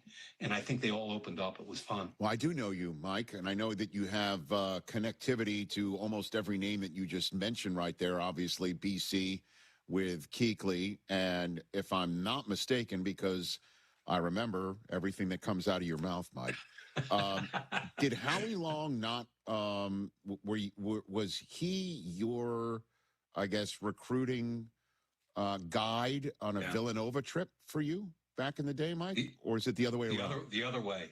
When I was a freshman at BC, he was a 16-year-old high school junior in downtown Boston with having issues with the segregation in downtown Southeast Boston and the busing stuff. And literally his grandma moved him out of Boston because of the violence with the busing and moved him out to a suburb. And they didn't really want him in the Boston area where a lot of his boys were. And he went to, he tells a story, his pro day workouts and how the Raiders timed him. Howie's been a dear friend, one of my best friends for 50 years now, which tells you how old we both are. Yeah. So I understand life was different back then. You sure you didn't turn him off on BC, Mike? You be sure about this? You didn't send him to Villanova? No? Not a great time on campus? You sure about this? He had a pretty good time, and I'm not going to share that, but he had a really good time. I was at his house the MOC, this summer. Yeah. I was at his house this summer in Montana, and I told a couple of his sons the stories, and they were like, "Dad, that was Dad?" I'm like, "Hell, we were roommates at the Blue-Gray All-Star game, and he took on a bunch of Southern guys that were giving us abuse in a bar. I mean, just Howie's the best. I love the guy." Was the Max Crosby chat after the gambit with the Ravens and everything like that? It was before, in advance of all that? Yeah, it was taped before all that. Okay. Yeah. What's your guess then, what's happening there, Mike, that are the Raiders resetting to try and get as close to what the Ravens gave them for Crosby, or is Max sticking around? What's your best guess on that? My best guess is that Max is sticking around, but one of the things I mentioned to him afterwards was just kind of, I think Howie may have too, I forget, but was just work your ass off like you always have, be who you are, be all in on the Raiders, but be prepared for anything because you can't control it, and you got to be ready to move no matter what. I mean, but he could control it if he's like, I still want out, right? Like he could say something like that behind the scenes. I would think a couple things. One, I don't think that's him as much. He wants to make a decision and go. And I think I'm guessing he's all in on the Raiders right now. And that's and especially with the infrastructure they put in place around this offseason. I think with Kirk Cousins signing, I would guess it gives them some hope that they can win some football games as a bridge with Mendoza. I think they've done a lot of really good things this offseason, and I'm guessing Max is pretty excited about it. Your name came up on the show the other day, Mike, with Cousins willingly signing with the Raiders, knowing that they're going to draft a kid first overall at the position after being in Atlanta where he got signed by a team, unbeknownst to him. They then drafted a kid at the position, and how you and I were on the set together in Radio City Music Hall when his career began, with him being the other kid at the position for a team that had already drafted Robert Griffin. And it just seems like a through line for his career, that and being paid like he's a Major League Baseball pitcher, being everything guaranteed, But it's kind of wild. What do you think is happening at that, position in Vegas with him knowing he's going there and Fernando Mendoza's coming? Mike? Number one, he's willing and able. And that's really important. Number two, regarding the development of the rookie quarterback, at some point, Rich, there's an intersection between a young kid being ready to play in the NFL at that position and, just as importantly, the team being ready for him. And by that, I mean an infrastructure in place where they can run the ball a little bit. The pass protection is figured out. They got an offensive coordinator that knows how to call plays, protect the quarterback, put him in the best position. You play a little bit of defense so you're not playing from behind all day. And when those two things intersect, both sides are ready. Rich, that might be week 1. This kid could be ready. It might be week 7. It might be next year. But the Cousins signing gives them the insurance to allow this kid to develop in a natural time frame. And I thought the Cousins signing was outstanding and needed. Me too. It gives them room to roam, and there's no pressure. They just hired a coach, right? So it takes the lid off the pot a little bit here, for the lack of a better analogy. But how will they be able to determine if Mendoza is ready? They see it in a meeting room, they see it on a practice field, they see it in a preseason game. How do you suss that out in this day and age where reps are precious, Mike? I mean, I think development is interesting. You look at Green Bay for the last 25 years, and Aaron Rodgers fell in their lap. And then Jordan Love, when he came out of Utah State, was in no way, shape, or form ready to play. And now he's on the cusp of being a really high-level quarterback because of their patience. Mahomes sat for a while in Kansas City. Every kid is different, and too many times in the NFL, we force first-round picks to play immediately. We bow to all the pressure. The head coaches and GMs have job pressures. If you don't have a franchise quarterback, you're just another day closer to getting fired. You've heard me say that a bunch. So I think what this does is it allows them to take a look at this kid who's really cerebral. He's got a high football IQ, and the way you figure it out is in practices and meeting rooms and preseason games is, can he run an operation from day A to Z? Can he put our offense in a position where everybody's in the huddle not looking at him like, we got no freaking chance with this kid? Right. I mean, right? He's got to run the operation. He's got to know what he's doing. He's got to give him a chance to win football games. And you've got to compare his development versus Kirk Cousins, at age whatever he is. And, to evaluate the rest of your team, you need competent quarterback play. It's not just about him. So they'll know what that intersection is. They're going to look at each other in a team meeting. Take week 6. Say they're 2-3 or whatever, or they're coming off a bye, and they're looking around the offensive meeting room and they're like, hey, this kid's come on. He knows what he's doing. He knows what the checks are. He knows how to get us in the right protections. And by the way, Rich, don't disregard the move of signing Tyler Linderbaum at center, who can take some of that off of a young quarterback, which, again, they overpaid for him, and they needed to. They had to. I thought that was really smart. So everything's in place, I think, for the development of both sides of that equation. I hope we see him earlier than later, but more than anything, I hope the Raiders just take their time and make sure they do it at that intersection. Well, part of the reason why they could overpay Linderbaum wasn't just because they had the cap room. They also thought Max Crosby's salary was off the books. It's just crazy, man. Just crazy. Yeah. Mike Mayock here on the Rich Eisen Show. 13 days out, your board looks like what? What does your board look like 13 days out? What's it look like? It looks like, it's funny you asked that. I was looking at it. I know you. Yeah. And I'm like, okay, where's Rich going? He wants intrigue. Why do you look like I'm trying to get you on something, man? Oh, no, okay. I don't mean that at all. All right, good. You and I are way beyond that. Okay. I mean, but you like intrigue.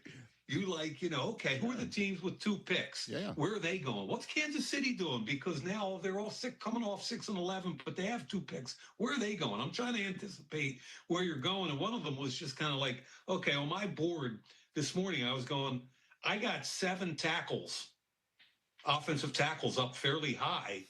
But when they dry up, there could be a run in the first round. There could be 7 tackles taken in the first round, because after that, there's a fairly steep drop-off. I don't think I have a grade on a tackle to the 3rd round after that. So if you're a tackle-needy team and all of a sudden Maui Noah, Freeling, Fano are gone, you're looking at Proctor, Miller, Lomu, and the kid from Arizona State, who I can't pronounce his name, Ian Hutcher. Once that run starts, teams are going to get nervous towards the middle to the end of the first round at the tackle position. I think the Freeling kid from Georgia has probably moved up more than any other player in the draft since the end of the season. He was a 1-year starter. So NFL people were still gathering information on this kid. A 1-year starter at left tackle for Georgia. I think he's going to be the best left tackle coming out of this draft 3 years from now, but he's young. He's inexperienced. He's going to go higher, I think, than people think. I mean, I could see him as early as 6 to the Browns. So I think the tackle position is really interesting. I think the wideout position is interesting. This Omar Cooper from Indiana, he's also climbed up, and it's forced me to watch some more tape of him and appreciate him a little bit more. I think he'll probably be the 4th wideout off the board. There was the combine rechecks for medical this past week, and Maui Noah looks like he came out of it okay. I'm curious to see Jordan Tyson, who's had, this is an immaculate athlete. He's really special at wideout, Arizona State. But he had an ACL a couple of years ago, followed by a collarbone, followed by missing a couple weeks with a hamstring, soft tissue. So he had a medical recheck, which I haven't heard back yet on from some of my guys. So just a quick glance around my board and those kind of things hit. So what is your evaluation of Ty Simpson, Mike? Because he strikes me as one of the more fascinating figures in this draft right now. Where do you peg him? Here's where I am on him. He's 6'1", 212, and he started 1 year. There's a lot to like on his tape. I like him more than I thought I was going to like him. For instance, when ESPN's guy, Orlovsky, came out a couple of weeks ago, and everybody killed him and all. And you know what? Orlovsky does the tape. He deserves to have an opinion. And to be honest with you, there's a lot to like about Ty Simpson. He's got a good arm. He can drive it outside and deep. He's got quick feet. I think his eyes and his feet are tied together, which are really important. He knows how to take care of the football. I hate to kill a kid because other people have failed in his shoes, but the history of first-round quarterbacks that have played one season or less is abysmal. And what we do in the NFL is we push quarterbacks up higher and we force them to play too early.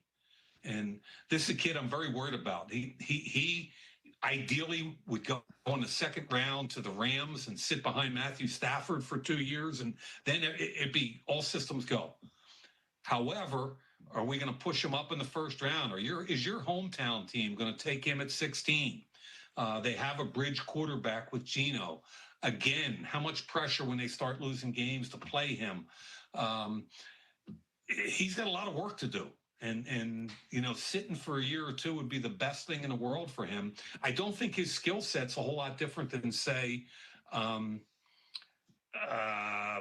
Nix or Jackson Dart in that range. I had second-round grades on all three of those guys. Obviously, I was too low on the two that are in the league right now, but it's all about the situation you end up in. Mm-hmm. It's not about going as high as you can possibly go. How much do you think 2027's quarterback class looms over this draft, Mike?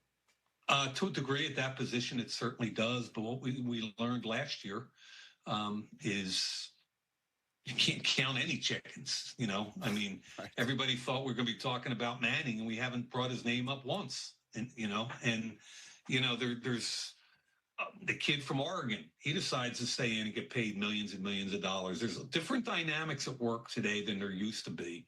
You can't hang your hat. You got to keep swinging. And I think back to who was it? Russell Wilson.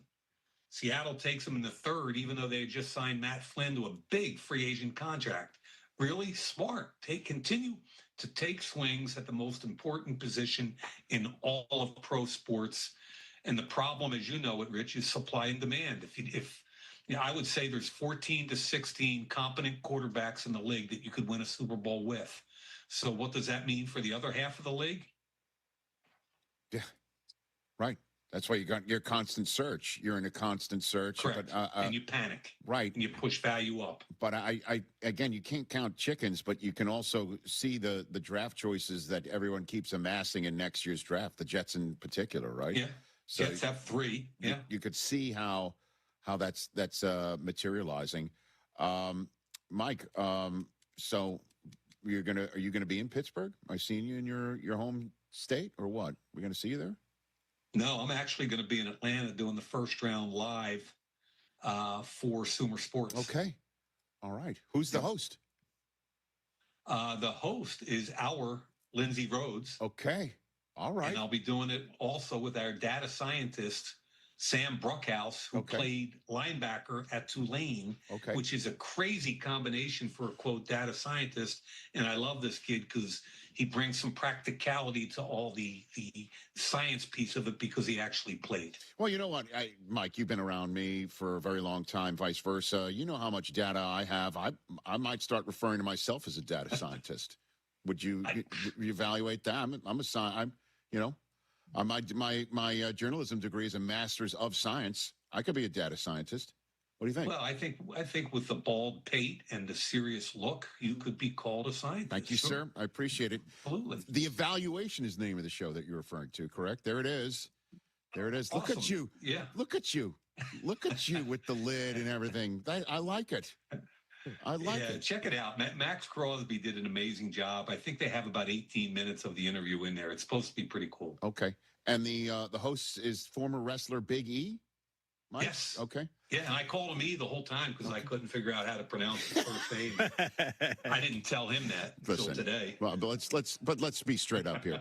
Somebody had to tell you who Big E was, right? We're like, hey, we're going to do the show with Big E. Well, the cool thing is that he was a defensive tackle at Iowa, so immediately my thought process went way up on him. Okay. And we could talk a little football, which I thought was cool, as opposed to somebody just coming in cold and saying, hey, tomorrow I have the dating game, and next week I've got somebody's pod, and like the guy knows some football. There you go. I love it.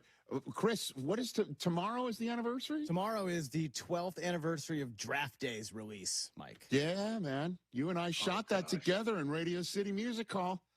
Yeah? That was You were funny that day. Dude, you were funny. I was funny. You were hilarious because... No, I wasn't. Oh, Mike? Not intentionally. No, I will never forget this moment. I'm telling this story right now. No. Do you know what story I'm telling, right, Mike? Yeah, Okay. I do. So one of the only movies you know cold is Stripes, okay? And here we go. Ivan Reitman. All right, and who was the director of Draft Day? Ivan Reitman, who comes out and has a little meeting. I'll never forget this. We're in the orchestra of Radio City Music Hall. It's me, Mike Mayock, and Ivan Reitman, okay? And Ivan's going through the beats of what he's looking for both of us here. Look how ready he's getting right now. This is awesome. And you told him how much you love Stripes. And he's like, thank you so very much. And then you're like, but the second half of the movie, when you guys went to Germany, just wasn't very good. That's what you told him to his face. It was honest.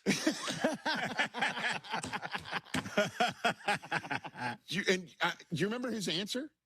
You remember his answer? Yeah, they ran out of money. They ran out of money. The movie, the budget ran out of money. I was right. But I turn to you, I'm like, Mike, not everything in life requires an evaluation. But that's you, man. You only know one speed, man. That was 12 years ago tomorrow, Chris? Is that what you're saying? Yeah, 12 years crazy. tomorrow. Oh, my gosh. Yeah, really That's crazy. The two stars of Mike Mayock, Rich Eisen, and Kevin Costner, the stars of Draft Day. Two of them right on the screen right here.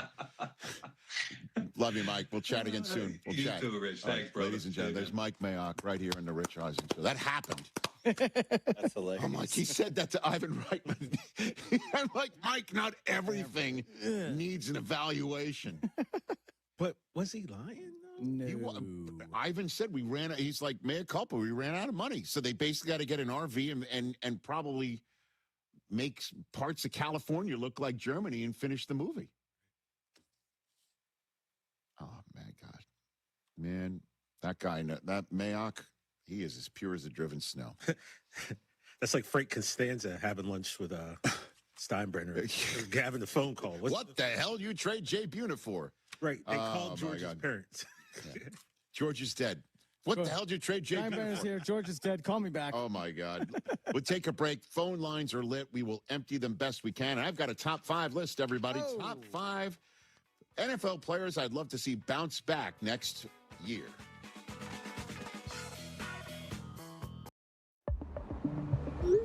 You've said it before. This will only take a second. Just a quick glance. A fast reply. But on the road, seconds don't wait for you. They decide everything. Who stops, who doesn't, who makes it home.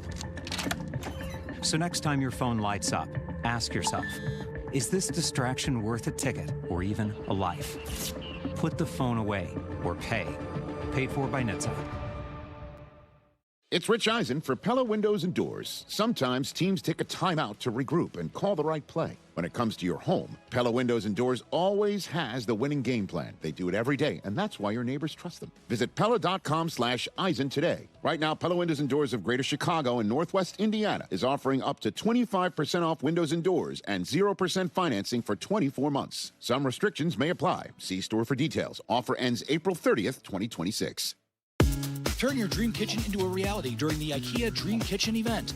Now through April 21st, IKEA family members save 10% when they spend $3,000 or more on section kitchen cabinets and eligible appliances and countertops. That's modern style, smart storage, and everyday functionality designed your way. Plus, section cabinets come with a 25-year limited warranty. Not sure where to start? IKEA's expert kitchen planners are here to guide you. Your dream kitchen is closer than you think. So visit IKEA Schaumburg or IKEA Bolingbrook today. You've heard their names around town. Costa, Iavoni. I'm here talking with accident attorneys Julio Costa and Anthony Iavoni. You two have built a serious rep in Chicago. What's the playbook? We grew up here. Soccer matches on weekends. Southside baseball games in the summer. Football battles on fall Sundays. We know the city, and we fight hard for the people in it. Exactly. When someone's hurt or needs help, we show up. We recognize that our clients are the same people we see in the stands with us at those games. That's what being local is all about. We get you. Costa Iavoni, your local personal injury attorneys. 708-4 million. This is your White Sox Minute. I'm Len Casper. Thursday night, the White Sox ended a 14-game Kauffman Stadium losing streak with a 2-0 win over the Royals. Left-hander Anthony Kay picked up his first Major League win since 2021. Colson Montgomery drove in the game winner with an RBI double in the fourth. Tonight, the Sox try to make it 2 in a row behind starter Davis Martin at 640. Take advantage of one of our best offers this season. Get 1 ticket and 2 beers to select games starting at $24 with Miller Lite Baseball and Brews. Must be 21 and over with a valid ID. To purchase tickets, visit whitesox.com/brews. This has been your White Sox Minute. Has the excitement of betting turned into worry? Feeling overwhelmed every time you roll the dice? Problem gambling doesn't just affect your wallet. It can impact your health, relationships, and peace of mind. But there's hope. Gateway Foundation is here to help you take back control of your life with personalized treatment options. You don't have to face this alone. Call Gateway Foundation today at 844-444-5780. That's 844-444-5780. Borrow what you need when you need it with a home equity line of credit from Republic Bank of Chicago. From home improvements to unplanned expenses and everything in between, rest easy knowing we've got you covered. Visit ourbankchicago.com or one of 20 locations to get started with your Republic Bank home equity line today. Subject to credit approval. Property insurance required. Contact us for current rates. Equal housing lender. Republic Bank of Chicago. Banking beyond expectations. Some things in life are preventable. Ooh, gas station sushi. Yum. That's preventable. I'm just going to tell my boss what I really think of him. Oh boy. That's preventable. Maybe a face tattoo would look good. That's preventable too. The Colorectal Cancer Alliance wants you to know a lot of things in life are preventable. Colon cancer is common and deadly, but that's also preventable. Oh my gosh, it's a bear! Let's get a selfie with it. Also preventable. The Alliance is doing its part to end colorectal cancer. Now, do yours. Get involved. And if you're 45 or older, talk to your doctor about the colon cancer screening options available to you. Bet you I can eat 50 hot dogs in an hour. Preventable! Actually, Your Honor, I'm representing myself. Go to colorectalcancer.org to learn more. That's colorectalcancer.org. And together, we can save lives. Hey, honey. Oh, no. Check this out. No. Smalls here. If it feels like everybody's sick right now, you aren't imagining it. Doctors say this is the worst cold and flu season in 25 years, and it's not over. I can't afford to get sick, and I doubt that you can either. That's why I ordered a medical emergency kit. It's like having an urgent care and a pharmacy right in your home. It includes prescriptions like generic Z-Pak to help you get well faster, plus antibiotics to treat pneumonia, strep throat, sinus and ear infections, nausea, even UTIs and other common illnesses. It's in your kit the moment you need it. No waiting for your doctor, no hours at urgent care, no lines at the pharmacy, no copays. Just match your symptoms to the right prescription in your guidebook and call their telemedicine doctor standing by. Order your medical emergency kit online in minutes and it ships to your door. Save $45 with my promo code SMALLS at urgentcarekit.com/smalls. Again, that's $45 off with promo code SMALLS at urgentcarekit.com/smalls. That's urgentcarekit.com/smalls, promo code SMALLS. Prescription required. Always consult your doctor to determine if this product is right for you. Guests on ESPN Chicago join us on the Yingling Hotline. Brought to you by Yingling, the oldest brewery in America. Protecting people, systems, and institutions from real cyber threats. Cyber warriors are needed now. Will you answer the call? Go to mycomputercareer.edu/CWP to learn more. That's mycomputercareer.edu/CWP. An elite CompTIA certification partner. VA education benefits are available to those who qualify.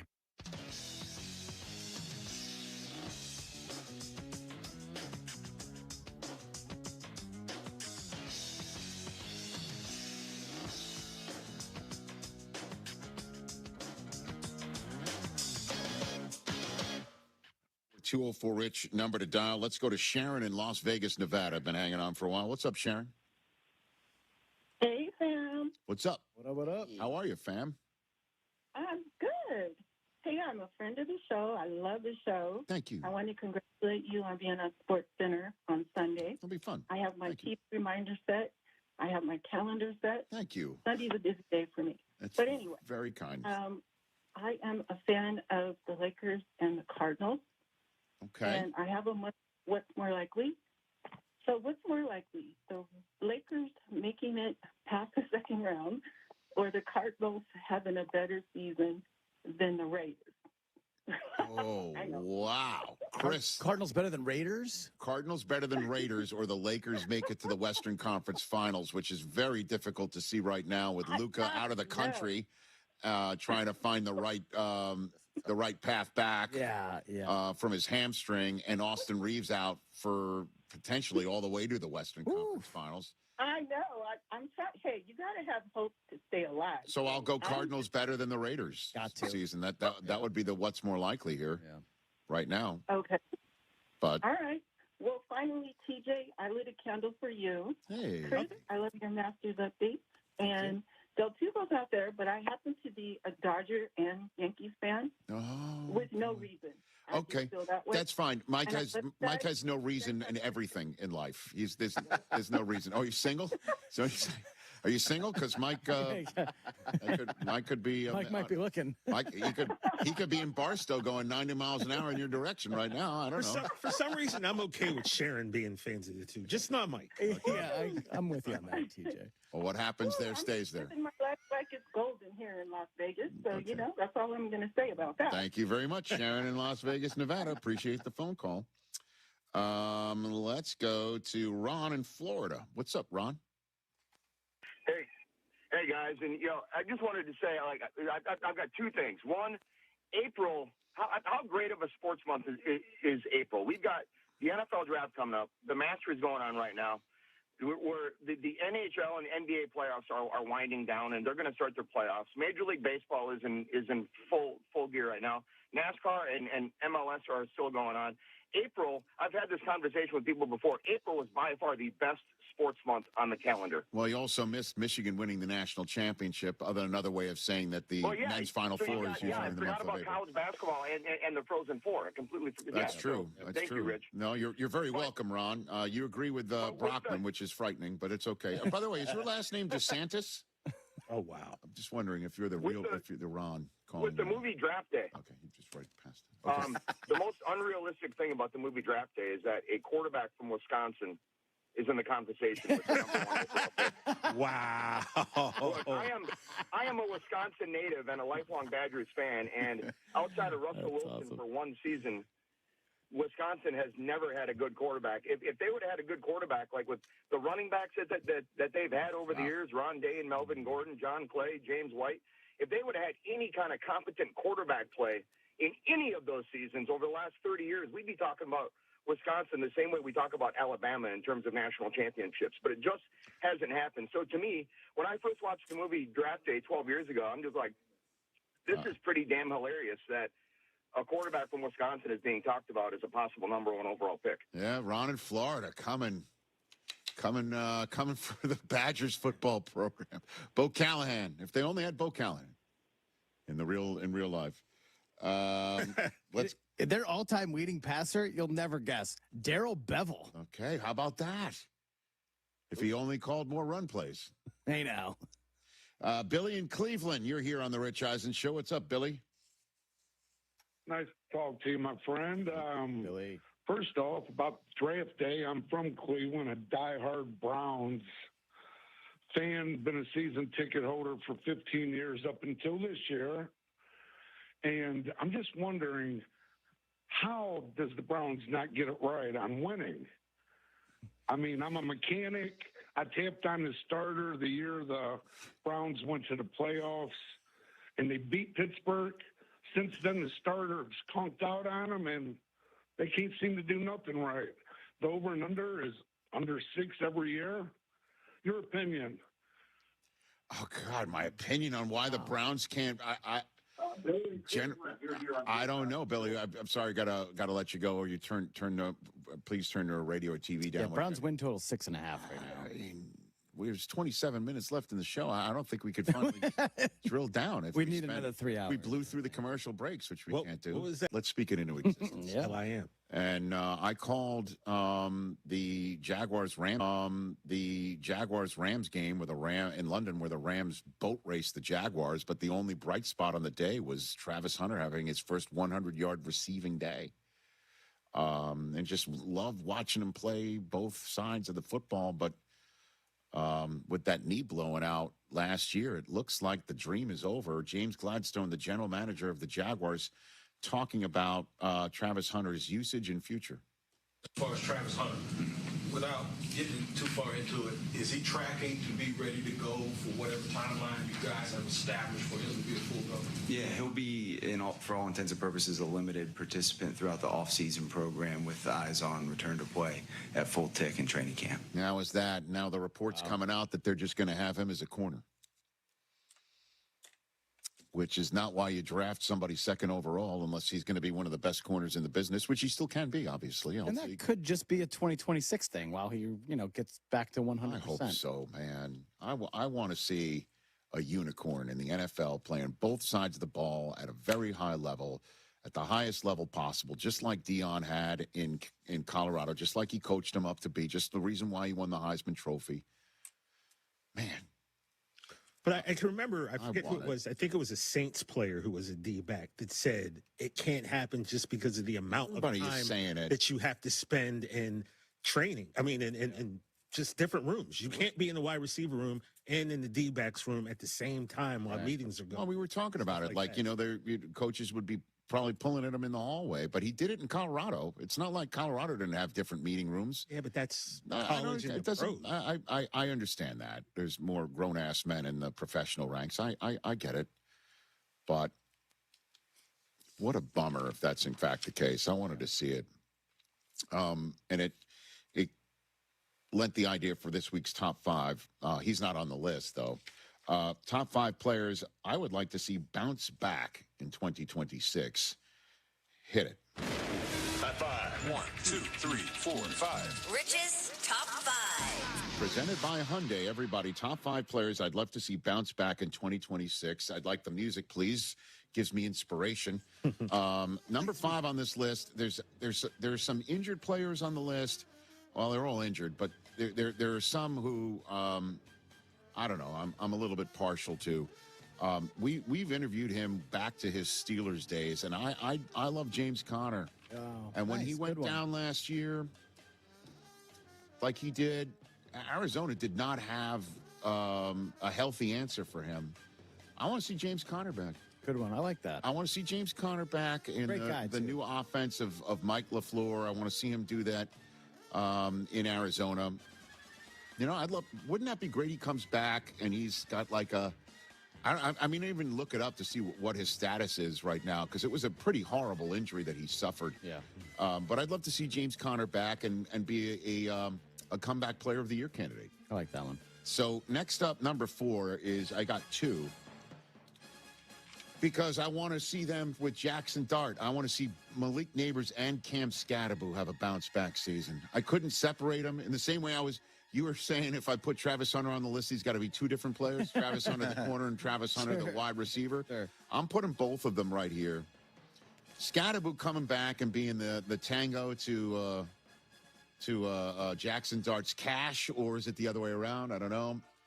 But the fact that Jackson Dart gets in, he starts, and it was kind of a surprise that he started so quickly, and then he and Neighbors connect and basically played like one game together. That's it. Yeah, if that. Not even. Yeah, that was a bummer. I would love to see what this looks like, and obviously John Harbaugh's there now. So I'd like to see these guys bounce back. Number 3 on the list is a kid who had a dynamite rookie season and a second season that was a disaster because he couldn't stay healthy, and the team went right down the tubes. Jaden Daniels, let's go. Let's see Jaden Daniels come on I thought back. that might be number 1. Oh, no. Number 1 is as clear as day. Jaden Daniels, there he is for the Washington Commanders. Let's see what we got going on right there in the Mid-Atlantic. I want to see the guy that we saw in the first year for his career. Let's just stay healthy. Let's go. That's number 2 on the list, and I'm very partial to this guy because you could choose a handful of 49ers. I mean, Fred Warner just jumps out at you as well. Let's get Kittle back here, man. Let's get a bounce-back season for one of the best humans and best dudes and best guys to root for in the National Football League. Let's get George Kittle back out there. And top of my list of who I would want to see bounce back in 2026 is a guy who raises all boats for all of his teammates and the entire league. Here's a guy who just blew out his knee. And let's get Patrick Mahomes get a bounce back season for Mahomes. Here's a guy. Bounce back. He was playing great when he got hurt. What are you talking about? He wasn't having a Mahomes-like season. Definitely not. Come on now. This team was going up and down, left, right, and all over the place. Anytime they got traction, it just didn't work. Listen, I understand that you don't like it. Maybe this could work better. Hold on. Let's go out. Here's a guy who can come in and take the Chiefs to new heights and take them back. And the whole league didn't do well without Mahomes. You know? Thank you so much. Wow. You think we need one more? Oh. All right, we'll get one more. All right, bounce back. I gave you 2 Giants in number 4. So for the one more, I will give you 51 Jets. 52 Jets. Yeah, anybody not named Brees Hall. Any Jet not named Brees Hall. Oh, man, that's pretty good. Right? Pretty good. And there's some even not even on the team anymore, like Elijah Vera Tucker. He's on yours. He's on our team. I know. Yeah. Any Jet not named Brees Hall. And you could also include the coaching staff. All of them. Every last one of them. Bounce back season from any, because Brees Hall had one of his best seasons. Truly remarkable that he actually got through it. And then they tag him. God bless it. Any Jet not named Brees Hall are part of the list of top 5 players I'd like to see bounce back in 2026. Golf clap. And it's brought to you by the all-new Hyundai Palisade Hybrid. Learn how it makes every day epic at HyundaiUSA.com. We'll wrap up this show and tell you about the weekend and next week and so much more. It's a very exciting 7-day period in this neighborhood. Don't go anywhere to wrap up this show on a Friday.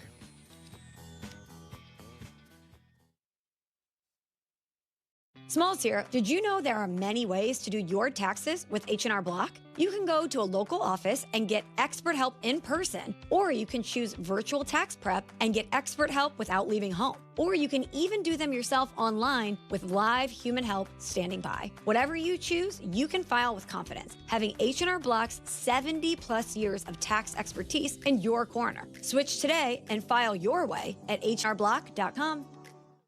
Harry Douglas here to tell you about Confetti Craze 5-Hour Energy. It tastes just like the best birthday cake ever. Vanilla, buttery, frosting vibes. It's basically a party in a bottle. And here's the best part. All cake, no sugar. And you know I love my cake. So I get that big birthday energy without any sugar guilt. The bottle's small, easy to toss in my bag, and perfect when I need a quick, tasty caffeine boost to cakeify my day. The Funfetti flavor is back on 5hourenergy.com or Amazon. Crack open a Confetti Craze 5-Hour Energy shot today.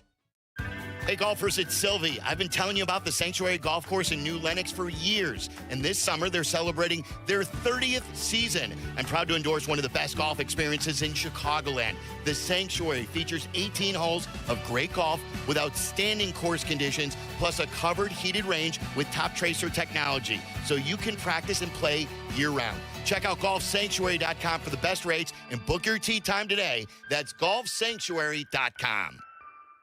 Hey guys, it's Courtney Cronin. Picture this. She opens the box. The light catches the shine inside, but what you really see is her smile. That's the winning moment. That's what Rogers & Hollins delivers. Not just a ring or a necklace or a watch, a moment. A story she'll share every time someone compliments her.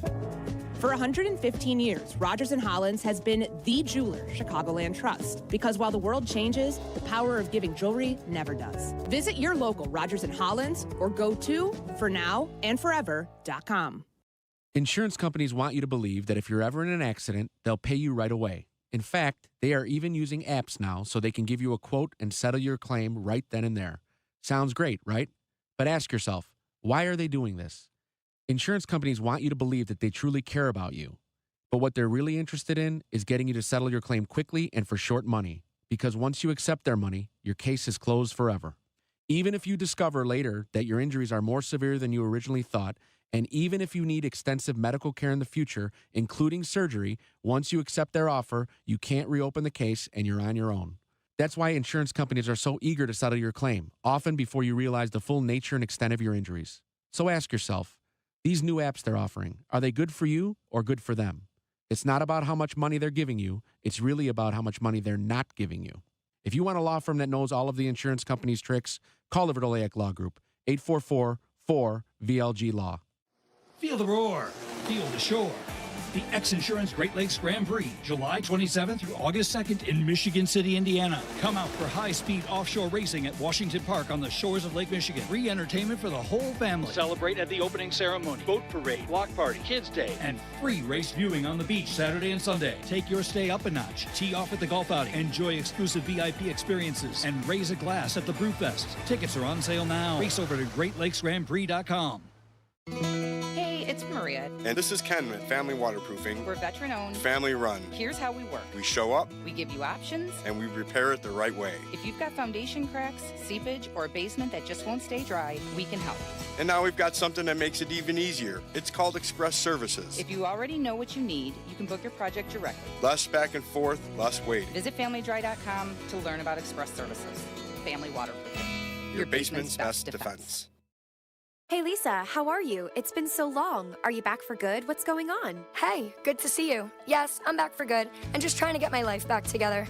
Well, I'm so happy that you're home. It looks like things are going well. I've been seeing those pics you post of you and your family at all those fun events. What gives? Oh, VetTix. VetTix gives. What's VetTix? VetTix is an amazing charity that gives free event tickets, like concerts, sporting events, and shows, to currently serving military vets and their families, and to the immediate families of troops killed in action. It's a really nice organization. That is so nice. These events have helped me feel like myself again, and all these new happy memories my family and I are making are priceless. We have extra tickets sometimes. Can I donate them? Yes, it's easy. Just go to vettix.org. You can give your extra tickets, and other vets like me can sign up to get them. Awesome. I love that idea. What a great way to give back. I'm so glad you told me about it, and it was amazing to see you. And listen, thank you for your service. Carmen and Jurko, now 9 a.m. to noon, weekdays on the home of the Bears, ESPN Chicago. Marty and McGee, Saturday mornings from 7 to 10 Eastern on ESPN Radio and on the SEC Network.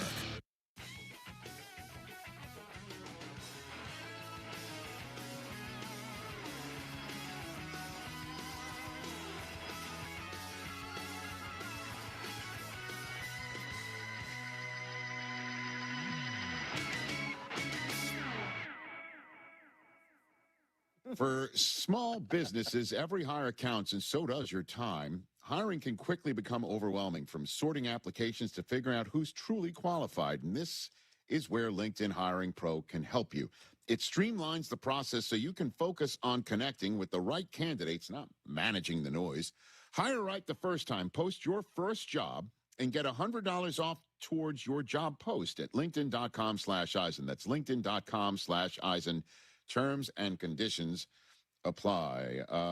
Where shall we go? Mark in Atlanta has been hanging on for quite some time. What's up, Mark? Hey, how's it going, Rich? Than's for hanging on for much of the show. First-time caller. Hey, thanks for calling in. Wanted to talk a little NBA, man. Why not? And, seeing the media, everybody's been talking about the end of the regular season, how it's been ruined because of tanking this, tanking that. Have you guys been watching the fact that we've been having a straight all-time standings race for the past 2 months of the season in the NBA? In the East? Every single night, we're getting playoff teams battling it out in great games, and all I'm hearing about is tanking. Let's focus on the fact that we're going to have a great playoffs this year. Agree. We have multiple teams with different stories. We got the Hawks, who were a terrible team, made a trade, thought that we were punting on the season. Now they're going to be in the playoffs. You know what I mean? You got Knicks and Celtics that are probably going to be a rematch again in the second round. You got Wemby. What's he going to do? I mean, so many storylines, and all I hear about is the Jazz aren't trying. I don't care about the Jazz right now. We can talk about the Jazz after the season's over when the draft is going on. I want to talk about the amazing positivity of this league right now. And also, one more thing. Yeah, I heard a caller earlier say that April was the best sports month. It's not. It's October, hands down. October's the best sports month. I'm with you, Mark. And as much as I love the NFL draft, you can't have a sports month be the best sports month when there's no football being played. You just can't. Thank you.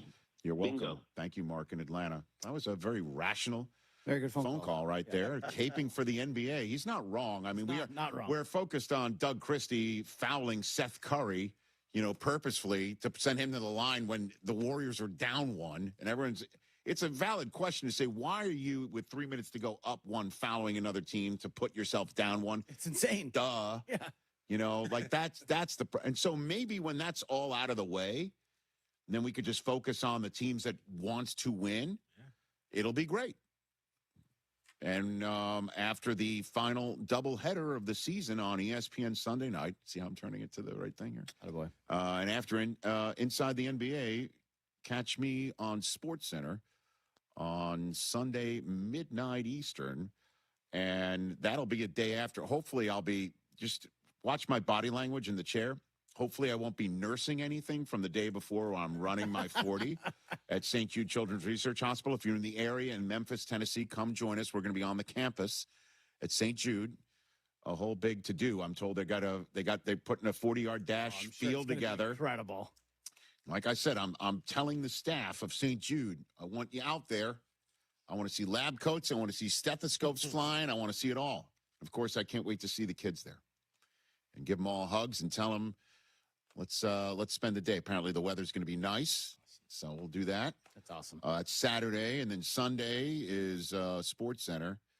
And then Monday, you'll be back here because you have no contest wrestling duties, correct? Yes, sir. All right.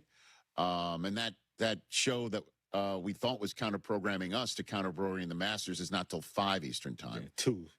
You know what? So you're on ESPN 2 from 12 to 3, and then you're on ESPN News from 5 to 6 Eastern. That's the way it works for you. Still a good day. Okay, it is a good Slacker. day. So listen to the Sonic Boom. Listen for the Sonic Boom at some point later on today. And then Monday, we'll be doing the show from New York City for 2 days. I'm going to miss Our first guest is going to be Whoopi Goldberg because they shoot The View just down the hall from from the Get Up studios from which our show will emanate Monday and Tuesday. After Whoopi, the Joy Behar of NFL Network, Ian Rappaport, will be in studio. Can you please save that line for Monday? Why not? Yeah. See Ian's face? Repurpose that. Yeah. Yeah. The edgy Jewish guy on NFL Network. It's not me. I am a bit bummed I'm not making this trip. What are you laughing about? I can say these things. You just sit there and laugh. The Joey Behar of NFL Network. Rich, you might be having a conversation Sunday night with Rory McIlroy. No, that'll be. I think Marty Smith does that. You're not going to talk to the Masters winner? No. I'm talking. I'll be. The schedule is Scott Van Pelt will join me in Bristol, him in Butler Cabin. Okay, great. Yeah, great. Rory's. What's going on with Rory? Jay Felly, play my music. Yes, Rory McIlroy.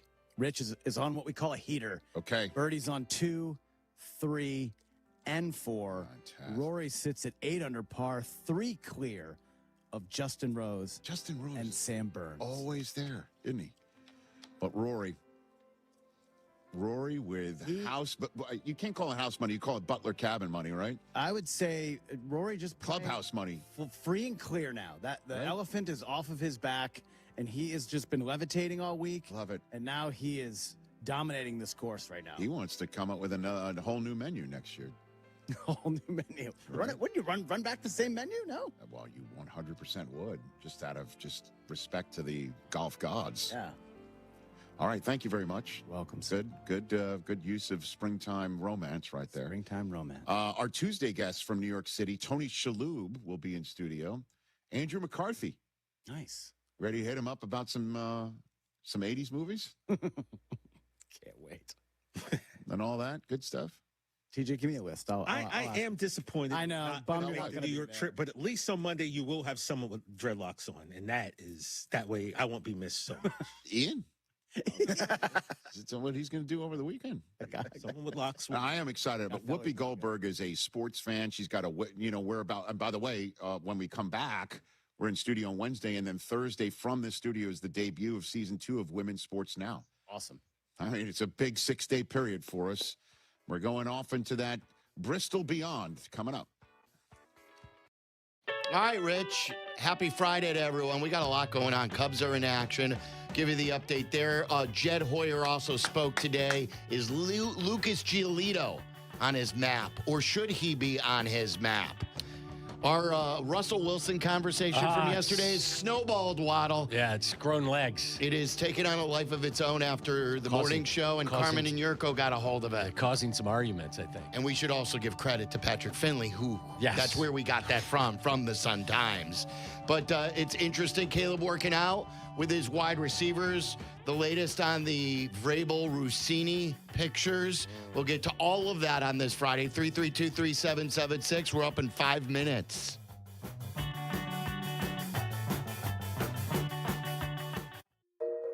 You're sitting at a red light or stuck in traffic, and your phone lights up.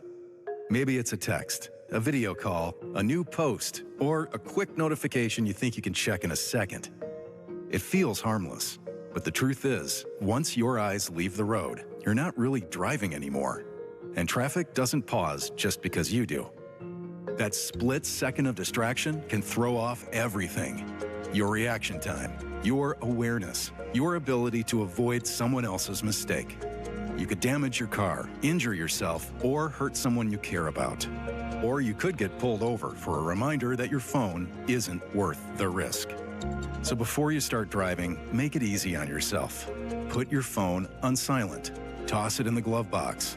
Set it to Do Not Disturb. Put the phone away or pay. Paid for by NHTSA. What if your instincts could pay off? With Robinhood Prediction Markets, you could put your knowledge to work on the events that matter to you.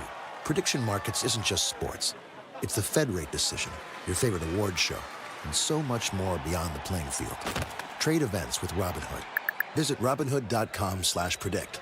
That's Robinhood.com/predict. Futures and cleared swaps trading involves significant risk and is not appropriate for everyone. Event contracts are offered by Robinhood Derivatives LLC, a registered futures commission merchant and swap firm. Turn your dream kitchen into a reality during the IKEA Dream Kitchen event. Now through April 21st, IKEA family members save 10% when they spend $3,000 or more on section kitchen cabinets and eligible appliances and countertops. That's modern style, smart storage, and everyday functionality designed your way. Plus, section cabinets come with a 25-year limited warranty. Not sure where to start? IKEA's expert kitchen planners are here to guide you. Your dream kitchen is closer than you think. So visit IKEA Schaumburg or IKEA Bolingbrook today. You know they call me the good kid, but I'm not here just to be good, and I'm definitely not here to be average. When it comes to performance, I want to feel confident, ready, and know I'm bringing it every single time. And that's exactly why Blue Chew just raised the bar with Blue Chew Gold. This is a 4-in-1 formula designed to work on both your body and your mind. You get 2 proven ingredients that support blood flow, plus apomorphine and oxytocin to enhance arousal, desire, and connection. That means you're not just physically ready, you're mentally dialed in too. It dissolves right under your tongue and can start working in as little as 15 minutes. Less waiting, less worrying, more confidence. Ladies, if you're listening, send your man the link. Help him bring home the gold and make him a trophy husband. Oh, we've got a special deal for all of our listeners. Get 10% off your first month of Blue Chew Gold with code ESPN. That's promo code ESPN. Visit BlueChew.com for more details and important safety information. And we thank Blue Chew for sponsoring. Believe in a world of wellness. Blue Cross and Blue Shield of Illinois is lighting the way on your health and wellness journey, always helping you write your own story. As your one local trusted partner for nearly a century, Blue Cross and Blue Shield of Illinois ensures the widest access to the best affordable care, where you need it, when you need it. This is David Kaplan. I am proud to partner with Blue Cross and Blue Shield of Illinois because they keep you at the center of everything they do. Blue Cross and Blue Shield of Illinois, through it all. Chicago Wolves, Rockford Ice Hogs. The rivalry continues. They're going to get some bad blood. The Chicago Wolves return to Allstate Arena this Sunday to take on their division rivals, Rockford Ice Hogs. It's rock'em sock'em as they go toe-to-toe. With the playoffs on the horizon, you don't want to miss a second of Chicago Wolves hockey. Get your tickets for Sunday Chicago Wolves versus the Rockford Ice Hogs today. What does life after service look like? Kicking back? Taking it easy? We believe it looks a little different. It looks like leading for all veterans, helping shape policies to make certain they get the benefits they've earned, and ensuring every veteran's voice is heard. It looks like advancing to meet today's veterans where they are, lifting them up and strengthening the bond that unites us. It looks like serving when disaster strikes, with boots on the ground helping our communities recover and rebuild. From the capital to our hometowns, we don't just show up when it's easy. We show up when it matters. Because a veteran's mission never truly ends, and neither does ours. The VFW, still leading, still advancing, still serving. Get involved at stillserving.org. Broadcasting live from the Chicago Board of Trade, this is ESPN Chicago, the home of the Bears, WMVP, WTBC, HD2 Chicago, a Good Karma Brands radio station. Hello, everybody. How's it going? Sweet. Waddle. That was everything there. That was a heck of a throw by Harbaugh, a heck of a catch by Waddle. I had a hot dog at the Sox game when I went and saw them play the Mariners. Smothered in in onions. Is locked, cocked, ready to rock. Silvy. He is the guy that we've always wanted to crown, who is young, who we've always wanted to become that next great guy, but has just always fallen short. Bring gas. And hello, Andrew. This is I want to talk about the Bears, baby. Waddle and Silvy. Love these guys. Mongo gets his wish because we'll talk Bears here in a second. Love talking. A lot going on today on this Friday. Cubs are in action right now, bottom three. They and the Pirates are tied.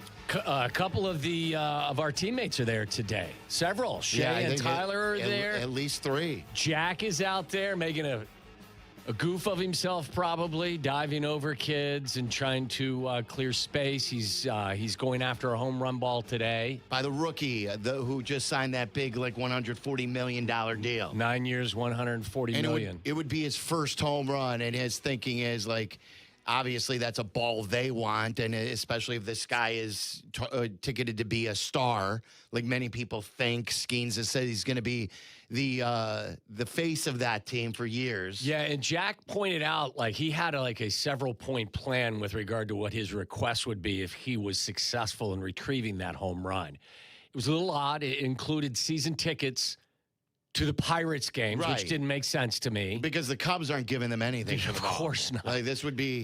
This is just an exchange that they would do with the Pirates. Yes. But it included some stuff. I think $10,000 was also part of it. They're not giving him $10,000 for a baseball. Yeah, I don't think so either. And he had a moral dilemma that he had to talk himself through as well about just how aggressive he would be trying to retrieve that home run ball if there were some young kids in front of him or to his left or right. I'm that's a great question. I don't know these days. Maybe someone could help us out too. How many kids these days sit in the bleachers? Because I do want to take Braxton. Not on show days. Not on show days. You're saying it's unsafe. I hope he sticks it up your you-know-what. I said it in the video, you and Big Cat and Friedel, the guy has, a bad second half last year, and all of a sudden you guys talk about him like he's hot garbage, like no one ever. I can't recall. Were you in favor of them bringing him back? I didn't think so. No, I don't think so. Well, at that price. Right. Well, that's the price. Right. But now that he's there, I'm hoping that he gives you what he gave the Cubs in the first year and a half of his stint. What have we said about hope, especially with the NFL draft coming up? Hope is not a plan. No, but when you're looking at the sample size, 25% is a lot, but still 75% was good. 75%. You know this, Waddle. Guys go into slumps.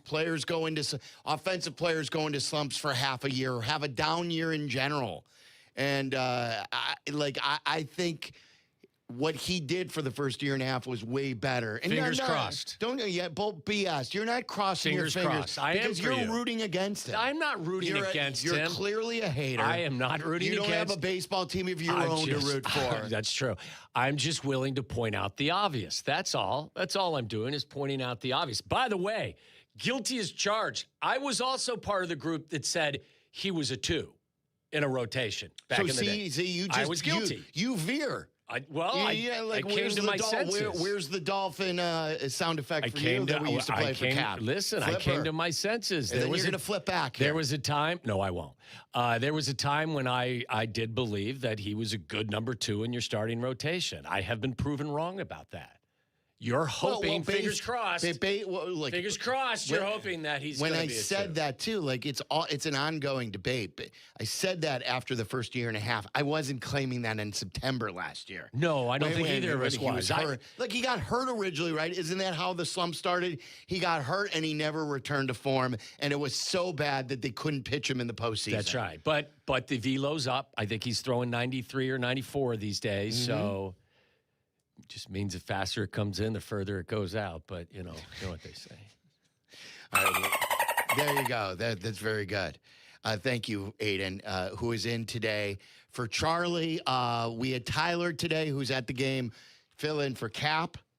By the way, I had an interesting Kap story yesterday. It's not really a Kap story. I told you this before we move into some Bears talk. I told you Little League friends are the best, right? Like, you and I, like lifelong friends. I grew up, just there was no travel league versus house league like there is today. My son's baseball season starts tomorrow. House league game on Saturday. They have then a travel scrimmage on Sunday, and things are underway.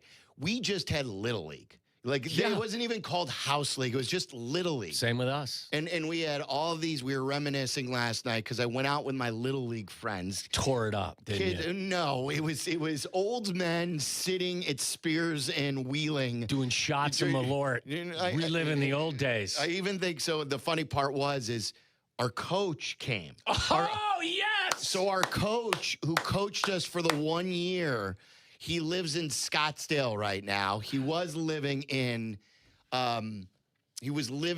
California before that. I would kill to see my coach is dead, but Pat Alexander, if he was around these days, I'd go back to Cincinnati to see him. Yeah, and he was like a young, cool coach when he coached us. This was in 1984. Nice. We were 12 and 13 years old in Skokie Indians Little League, and he was our coach. And like we were asking him questions yesterday. How old were you? Because you have at 13, you have no concept of age with an adult. How old was he when he was your coach? I think he was 23, 24. And it turns out that he worked at a place called Turnstile, which eventually became Venture, with David Kaplan.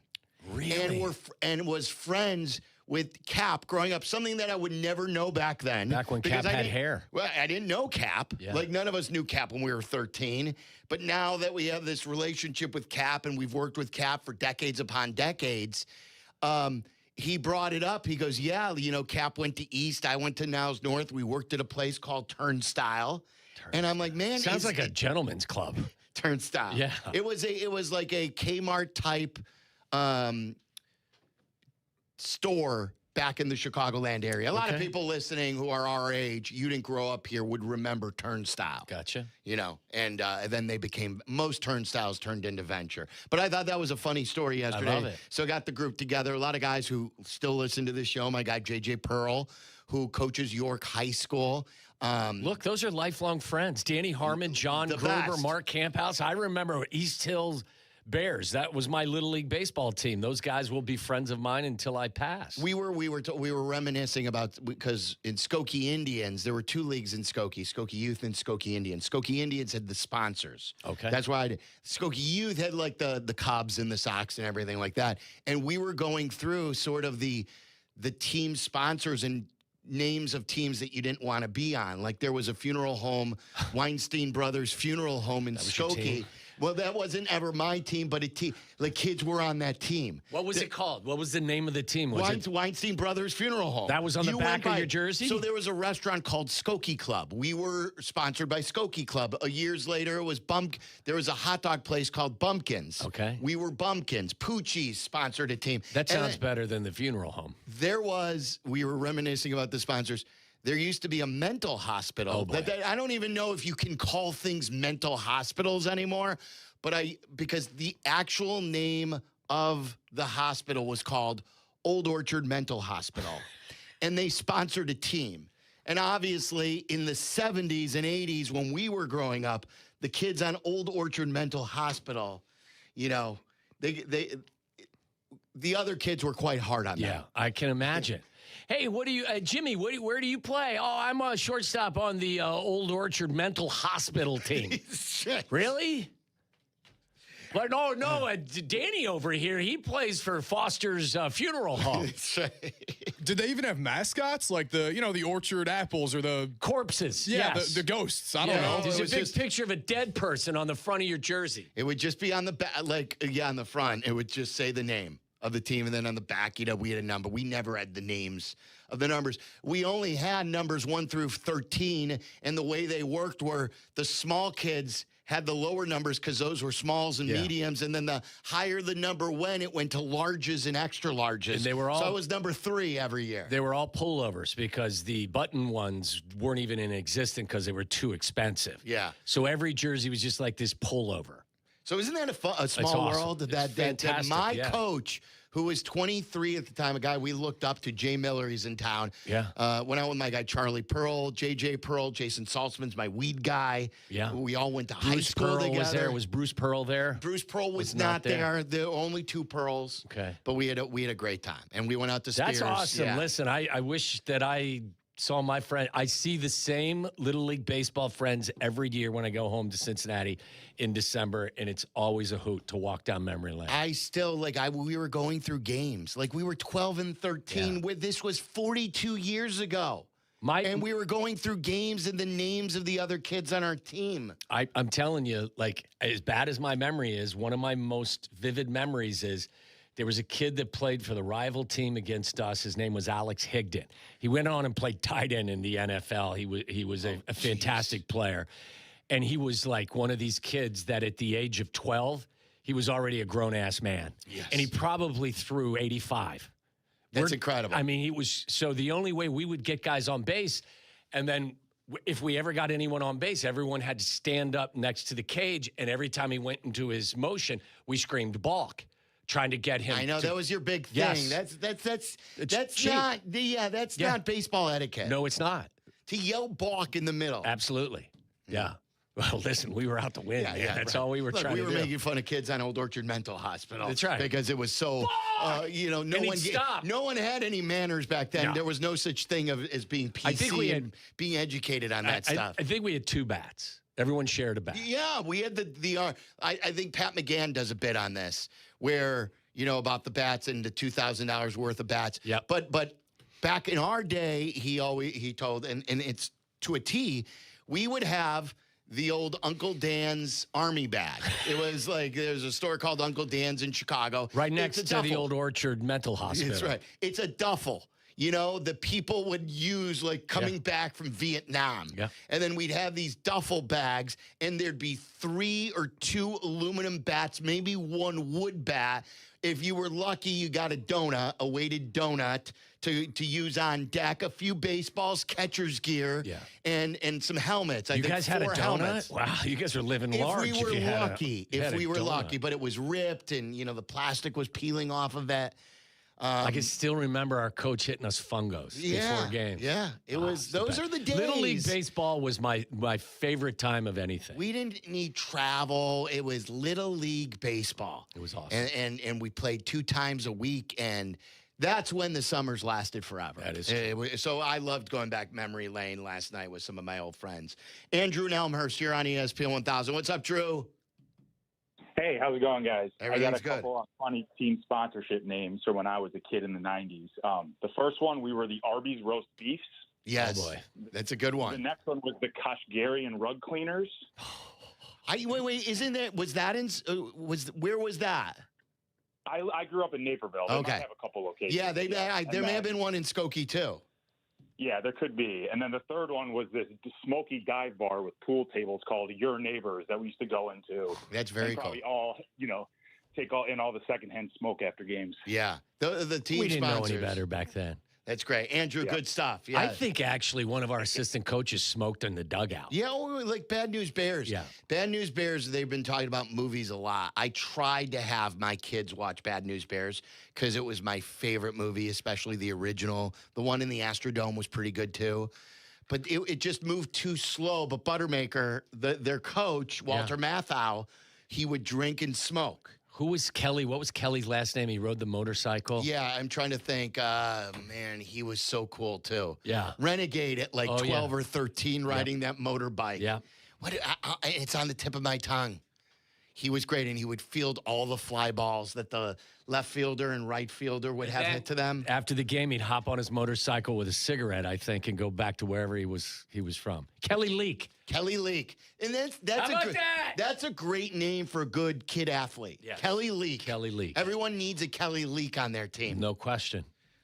Everyone kind of had a Kelly Leak on their team. It was just a matter of who it was. My dad just texted me and reminded me that one of my first Little League sponsors when I was 6, tiny, was the Johnsburg Old Timers Club. I used to speak no at sense. that. I used to speak at the Johnstown Old Timers Club event once every couple of years. Get out of here. The exact one she's talking about? I'm not sure about that. This was up in the northwest suburbs or something like that. Kind of. Yeah. Imagine. Yeah. Maybe a little it was big. 6-year-old They had knows an that. event. What is what kind of thing? Is this like a VFW? Sort of like. I have something no like idea, but I don't know why they were sponsoring 6-year-olds, but. That's right. It's like you got lucky if you had a hot dog, like when we had bumpkins, every now and then. And if you're ever in the Skokie area, everyone, and you go to a famous place called Hubs, it's a Greek, fast food restaurant. They specialize in gyros and things like that. If you go around to the back near the bathrooms, they still have the wall of all the Little League teams they sponsor. And there's still a button from like 1983. That's awesome. And you'll see a young Mark Silverman on that button. It still hangs in Hubs today. That's great. The team, and I took my kids there a couple of years ago after a baseball game that we played up in Skokie. Yeah, times change. Nothing better than those baseball memories. By the way, Shota's got a no-hitter through 4. All right. Just so you know. And I don't believe it's sort of like a Masters update. I'm giving you a Shota update after every inning he pitches. He's giving up 0 hits through 4 innings, and he's only had 1 walk. 6 strikeouts. I am all in favor for, a lot of people have always said, I believe in jinxes, but the no-hitter jinx, I've never been against someone alerting you that there's someone, and it's still early to even alert someone that he's gone 4 innings. No hitter after 4. But I always strongly dislike when people get on Boog or Len or, any baseball and on Benetti. Oh, why are you telling someone? Well, because if you're not paying attention and you're just thinking it's in the middle of the game and something's going on, it's their job to let you know. And it's never controlled a thing. No. So I'm all for that. Yeah. So no hitter through 4. All right. Just so you know. All right, that came off the cuff. So if you want to go back down memory lane, anything on your mind on this Friday, too? The calls on Friday have been really good lately. Calls every day have been good. Like, I continue to just... I said to my wife again yesterday, this quick bitch segment was so good. The participation has been off the charts, so we want to hear from you. When we come back, why don't we break now so then we can reset everything? When we come back, I want to... bring everyone up to speed on this debate we had because of a Patrick Finley article about Russell Wilson and Caleb Williams and how this is sort of spun into an entirely different debate that has caused me to reach out to a talk show host in Miami and text Charles Barkley over this topic. I've sent out multiple text messages asking them this question. It's a good fan question. And also want to know, do Bears fans believe the Bears are going to open up against Seattle to start the season on Wednesday night to kick off the season? And would you be in favor of that or against that? 312-332-3776. Anything on your mind that you want to weigh in on, have some fun today? Be our guest. It's Waddle and Silvy. You're listening to Waddle and Silvy on ESPN 1000, Chicago's home for sports. The CDGA Golf Show. It's the biggest names in golf, and it's the best news and information about Chicago golf. Host Mike Gilligan and Tyler Rocky are your starters for the golf weekend. The CDGA Golf Show, tomorrow morning at 9 on Chicago's home for sports, ESPN Chicago.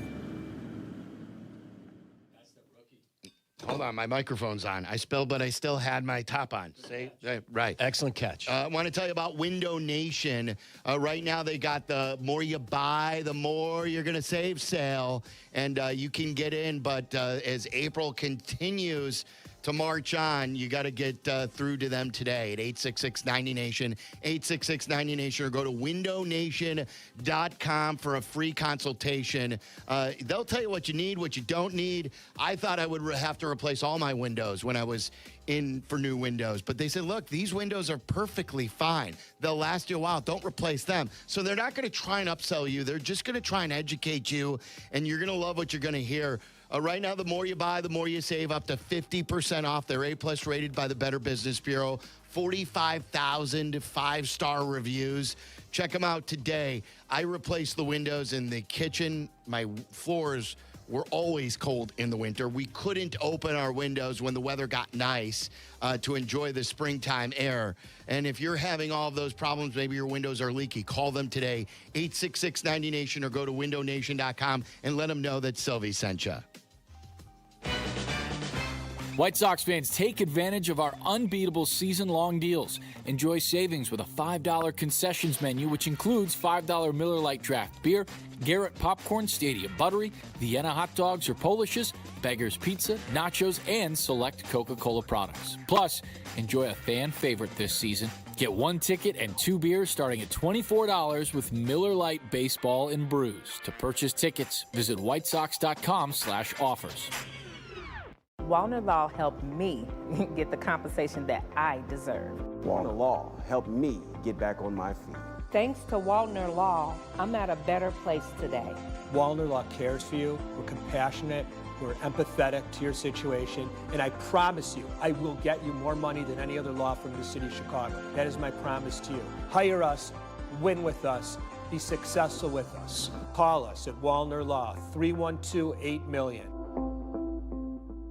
Smalls here. Look, I get it. GLP-1 weight loss shots are popular. They're everywhere. But not everyone is thrilled about weekly injections. So what if your GLP-1 was as easy to take as a mint? That's why I want you to know about compounded terzepatide. It's a mint-flavored tablet you simply let dissolve under your tongue. No needles. It's designed to help curb appetite and reduce cravings, even sweets and carbs, which are my personal enemies. And when hunger's under control, it's easier to eat less. Stay away from the junk foods that trip you up and tackle your weight loss goals head on. And this is important. The compounded terzepatide is recommended by the medical board of the wellness companies, the doctors I trust. Look, if you're serious about getting your weight under control and weekly shots aren't your thing, I strongly encourage you to look into terzepatide. Getting started is fast with an easy online physician consultation. Imagine discovering a no-needle option that fits your needs. Go to noneedles.com/smalls. Promo code SMALLS to save $50. That's noneedles.com/smalls. Promo code SMALLS to save $50. Prescription required. Always consult your doctor to determine if this product is right for you.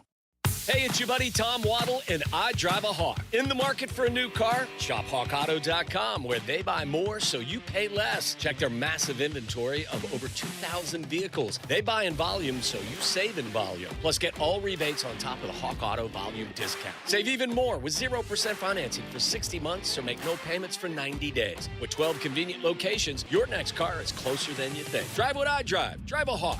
HawkAuto.com! Financing on select models with approved credit. Hey, it's Kap, and whether it's your home or your business, comfort isn't optional. When your heating or cooling system isn't working the way it should, you need a team you can trust, and that's why I recommend Automatic. They've been serving Chicagoland for decades, handling everything from routine maintenance to full system installs. Professional, responsive, and they get the job done right the first time. Don't wait for a breakdown to take action. Call Automatic or visit Automatic.com and make sure your HVAC system is running exactly the way it should.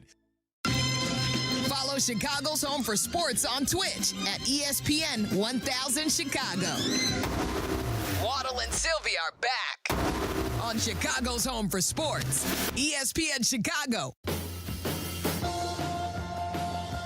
A lot of calls, then I'll set up the... Let me take these calls, and I'll set up what Jurko had to say today and how the Travis Wacker, who does great work here at ESPN 1000, was talking to me in the kitchen. You know, we have a kitchen now, too, which is really cool. You can see some of those on my videos that I tweet before the show. Unlike pickleball, you're allowed to hang out in the kitchen.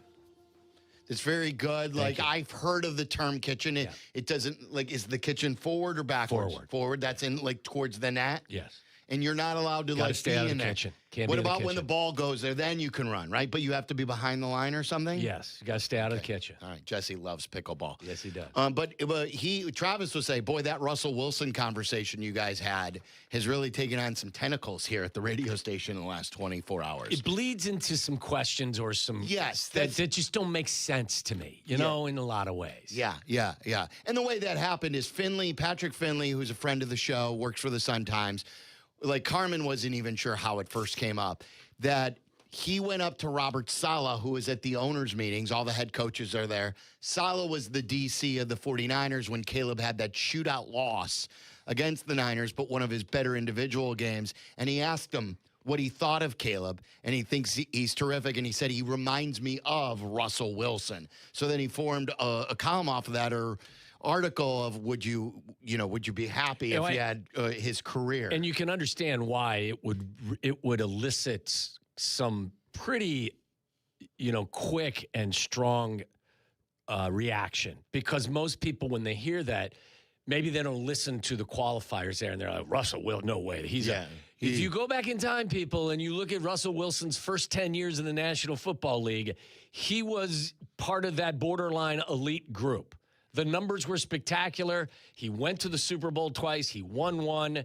He had quarterback rating over 100, 7 out of his first 10 years.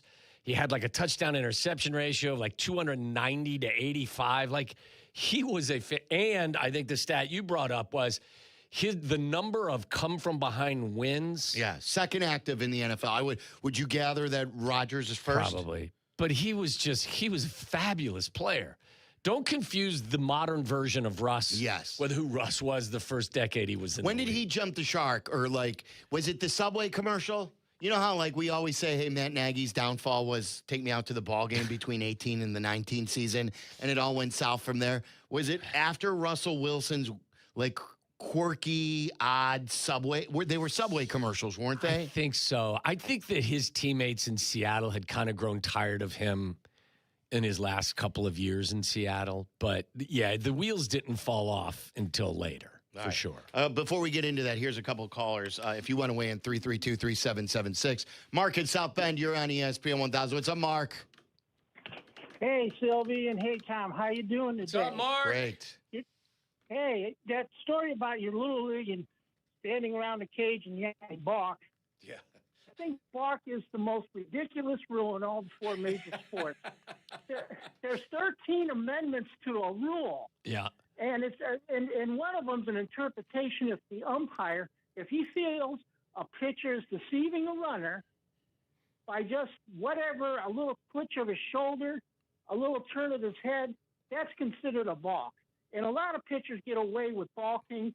And when exactly the lead foot crosses the home plate and the throw goes back to first, the only player that can determine when that foot is passed is probably the runner if he's got real good odds. None of the umpires really can see it. And it needs to be modified in 2027 get together. I don't argue. I wouldn't argue with that, Mark. You're not the first. I want to say either Len or Boog, or maybe both of them, have raged against the balk rule. I think there's something to it that when you do fake someone out, or a lefty pitcher, totally strides towards home plate and fakes out the runner and then goes to first, or balks. But when a guy drops a ball with a runner on base, that's silly. It shouldn't be a balk. No. You're like, okay, big deal. Every time Matthew Boyd throws to first base, it looks like a balk, but I know it's not. He's got one of the best moves I think I've ever seen. Yeah, he's really good at picking guys off. Really quick to Mitch in Round Lake. Mitch, you're on ESPN 1000. What's up? Hey, hi, guys. Long-time listener, second-time caller. All right. I don't have a baseball, but I worked for District 68.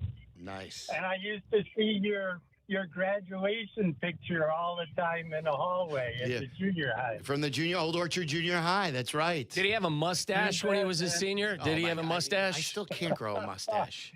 No, not quite that. But they remodeled and they took all those down. Yeah, I love that junior high. When we were going, there was known as one of the better junior highs in the country. I have great memories of junior high. How do they determine that it's one of the better? They won an award. I know. I'm telling you, there was an award for it. What was the award for? It was just, for hey, we're one of the best junior highs one of in the best country. middle school junior highs. Right. Yeah. How were they measuring that? It's like the Elf. World's best cup of coffee. Congratulations. World's best junior high. Hey, we just won an award here. Good Karma Brands named one of the top places to work by USA Today. But that's the result of a lot of surveys. Like I filled that survey out. Oh, are you accusing my junior high to? No, I'm asking. I'm asking what was the criteria that you guys were so good at? Don't know. Produce. Fewest number of arrests. That's where in 7th grade at that junior high is where my language arts teacher called my mom and dad in for a conference and says, what's he going to do for a living? Read Sports Illustrated? And I was in there. I said, yeah. You're in 7th grade. Like, can I make my... I wasn't doing my homework. That was the problem. I get she it, was busting me. But to jump from that to what is your son going to do for a living is a little bit... That doesn't sound like the best junior high school in the country to me. Look, in the 80s, as you know, teaching was different.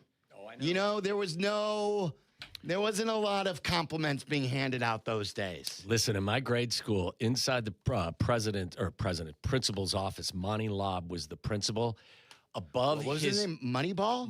Monty Lobb. Monty Lobb. Monty Lobb was the L-O-B? L-O-B-B. L-O-B-B. Above, like, his desk, like if his desk was here, above it, on the wall, was a paddle that had holes drilled through it. Was a wooden paddle. So what, the air can get through? Correct. And so we can get some more torque? Yes. And that was above, his like, on the wall, behind his desk. Were you ever paddled? I was not, no. Nope. No way. Couldn't catch me. All right, I want to play you this. So yeah, I just gave you the background on how we came to that topic yesterday about Russell Wilson. And we did too, like, I think as we were debating this yesterday, you and I took it for the total resume. We were going for not only the individual performances, but also, hey, he went to 2 Super Bowls, won 1. All encompassing. It was not then talked about like just the player and then whatever the Bears end up doing. And that's how Carmen and Jurko sort of advanced the conversation. Yeah, I mean, listen, Russ, they had an excellent defense, don't get me wrong. But in those Super Bowl appearances, Russ was an enormous part of them getting to the Super Bowl. He wasn't in the sidecar, right? I mean, he was leading that team. He was their star quarterback. Yes, there's a little difference between that and somebody like Brad Johnson or, you know, who else? Jeff Hostetler. Yeah. Or Trent Dilfer. No disrespect to any of them. They won Super Bowls as starting quarterbacks, but none of those guys were the quality or the caliber of player that Russ was. So Shea, and I think it was in Shot or No Shot, I didn't hear this portion, but the way it's been explained to me, and I think Carmen and Jurko weren't totally sure how he explained it. Danny said the way he explained it was, would you rather have, how did he phrase it about, like, would you rather be or have as a team Brad Johnson or Dan Marino, but knowing that you win a Super Bowl? Was that like, that's hey, correct. Here's Brad Johnson, Caleb's Brad Johnson. He's a good average quarterback. More average than good. More average than good. He was decent on Minnesota. Yeah, you know, like, and then he wins a Super Bowl. And that's Caleb's career, where he's just an average guy, but I'm guaranteeing you one. Or he's Dan Marino, who is a record-setting quarterback, Hall of Fame quarterback, but the Bears don't win. And Jurko and Carm took it the other way, saying, well, how could it, the morning show, I guess, with Tyler on today, chose Brad Johnson.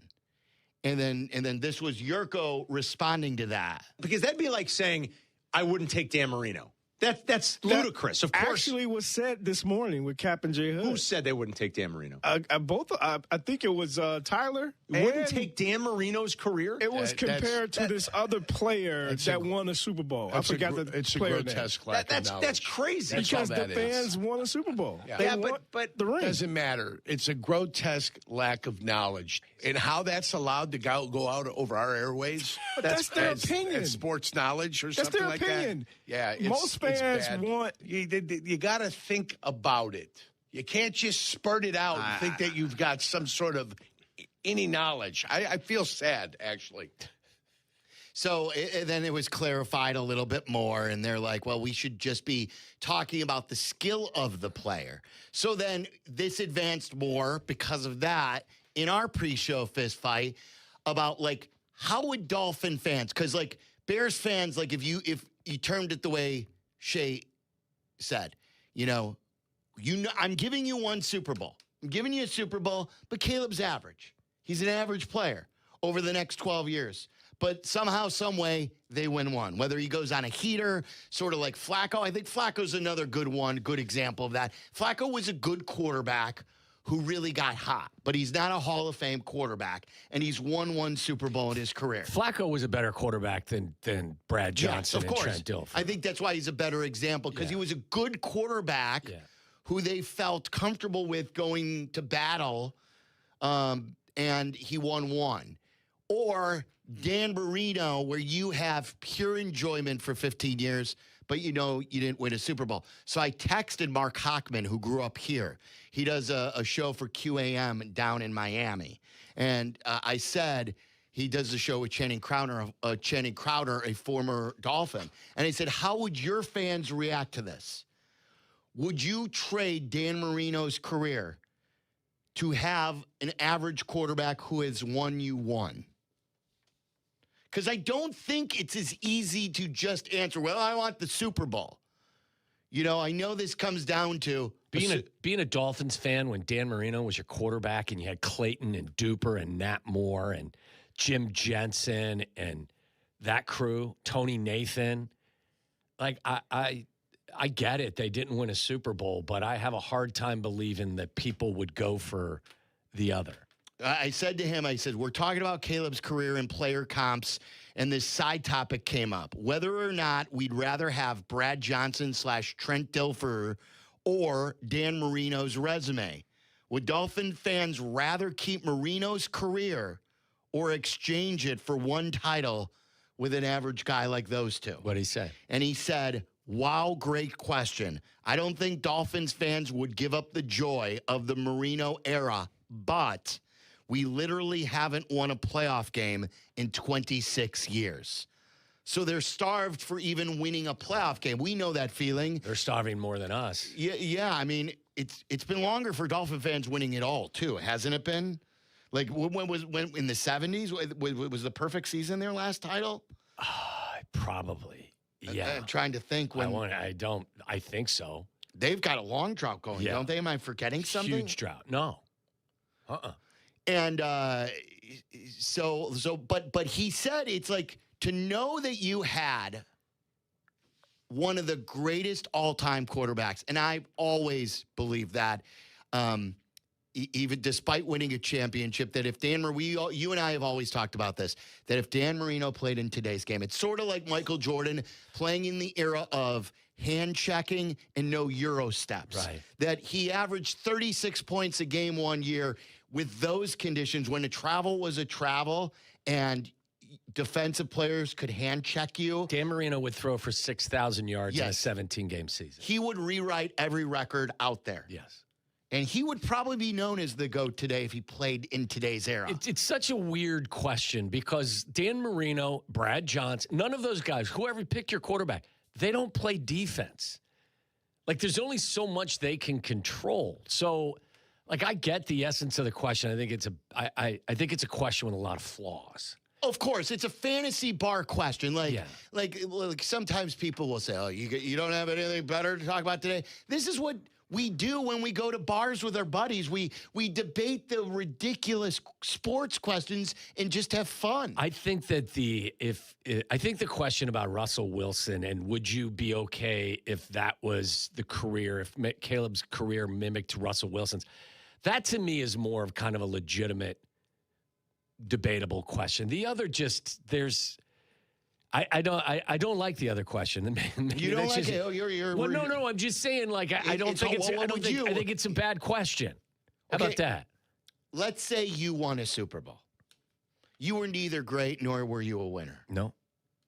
I'm joking when I said it that way, too. You're not. Now you're a liar. Let's say you were a fan favorite player, like you were, who worked his ass off, and you guys, one of those years you broke, let's say in 94 you broke through and you won with Wani. Oh, geez. Lifetime contract for me now. And you won. Or you were Chris Carter. Yeah, did Chris never won, right? Did Tim Brown ever win one? Like Tim Brown, Chris Carter, someone. Tim Brown may have won with the Raiders at one point. No, maybe I don't know. No, I don't think they did. I get so who would you? Because I asked Barkley the question then, and we'll see if he's pissed at me for even asking or if he responds. He has not responded. It's been about an hour. I went to Charles Barkley because he and Marino, I think, are the best like display of the greatness who people rip on for never, or not rip on, but tease or you never won one. And so I asked Barkley, I said, we're having a debate about individual success versus team success. Would you rather have had your outstanding Hall of Fame career and not win a title, or be a really good player who doesn't get into the Hall of Fame, but you won one? That's closer than just being like one of 53 and, really good career and lengthy career. That may be a more difficult question. But look, you get into the sport for a lot of different things. I don't think it's selfish to say if it's Charles Barkley. Yeah. Charles Barkley is widely recognized as one of the top 50 players in the history of the sport. You grow up playing, you grow up giving everything you have to the sport, and then you're I think that there's nothing to be ashamed of, and you shouldn't be considered selfish if that's what you chose. Like, I loved playing football. I wish I was Jerry Rice. Now, Jerry Rice was the best receiver and he was won. The best, yes. But if you were considered one of the best 25 wide receivers in the history of the game, don't call me selfish for saying, yeah, that would have been great for me. It would have provided a lot. The sense of accomplishment and everything else. I mean, it doesn't mean I'm not a team player. But I think that there's an element to that argument if you say, like, look, you can have my career, which is a very modest, mediocre 6-year career where I really only played 4 years and then got hurt and couldn't play any longer. Or I'll take Chris Carter without a title. That's what I would be. Yes. That's what you would do. Oh, yeah. So you've landed on that. Yeah. Again, if your it was career different. With a ring, if you had that ring and those memories of that playoff run, it's tough to envision since you guys won one that year. But you go to San Francisco, you upset San Francisco. At that time, do you know the only contribution I made when we beat the Vikings? I recovered the onside kick. Didn't have a catch. All right, let's say then it was what year did you beat the Cowboys? 91? 91. You lost to the Cowboys, but you had your best game. Let's say you won that game and you guys went on to win the Super Bowl. And you had a great postseason run.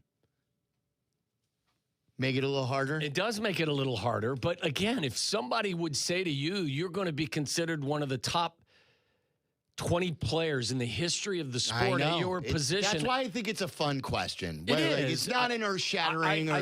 I'd be careful. I would never call someone selfish for wanting to have the individual success at that level versus being a mediocre player who was part of a championship title. Like, the goal is always to win a title. There's no question. But if you could get to the top of the mountain, and do you know how hard it is, the sacrifices you make, and then to be, I don't have any problem with if Barkley would say, listen, lose my number. Yeah, no, not that, but like, look, I mean, all that he accomplished, it would have been nice to have a title, but I'm not giving up. I'm not giving up what I made or what I did. Let's go to Sean on the south side. What's up, Sean? Hey, how you doing, guys? Everything's good. What's up? Good. So I guess maybe I was misunderstanding the conversation. So first of all, the Russell Wilson thing, I like that because Russ was a really good quarterback. Like you said, for 10 years, and at one point, I wanted him to be a Bear. Me too. When he was kind of deciding if he was gonna, or when he was like, about to leave, and then it was like, the Bears was one of the teams on this list or whatever. So at that time, I definitely wanted Russ. I was a huge Russ fan. Now, as far as the question, I don't know if you guys are talking as a fan or as a player. So I'll just speak as a fan.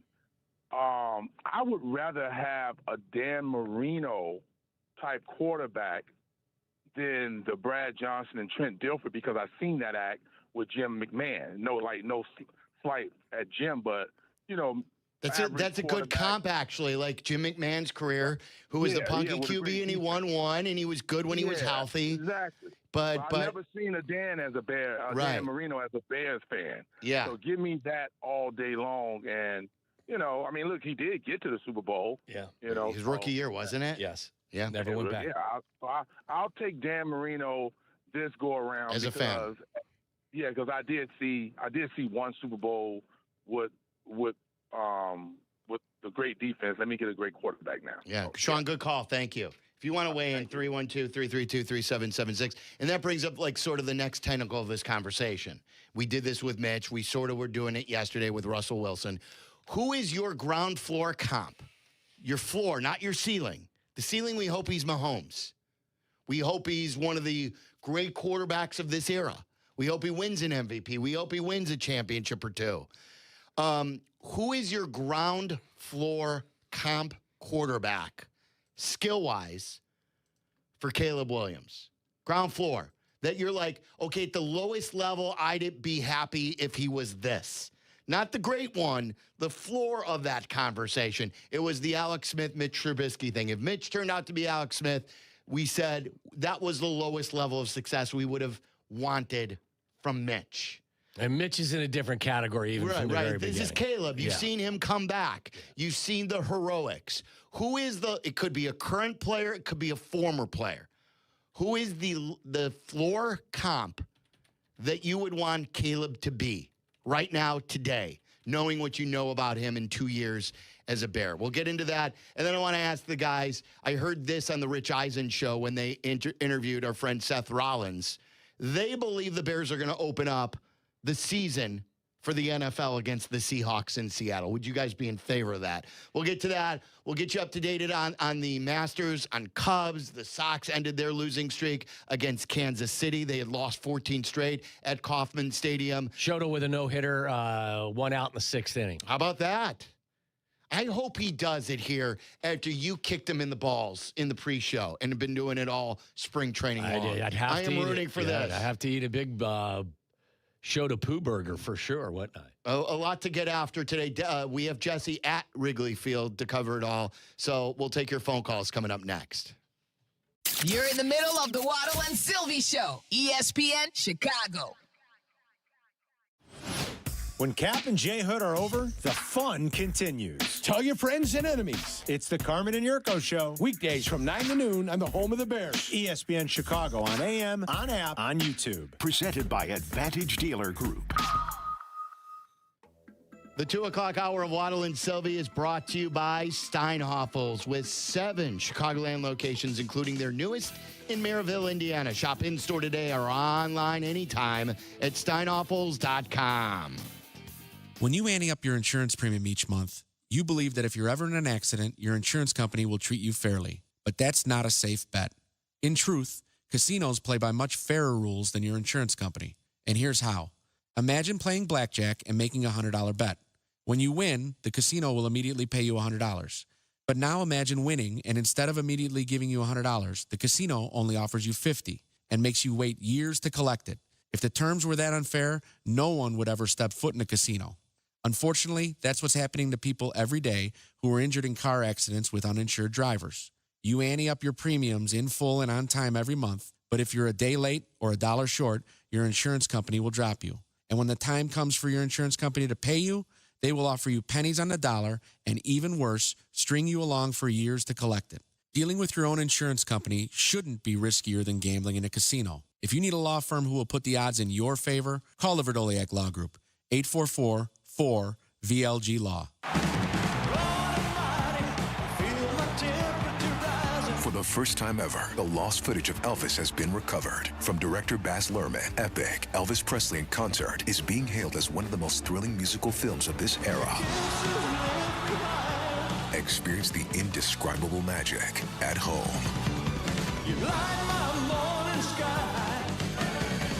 Epic Elvis Presley in Concert. Available now on digital. Why'd I go to the doctor? Working on the farm, my heart kept skipping a beat. I didn't think much of it, but my daughters made me get checked out. Turns out I have atrial fibrillation, which increases the risk of stroke about 5 times. Symptoms like irregular heartbeat, heart racing, chest pain, shortness of breath, fatigue, or lightheadedness can come and go. But if it's AFib, the risk of stroke remains. If you have symptoms, contact a doctor. I'm so glad I did. Visit notimetowait.com. Sponsored by Bristol-Myers Squibb and Pfizer. You're sitting at a red light or stuck in traffic, and your phone lights up. Maybe it's a text, a video call, a new post, or a quick notification you think you can check in a second. It feels harmless, but the truth is, once your eyes leave the road, you're not really driving anymore. And traffic doesn't pause just because you do. That split second of distraction can throw off everything. Your reaction time, your awareness, your ability to avoid someone else's mistake. You could damage your car, injure yourself, or hurt someone you care about. Or you could get pulled over for a reminder that your phone isn't worth the risk. So before you start driving, make it easy on yourself. Put your phone on silent. Toss it in the glove box. Set it to Do Not Disturb. Put the phone away or pay. Paid for by NHTSA. Don't miss Wee Whiskey Fest in Lake Geneva, April 17th through the 19th. I'm talking 50-plus distilleries, over 150 pours, and an entire weekend of whiskey festivities.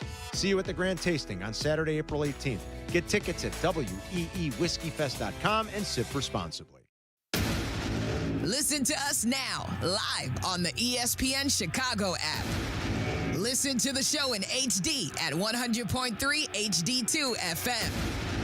Listen now on ESPN 1000. This is Waddle and Silvy, ESPN Chicago, Chicago's home for sports. They're showing Craig Counsell in the dugout. I would assume that Shota is done for the day after going 6 scoreless, no-hit innings. He's at, 99 or 100? Is that what it is, Aiden? He was at 98 the last I looked up. He struck out the last batter he faced. Do you know what? This is the perfect time. Extend him. Okay. Why? You just ping pong back and forth because you're playing around with me. Extend him. I would extend him. Hannah, what do you think? Don't you think they should extend him? Give him a couple more years? Exactly. Why not? Love Shota.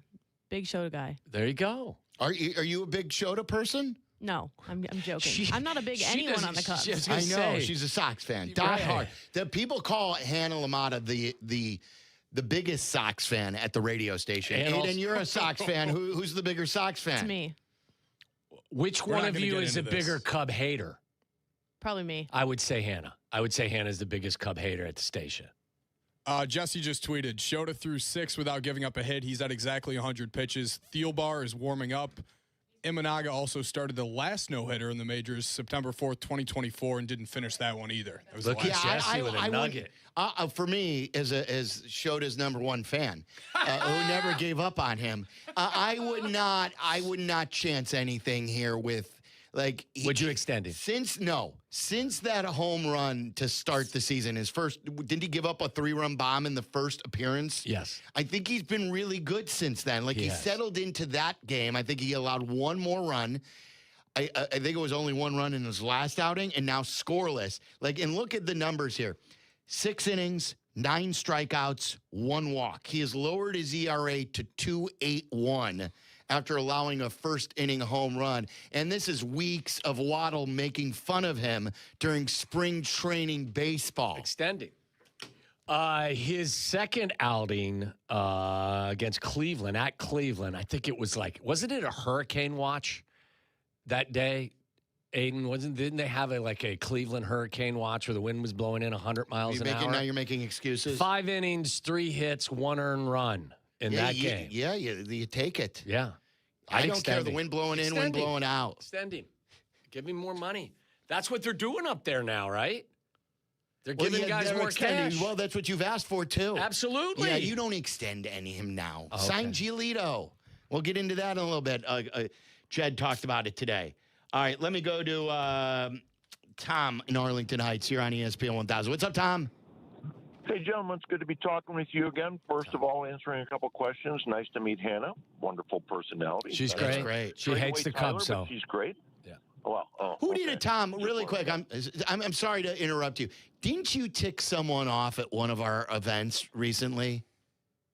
Oh, was it you? No, I haven't been to an event since like Twin Peaks, where you were racing out to catch the weekend game. I'm trying to. Were you at our holiday party?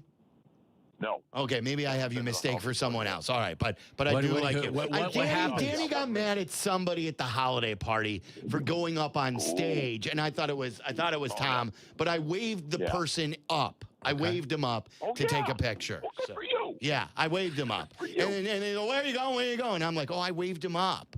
So, all right, go ahead, Tom. Shame on Danny. Real quick, Alex Smith is the guy that I would take as a floor for Caleb. Oh, well, we're still playing the Alex Smith game, huh? Oh, okay, but that's not why I called. Okay. Was for the championship versus the star, accomplished Hall of Fame type career. And this is more of an oranges to tangerine comparison because I'm mixing sports. I'm at a much lower level than professional. But in high school, I was part of a record-setting win team in basketball. I was an all-state football player, went on to have a scholarship at Northwestern.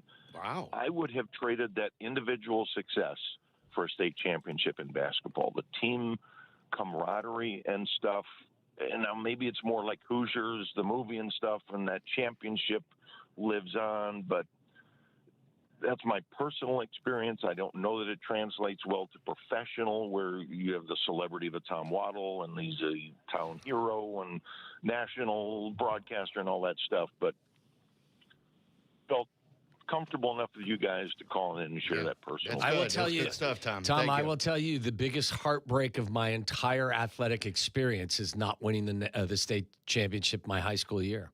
Without a doubt. My senior year, without a doubt. But we were the number one team. We were the number one team in the nation for 13 weeks. And you didn't win a game in the playoffs. We did not. We lost in the first round. Yeah. One and done. Yeah. John in Kansas here on ESPN 1000. What's up, Johnny? Hello, boys. How are you? Happy Friday. You too. All right, man. Love the new setup, and I'm going to go with I would like to see Caleb at least be as good as Joe Montana. Oh, boy. That's the floor, Joe. Okay.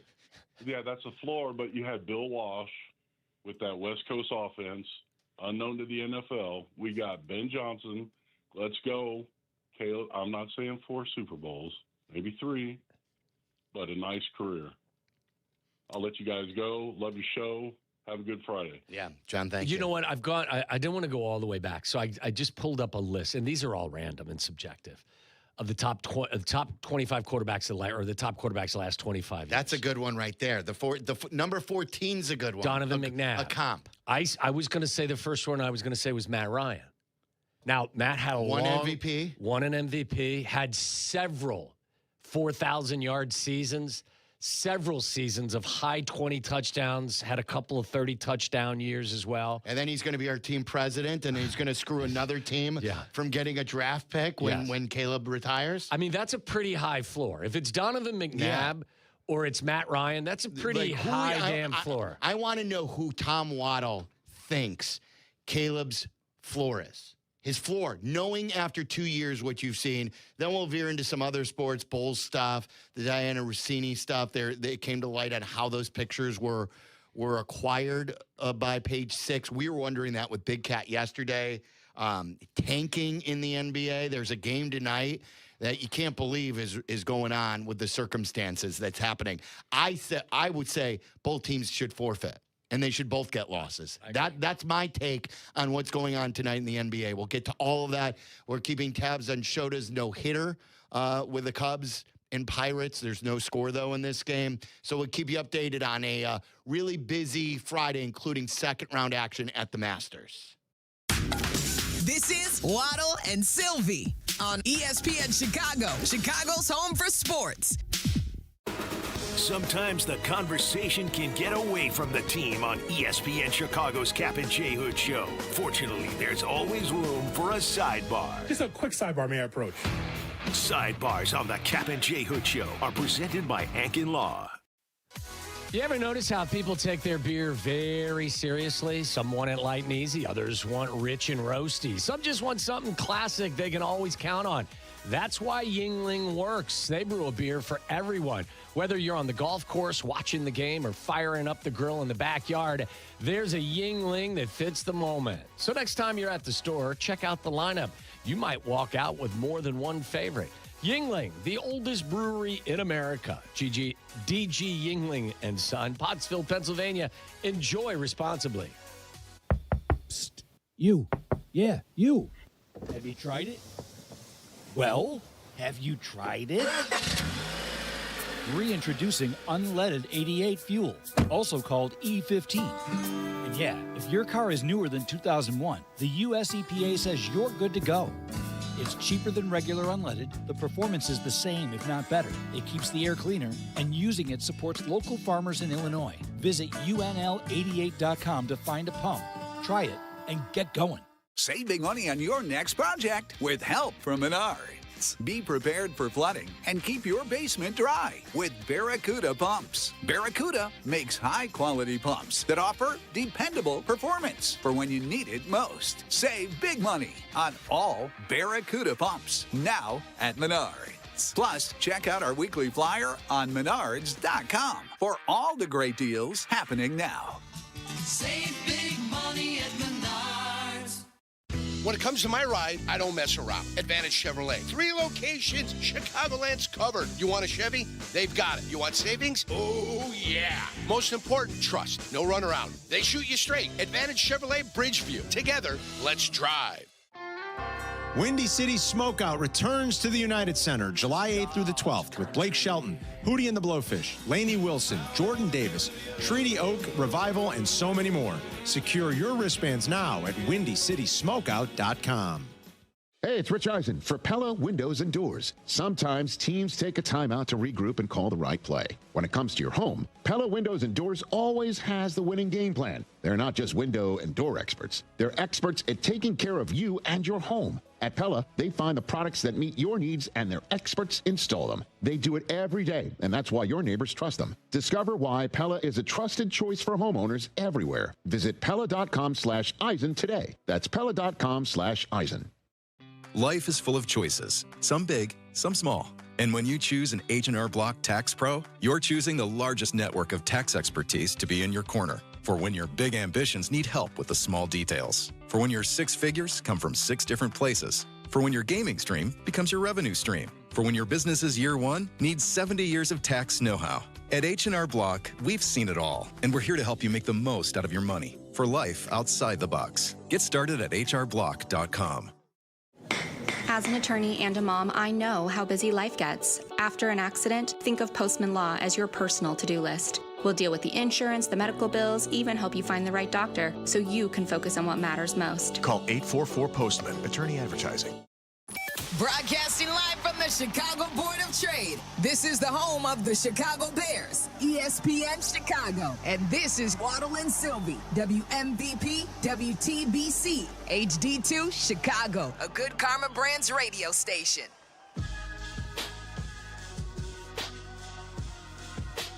Keeping you posted on matinee action over at Wrigley Field. You've made it to your weekend. It is a Friday. No score there. Bottom 6, the game's flying by. We'll check in with Jesse coming up after the game. Cubs have the bases loaded with 2 outs here in the 6th. Look at that guy right there, and then look at the guy at the plate, and tell me there's not a resemblance. I'm just telling you. Oh, Matt Shaw and Aiden? Yeah, totally. And it burns his ass, I think, because Matt Shaw's a Cub. They're very similar. Yes. Very similar, especially with the hat. Yeah. Yeah. I think that's a compliment, too. Yeah. Handsome guy. Very handsome guy. Yeah. Sport, especially athletic. when he's wearing his Cubs gear. All right, maybe not. You ought to try it. Hey, wear some Cubs gear. No, I'm good. He's a diehard Sox fan, as is Hannah. If you go to a Halloween party this next year, go as Matt Shaw. That'd be good. I'd love to see you in Cubs gear, just to see you put on Cubs gear. What would it take? I put on Cubs gear once. I wore a Cubs hat for a Halloween costume. Did you? Yeah, I was Steve Barber. I knew it. So I'm a bigger Sox fan because I've never done that. Okay, Hannah's right. See, that's right. You stick to your own team, you know? Aiden was trolling, though. He was trolling. Of course. All right, 312-332-3776. Your answer is the floor of Caleb that you would happily accept is who? This is a guy with a pretty good career, Tony Romo. That they brought him up today on Carmen and Jurko. I didn't hear that part of it. But Tony Romo was... And I think Carmen said no. Oh, really? I think. Yeah, and of course, the good kid is all about the EIU guy. He was 78-49 as a starter, I believe. 65% completion rate for his career. Didn't he have like a 100 quarterback rating for his career? Or for his career, his quarterback rating was 97. 97. I mean, he won more than he lost. He had a couple of 30-touchdown seasons. He had four of them. And you're not going into the rabbit hole of, Tony Romo always had his worst moment in the postseason, right? No, right? Even when he was a holder, I think, in that game against Seattle, Yes. I think it was. Listen, you said floor. Yes, floor. Tony Romo. Floor, absolute floor. Knowing what you know after 2 years. Someone said Cutler. My initial reaction, as much as I love Jay, is I even hope the floor is higher. Yeah, I would too. Tony Romo had a better career than Yes, Jay. he did. Yes, he did. You know, Tony had what was it? His touchdown interception ratio was 248 to 117. Rating 97. I mean, Tony went to 4 Pro Bowls, was third in MVP voting one year. So, I mean, for a floor, I think he could do a hell of a lot worse than Tony Romo. You can. That's not a bad one. 312-332-3776. Matt's got an interesting one. Matt in Portage. You're on ESPN 1001. What's up, Matt? Good Friday, gentlemen. How are you guys? Good. Terrific. Awesome. So my bottom shelf for Caleb, and it's a pretty good one. I like Jim Kelly. You know, I mean, yeah, he's a Hall of Famer. He went to four straight Super Bowls.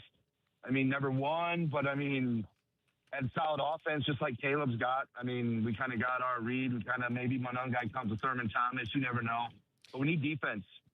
Oh, we yeah. need a lot of help. Yeah, we need linemen. We need linebackers. Jim Kelly's a Hall of Famer. Tony Romo's not. Yeah. Jim Kelly's like, I think a lot of... You don't think he'll be a Hall of Famer? Caleb? As a floor? The floor. Oh, no, Romo will never be a Hall of Famer. No. I want to say Jim Kelly is considered a top 10 quarterback. Is he not? Is he top 12, top 15? If you would rank the quarterbacks, isn't he right around that 10 mark? Give or take? I don't think so. You don't think so? No, I wouldn't think so. No. Okay, because I was going to say that's awfully lofty. The Hall of Fame. He is in the Hall of Fame, though. Yeah, he's a terrific player. Yeah. The K-Gun offense. Matt, thank you. Eddie on the north side. What's up, Eddie? So wait, Matt wants us to get to that small of a thing and not ever win it. That's not me. Wait. I don't understand what you're saying. Wait, back up, Eddie. What are you saying? Because he chose Kelly? I think we're going for skill. Yeah, I Jim Kelly, and I love the guy, believe me.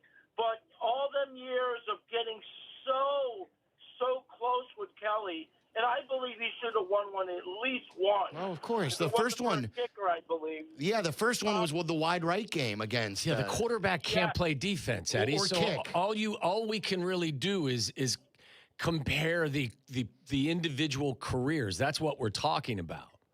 Who would be the floor? So here it is.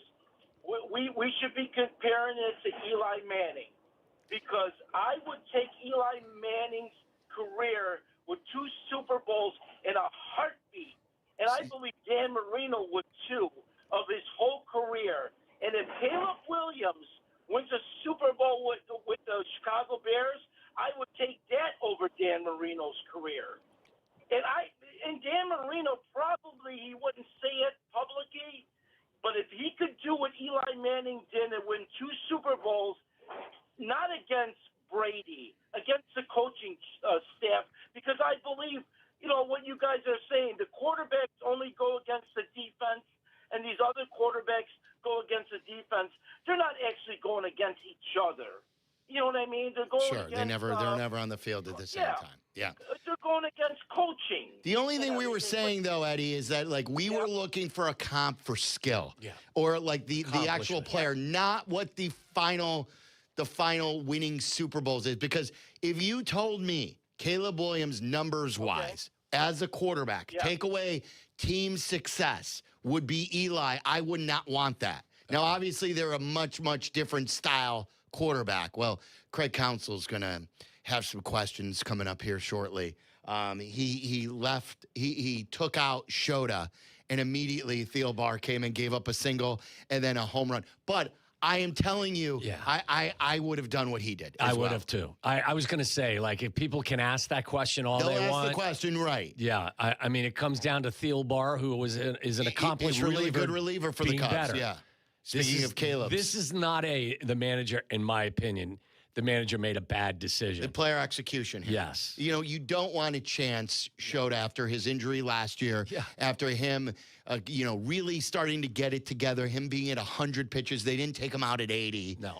A long, long season to go. Yeah. If you're mad at Craig Counsell for that decision, I don't know what to tell you. That's a second guess, I would think. Yeah. And I'm not going for no hitters these days when you're 3 innings away. He had 100 pitches. Maybe if it's the 8th inning and he's at 100. Yeah. But with the 6th inning, if you're pushing another inning to do what? You hope Thielbar here against some hitters would get through the middle of the order. It would have been the third time through too for Shota and the heart of their order. I think Craig Counsell played that perfectly. Yeah. Would you take? You wouldn't want Eli's career for Caleb. They're a much different style quarterback. I'm not comparing them stylistically, but the effective nature. Like there were many years where Eli was an average quarterback, except for the 2 titles. I think he's pretty. Am I wrong about that? Eli only made 4 Pro Bowls. So did Romo. Yeah, but I'm thinking. But people are putting Eli in a much higher level. You know what I'm saying? Yeah, because of him winning. Correct. Eli touchdown interception What's his quarterback rating? I bet you it's in the high 80s. 84. 84? Yeah. That's worse. I bet you Cutler had a better quarter. I want to say Cutler's 86, 87. Something like that. I don't think Eli's career, besides the 2 runs he went on, was spectacular. He'll probably get in the Hall of Fame for beating the Patriots twice and having good postseasons. But I don't. Eli threw 366 touchdowns and 244 interceptions. Yeah, he turned it over quite a bit. He had 3 seasons where he led the league in picks. He was 18 touchdowns, 27 interceptions one year, 31 and 25 and 23 and 20. Like he's had 1, 2, 3, 4, 6, 7, 8, 9, 10, 14 years where he had double-digit interceptions. I got a hot take for you here, okay? Not from me. This is from Zach in Irving Park, if he's going to go where I think he's going. Where are you going, Zach? Hey, guys. I think we're talking about like a floor comp. Yes. And I think Caleb's getting glazed way too hard. Like Joe Montana as a floor, are you kidding me? Yeah, that was too high. You're right. That Joe Montana or even Jim Kelly, I think is too high of a floor. I don't think we could set the floor at Hall of Famer.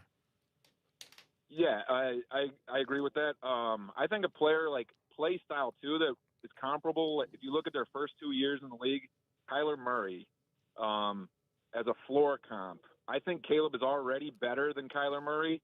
But that's what I was going to say. Yeah, I think he's already better, but like that's the kind of player that should be like a floor comp.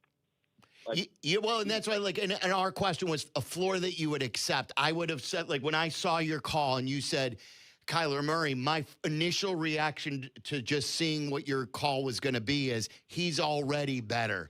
Exactly what you just said. So that's why I don't think it's a comp that any of us would take. If you told us he's Kyler Murray, I think we'd all hate that.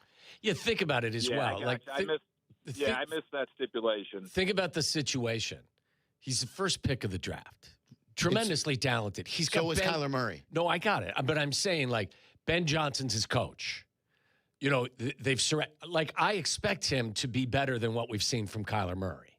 Like that's why I said I would have never said Kyler Murray. That's why I said Tony Romo, or even Matt Ryan, or Don. That's high. That's a pretty high. But that's what your expectation is. He better be better than Kyler Murray. Yes, he better. We're in trouble if he's not. Yeah, and I'm highly confident that he's way better. Like just to do what he did in his rookie year, I still thought he got beat up. I know the sacks were terrible, and I know there was a lot to clean up. The mess he went through in his first year, I don't know if a lot of quarterbacks would have been able to survive. Well, right, and Caleb finds himself in a significantly better situation than Kyler Murray. So some of it may not have even been on Kyler Murray.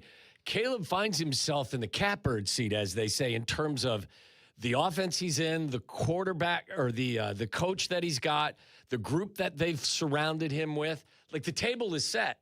It's the Kyler Murray equation against the Cubs, against the I'm looking at what I thought was another home run here now, so I got distracted.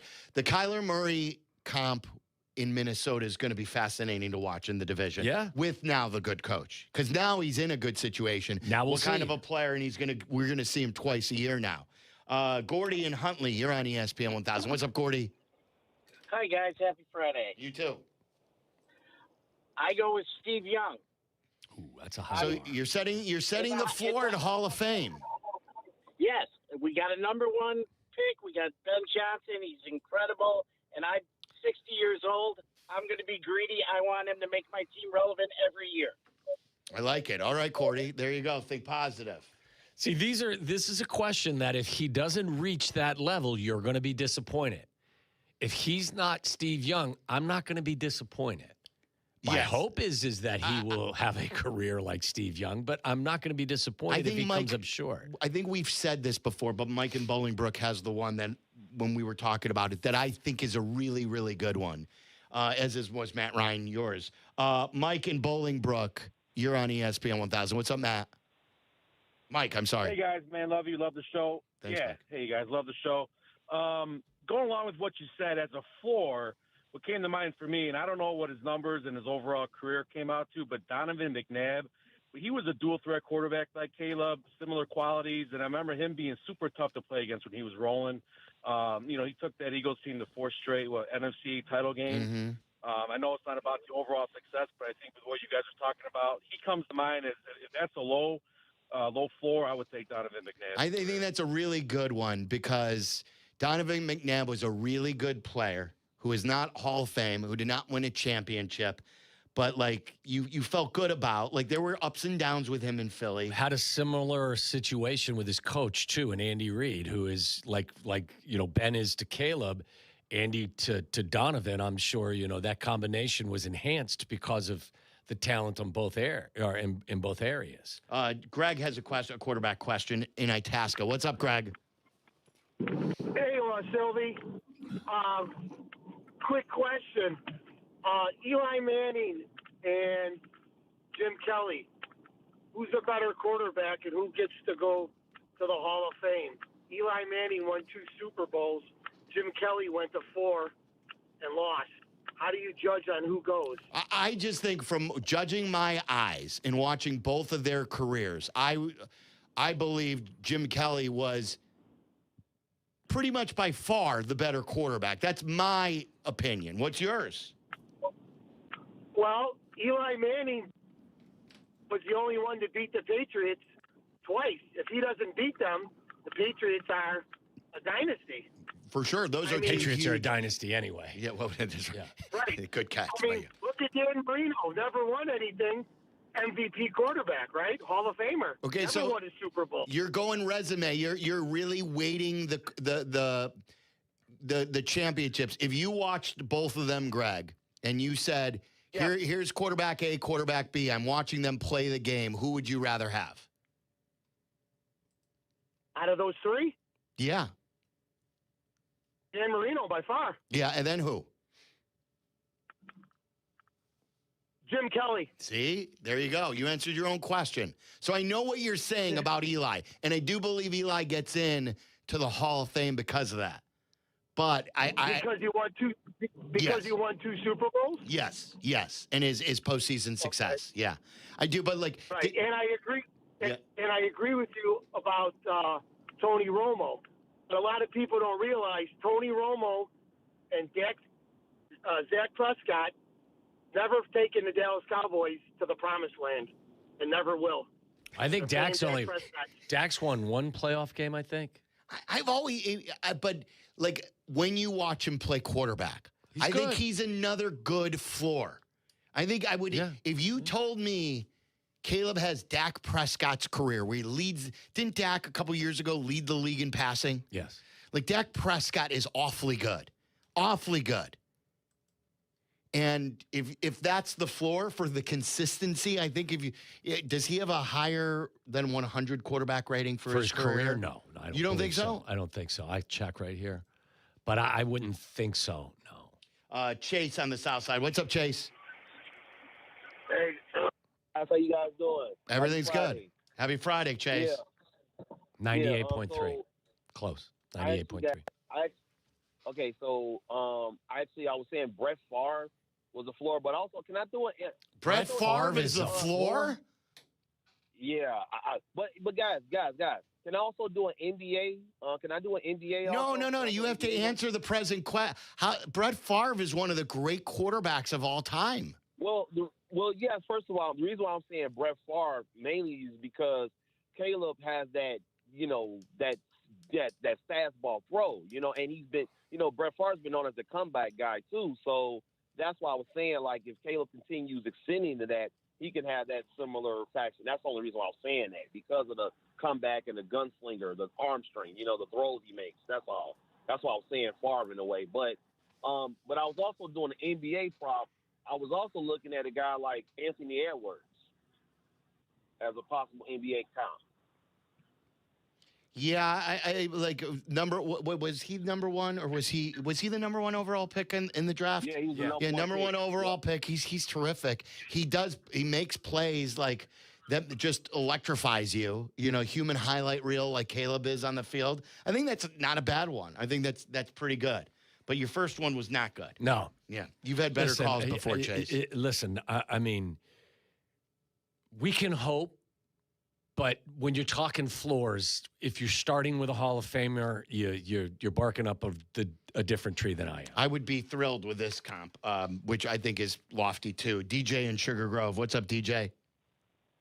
Okay, you guys, I love the show. I've been listening for years and absolutely love it. But my, if I understand your question, which I think I do, the minimum that I want would be somebody like Lamar Jackson. He's mobile. He's accurate. He can throw the ball, but he hasn't won anything yet, right? He's got MVPs. He's done everything that we, except win the big game. So as a minimum, that's what I would want for him with the MVPs and the winning and everything that they've done. That's at a minimum. That's a minimum. He's won 2 MVPs, hasn't he? And could have won a third. He easily could have won that third, but they gave it to Josh Allen a couple of years ago. Exactly, but that's the knock on him is the big game. But if we get that kind of performance from this kid, I think everybody would be happy. However, I'd be thrilled. Are you kidding? My expectations are a lot higher. Okay. Because I see the Ben Johnson effect. This is the best coaching staff that I've ever seen. I'm new to being a Bears fan, and this is the best coaching staff that I've seen in the entire lifetime that I've been here, 25 years or so in Chicago and following this. So you moved here? Wait, hold on. You moved here, then you adopted the Bears. Is that so? How long have you been a Bears fan now? I grew up in New England and went to Arizona. I've been all over the place, but I've been in Big Cat? Illinois. Ouch. I've been in Illinois for about 25 years, but in the last few years, I really started pulling for them. Hell, I started pulling for them with Trubisky. I wanted that kid to do well, and then Justin Fields. But now I drank the Kool-Aid, man. I'm in. So all right, we like having you. Anyway, thanks, DJ. DJ's new to the Bears fan base. I like that. He's lived in the state. He wasn't a Bears fan right away, but he's transitioned that way, and that to each their own. He can do that. In his second year, Lamar completed 66% of his passes, threw for 3,100 yards, 36 touchdowns, only 6 interceptions, and he ran for 1,200 yards and 7 touchdowns. He gets criticized a lot. I love Lamar and Josh Allen. I love both quarterbacks. I really do. And I hope they both ultimately win one. But that's counterproductive to me being a Bears fan, because then those would be at least 2 that we don't win. He's only had one season where he threw double-digit interceptions. For his career, he's 187 and 56 with a quarterback rating of 102.2. Spectacular. And that's his his career floor. career completion percentage is 65%. Steven Manhattan, you're on ESPN 1000. What's up, Steven? What's up, guys? I like the Matt Ryan. I was going to say Phillip Rivers, too. But the thing that I like the most about those is that those guys stayed with their team, like, other than the stupid Colts years. Like, they stayed with their team almost their entire career, right? And I like that. Like, whatever he does, I want him to be good, but I want him to be ours. Like, I'd like him to be like a Brian Urlacher for us, right? Like, someone that we can love well past wherever, whatever he's done. Because, like, you look at other guys, like, I don't know, like Schwarber, right? Like, he's great, and then he moves on. He's not our guy anymore, right? Yeah. Or if you were to compare the careers of, like, Peyton Manning versus, like, Ben Roethlisberger, right? Like, imagine how Colts fans must feel seeing Peyton Manning be amazing. Obviously, he's the better quarterback, right? But then he goes on and wins a Super Bowl with the Broncos. I'd rather have Ben Roethlisberger just from a fan's perspective. It's interesting too. It's interesting too, and I know at the end Rivers played with the Colts. Very few of our city's GOATs finished their career with the teams. Yeah. Michael Jordan didn't. Scottie Pippen didn't. Patrick Kane has not. Like Sammy Sosa didn't finish. Sammy didn't finish. Frank didn't finish. No. Sweetness did. He's obviously on the Mount Rushmore. Butkus did. Butkus never played with another team. Patrick Kane's in Detroit. Yeah, right. Like a lot of our guys, Taves, a lot of our Bobby Hall, if you're going to the Hawk stuff. Many of our guys. So, like, if you told me you'd have a 15-year run where he is clear-cut the number one, not just, like, faulting into, like, he is clearly big boy numbers for a quarterback, that's all you can ask for. I think this is one more good one. This is a realistic good one, and there are several comps with this guy's name. Dave and Lockport. What do you got, Dave? I said Carson Palmer, but first, I'm a Packer fan, I'll admit. But are your listeners, is it 420 and not 410 today? Kyle Monunga, Thurman Thomas. Kyle Monunga is Thurman Thomas. Yeah, that one was I let that go. But this is a Bear fan off-season. You guys win it all in the off-season. This guy is a good quarterback. I'm nervous about how good he's feeling. Dave, your phone is kind of like the Green Bay defense at the end of a game right there. Couldn't close. Yeah, couldn't finish. We've tried had some to give him cell time. phone issues. Have we? Recently, yeah. We've had to put some folks on hold more frequently than recent. You think we'll ever have, like, that perfected? No. I'm not talking about radio-wise, but, like, where you can make a cell phone call like this. Technology will be so good in our lifetime where we don't have to worry ever again about, like, interference. Probably not. No? You don't think so? Probably not. No. Okay. Waddle's World is coming up. We're going to continue to track the Cubs game. We'll get into some Jed Hoyer sound from today. A lot of stuff going on. Why don't you give us a Masters update, too? I will. As we start Waddle's World. We have not discussed that. And atop that leaderboard, it's a big name. Waddle fills you in coming up next. Waddle and Silvy on Chicago's home for sports, ESPN Chicago. Peggy and Dion on ESPN Chicago. Tomorrow morning at 11. Brought to you by Advantage Acura of Naperville.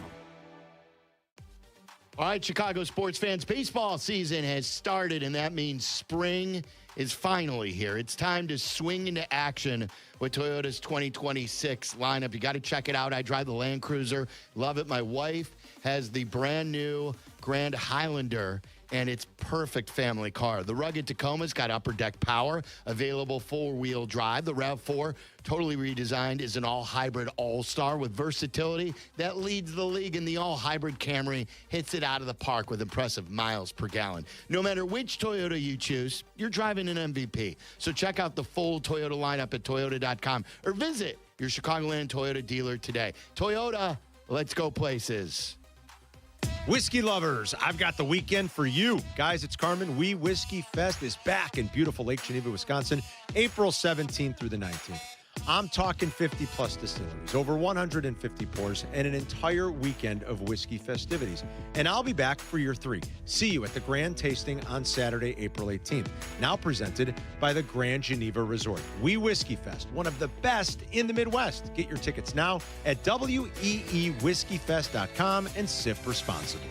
Howard, my head is on a swivel at crosswalks these days. Oh, yeah, cars everywhere. I had a buddy on a bike get clipped by a Jeep who took off. What do you do? Well, it's important to seek immediate medical attention, take pictures, and gather witness names and numbers. Aiken Law can also help obtain video footage, police reports, and work with insurance companies or anything else necessary. And that's why I have 3126 million saved in my phone. Howard is our lawyer on the Kap J Hood Show, weekday mornings on ESPN Chicago. This is a special notice to U.S. taxpayers owing $10,000 or more to the IRS. Tax Relief Advocates is urgently notifying taxpayers that tax relief initiatives are now available that may significantly reduce or eliminate what you owe. If you're afraid of an IRS lien, levy, or wage garnishment, don't lose hope. You can now take advantage of these current relief programs to end all collections, reduce the amount you owe, and resolve your tax problem. Even if you have years of unfiled tax returns or are already in a payment plan, you may still qualify for significant relief. Struggling taxpayers can now get relief they need during these hard economic times. A hotline has been established by Tax Relief Advocates for you to call and see what you qualify for. They are A+ rated with the BBB and have over 1,000 5-star reviews. Don't wait. Call 800-575-9087. 800-575-9087. That's 800-575-9087 or simply visit tra.com. Hello, friends. Ever dreamed of shooting 8 under par? Well, at the Spring Scramble at Seven Bridges, you've got 3 teammates to help make that happen. Saturday, April 25th, join them for a Masters-themed scramble with great food, drinks, prizes, and official merch. Sign up now at sevenbridgesgolfclub.com or call them at 630-964-GOLF. Follow Chicago's Home for Sports on Instagram at ESPN_Chicago. This is Waddle and Silvy. Listen now in HD on our app and on ESPN 1000. This is Waddle's World. And in Chicago, Tom Waddle. He can't run, he's not fast, but he gets open. Bears legend. Amazing. 9 career TDs in the NFL. He caught everything that was thrown and took every hit that they could give him. Tom Waddle. Let's get weird. Let's get weird. Welcome to Waddle's World. Come inside. Let's get weird. Let's get weird. Weird. Get weird. Weird. Get weird. Let's get weird. Yeah, before we get weird, how about a couple of updates? First of all, on the north side, Cubs trail the Pirates 2-0 in the top of the 8th. Shota had himself a day today, went 6 hitless innings. 6 innings, no hits, no runs, 1 walk, and 9 strikeouts. I'm sure this will be something that will be talked about later when this game goes final. Cale Thielbar came in. First name's Cale, right? Caleb Thielbar. Yeah, it's not a hard name to remember in Chicago. Don't be angry because your Cubs are losing. I just forgot. Why would you just assume forgot that? his name was Caleb, not Cale. Cale. You don't know it? I knew a kid named Cale. Cale Critch growing up. Are you a fan of kale? Do you eat kale? I would think kale goes right through you. I would never even try it. Never try it. I'm not a kale guy either. But they brought in Thielbar for the 7th, and he promptly gave up 2 earned runs. A hit and a home run. Yeah. Like immediately. Yeah. Boy, I'll tell you this, too. Bregman, he's hitting the crap out of the ball. He's hitting it right at people, but his hard hit rate, he's breaking people's gloves right now. It'll eventually turn around. No doubt. Okay, at the Masters, currently, Rory McIlroy finds himself at the top of the leaderboard at 7 under par. Patrick Reed is 6 under par. Justin Rose at 5 under par, as well as somebody whose name I have never seen and don't know how to pronounce. Reitán. Reitán. Yeah. I'm not sure. Wyndham Clark is in the clubhouse with a 68. He's 4 under par with several others. Oh, he just hit the pin. Reitán did too. Oh, did he? Reitán. throwing dots. It hit the pin on 16? It either hit the pin on a fly or one bounce. Take a look at this. One bounce. He one-hopped it.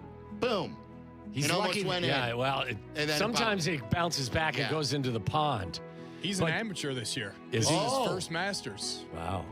Anyway, Rory McIlroy is rolling right now with a one-shot lead. Actually, Patrick Reed is 6 under par. With Rory's 7 under par. So Rory's striking the golf ball quite well. You remember tonight is the night that Artemis 2 comes back to Earth and hopefully lands safely in the Pacific Ocean. At like 8 o'clock tonight. Pacific time, correct? I believe so, yes. I'm excited for this. I am too. What's it say here? On track to hit the atmosphere traveling Mach 32 or 32 times the speed of sound. It's incredible. They didn't plan on taking manual control except in an emergency, so they just ride in the wind, as they say. Remember, I told you yesterday there was a concern that the temperature shield holds up going that fast, but fingers crossed. Here's hoping everybody lands safely. But I'll be watching. I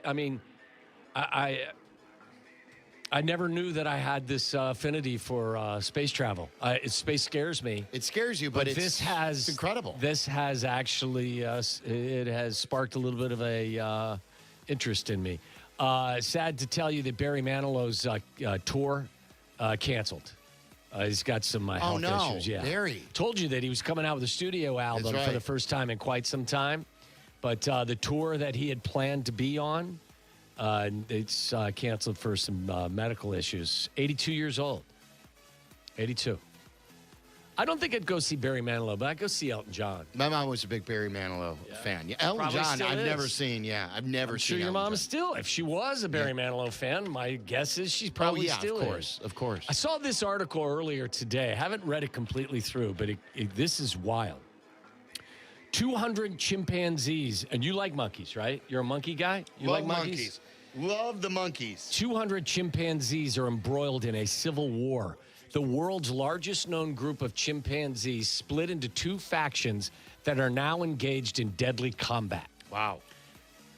Yeah, the largest known group of chimps recently burst into a legal conflict, much like a civil war. The group fractured into two. Then one faction began killing their former group mates on the other side. Researchers write today in the journal Science. Where is this? It's an exceedingly, it's in Tanzania, I believe. I believe that's where this is. Okay. Much like one faction, as I said, began killing the other group in an exceedingly rare event. Scientists estimate the chimpanzee communities split, on average, every 500 years. Oh, wow. So this is a thing. Nothing like that had been observed before by folks.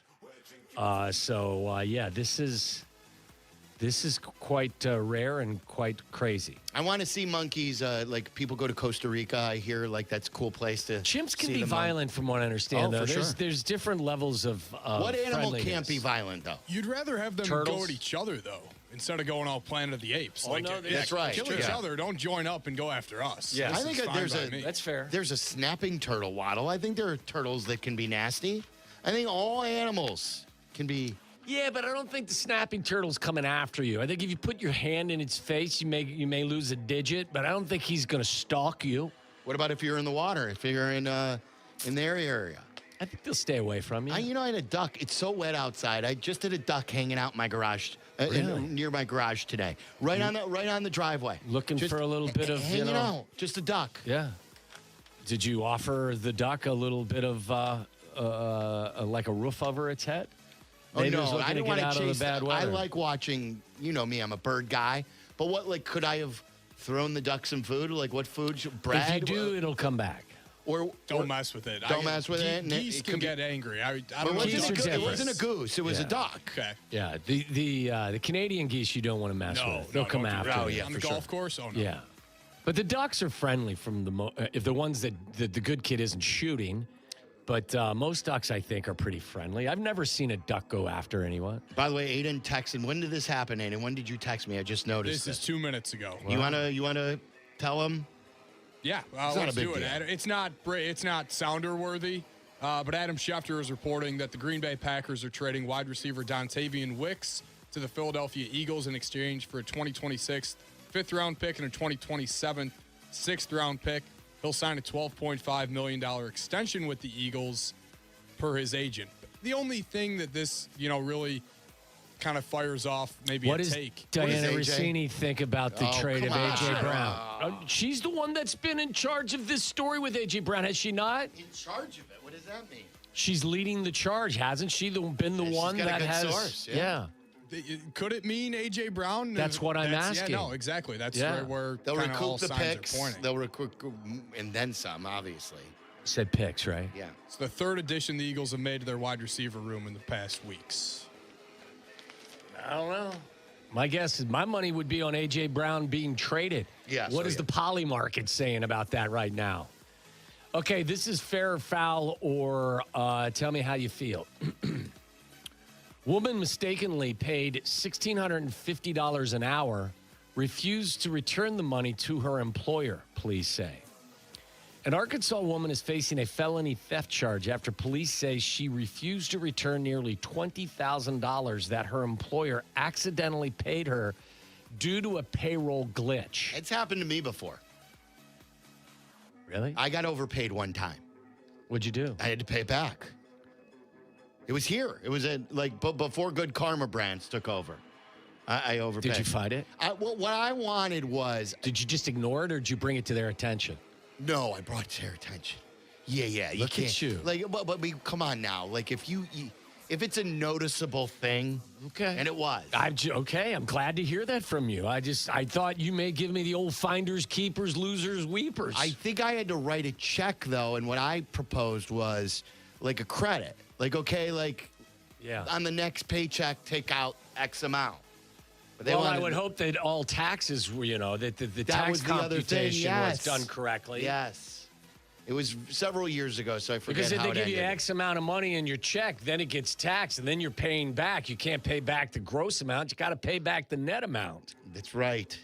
Anyway, the CEO of a Jonesboro business said in August of last year that her former employee stole funds from the company. The employee was normally paid $16.50 an hour, but in May of 2025, she was paid $1,650 an hour. So did you say she alerted them too? When the error was noticed, Coleman refused to pay back the money. Oh, wow. The victim provided financial documents and emails to support her claim. So she's being sued. Or not, I take that back. She's not being sued. She's being charged with a felony theft. That's pretty wild, isn't it? I got a poop story for you before we go to break and then Is come it back. your own or is it? No. Okay. This is the headline. The people making a fortune selling healthy poo. Feces donation saves lives is an increasing demand, and for those who pass the rigorous screening can earn up to 900 pounds in a month. This is obviously the Telegraph in London. Yours is not. You're not getting paid for yours. No, Yours I don't is think just, anybody wants mine. You just put it in a milk jug because it's just water anyway. Not putting it in a milk jug. But I have to say, I'm remarkably solid and... oh, you are solid. Of course. I take Metamucil every day. Yeah, I'm solid and on time, on schedule. Nobody loves his Metamucil like Tom Waddle. Not only does it keep you regular and make sure that the plumbing works, lowers your cholesterol. Every day. What are the side effects, though, that it brings? None. None? No side effects. Clean, What do you mean? Clean? There's got to be. No, there's Danny no will side find effects. fault with it. Danny finds fault with everything. Especially us. But how about that? If your poo is good, it passes the test. The poop test? Each person compensated about $1,200 for a 3-week stint of daily donations. You want to donate your healthy poo for $1,200 for 3 weeks' work? No? Huh? I mean, it's a way to earn a little extra money. I told you I'd kiss. $1,200 just to poop? Yeah, I told you yesterday I'd kiss dogs and smell their breath. Today, I'll tell you I'd donate my poop. I still am. I'm a little torn by that. Like, listen, I love my dog. I'm just talking about a random dog off the street comes up and licks your face. Doesn't it just sound like it would be dirtier with more bacteria than, hey, if you were at a bar or Than let's a say person? Yeah. I don't want random people licking me and kissing me. Don't. But there was a time when you would have paid for it. Never. Come on. No. Like you would go to a bar and you'd see someone, you're single. Of course, we're single. You're in college. Like you didn't, nobody gave you a saliva test every time you met somebody. How do you guys go on this? Yesterday, Waddle had a story, $1,000. You had to allow yourself to be $1,000 an hour. Like kissed or licked by a dog, random dogs, and smell their breath. And smell their breath because a dog food company wanted to know. Yeah. Or I said I would do that in a heartbeat, and I said I'd rather do that with people. And Waddle, the rest of the crew also, I was the only one who was team dog. Yeah. But then we quickly found out those guys were in the minority because many of our fans were like team dog, and Big Cat was team dog as well. Well, a lot of people have their own dogs. Here's the deal. You're not just going to be able to... strangers' dogs, yeah. Yeah, it's got to be strangers. It got to be just a stray off the street, whatever it is. Yeah, people, dogs, I'll pucker up. $1,000? Oh, no. Which one would you rather, though? Oh, people. Like he said, sure. Look at him. You'd rather have people lick and kiss you? Yeah, I feel like humans are normally more clean than a random dog, no? That's what I thought, but doing research, there's basically the same level of bacteria in a human's mouth and a dog's mouth, comparable total bacteria counts. And I think the science says that it's pretty much even. It's an even split. Do you realize how gross dogs are? Yeah, I know. I watch what my dog does. You're not a dog person? No, I can't stand. You're coming at this. I don't like. This is like asking you about the Cubs. I know, You're an anti-dog same person. I'm not an anti-dog. I just don't care for Do a you random dislike animal. dogs as much as you dislike the Cubs? No. Okay. I like puppies. I've always said I'd have a puppy and I'd give it away once it got not cute anymore like a puppy. Well, that is so cruel. Yeah, that is like maybe the worst thing that has ever been said on this show. That says more about you than the puppy. And by the way, I would say this, though, with the benefit of thinking about it a little longer, if you're not going to take care of that dog, then don't torture it by keeping it. I'm not saying I would not take care of it. I'm just saying, like, once they get older, I'm like, okay, this is less cute. Okay. But I'm telling you, the puppy is a handful. And if you make it through the puppy stages, like while they're cute and it's awesome, there's so much you have to do. No question. They're chewing, they're training, they're crying in the middle of the night, especially when you bring them home, that once you get on the other side, you love that dog. I will say you this, would love that dog. You would not return it. Take it back, Hannah. I've never had any pet, so maybe that has part of the package. So I would suggest to you, if that's the way you feel, don't ever buy a dog. Don't ever get a dog. No, I probably It's not won't. fair to the dog to build a relationship with said dog, and then all of a sudden you abandon the dog I and wouldn't abandon it. I'm just like saying, like, I you just give it to somebody else. No, I don't know. That's why I've always said maybe I'd foster like puppies because I could give them not give them away easily, but if someone picks up the dog, I'd be like, okay, here you go, you can take it. For just See, pennies a day. I think Sylvie's bringing up a point that I don't think you're thinking. The puppy stage is harder than anything. I know. That's So why I don't cute. want I wouldn't So don't want awesome. one anyway. I just want someone else to have one I could visit. The smell of a puppy is one of the great smells in the world. Would you agree to that? No doubt. At least, yes. Like the puppy smell. That is, it's You awesome. should go to dog bars where you go into a dog bar and you can actually kiss dogs. Oh, I instead have of been. humans. Yeah. I've been to dog bars. All right, when we come back, here's hoping that Hannah's got something really good for us for Florida or Ohio. That's next. The afternoon drive is easier with Waddle and Silvy. Chill out. They're coming right back. ESPN Chicago. The CDGA Golf Show.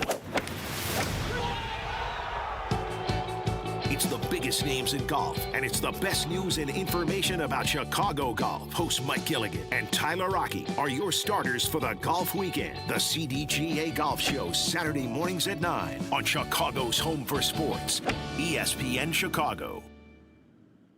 Hey, soccer fans, if you're headed to a match at Soldier Field, the CTA is your best way to get to the game. $5 covers your entire trip, and with tap to pay available on all CTA trains and buses, riding is a breeze.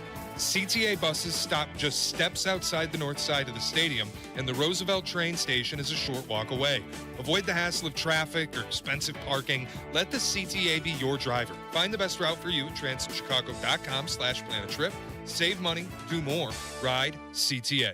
This is Courtney Cronin talking with two of Chicago's top accident lawyers, Julio Costa and Anthony Iavone of Costa Iavone. See that? The name works. Keep it simple. Well, it's your last name. But the real point is that we can keep it simple because we're local, we're good at what we do, and we understand the needs of our clients. And that puts them at ease right from the start. Bingo. Bottom line, we get you, and we're here when you need us. If you've been in an accident, even if you don't think you need a lawyer, call us. It's free. Costa Iavone. Keep our number in your phone. 708-4-million.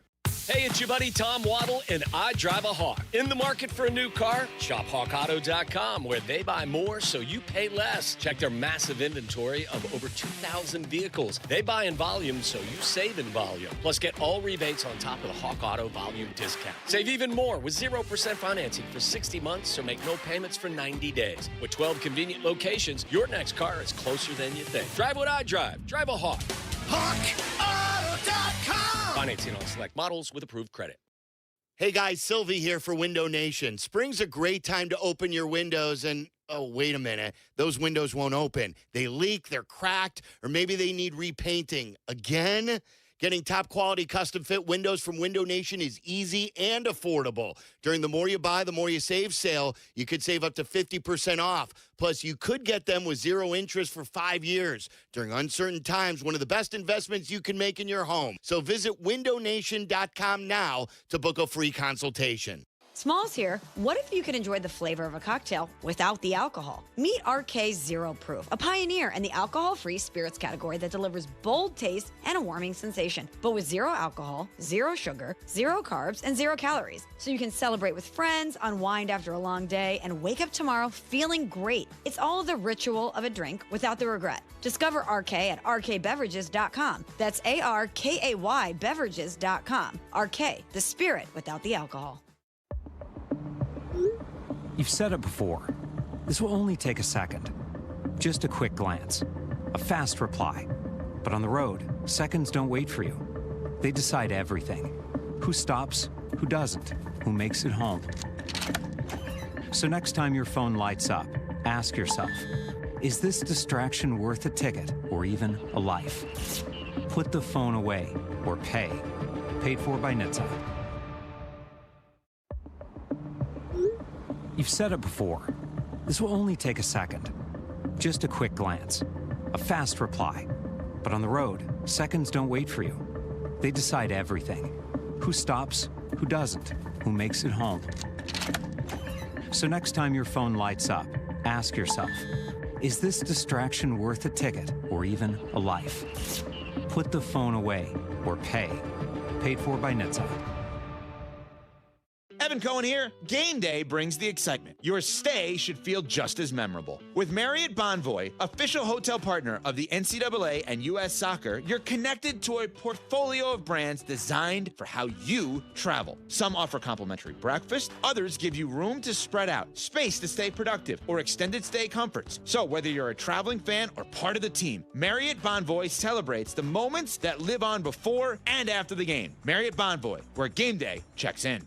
Prizes, flyaways, even cash money. You want it? We've got it. Find a list of all contests and official rules by visiting ESPNChicagoContests.com. That's ESPNChicagoContests.com. Follow Chicago's Home for Sports on Twitter at ESPN1000.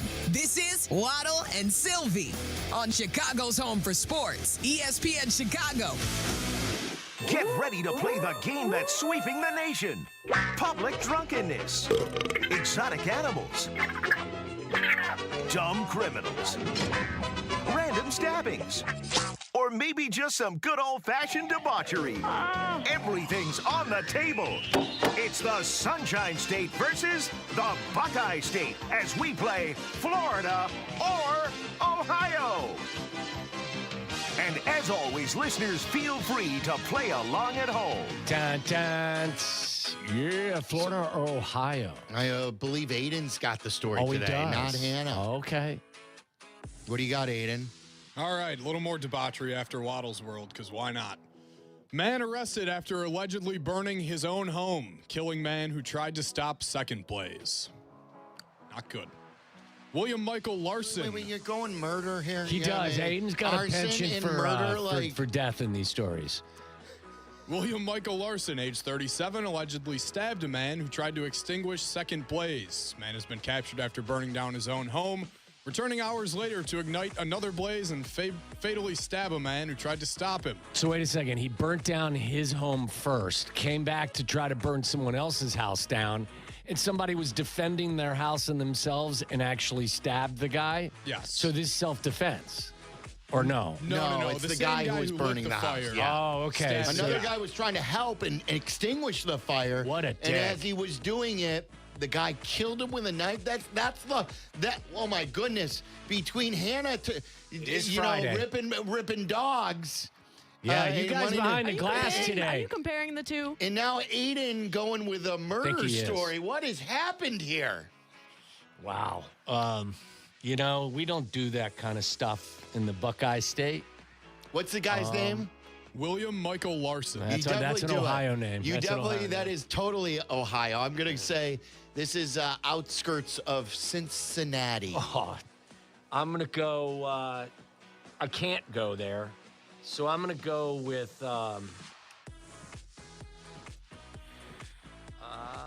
let's go with Jacksonville.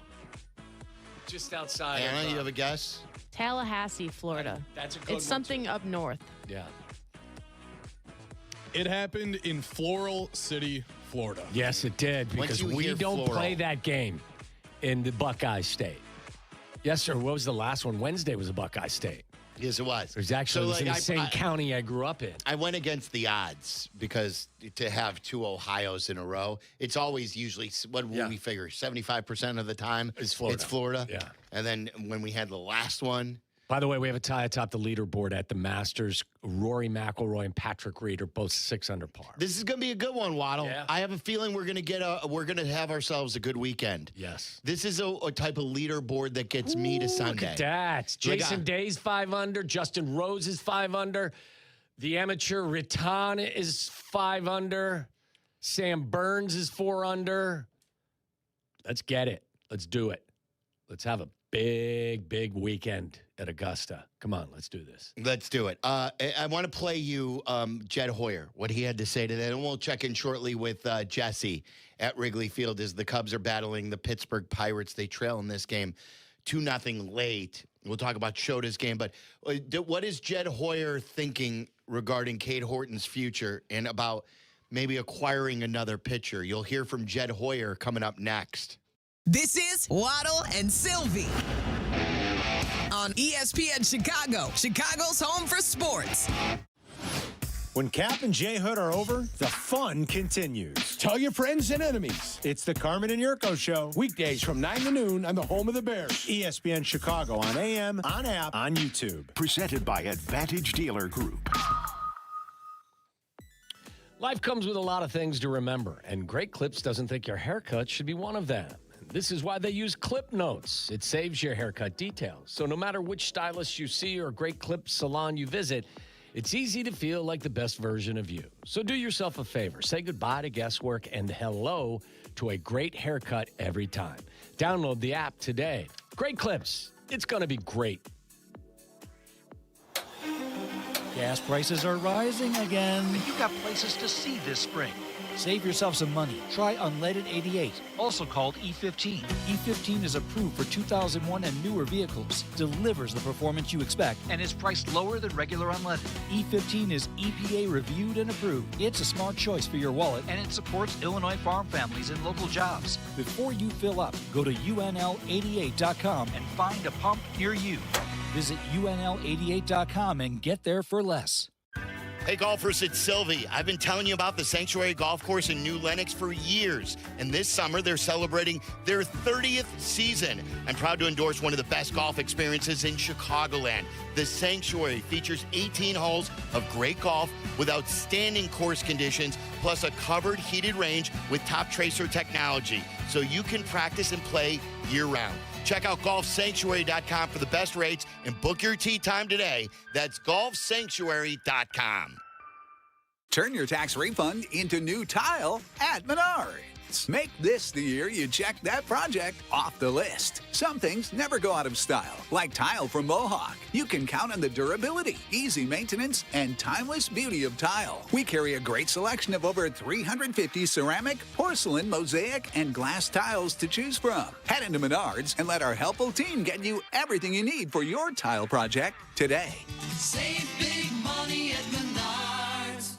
Progressive knows sports brings people together, but you gotta feel bad for people who don't even get it. Some people will never know what it's like to see their favorite team's hopes decided by a ping pong ball to draft the next superstar. Or not. I mean, sure, it's silly for your happiness to hinge on the success of a 20-year-old entry-level employee, but you just can't help yourself. The stress is exhilarating. Progressive can't bring people together like the draft, but we can bring your home and auto insurance together with a bundle. So switch and see if you could save hundreds. Progressive Casualty Insurance Company, affiliates, and other insurers not available in all states or situations. This is the story of the one. As a maintenance tech at a university, he knows ordering from multiple suppliers takes time away from keeping their arena up and running. That's why he counts on Grainger to get everything he needs, from lighting and HVAC parts to plumbing supplies, all in one place. And with fast, dependable delivery, he's stocked and ready for the next tip-off. Call 1-800-GRAINGER, click Grainger.com, or just stop by. Grainger, for the ones who get it done. Postman Law has delivered over $3 billion for injured clients. We take on the adjusters, the paperwork, and the medical bills so you don't have to. If you've been injured, let us fight for you. Go to postmanlaw.com. Others promise, Postman delivers. Call 844-POSTMAN. Attorney Advertising. Broadcasting live from the Chicago Board of Trade. This is the home for every Bears game. ESPN Chicago. And this is Waddle and Silvy. WMVP, WTBC, HD2 Chicago. A good Karma Brands radio station. A lot of football conversation we had. We'll get into the Cubs here. Can you believe it's under 2 weeks now to the NFL draft? I can. I can't. Like, it's just like really? I feel like I've ignored it because the Bears are picking 25th, and usually we're, hot to trot for a top 10 pick. What are they going to do? Now you're just like, I don't know, but it'll be fine. It's really hard to zero in on some of these guys, too, because there could be so many, and the Bears still have so many needs. They could go and I made the play, though, today. That Tyler recommended yesterday on the show. Do you remember which one it was? Yes, that there's good value. I think 7-1 for them to take an offensive tackle, offensive lineman, and they have an offensive lineman. They have don't they have an Oregon offensive tackle in town for a meet and greet today? Was it or this Oregon weekend? or another team? I saw that they did have. Maybe it wasn't Oregon. What's his name? I wrote it down too. But it was an offensive tackle. Caleb. Is this another Caleb too? Do I have that right? Caleb Lomu. Lomu. Where's he from? Where's he? I think he is supposed to be a late first rounder. Let me see if but he came in for an in-person visit. Yes, right? Yes, that was tweeted. Let's see. Where's he from? He's a Utah guy. Utah. What did I say? Oregon. Boy, another like more Caleb's, more better. How many Caleb's are in this draft? Aren't there a few? Yeah, you got Caleb Downs, the wide receiver. Like, there's a lot of. Is it Caleb? Who's the kid from Notre Dame? Was he a Caleb or no? Who's Love? What's Love's first name? Jeremiah. Jeremiah. Close. Yeah. Oh, yeah. Caleb and Jeremiah. Is there a Caleb Love? That does sound. I don't know. Maybe why I have. There's a Jordan. There's a. Who's I just think that you think Love and Caleb. They just go together. You're probably Caleb right. Love is a basketball player. He is the Trailblazers, but okay. Maybe that's what I was thinking. But anyway, Caleb Alomu is in town. Offensive tackle. I know nothing about him.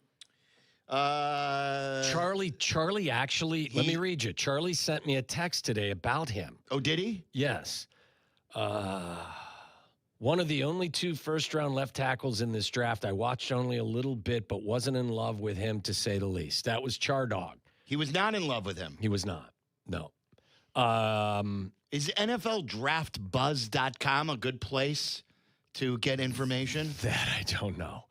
But I think that this guy that you're talking about has also visited the Eagles and the Browns. So,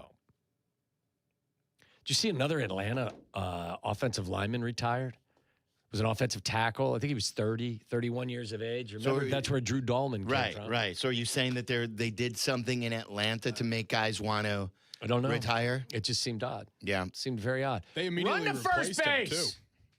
Would you? That's not nice, Hannah. Yeah, Hannah, That's you not can't be nice. that way. You can't be the. I do. Is this still a thing too in Chicago where Sox fans? Someone just asked me that. If we did a poll years ago about it, if you're a Sox fan, do you root against the Cubs? And if you're a Cubs fan, do you root against the Sox? Well, the answer for is this still Hannah a is thing? yes. Like, Yes. How would you feel if the Cubs fans were cheering if the White Sox were striking out to end a game? I would say that's completely normal. so you're for it. You're for Yes, it of for course. both ways. Yes, both Okay. ways. I like the competition. It You makes love it, hate, right? You just That's- love hate. no, You no, love no. sports hate. Let's pause. I'm not a hateful person. However, Unless you're wearing a Cubs Except it's jersey. the Cubs Correct. or dogs. correct. Or Packers. I think you got a lot of sports hate in you. I do. Yeah. I haven't seen much success, so That's fair. That is fair. By the way, the Cubs just lost it. Went final. That was the yelling. Michael Busch struck out to end the game. It was a drop third strike. But The Shota. it I popped mean, out what of the happened? glove. Like the Shota buzz just left. Yeah. So 2-0. One of those games. Like we thought the bats were coming around here in the last couple of games indoors in Tampa. They returned to Wrigley Field today, and they did hit the ball hard at times. And they did have traffic on the base paths, but they could. I think there was one was it bases loaded when both PCA and then Aiden struck out? Yes. Yeah, they had first and second, nobody out in that inning. That was PCA, and then I think Matt Shaw struck Matt Shaw out. ended the inning. I think Shaw also flew out like with a line drive fly out with 2 runners on. Yeah, Bregman lined out a couple of times. So, yeah, I mean, look, it's a long season. They're hitting the ball hard. If you want to take some – listen, again, you lose 2-0. Shota goes 6 innings of hitless baseball, scoreless baseball, and your guys, although they didn't score a run, look at me making excuses for them. They're hitting the ball hard. Yeah.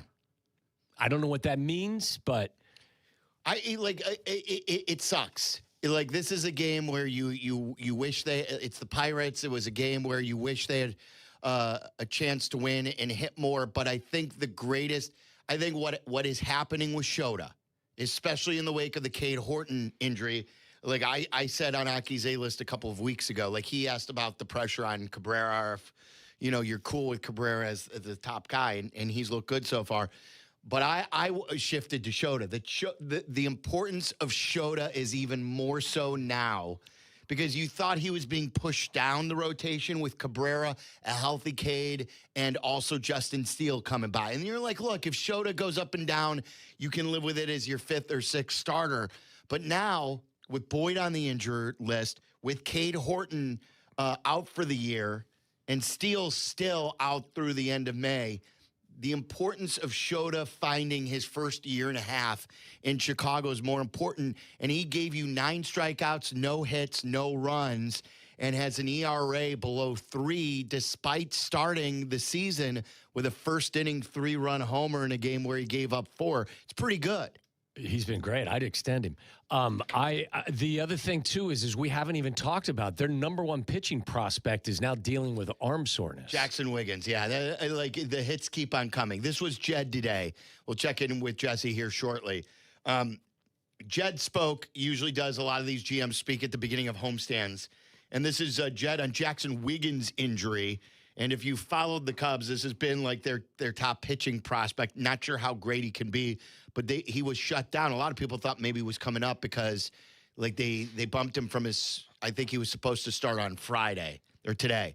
And this is Jed talking about his injury. Yeah, he was just dealing with some soreness, so we pushed him back. Nothing alarming, sort of early season stuff, but we kind of pushed his start back a little bit as a result. Arm? Yeah. Is it like the shoulder stuff he had last year? That was kind of like a... I'm not going to go into more detail because he's just getting pushed back. But yeah, felt like, again, it's April. Like, you don't want to push guys, you don't want to push guys in April. And so we felt like the right thing to do is sort of push the start back a little bit. He seemed at first to be like, yeah, no big deal, we're pushing him back, but he wouldn't go into detail about like he had a shoulder injury last year. And how would you equate the concern for that? I think the track record's the track record now. Mm-hmm. That a lot of their guys that they have grown have had their share of injuries. So, yeah, I don't blame people for saying, "Ooh, this is the last bit of news you want," even if it is not serious. This is Jed on Cade Horton's surgery. talking about I don't know if he even had it, but here's the details. Yeah, best case from a recovery standpoint is just a brace, but like that's is always unclear. If they go in and make repairs, then that'll probably add 3 months or so to the recovery. So the siren in the background is a little unsettling, but other than that, that's him being taken to surgery. I know he has not had surgery yet. No, it's upcoming. That's the ambulance picking up the next Cubs pitcher. Oh, stop it, two Sox fans back there. It's on fire back there. They're all getting hurt. Woo! So yeah, the Justin Steele had the brace, and he will be it will end up being like 13 to 14 months his recovery from when he started throwing and amping it up much earlier, but from the time of his injury to when he returns, it will be about 14 months. And as you heard, that was a brace, so it could add, 2 or 3 months to recovery if he needs repair. So they go in and they figure that out. Again, on a positive note, ever since that was learned, whoever's taken the ball has given you a quality start. Yes, and they then pitched some. well since Colin Ray. Assad has been outstanding. Yes. Shota. 3 great starts in a row. Yeah.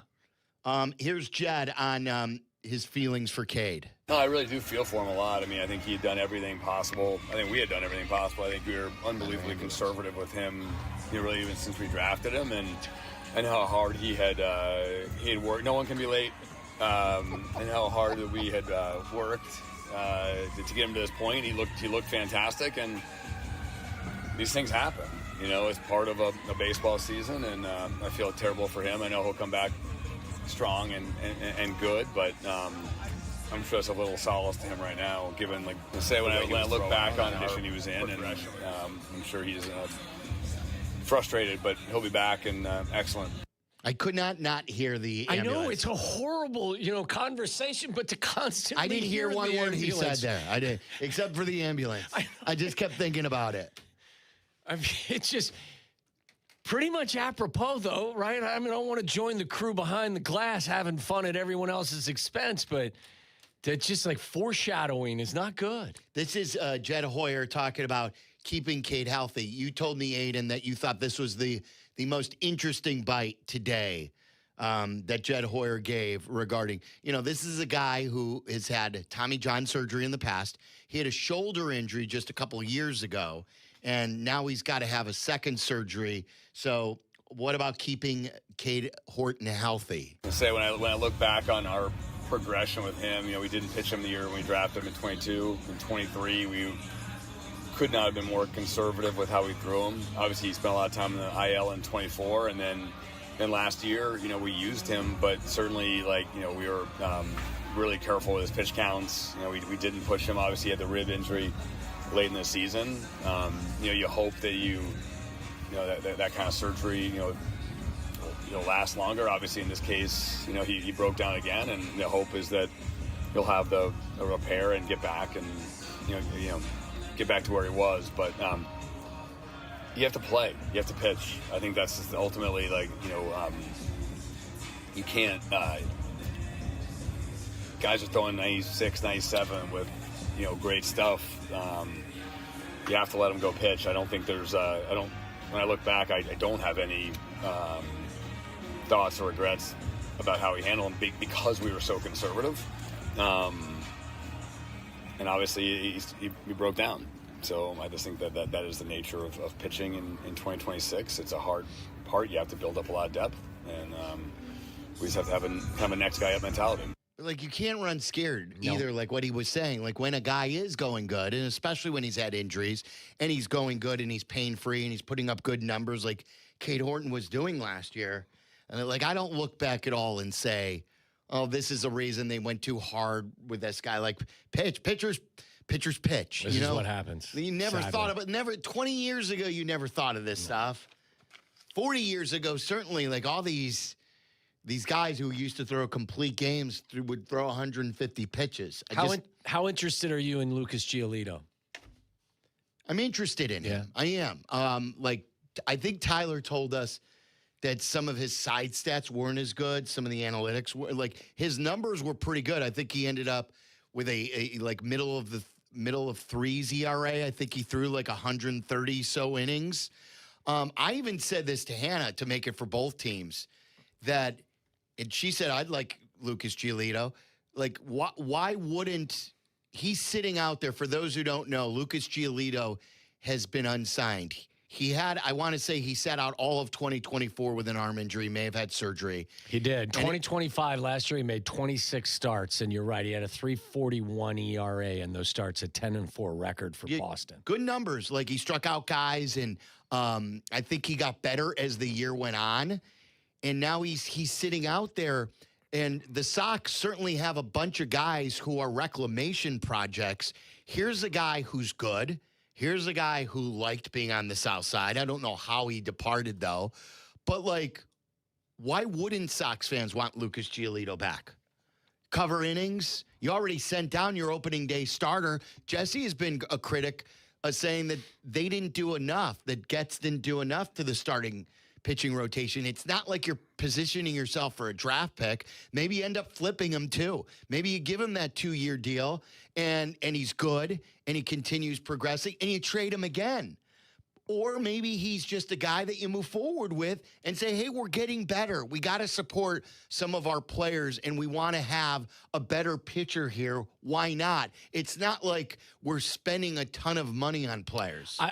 I'm still a little surprised he's not signed. I mean, all 30 teams aren't pitcher rich. And every team these days is looking for not 5 guys in a rotation, but 6 or 7. Now, again, his ask, I'm sure, is obviously the hurdle here, but... And is it because of the labor agreement that why a team would not be... It is if he wants 2 years, that now there's the unknown of what the parameters are next year, and then you're already committed to him not knowing. What's that? Go ahead. You could talk on it. What were you saying? You want to hear from Lucas Giolito? Oh, yeah. This Play. morning? Yeah, very good. This is Lucas Giolito. He was on the Baseball Isn't Boring podcast and talked about his ramp up and what he's looking for right now. The last few months has been very strange to where, talks seem like they're heating up and then it's like, oh, okay, never mind. And so I just want to play for close to what my value is. Mm-hmm. Everything is based on these models now, right? Everyone uses projection and models and things like that to kind of determine, and like my agency does the same thing. So it's like, all right, cool. Give me something that's relatively close to that. And let's go and get it. That's why I'm here. That's why I'm coming here 6 days, 5, 6, 7 days a week, depending on where I'm at in my routine, and throwing live and staying ready. I'm kind of maintaining a pitch count around 75 each time I throw live, just so that when I get the opportunity, it's like, all right, cool. What do you want me to throw a game in AAA to get ready? Or do you want to put me right in for 5 innings? Like, I'll do whatever. I'm happy to do whatever once I get the opportunity to help a team. Sounds like he could be a viable option. I've always liked Giolito. Yeah. He was up and down a bit, but I think he provided Sox fans with good memories. If I'm a Cubs fan, I want him, because what I don't want to, and what I would be fearful of, is doing it out of desperation like they did with their closer situation with Kimbrel. When they signed Kimbrel, and I don't think they signed Kimbrel since June. Even though he's throwing the 75 pitches that he mentioned, he's going to have to go to the Arizona extended spring training. Arizona, he's still going to have to work. So why not get ahead of it? And why not, you never could have enough. You never can have enough. And Horton's not coming back. You don't know what Steele's going to be. Boyd's already down with an injury. Yeah. So I'd rather have a guy like that and start him working now than another guy goes down. Now you sign him out of desperation. It's a month later. And now it's going to take time because it's another month and he's got to get back. It's still early. Why not send him out there and work and then bring him back for May? Yeah, and listen, it feels like your owner's a little looser with the purse strings these days. Yeah. So, I mean, okay, we don't want to give him a 2-year, $40 million deal. Okay, maybe you don't, but you may need to. Yeah, or I don't know if he would take it, but incentives where something kicks in next year if he hits certain parameters, innings pitched and stuff like that for next year. If I'm the Sox, Sox fans, tell me why you wouldn't want Giolito back. Make yourself more, competitive. What are we running from now? You're starting to bring up some guys. I know there's talk about bringing up their pitching studs who are down on the farm. They've been apprehensive. You don't want to rush those guys. I think this would even be more helpful in that it makes it more competitive to begin with. It also makes it where you don't have to bring up guys if another guy fails, that you don't bring him up too early. So I think it's a win for either side of town. Yeah, I would agree. 332-3776. Let's break now. Then we're going to talk to Jesse on the other side. Is Jesse ready to go? No, I believe he's in the clubhouse right now. Oh, so he's in the clubhouse. All right. Craig. All right, so we'll do that.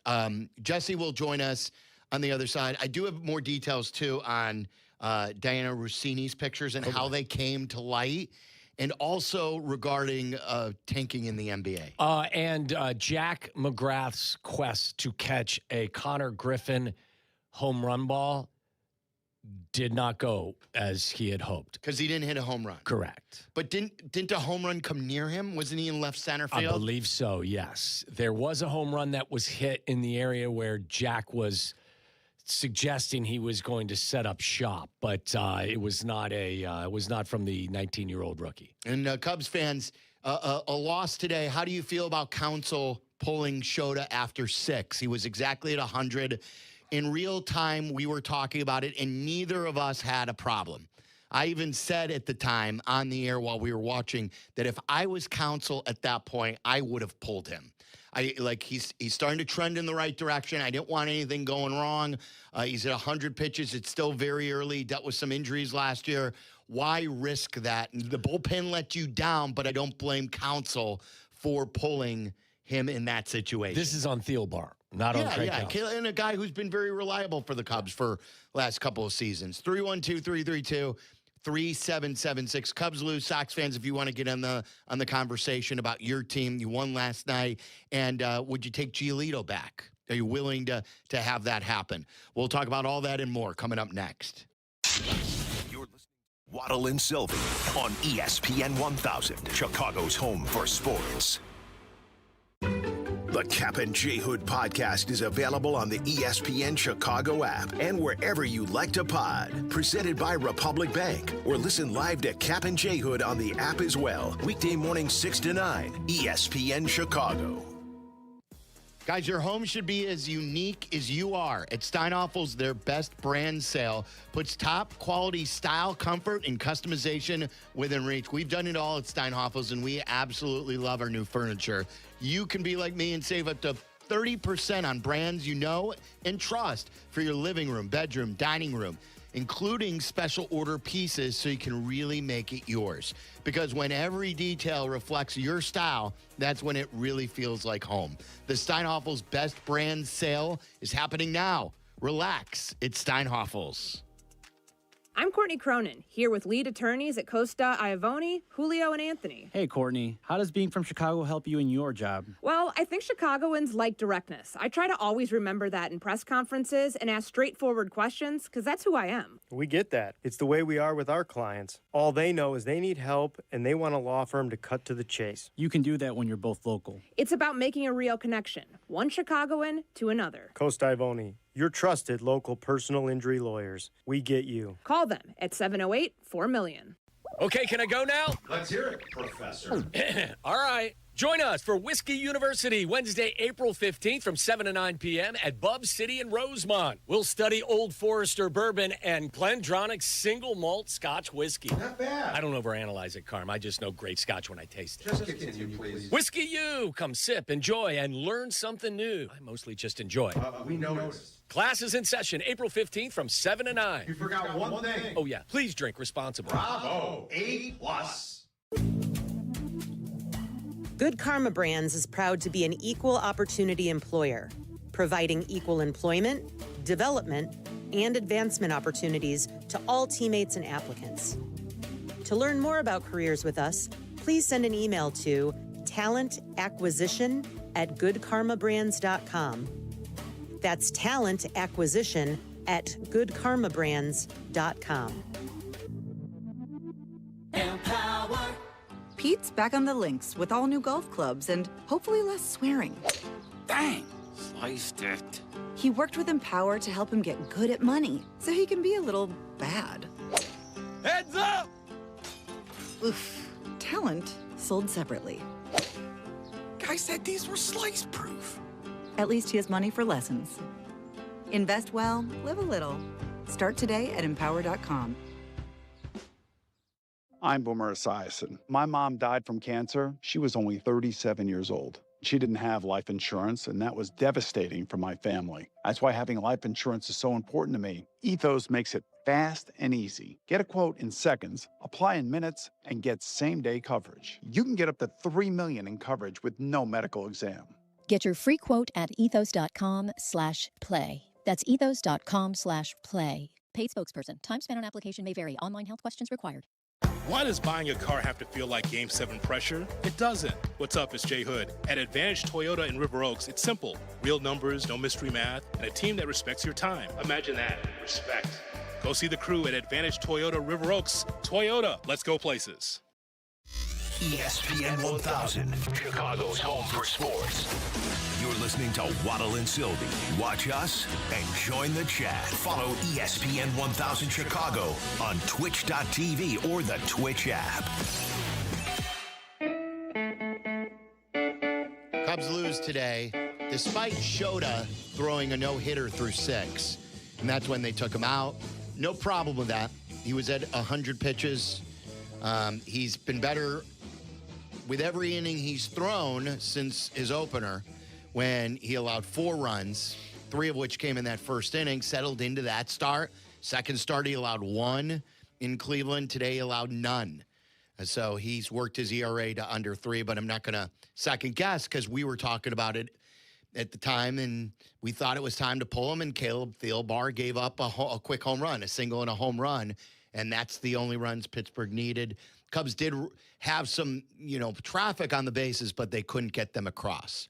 Hit the ball hard again. I know it sounds like an empty battle cry, but when you score 0 runs, but you have to think at some point, especially with Bregman, that things are going to find grass sooner rather than later. All right, let me know when Jesse's ready. I want to give you, there is actually more news now, too, before I teased it even on Diana Rossini, from the whole Mike Vrabel, Diana Rossini pictures in Sedona.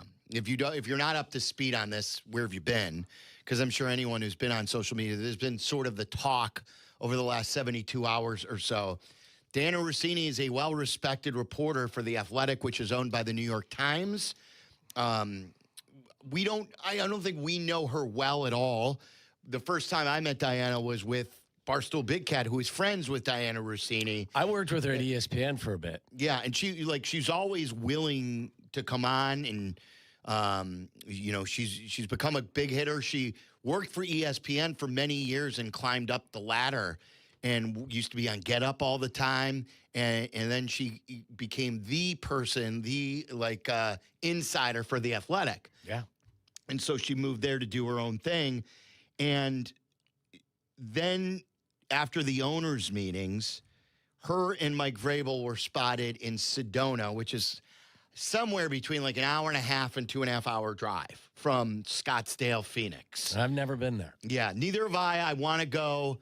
Our buddy Dave Jude goes there with his wife every now and then. It's like a really cool area. A lot of hiking goes on there. A lot of hiking, very scenic. The Red Rocks.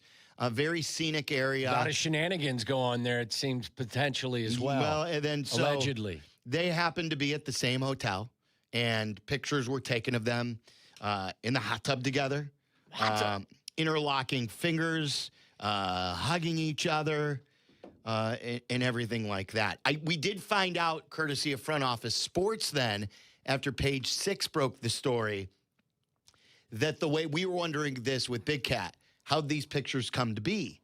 And according to Front Office Sports, the person who took these pictures did not know Diana Rossini. That they called TMZ originally and offered these pictures of Mike Vrabel with another woman, an unidentified woman who wasn't his wife. Mm-hmm. So they identified Vrabel. This is like a very high-end, adults-only boutique hotel in Sedona that, you you go out of your way to go to one of these hotels. You would think, yes. And it's, who knows? I mean, maybe this is standard protocol for, like, I don't know if it's workers at the place. If you see someone that is recognizable, then they call a contact who's got a camera, and next thing you know, we got a Page 6 story. Yeah, exactly. It just seems like there's got to be something there. So the person who didn't know it was Rossini and they knew it was Vrabel with an unidentified woman sent the pictures to TMZ asking for 4 figures. So that's what, more than $10,000? Yeah, between $1,000 and up to $10,000. $10,000. Yeah, wanted, and TMZ chose to decline it because, according that it was 2-bedroom policey, I think is the way they phrased it. Wow. For TMZ? For TMZ, yeah. That's how it was phrased in front office sports. That may be the most surprising part of this entire story. So they could have had it. Page 6 took it. And then TMZ turned it down once they figured out it was Diana Rossini, too, then. Also, that they identified her. Page 6 then printed it. And this is the latest, according to Page 6. It says, the New York Times has sidelined its top NFL reporter after Page 6 published photographs that appeared to show her holding hands with New England Patriots head coach Mike Vrabel. We're told the publication is investigating the situation and, quote, reviewing her coverage, and that Rossini won't be reporting for the outlet while the probe is underway. On Tuesday, we reported that the pair had been photographed 2 weeks ago. It's called the Ambiente Resort in Sedona, Arizona. After Page 6 reached out to Diana for comment on Tuesday, The Athletic immediately began an investigation. A source familiar with the investigation told us. While the apparent conduct in the photos raised questions for Athletic editor Steven Ginsberg in leadership at The Athletic, an initial review suggested the images provided lacked context, specifically the presence of a large group of friends. But they say that new details from Page 6 report and information from the investigation raised additional concerns that are now being reviewed further. The investigation is ongoing. Sucks for everybody. Didn't she? I think it's horrible. Yeah. I mean, and the person who will come away the least scathed, except maybe in his personal life, he's been married to the same woman for a while, is Vrabel. Vrabel's job will not be on the line. No. They were in the Super Bowl. They were in the Super Bowl. Yeah. And by the way, the owner, before a Super Bowl, was busted at Orchids of Asia doing something illegal. Yeah, I think that Diana, didn't she send out a tweet like yesterday morning about the officials or something? Yeah. And I think... And her timeline was awful. Yeah. There wasn't one good response. Social media is not the place you want to hang out for, comforting conversation. And I told you, I'm sure there are people who roll their eyes when I say I feel bad for her. But the glass house mentality, we've all made mistakes. Obviously, some of us not this extent, but the repercussions, it's terrible. And her career people may not be able to trust her because of the sources and how she's getting the stories and things like that. We all choose our own paths, right? So sometimes those paths lead us into traffic, and sometimes those paths lead you into prosperity. So I try, as I say, try as much as you can to stay out of people's personal lives and their bedrooms, but this obviously has tentacles and will affect her career for sure. All right. So as of now, it's sort of like when they do these reviews, like a paid absence or something like that, that they're reviewing. Yeah. And we'll see where this goes. It doesn't sound like it's trending in a good spot. Well, and from a business perspective, this isn't great timing. The draft is in less than 2 weeks. Yeah. Well, I mean, so for, like I said, from a business perspective and from a professional perspective, for them, there's a lot that goes to it. Let's go to Tom in Overland Park who wants to talk about something else. What's up, Tom? Hey, guys. Great show. Big fan. Thank you. So quickly, I have a suggestion that I think solves the Bears stadium problem. Oh, good. So old McCormick Place is sitting there, and I don't think it's used for very much. The Erie Crown Theater, I don't ever hear very much going on there. The Bears need money, or the city needs money. I would suggest that they sell old McCormick Place to the Bears. The Bears put up a dome stadium, and the bridge is there, connected to McCormick Place, so that if McCormick Place has a large show and they need it, they rent it back from the Bears. In the meantime, the Bears there are allowed to put all the amenities around it, all the little restaurants and everything maybe connected to the stadium on the outside, so they could be used year-round. The great thing about it is you could create then in the off-season a shuttle that goes from that entity to Navy Pier, and people could shuttle back and forth and use both. I don't think there's any guarantee if they build in Arlington Heights, I don't think there's any guarantee that all the amenities that they put up there are going to be used like they hope when you have like a Wrigley Field or something like that. The Bears would have the advantage of of McCormick Place. When there are shows there, those people would use their amenities, and they'd also tap into the parking that's part of McCormick Place when there's no shows there and they have a game.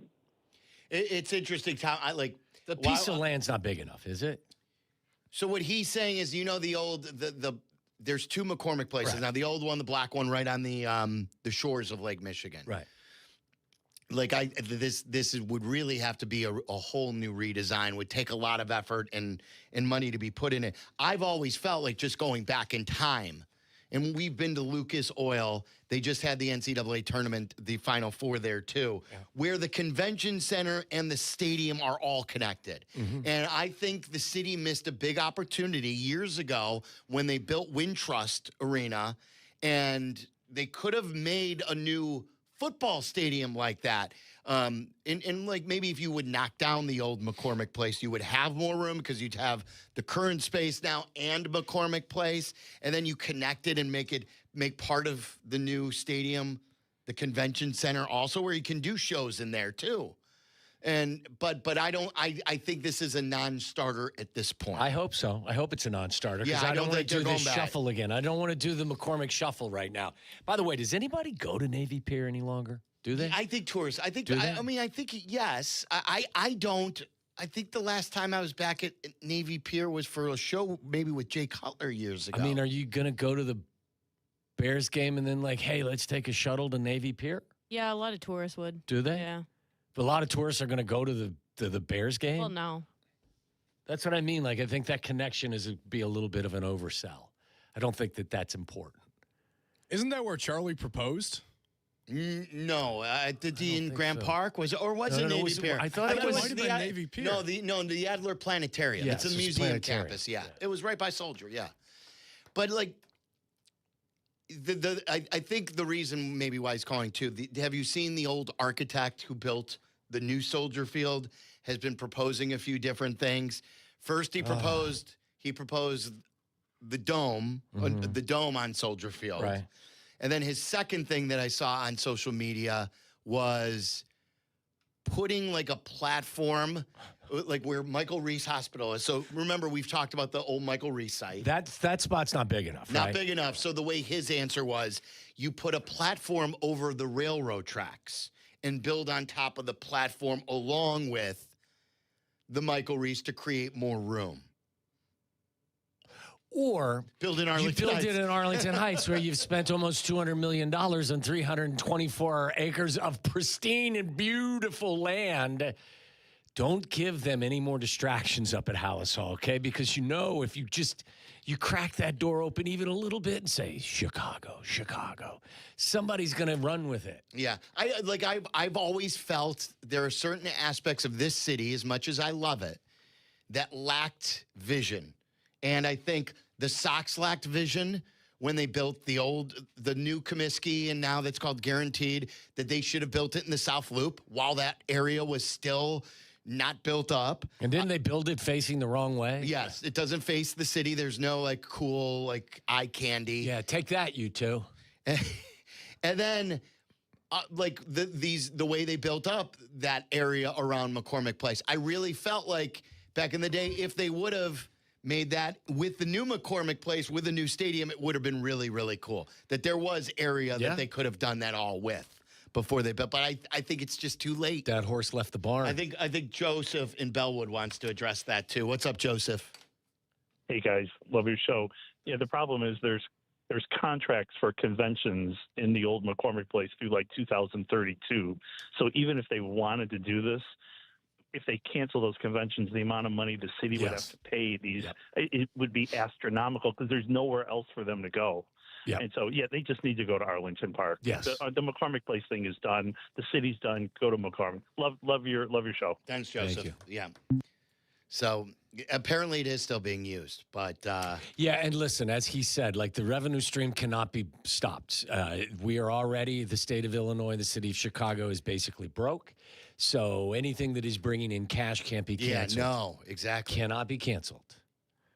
And here's a 40% raise your property tax. Take that. So. Jesse's going to join us when at 5. Is he okay with coming on at the top of the hour because we have what to watch for coming up? Why don't we get to that now? Coming up next. So we have more time to talk. I know Waddle's got a new show. I watched a new documentary that I liked quite a bit. I got 2 suggestions. Oh, 2. It's one of our favorite segments, What to Watch For, as we head into the sports weekend. You made it to your weekend. It's Waddle and Silvy. This is Waddle and Silvy. Waddle and Silvy on Chicago's Home for Sports, ESPN Chicago. Advantage Acura of Naperville proudly presents the Peggy and Dion Show. Join host Peggy Kaczynski and Dion Miller every Saturday from 11 to 1 on ESPN Chicago, AM 1000, FM HD, the ESPN Chicago app, and live on YouTube. You know they call me the good kid, but I'm not here just to be good, and I'm definitely not here to be average. When it comes to performance, I want to feel confident, ready, and know I'm bringing it every single time. And that's exactly why Blue Chew just raised the bar with Blue Chew Gold. This is a 4-in-1 formula designed to work on both your body and your mind. You get 2 proven ingredients that support blood flow, plus apomorphine and oxytocin to enhance arousal, desire, and connection. That means you're not just physically ready, you're mentally dialed in too. It dissolves right under your tongue and can start working in as little as 15 minutes. Less waiting, less worrying, more confidence. Ladies, if you're listening, send your man the link. Help him bring home the gold and make him a trophy husband. Oh, we've got a special deal for all of our listeners. Get 10% off your first month of Blue Chew Gold with code ESPN. That's promo code ESPN. Visit BlueChew.com for more details and important safety information. And we thank Blue Chew for sponsoring.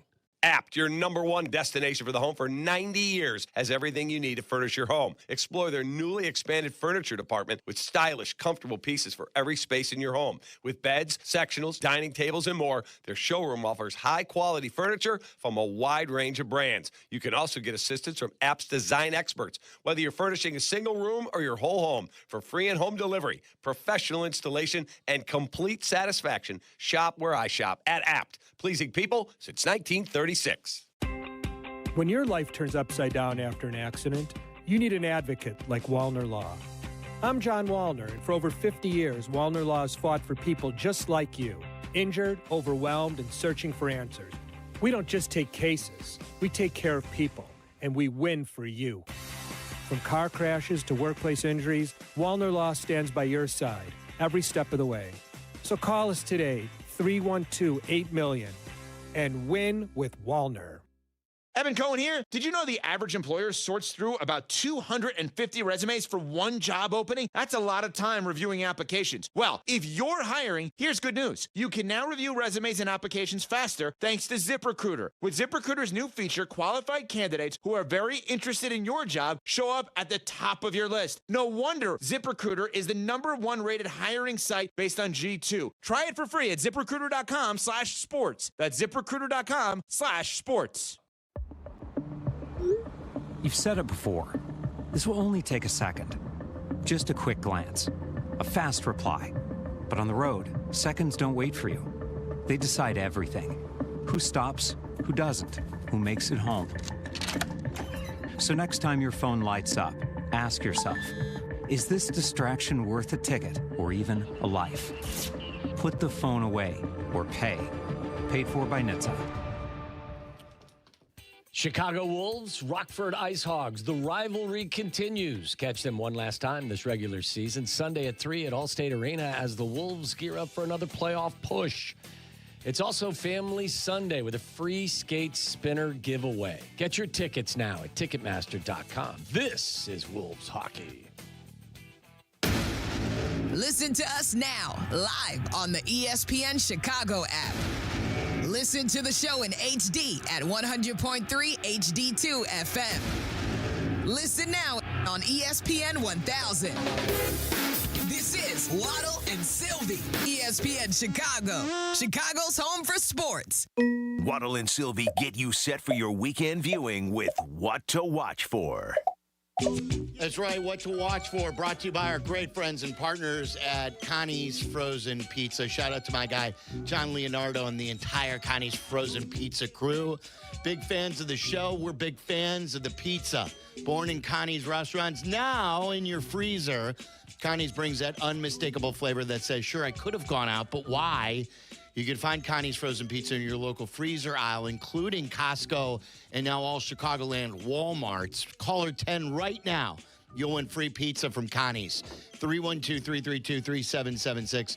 312-332-3776. Before we get to yours, Waddle, I do want to play you Brian Windhorst because this is a sports-related What to Watch For. There are two teams playing in the NBA. Is this tonight, Aiden? This is what he was talking about today earlier on ESPN that he is calling the Tank Super Bowl. We have arrived at the tanking Super Bowl. I think it merits what we have to watch tonight. We've worked for months to get here. The teams have worked hard. We have arrived. I give you the Memphis Grizzlies versus the Utah Jazz, a game that nobody, and I mean nobody, wants to win. If Memphis wins this game, they could lose 7% chance at the top four. God. If Utah wins this game, they could lose 10%. You know what Utah has gone through? They could lose 10%? Okay, so here's what's going to happen. Memphis has 12 players out tonight. I think it legit might be 13. And another who's listed as doubtful. 90% of their salaries are on the bench tonight. Utah has 8 players out tonight. Peter, you think I am kidding what I'm about to tell you. I am telling you, if you showed up on the bench and dressed in a Jazz or Grizzlies jersey, the coach would not only put you in the game, he would run plays for you. This is going to be theater. What kind of theater? Maybe the kind that they throw tomatoes. You know, I made the mistake. I said, give them both losses earlier. Give them both wins. Yeah. That's the loss for them. Like, don't play it. It's a disgrace to basketball. Neither team cares. And give them both a win and have them both, quote, lose. Chuckle Hut was open. Everyone seems to be having a good time with this. I think this is sports tragic. I think this is awful for the NBA. Obviously, in context of sports. Right. But I think that Did you hear Doug Christie, too, try to say for Sacramento that the reason why he was following Seth Curry up 3 with 3 minutes left was it was a coaching miscalculation? Like it was bad strategy because the coach was telling him to do it. Do you think he had an extra foul to waste or something? Well, I don't know why you're wasting fouls with 3 minutes to go anyway in a game that you're trying to win. I have no There were clue. 3 minutes left. You gave the opponent points by fouling them. It's the NBA doesn't have an explanation for any of this. Yeah, Giannis arguing with Milwaukee about. I don't want Giannis either, too. You don't like Giannis? No. I don't. I like him. I'm saying, like, if you're a Bulls fan at this point, you know they're going to move him, right? Isn't he in the offseason? Uh-huh. I'm not interested at this point. He's You're 31 not or 32 years old. Like, I don't even think they have what it takes. No, to get I know, him but yet. like if you did, like they have no assets. Who are you going to give up for him? Got a bunch of second-round picks. That's right. All right, Waddle, what are you watching for? Let's get us to the fun stuff. Okay, I watched something I did watch in consecutive evenings. I know that Carm saw these movies and liked them. The Nobody and Nobody 2 It's Bob Odenkirk, and he plays the role of like this badass CIA killer operative in his second life. I've watched it. My wife and I both watched them both back-to-back nights. I would suggest to you, if you've got an hour and 30 minutes to kill and you like Bob Odenkirk, I found it entertaining. I think he's very likable.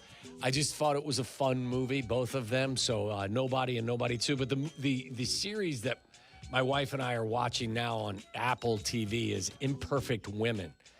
It's Kerry Washington, it's Kate Mara, and the woman Elizabeth Moss, who was in Bridesmaid's Tale, I think is what it is. I think it's something you and your wife would probably watch. It's kind of a couples show. A couples show, yeah, eh? So there's a little dastardly deeds going on, and it's something, it's something to watch. I've already told you, did you watch the first episode of Your Friends and Neighbors? Yes. I think there's 2. Was that yours? I haven't seen episode 2 yet. But if you're interested and you've I've seen pretty much everything on television, so we started Imperfect Women. It wasn't bad. It's a thriller. Kind of a thriller you raised the bar. That's what we like to say around here. You raised the bar. So I'm going to give you 2 now. I'm going to give good. you Excellent. Because I just found out that this is, I believe, out today on Apple TV. There's a new movie from Jonah Hill, Cameron Diaz. I think it's a star-studded cast. I think it's going to be a little quirky. And it's available on app. Let's see. We like quirky, hence our like for DTF St. Louis. That's more than a little quirky. Yeah, this is called Outcome. I think I did see a couple days ago a trailer, and it looked pretty good. So we'll give that a try on Apple. I've been watching more movies, and this is movie. But any tease as to what other than it being quirky, what the... It says, Outcome, the new comedy from Jonah Hill, is now out on Apple TV. The movie is directed by Hill. Is this super skinny Jonah Hill? Yes, I think he's skinny. Matt Dines, Allison Goodwin, and Hill service producers of the film. Blah blah blah blah blah. Okay, I'll watch it. Let me see if I got something on the story here. Outcome also features a star-studded cast that includes Keanu Reeves. Okay. Matt Bomer. Is it Bomer? Bomber? Susan Lucci. Laverne Cox. David Spade. Martin Scorsese. That's going to be kind of... It's got Roy a weird feel to it. Yeah, Okay, I'm in. So, but the original one that I had was the documentary on Lamar Odom, which is on Netflix. I think it's called The Life and Death of Lamar Odom. My wife liked it too, obviously, with a Kardashian. He's not dead, right? No. But right. Didn't he die briefly? He was looked like 7 minutes. Or yeah. something. Yeah. All right. I just want to make sure. He speaks a lot in it and talks about the thought process. With how his career was going and how the partying was going, the cheating. Chloe is in it quite a bit. She talks about him a lot. I thought it's very good. It's one of those, hey, it's not several episodes. You get an hour and a half, and you find out stuff about Lamar Odom, who, I don't know, you guys are way too young. After Jordan retired, Michael, Jerry Krause, I believe it was his first draft, first or second. He had the number 1 overall pick. They ended up drafting Alton Brand. The Bulls, around midnight, the night before the draft, do you remember this story? Under the cloak of darkness, as Jerry liked to do best, brought in Lamar Odom, because I think he played at Delaware. Oh, no, he was Rhode Island. Rhode right? Island, okay, Rhode Island. And they brought him in, and, he was really toying with the idea of drafting Lamar Odom, who... was a good player. Good player. Yeah. Phil loved him. I know that, but you just couldn't count on him. He was troubled. You could not count on him. So those are my 2. Aiden, what do you got? Yeah, Waddle, you mentioned it, and I'm sure it's been mentioned before, but Your Friends and Neighbors, new episode today. This is stolen valor and then some, because earlier this week, I texted Tyler and Shay. I was like, hey, I need a new show. I need something to watch. What do you got for me? Yeah. And they gave me Your Friends and Neighbors. I'm hooked. It's amazing. So you're watching season 1? Correct. Yeah. New episode, about halfway through season 1 right now. And just phenomenal. And I'm sure it just gets better and better. I find John Hamm to be a really likable character. John Hamm could be one of the most likable actors going currently. Yeah. I like him in everything. Everything that John Hamm is in, he seems like a nice guy. I remember Kap hated him. Right? Kap hated him because A, he's a Cardinals fan, and B, of his character in the movie about the bombing of the Atlanta Olympics. Did he play like a Secret Service agent or like an FBI agent who was accusing the guy who didn't do it? Yeah, I never saw that movie. It was good. I remember the story, but I never saw the movie. Hannah LaMotta. He was also great in The Town. John Hamm was awesome in The Town as an FBI agent chasing the bank robbers. I was just talking last night about the old series he was in, Mad Men. Meller is a big fan of Mad Men. I didn't watch it when it came out. I've never seen it. And I tried. It's a slow burn. I would like to, if I have time one day, to really get into it and get over that hump. I'm going to download that on my iPad, and when I travel, I'm going to start watching that. It's a good idea. Mad Men? Yes. When are you traveling? Next Thursday morning, I'm going to Naples to get all burgered up with all my friends. Italy? No, Florida. I'd like to see a video you try to download it on your iPad first. I'll show you. I know how to do it. I know how to download shows. I'm impressed. Yeah. Can't call an Thank Uber, you. can't order a sandwich, I but can. hey, I'll download a show. It's about convenience. Hannah LaMotta is in also today. What do you got, Hannah? What are you watching for? I actually don't watch movies or TV shows. So everyone always jokes that I'm like 20 years behind, which is true because right now the only thing I'm watching is a TV show from 20 years ago. What TV show are you watching? The OC. I never saw anything when I was younger. So like now I'm just watching all of these like shows. Things you missed out on? Like these mid-2000s shows. Why? Was this because of your upbringing? Did your parents not allow you I to just have only watch sports. Oh, look at you. I only watch sports and Disney Channel. And after the last couple of years of the White Sox, she decided to stop watching them. Like the only thing and I start watched watching when I was television. younger was the White Sox. So. Well, what an upbringing. Wow. So yeah, I'm just catching up. No wonder on, you don't like dogs. What's that mean? Means that you're the type of person that doesn't like dogs. You've been jaded by your favorite baseball team. You don't even like dogs. You don't like puppies. They do dog days on the South Side. Yeah, and I'm not going. See? I'm avoiding that day. They don't like dogs. Are we in the best era of TV shows? No. No? No. Early 2000s. Well, I mean, Sopranos was great. Yeah. The Wire was Seinfeld, unbelievable. Well, Seinfeld ended in 98. I mean, I think 97 to 2000, like 8. How do you know? You didn't watch anything. I'm watching I've watched everything now. Have you watched The Sopranos? No. Okay, that's one you got to watch. I think that we've been inundated with so many streaming outlets. There's so many good shows. They're good.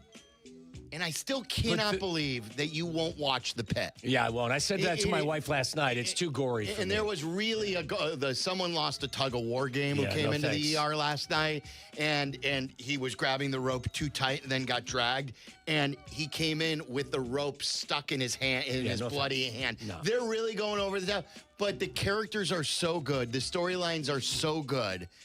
It is worth getting over the gore factor. My younger sisters have been watching The Pit, and I'll stroll through the family room or the basement or wherever they're watching it. I can't look at it. Yeah. I can't do it. It's ER with no censorship. They swear, and of course, there's there's a thing out there where they believe there's going to be a spinoff where it's going to be The Night Shift, and it's about the same hospital's Same gory stuff. Night Shift. Yes. Okay. I won't watch that either. So there you go. Extended what to watch for. Jesse's going to join us next. He's unhappy that we pushed him to 5 o'clock. He'll tell you why coming up next. You're listening to Waddle and Silvy on ESPN 1000, Chicago's home for sports. The CDGA Golf Show. It's the biggest names in golf, and it's the best news and information about Chicago golf. Host Mike Gilligan and Tyler Rocky are your starters for the golf weekend. The CDGA Golf Show, tomorrow morning at 9 on Chicago's home for sports, ESPN Chicago. Guys, are you craving that legendary Chicago pizzeria flavor without the weight or the price tag? You've worked all week. You don't want to cook tonight. You want to watch some sports, grab some Connie's frozen pizza. Your grocery store now available also at all Chicagoland Walmarts. Premium pizzeria-inspired pies from your freezer to your table on your own time. Comes out piping hot, obviously. You don't have to worry about a cold pizza, overpriced. Born in Connie's restaurants, now available in your freezer. Connie's brings that delicious cornmeal dusted thin crust. You know it, you love it. Premium toppings. We love the pepperoni, an unmistakable flavor that says, sure, it could have gone out, but why? Maybe you're hosting people this weekend. Maybe you just don't want to cook because you're exhausted or you're simply hungry. The solution is always Connie's. You can find Connie's frozen pizza in your local freezer aisle. Not only Walmart's, but Costco's now, too. Connie's frozen pizza, authentic Chicago flavor without the pizzeria prices. Guys, this is Courtney Cronin. Let's be honest, most of us aren't great at saying what we feel. That's where jewelry does the talking. And nobody does it better than Rogers and Hollins, family owned since 1910.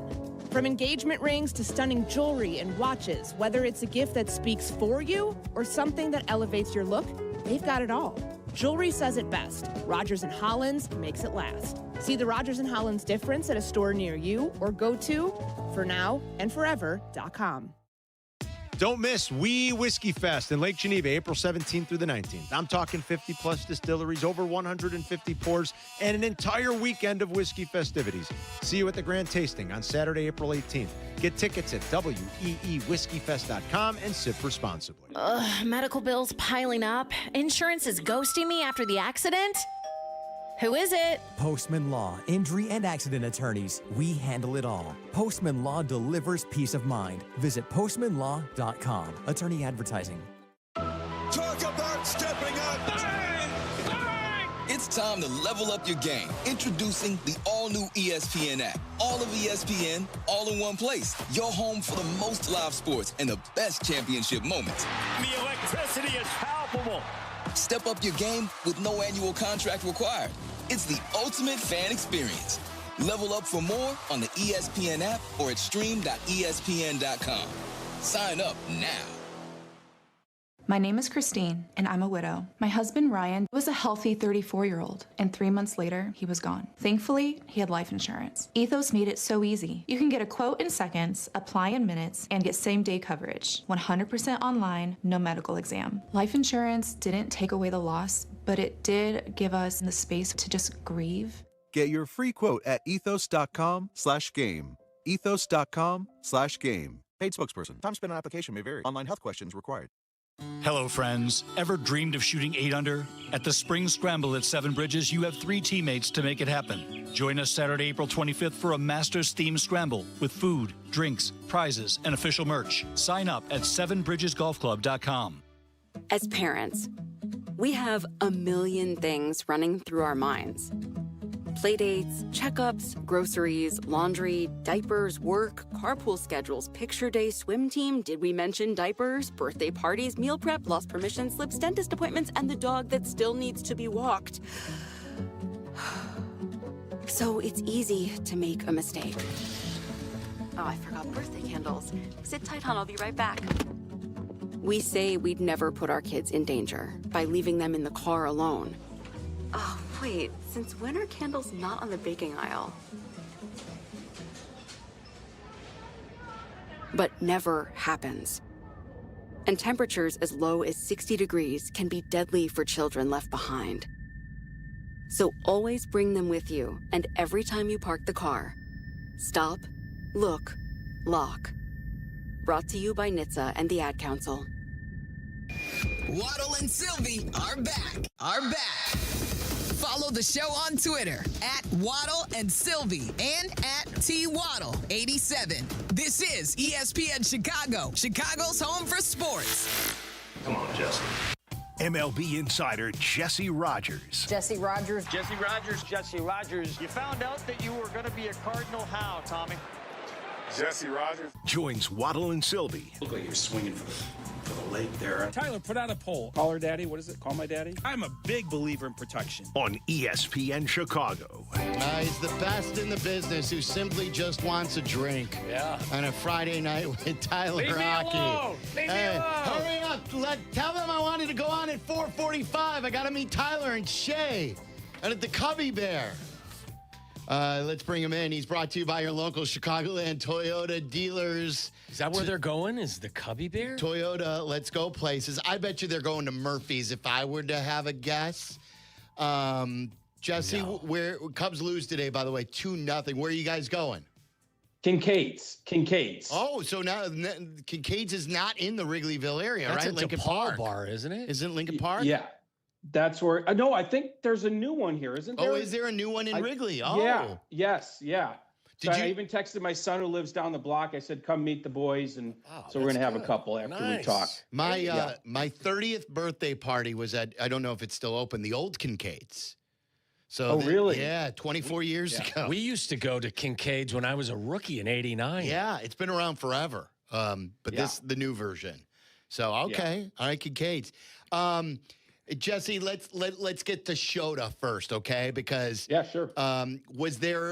Did council mention anything about taking him out? And for those who just joined us, he was at 100 pitches. You were tweeting about it too. He went 6 innings, did not allow a hit. He had a no-hitter, did not allow a run. It was 0-0 at the time. Both Waddle and I, as we were analyzing it with your tweet at the time, we're like, no, pull him. You know, it's too good. It's too early in the season. He's starting to really, it looks like he's getting back on track. Don't screw around with this by throwing him 115 pitches and wander into something more. You know, leave it to your bullpen. And sure enough, they did. And Thielbar gave it up. But I still think it's the right call and just not right execution. Yeah, so there's several things here. Obviously, he wasn't going to finish the game because it would have been 140 pitches. It was 3 more innings he had to throw. But council did say this, and I do like this. If he was at 100 through 8, that's a little bit of a different story. You send him back out there, see if he can get it done in 20 pitches or less, and maybe he gets his no-hitter at 120, 115, which, you know, that you know, you're a major league pitcher. You should be able to go that far, and he doesn't throw 98. So, you know, meaning I don't think it's going to hurt his arm that much. But, however, you're pitching that well. Should he still go back out there just for the 7th, let's say, and reduce the bullpen usage? Because obviously, the less you use when a guy's going well, the better. Thielbar gave it up. Now, maybe Thielbar gives it up in the 8th, even if Shota goes one more. So we can debate that. But I understand after 6, council's thinking is, what's the difference? He's not going 9 no matter what. Now, let's talk about Thielbar for a second, because council kind of agreed it was a very unusual outing. I know you guys are on the air, so not watching as closely. They timed him up perfectly. I mean, fastball, curveball to the point, and I rarely think this live in the moment, that I wonder if he was tipping his pitches, and I wasn't able to get to the bottom of that after the game. But council did say it was an unusual outing. And you think about Thielbar, you guys have watched him enough. His arm action is key, right? His curveball looks the same as his fastball, but if they know what's coming, forget about it. His stuff isn't good enough, and he got hit both with the fastball, and he hung a curve to Reynolds, who hit it out. So that was just a bad outing. Hopefully it was a one-off for him. I mean, it's just a bad loss because there were a lot of good things like the no-hitter for 6 innings. And then offensively, my God, 11 guys left on base, 0 for 8 with runners in scoring position. The Pirates had 1 at bat with runners in scoring position, 1. So you almost out-hit them in a sense. You out-pitched them in a sense, and you come away with a 2-0 loss. And the other part of that story is, obviously, with men on base, the at-bats weren't great. PCA left 6 on himself, and they get down to number 8 in the order. Ballesteros leaves 4 on, and then later in the game, they bring in a lefty. Shaw gets pinch hits for Ballesteros, which is an advantage now that Sea's back. Shaw leaves the bases loaded 1 at bat, and then with another lefty on the mound, he leaves 2 guys on in another bat. So the 8-hole hitter left 9 runners on base between Ballesteros and Shaw. So it's just like a lot of things went right, but not enough things went right. Jess, guys are hitting the ball hard too, aren't they? Especially Bregman. Like you just described how they did not take advantage of any of the opportunities they had, but you do have to walk away from there going, at some point, fellas, over the course of a long season, the ball is going to find the grass because we're hitting it hard. Yeah, there weren't enough hard hit balls with men on. Moises did once, and he lined out. So, okay, we give him a break there. But otherwise, with guys on, Shaw struck out, PCA almost hit into 2 double plays. When do you ever see that? An errant throw, you know, reduced it to just a fielder's choice. I think you're right. Bregman, for example, will get there. I don't think Bush is hitting it all that hard. Dansby's definitely not hitting it all that hard. He batted 9th today. Bush is down to 128. So in general, you're right, Tom. But let's look big picture. It goes back to what we've talked about with this offense. Without Schwarber in the middle, Ohtani in the middle, someone huge in the middle, there's going to be moments, even with guys on, that it's very pitchable. Less so with Suzuki back. He had an oppo hit today and a walk. Carson Kelly walked 3 times. So there is a lot of good, but you gotta hit it hard with guys on, and they didn't do enough of that today. Who would you be most concerned with of the guys that you mentioned of bouncing back? Is it Dansby because he's been so offensively challenged at times? I think so. And it looked like he was going in the right direction this spring. He was hitting the ball to right field, right center in spring training, which he hasn't done a lot as a Cub. And I did wonder, getting back to Wrigley, where right center is not the best place to hit it, and it's cold weather, if he'd revert back to trying to pull the ball, and maybe he is. Probably him. Michael Busch is not going to hit 125 or 128. Let's face it, he's too good for that. And Bregman certainly isn't going to hit 192. So I'd probably put Swanson at the top of that list. And look, Council must be thinking that way as well. He hit 9th today. Yeah. Just what happened at second base? Yeah. There was a steal and the obstruction. Is that what it was called? Yeah. It was called obstruction? I mean, I saw it taking place. It was a terrible call from what I saw, Jesse. And Nico wasn't happy. Yeah, from the letter of the law, I actually think they may have called it right, but that's from the spirit of the law, they didn't. Because if your leg is blocking any part of the bag, it's obstruction or obstruction, not interference. And his leg was blocking part of the bag, not all, but there was plenty of room to slide. But the rule is you can't block the bag in any manner. It's the first time I've seen Nico called for that. It was it's a fluky play. Didn't have a big effect in the game. Next guy got out, but that's what happened at second. Here's what I would say to like watching the play, and I understand what you're saying. It's the spirit versus the letter. We've talked a lot about that in the NFL recently, Waddle. So the ball was coming in on the left side as the runner is trying to get to second, and it was O'Neal Cruz, right? Is that who you said? I believe so. Yeah. So O'Neal Cruz, the ball's on the left side of the field. So O'Neal Cruz is obviously sliding to the right side. Nico's foot was in front of the left side. He was, like Jesse is saying, but O'Neal Cruz would have never been going for that part of the bag. That's where the ball was going. So he was sliding. Nothing obstructed anything. And so, but I know what you're saying. I think that's a stupid thing. And I don't think that's reviewable. So my point is, in real time, maybe it's tougher for the umpire to determine where O'Neal Cruz is going to slide. He sees the leg in front of the bag, and he automatically calls obstruction. So, like I said, that's maybe twice I've seen it called on the Cubs, and that's the first time I've seen it called on Nico. So it didn't impact the game as much as leaving 11 runners on base did. Well, one other side note that I noticed, I never mentioned this to Waddle. There was a ball hit to right field, and it went foul, and then it hit off the base of the foul, the wall in foul territory. And Sale was coming over. He really didn't have a chance. And then he slid with his leg, and he's coming off that knee injury. I'm like, Seiya, come on now. Like, no reason to go like that close to the wall, sliding on or using your knee with your injury history. This was his first game back, wasn't it? Yes, it was. And I was a little surprised they put him in right. It's cold. It was a little wet this morning. He may not even play tomorrow. They're going to take it a little bit easy on him, but why not take it easy on him as the DH? Maybe they just wanted to throw him back out there to feel the game again. But if we want to get to some of the pregame news, Seiya won't play every day over the next little while, but should be in there shortly. And he may or may not even DH, even if he's not playing right field. So they just want to take it easy. But he looked decent today. His timing was on, so that's good. Jed spoke to the media today. The big news about Cade Horton is the timeline. We don't know yet until he has the surgery if it's a full Tommy John or just that internal brace, which is what Justin Steele had.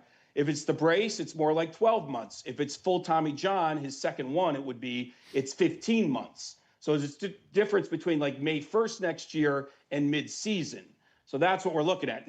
Neither outcome's great, and they won't know until they get in there.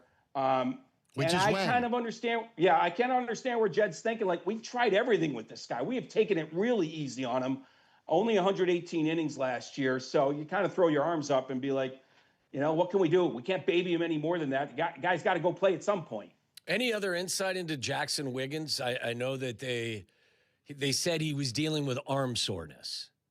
Yeah, they really were reticent to go deep on it because they're just pushing him back. So they don't want to make too big of a deal about it until I guess they need to.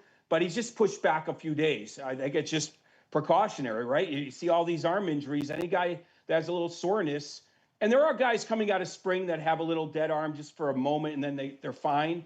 But he's a young prospect and they're top pitching prospects. So the only insight I have is they're being very cautious with him, and it's not enough to put him on the IL or anything like that. Just pushing back a start a few days. So getting back to the Kate Horn stuff, when is that surgery? They didn't say, but it's in the coming days. They didn't give us a date. I don't know exactly why. Maybe they're just waiting for Dr. Meister to free up, whatever the case may be. It's just a scheduling thing. But very soon, let's put it that way. I'd be surprised if it's not done by next weekend. So that'll put that 12-month timeline at the minimum in play. So again, May 1st, or if it's Tommy John, man, his second Tommy John in like 5 years would be tough to swallow, but it is what it is, and that would be mid-season next year. Third time that you're going to get pinned down with a Lucas Giolito question. We asked you earlier in the week. Kap brought it up the first time, and he spoke today. We played that earlier, like he's looking for that 2-year deal. He's looking for fair market, and that's probably why he's still out there. He did have a good year last year coming off of an injury in 2024. But I'm going to ask you this, Jesse, not just Cubs.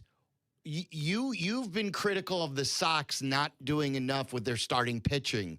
Their opening day starter, Shane Smith, is already back down. Now, they're hoping to get him up. They don't want to rush their young guns who are doing well down there. Why wouldn't they sign Lucas Giolito? Yeah, I don't have an answer, except I like where you're going with it, because he could also be a leader for some of those young guys, right? They really don't have one. Martin Perez was there last year. I mean, Eric Fetty, is that the guy? Like, he's had a cup of coffee in the big leagues for the last few years. I mean, Lucas was somewhat established, so I like that idea. Candidate too. Jesse, a flip candidate if he does well. Like, if you sign him to a 2-year deal, maybe you flip him too. And I like the idea of kind of going back. They brought Fetty back. Lucas was a good White Sox. I don't know, again, was it old regime versus new regime? Because Lucas was part of the Rick Hahn, Kenny Williams era. I don't have a great answer, but I do like where you're going. Definitely more so than the Cubs. The Cubs are fine for now. And Jed spoke about that pregame. Maybe you played some of it. He's just doing the usual. We're keeping our ears open. But the key phrase he said was, it's not top of mind going out and getting someone. And I think that's the right call. Javier Saad's here. Colin Ray's here.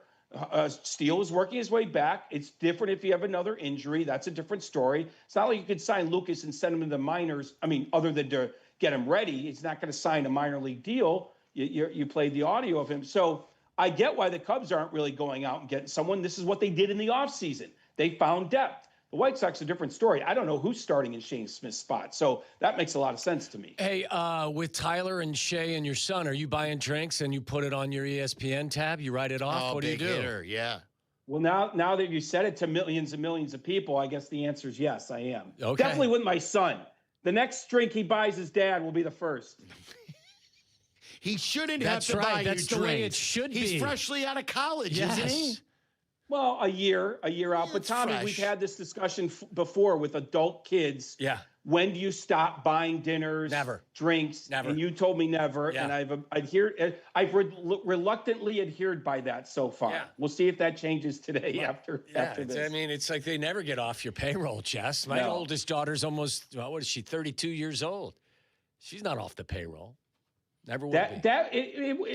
Maybe it hasn't happened with you yet. You have daughters. Like when my son buys me dinner at Chicago Cut, it'll be a very celebratory day. That'll be like a monumental day in the Rogers household when Nate buys me dinner at Chicago Cut. The day that you buy dinner at Chicago Cut. I was going to say, that's a wrong example. By the way, I'm Shout out Dave. I walked right into that. Yes, you did. It was a layup. It was a layup. By the way, my daughter's 33, not 32. How did I forget how old she was? Because you're Tom Waddle. That's how. My God. That's what you I forgot do. how old she was. Can I play you guys something off the beaten path a little bit? It's Cubs related. Yeah. Have you been watching some of the clips from their new podcast? I think they call it the Lovable Reunion. There's so many good things. You know this, Jesse, that oftentimes former athletes will do a podcast. And some are good, because they're willing to share the stories and some aren't. Right. They're like, we don't want to name names, this and that. And these guys are 10 years later telling all the stories. Like the other day, Lester was telling his story on how he wanted to kill Rizzo, and Rizzo was fearful and in a compromising position because he called out the pitching staff. I remember this game. Jack tried to explain it, but I remember this like it was yesterday. And there are many things to take away. The Cubs were playing on Sunday Night Baseball. They were playing the Seattle Mariners. And they went with a guy who was a highly touted prospect at one time who failed. And then he was having he was trying to get back to the bigs, and Theo was always a fan.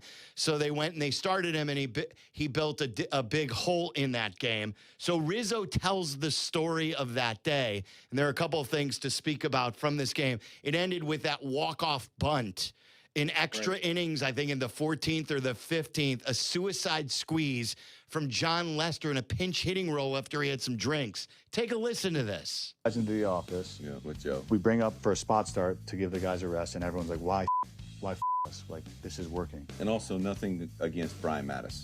He ends up giving up a bunch of runs early, and we come back. The old school way, when you're rallying, the starters are in the clubhouse throwing back some pops, having some rally beers. I've still got my shirt, fun to win. With Johnny we bring Lester in for a suicide squeeze, walk-off win. Had to be a few pops deep, because you were always for the boys. But it was such a significant moment for us. What happened afterwards is something you never see, and you probably will never see again, with walking into the clubhouse with Theo. Yeah, for him to come down and be like, hey, that's on me. He was apologizing to our team. To the whole team. Yeah. And it wasn't anything against Brian Mattis. Great dude. Yeah. It was just what our team was building. Him saying that to us was like, wow, like this is another reason why we're so special. Another reason why we're going to win the last game of the year.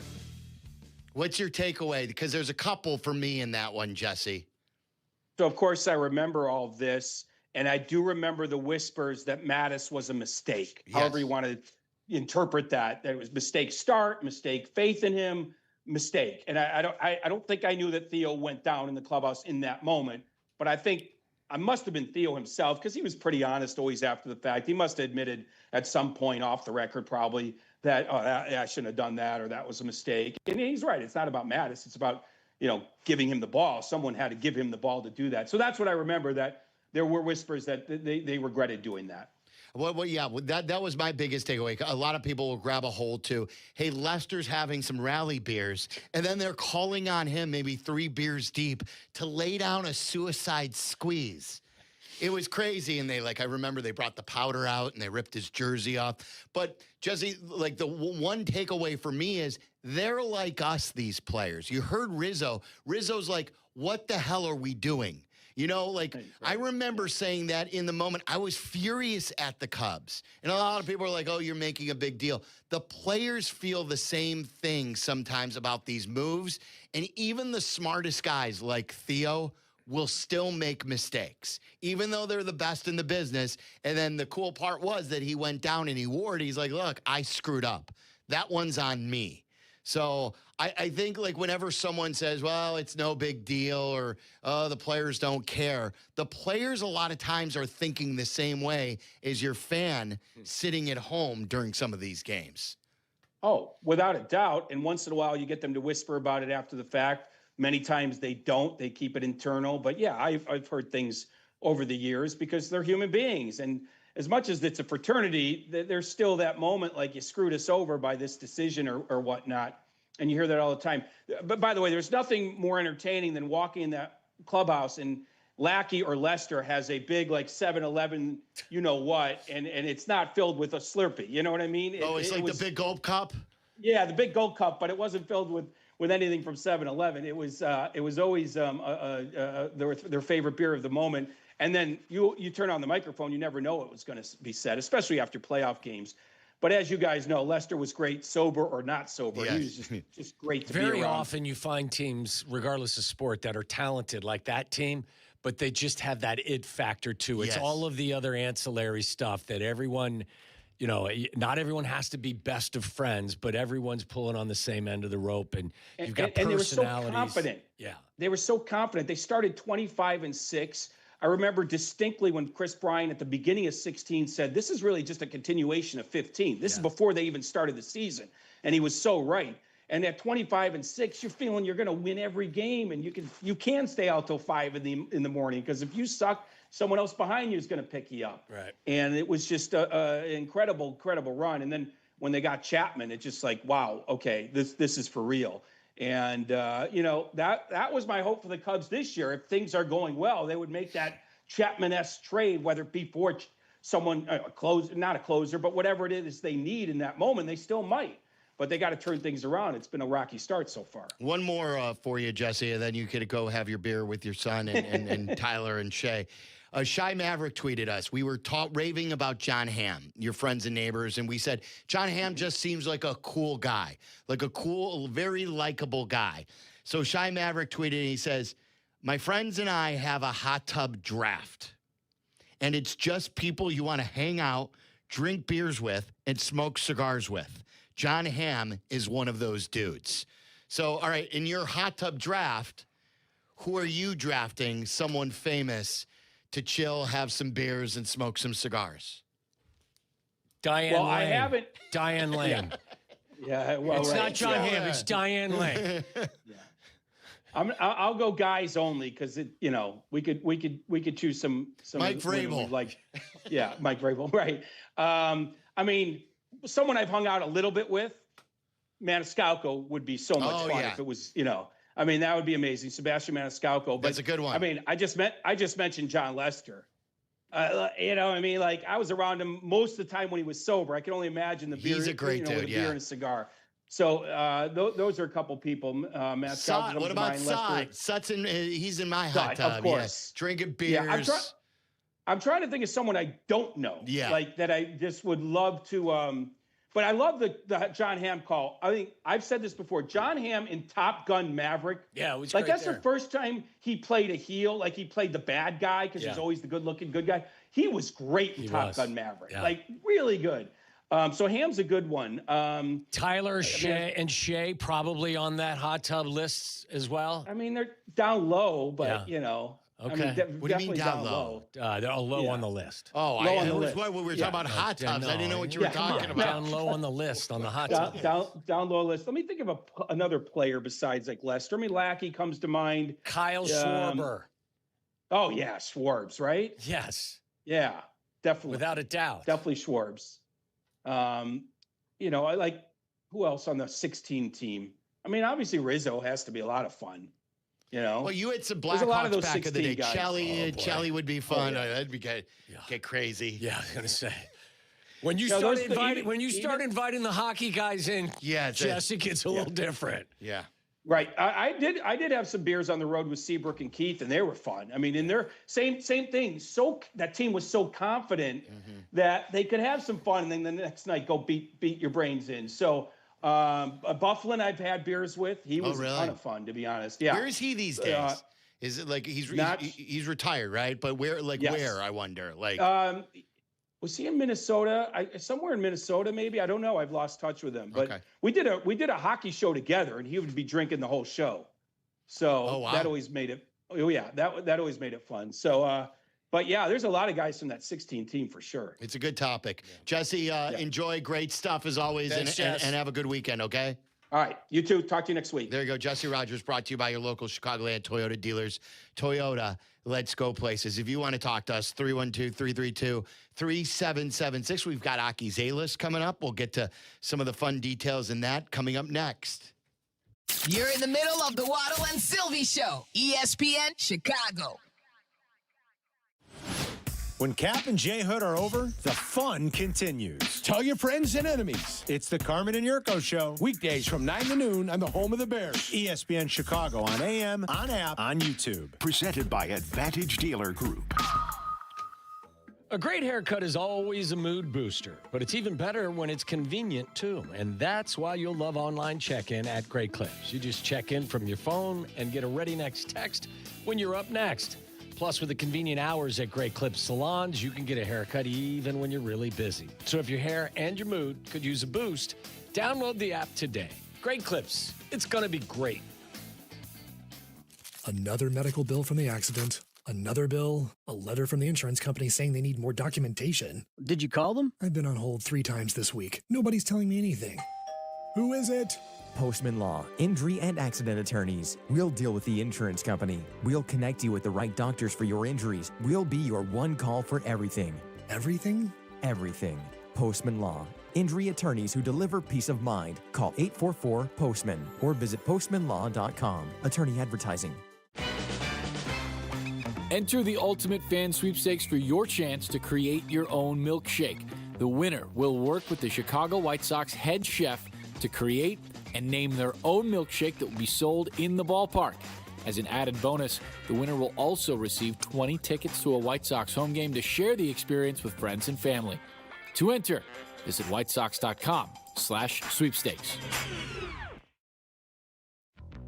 This is the story of the one. As a procurement manager for a hospital system, she keeps every facility in her network stocked and ready. That's why she counts on Grainger to be her single source for thousands of products, from disinfectants to lighting, air filters, and more. And with fast, dependable delivery, Grainger helps her keep every facility stocked, safe, and running smoothly. Call 1-800-GRAINGER, click Grainger.com, or just stop by. Grainger, for the ones who get it done. Harry Douglas here to tell you about Confetti Craze 5-Hour Energy. It tastes just like the best birthday cake ever. Vanilla, buttery, frosting vibes. It's basically a party in a bottle. Confetti Craze makes it easy to turn any day into a party with its delicious birthday cake flavor and big birthday energy. And here's the best part. All cake, no sugar. I bring these tiny bottles everywhere to cakeify my day with tasty caffeine boosts. The Funfetti flavor is back on 5hourenergy.com or on Amazon. Crack open a Confetti Craze 5-Hour Energy shot today. My name is Corporal Bradley Joseph Seitz. Jerry Reed. Kate Weber. These are real veterans facing a real challenge. I have PTSD. And I have PTSD. I have PTSD. Post-traumatic stress disorder can happen to anyone. I was still in a war zone in my mind. But treatment can turn your life around. Treatment has really saved my life. To learn about PTSD and how treatment can help you, call your local VA medical center or visit ptsd.va.gov. The 5 o'clock hour of Waddle and Silvy is brought to you by Steinhoffels. With 7 Chicagoland locations, including their newest in Maryville. Shop in-store today or online anytime at steinhoffels.com. Follow Chicago's Home for Sports on Twitch at ESPN 1000 Chicago. Waddle and Silvy are back on Chicago's Home for Sports, ESPN Chicago.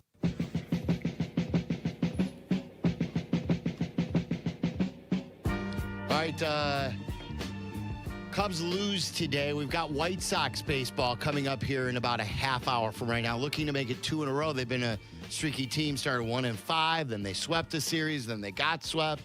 They ended a 14-game losing streak in Kansas City. Sox fans, I think, why not? Why wouldn't you call Lucas Giolito? One other baseball note, then we'll get to Aki's A-list. Who's running Aki's A-list today? Is it Hannah or Hannah? You're doing it, all right? Both of us, possibly. All right, There's going to be a lot of Cubs hating that Aki's A-list, isn't there? Remember Justin Turner from the Cubs last year, longtime Dodger? Yeah. Justin Turner has proposed the rule that if you intentionally walk a batter, that runner, if he scores, should not be counted for the pitcher's ERA. Do you like that or do you not like it? If he's intentionally walked. No, I think it counts on your ERA. Yeah, I do too. You decided that you weren't up to face him, so you walked for him. strategy purposes, Yeah. right? And the strategy is to try to limit whatever's going on. Yeah, you don't get a pass for that. I agree with that. Yeah. Like I thought I'm very open to rule changes and evolving. When I read that, I'm like, well, I don't get that. Like I understand the runner on second in the 10th inning, the way they do that. Now, do they count an intentional walk as a walk on the pitcher's ledger? He should score. Like, if he does score, it should count against your ERA. But if anything, if you wanted to change something, maybe not charge the pitcher with a walk. Or No. You decided you couldn't get him out, so Okay. you had to walk him. Okay. If you were better than that, you would have pitched to him, right? Wrong? Right? Yes. Correct. participation trophy for pitchers in the major leagues, for the love of God. Oh, we can't put this on his record. And it came from a non-pitcher, too. And I like Justin Turner. Yeah, me too. All right, let's get to Aki's A-list. It's time for Aki's A-list. From the mind of the man who understands the 4 Ps of Waddle's world. Aki's A-list. The top questions and topics floating around in Tyler Aki's mind. Are these really the questions that I was called here to answer? Aki's A-list on ESPN Chicago. Real quick, I don't know if this live. Yeah, because someone tweeted about, LeBron just tweeted, wow, what a chip from Rory on 17. Well, and this was Rory who's leading the tournament. I think this gets him to 11 under. I mean, he's got a commanding lead after 2 rounds at Augusta. After all these years of trying to win the Masters, and then he finally did. I heard him before the Masters started. I think the question was something to the effect of, now that the drought is over, do you have that same sort of hunger? And he was like, it's almost like you could play looser. Yeah. You know what I mean? Well, like, when he finally completed the career slam. Yes. And so he's got a 5-shot lead. So was he 6 under yesterday and 5 under today? 5 under yesterday, 6 under today. Wow, 6 under today. He's 11 under. Patrick Reed at 6 under. Burns also 6 under. Yeah. They asked Jack Nicklaus before the tournament, not, who's your winner, not to give out a winner or anything. And he just goes, look, now that Rory won it last year, watch out. Like the monkey's off the bat. Yes, he finally did it. And right now it's dominant.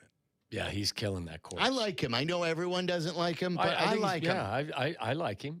He's fine. Everyone has their moments. I think if you compare him to the number 1 and the number 2 on the leaderboard, he looks like, the reincarnation because not a lot of people love Patrick Reed. All right, what are your questions, guys?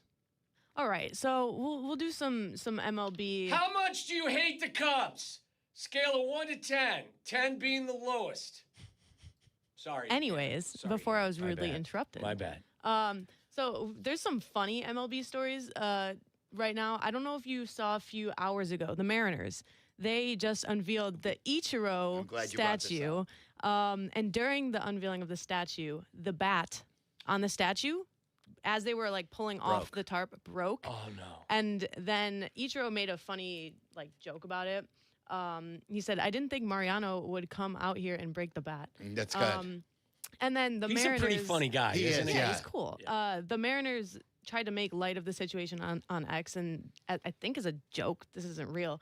They said they have a statue replica giveaway today, and they took a picture, and they said, breaking news. This is the new bat, and they broke the bat on it. But, how does that happen? How does that happen? You have been perfecting this statue for how long? Yeah. How do you let that happen? I don't know. It's a really good question. That's just on the other side of things. We have the White Sox who actually did a great promotional giveaway update. They originally were going to have the Pope hat. Did you see that? Yes, this was a big controversy. Well, they were supposed to have that as a limited promotion for fans who had just purchased specialty theme night tickets, and then it kind of went viral the last few days, and now it's the giveaway for everybody, a regular giveaway they added to the schedule. When is it? In August, right? August 11th. Well, I saw that from fans who were not happy because they're like, look, the time to give away the Pope hat is now when the weather is freezing. It's one of those knitted hats. And isn't it a knitted hat? Like a winter hat? No, it's like the actual hat Pope the hat. Pope wears when he's saying mass. Yeah. It's like a big Pope hat. Yeah, it's the Pope, whatever Gotta you call have your it. Pope hat. Okay. So I think that they did well by it went super viral. Everybody is like, I need one of these. I want to wear this every single day. And I'm like, well, I don't know about that, but sure. But now it's a regular giveaway. So good on them. Look, they do on the South Side. They do food well. They do giveaways well, and they do statues well. Yes. Though they have that all down pat. Now you just got to win more games. Yes. Now win more baseball games, and maybe under the Ishbia family they will. Getting back, though, to who is the statue? What was the recent statue Mark malfunction? Burley? Oh. Was it Dwayne Wade? The one, is that the one there was that a looked statue nothing like him? I think it was Dwayne Wade. Yeah, that's what it was. When they unveiled it, and everyone was like, who? And there was a meme of him looking at it, kind of being like, Yeah. like him and his. Do you remember this? Yeah. How can you? I'm with Hannah here. First of all, how do you put together a statue or build a statue where you know the bat is probably going to be it'll be the weakest part of the statue. It is most likely to break. How do you not reinforce it in a way that there's nothing you can really do other than knocking it over that would break it? I'm with you. The tarp bent it, right? The tarp. That shouldn't happen. It was the tarp, which is even worse because how do you, you need to be more careful. Yeah, that shouldn't happen. And the second thing is how in the world do you ever commission a statue if it doesn't look like the person start over? Yeah. Do it again. Like, it's really simple, it's isn't like it? a miracle, right? Yeah, if you get done with it and you're like, ta-da, and it doesn't look anything like Dwayne Wade, don't unveil it. Build it again. Seriously. Simple. I love it. The point Waddle was talking about some Cubs, hate. It's not hate. This is a valid question, and you brought it up during the break too. So that we know the NL Central and the AL Central are, not always the best of divisions. And Waddle said during the break, like, hey, when you were gone, I said to them, have the Cubs been in last place this entire season so far? Season. And they are in last place right now. They are the only team in the division under 500, just so we know. And frame this moment. And the White Sox Make it a giveaway. It should be the next home giveaway. The Sox, the standings. No, the NL Central standings. Yes. No. The White Sox are third in the division right now, and I'm not saying any of this will last. It's still very early on. But do you think this year, if the Pirates are legit or question mark 500, whatever, you have the Reds, Cardinals are always going to be there. Brewers are good. And then in the Central, nobody's good. It's kind of the opposite. Do you think that it's possible that, I'm not saying they'll have a better record, the White Sox will have a better record than the Cubs, but that they finish higher in the division than the Cubs? No. Or that they both finish third, in the division? I think, what we've talked about this, Waddle has been passionate about this, that the Cubs don't win the division this year. Yeah. It's really bad. I can't see any other team but the Brewers beating them. And I still think the Cubs are going to be really good. I don't see the Sox finishing second. Cleveland always comes back. Wasn't last year another good example? That was last year when they came charging they're like back. The Brewers. Yeah, they're always they caught Detroit. There. Yeah, Detroit had a 13-game lead. It was absurd. Every time we think Cleveland's bad, they're not, and then they ultimately will rally. Detroit will get back to their winning ways. I don't see that happening. Who's to say that the Cubs are going to finish second? Because you have the Reds who are always kind of just there. And if the Pirates are starting to become a little bit more competitive. He really is a hater. I'm just saying they could finish third, and so could the White Sox. Could they not? I always talk about the Brewers, and I agree. I thought Tyler made a really good point the other day, and we said, look, if the Brewers win 100 games, how can he be mad at the Cubs? Do you know what I mean? Of course and I do. That's a fair statement. With that said, I mean, this is a division that I think most everyone feels the Cubs are a heavy favorite to win. Mm-hmm. So, but by losing Horton too, you're more behind the eight ball. It's early.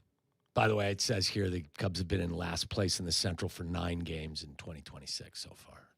I didn't know that this was a stat now. Yeah. We're tracking. Hannah came up with it. The Hannah tracker? That is not true. Right under the bus.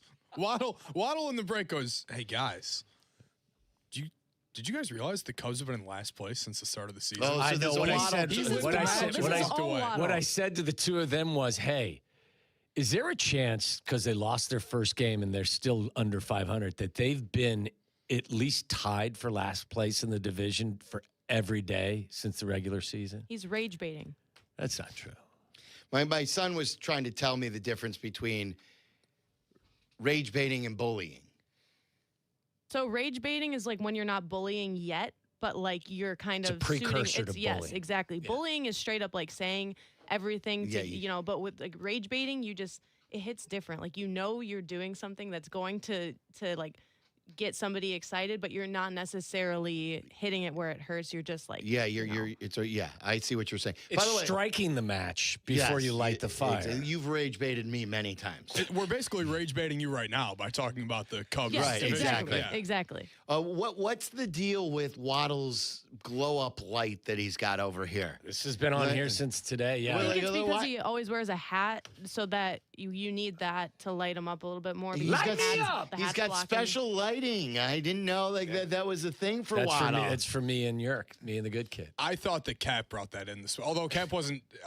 He wasn't here today. Tyler was. Yeah, but a couple of weeks ago it was in there too in the Danny, morning when I think I was Danny in. did it, or no, Eric did No, it. Eric did it, and like you said, he said, "Hey, when The Waddle's lighting's in, not good. we need-" Did he say specifically when Waddle's Yeah, in? yeah. Last time, like last week, he's like, "Oh, we got to," because it's something with your hat, I think. Oh, that's not going to help my redness. It'll make my redness more pronounced. And the good kid doesn't wear a hat, so okay, it's my personal light. I think it's yours. I like Yeah. it. Well, you know what? Let me bring it more in line with me. You guys have one more? Aiden's got some Masters. Let's get you set for the weekend at the Masters. And we've seen, it's more of a niche following for golf. And I think this is the one tournament that everyone sort of locks in on. First of all, we're going to get some great pairings and matchups tomorrow with what appears to be right now Rory and Pat Reed playing in the same group. That's, like I said, one side of the coin. Rory and the other. red ass. Rory and the That's red good. That's a good bad name as well. But the other thing is the course, always. I just looked down at my phone. Phil Mickelson, who's not in the tournament because of a family emergency, is tweeting like, this course is crazy. Everything's crazy.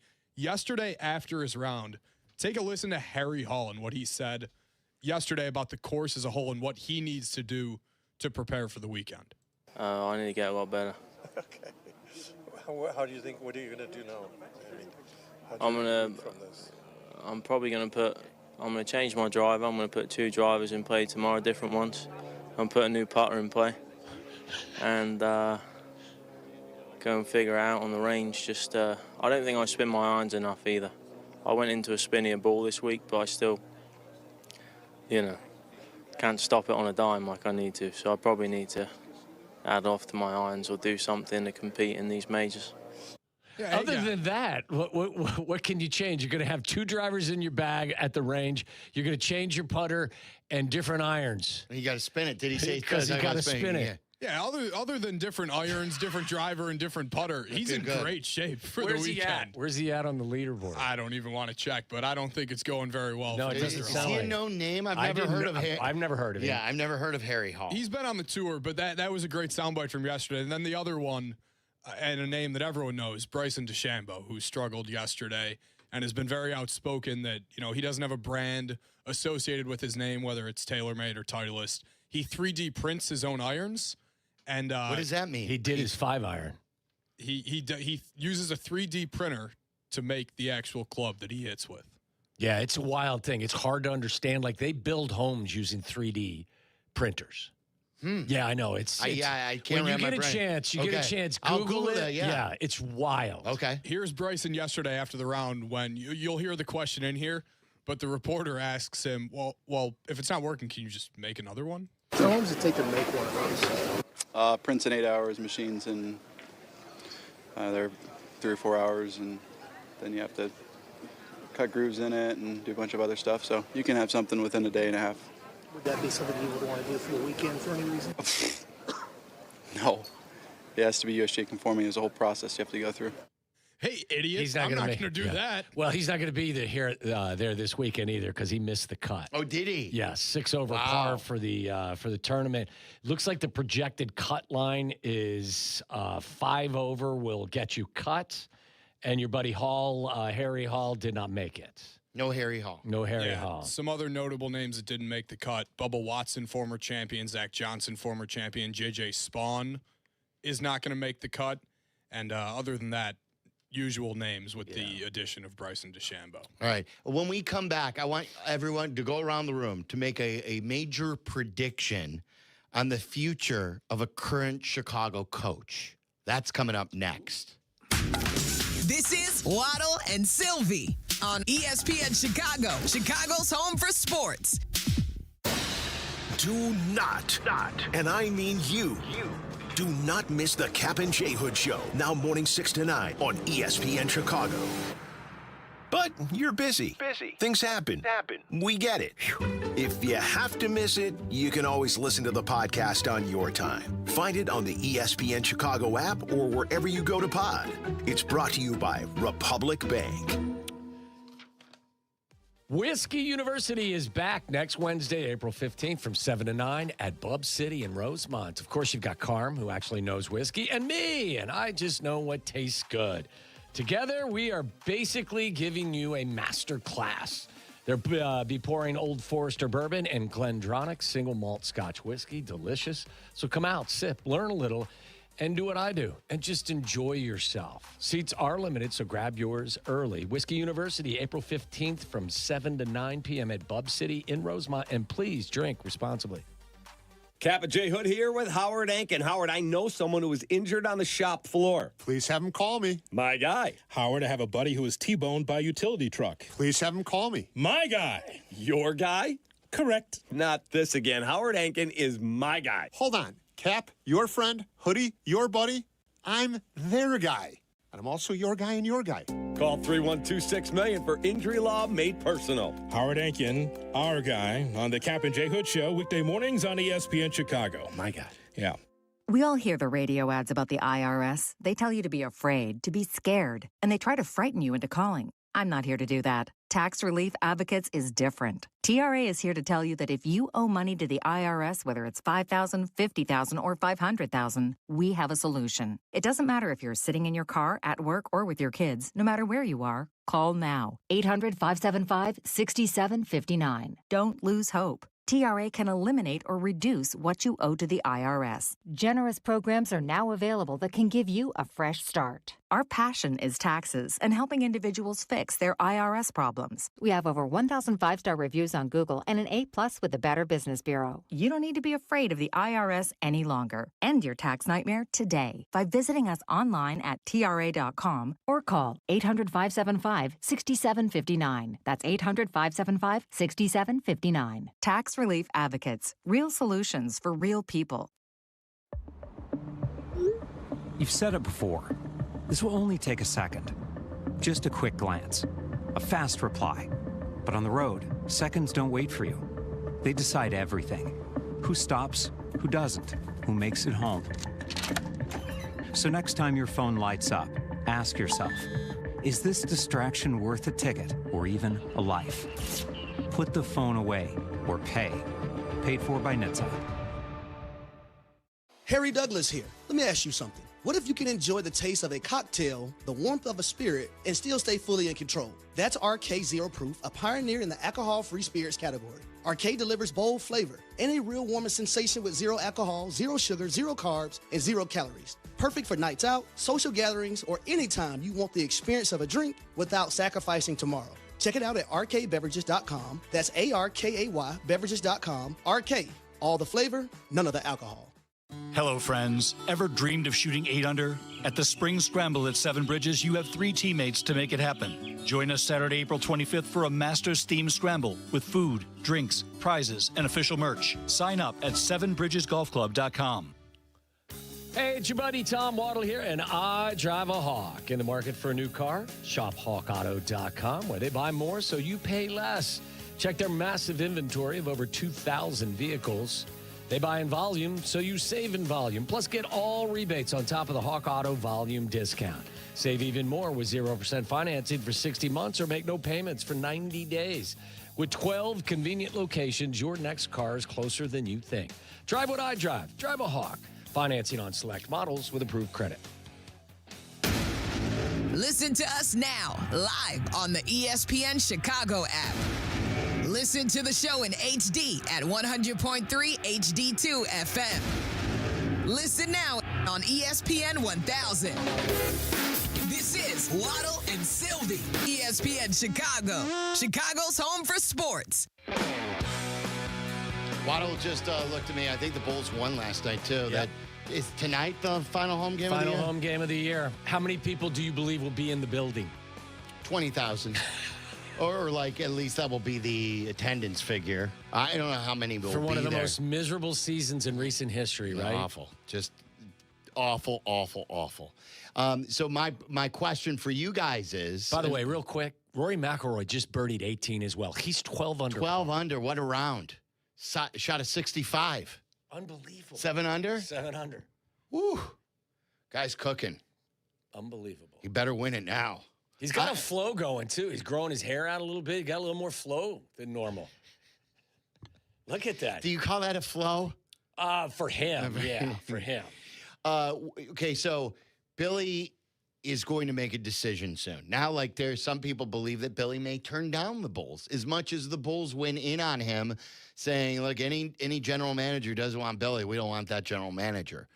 What is your prediction next week when he announces it? I think Billy's back, and Billy has input into who's, because I think he'll help hire his own GM. Yeah, because I think if Billy really was going to step away, don't you think they would have just waited till the end of the season to let go of the other two? No, I think they tried to entice him to stay. But you could have told Billy. You could have told Billy, sure. We're getting rid of these guys. I told you from the start, I liked that the Bulls did that a week before so they could get a head start on the search and everything like that. Get You their think ducks in a row. they've been burning the midnight oil trying to find the next guy? Huh? Really? Unfortunately, I do think that Billy will be back. I'm hoping he's not back. Not, and this is not an anti-Billy thing. I want a fresh start, a total overhaul. I don't want to spackle some holes and then paint over it. I want this to be rebuilt, and I need three new people in to do the job. Can't fault you for that at all. I am predicting that by next week or sometime over the weekend that it will come out that he's back. I hope I'm wrong. I hope I am. I hope Billy says, look, I've had enough. It was a trying year. I'll make my decision here coming up. I'm not in any hurry, but he'll have suitors out there. Like, I don't think Billy's a terrible coach. I don't know how great he is, but I don't think he's terrible, and I think he's going to be back. What do you guys think? I think he's gone, and just for the reason you just said, he hasn't shown the ability to be a good coach because his hands have been tied by ownership and a bad GM and a bad president.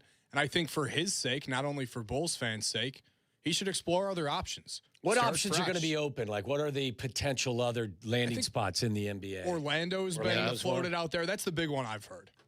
Okay. But I think just for Billy's sake, he Is should leave. Is Milwaukee going to be open? They're not going to keep Doc, are they? Maybe just because his name's Doc Rivers. What about but I'm not Clippers? sure. Is the Clippers going to come open? Like, I'm trying to think of the other teams. Who wants to go there?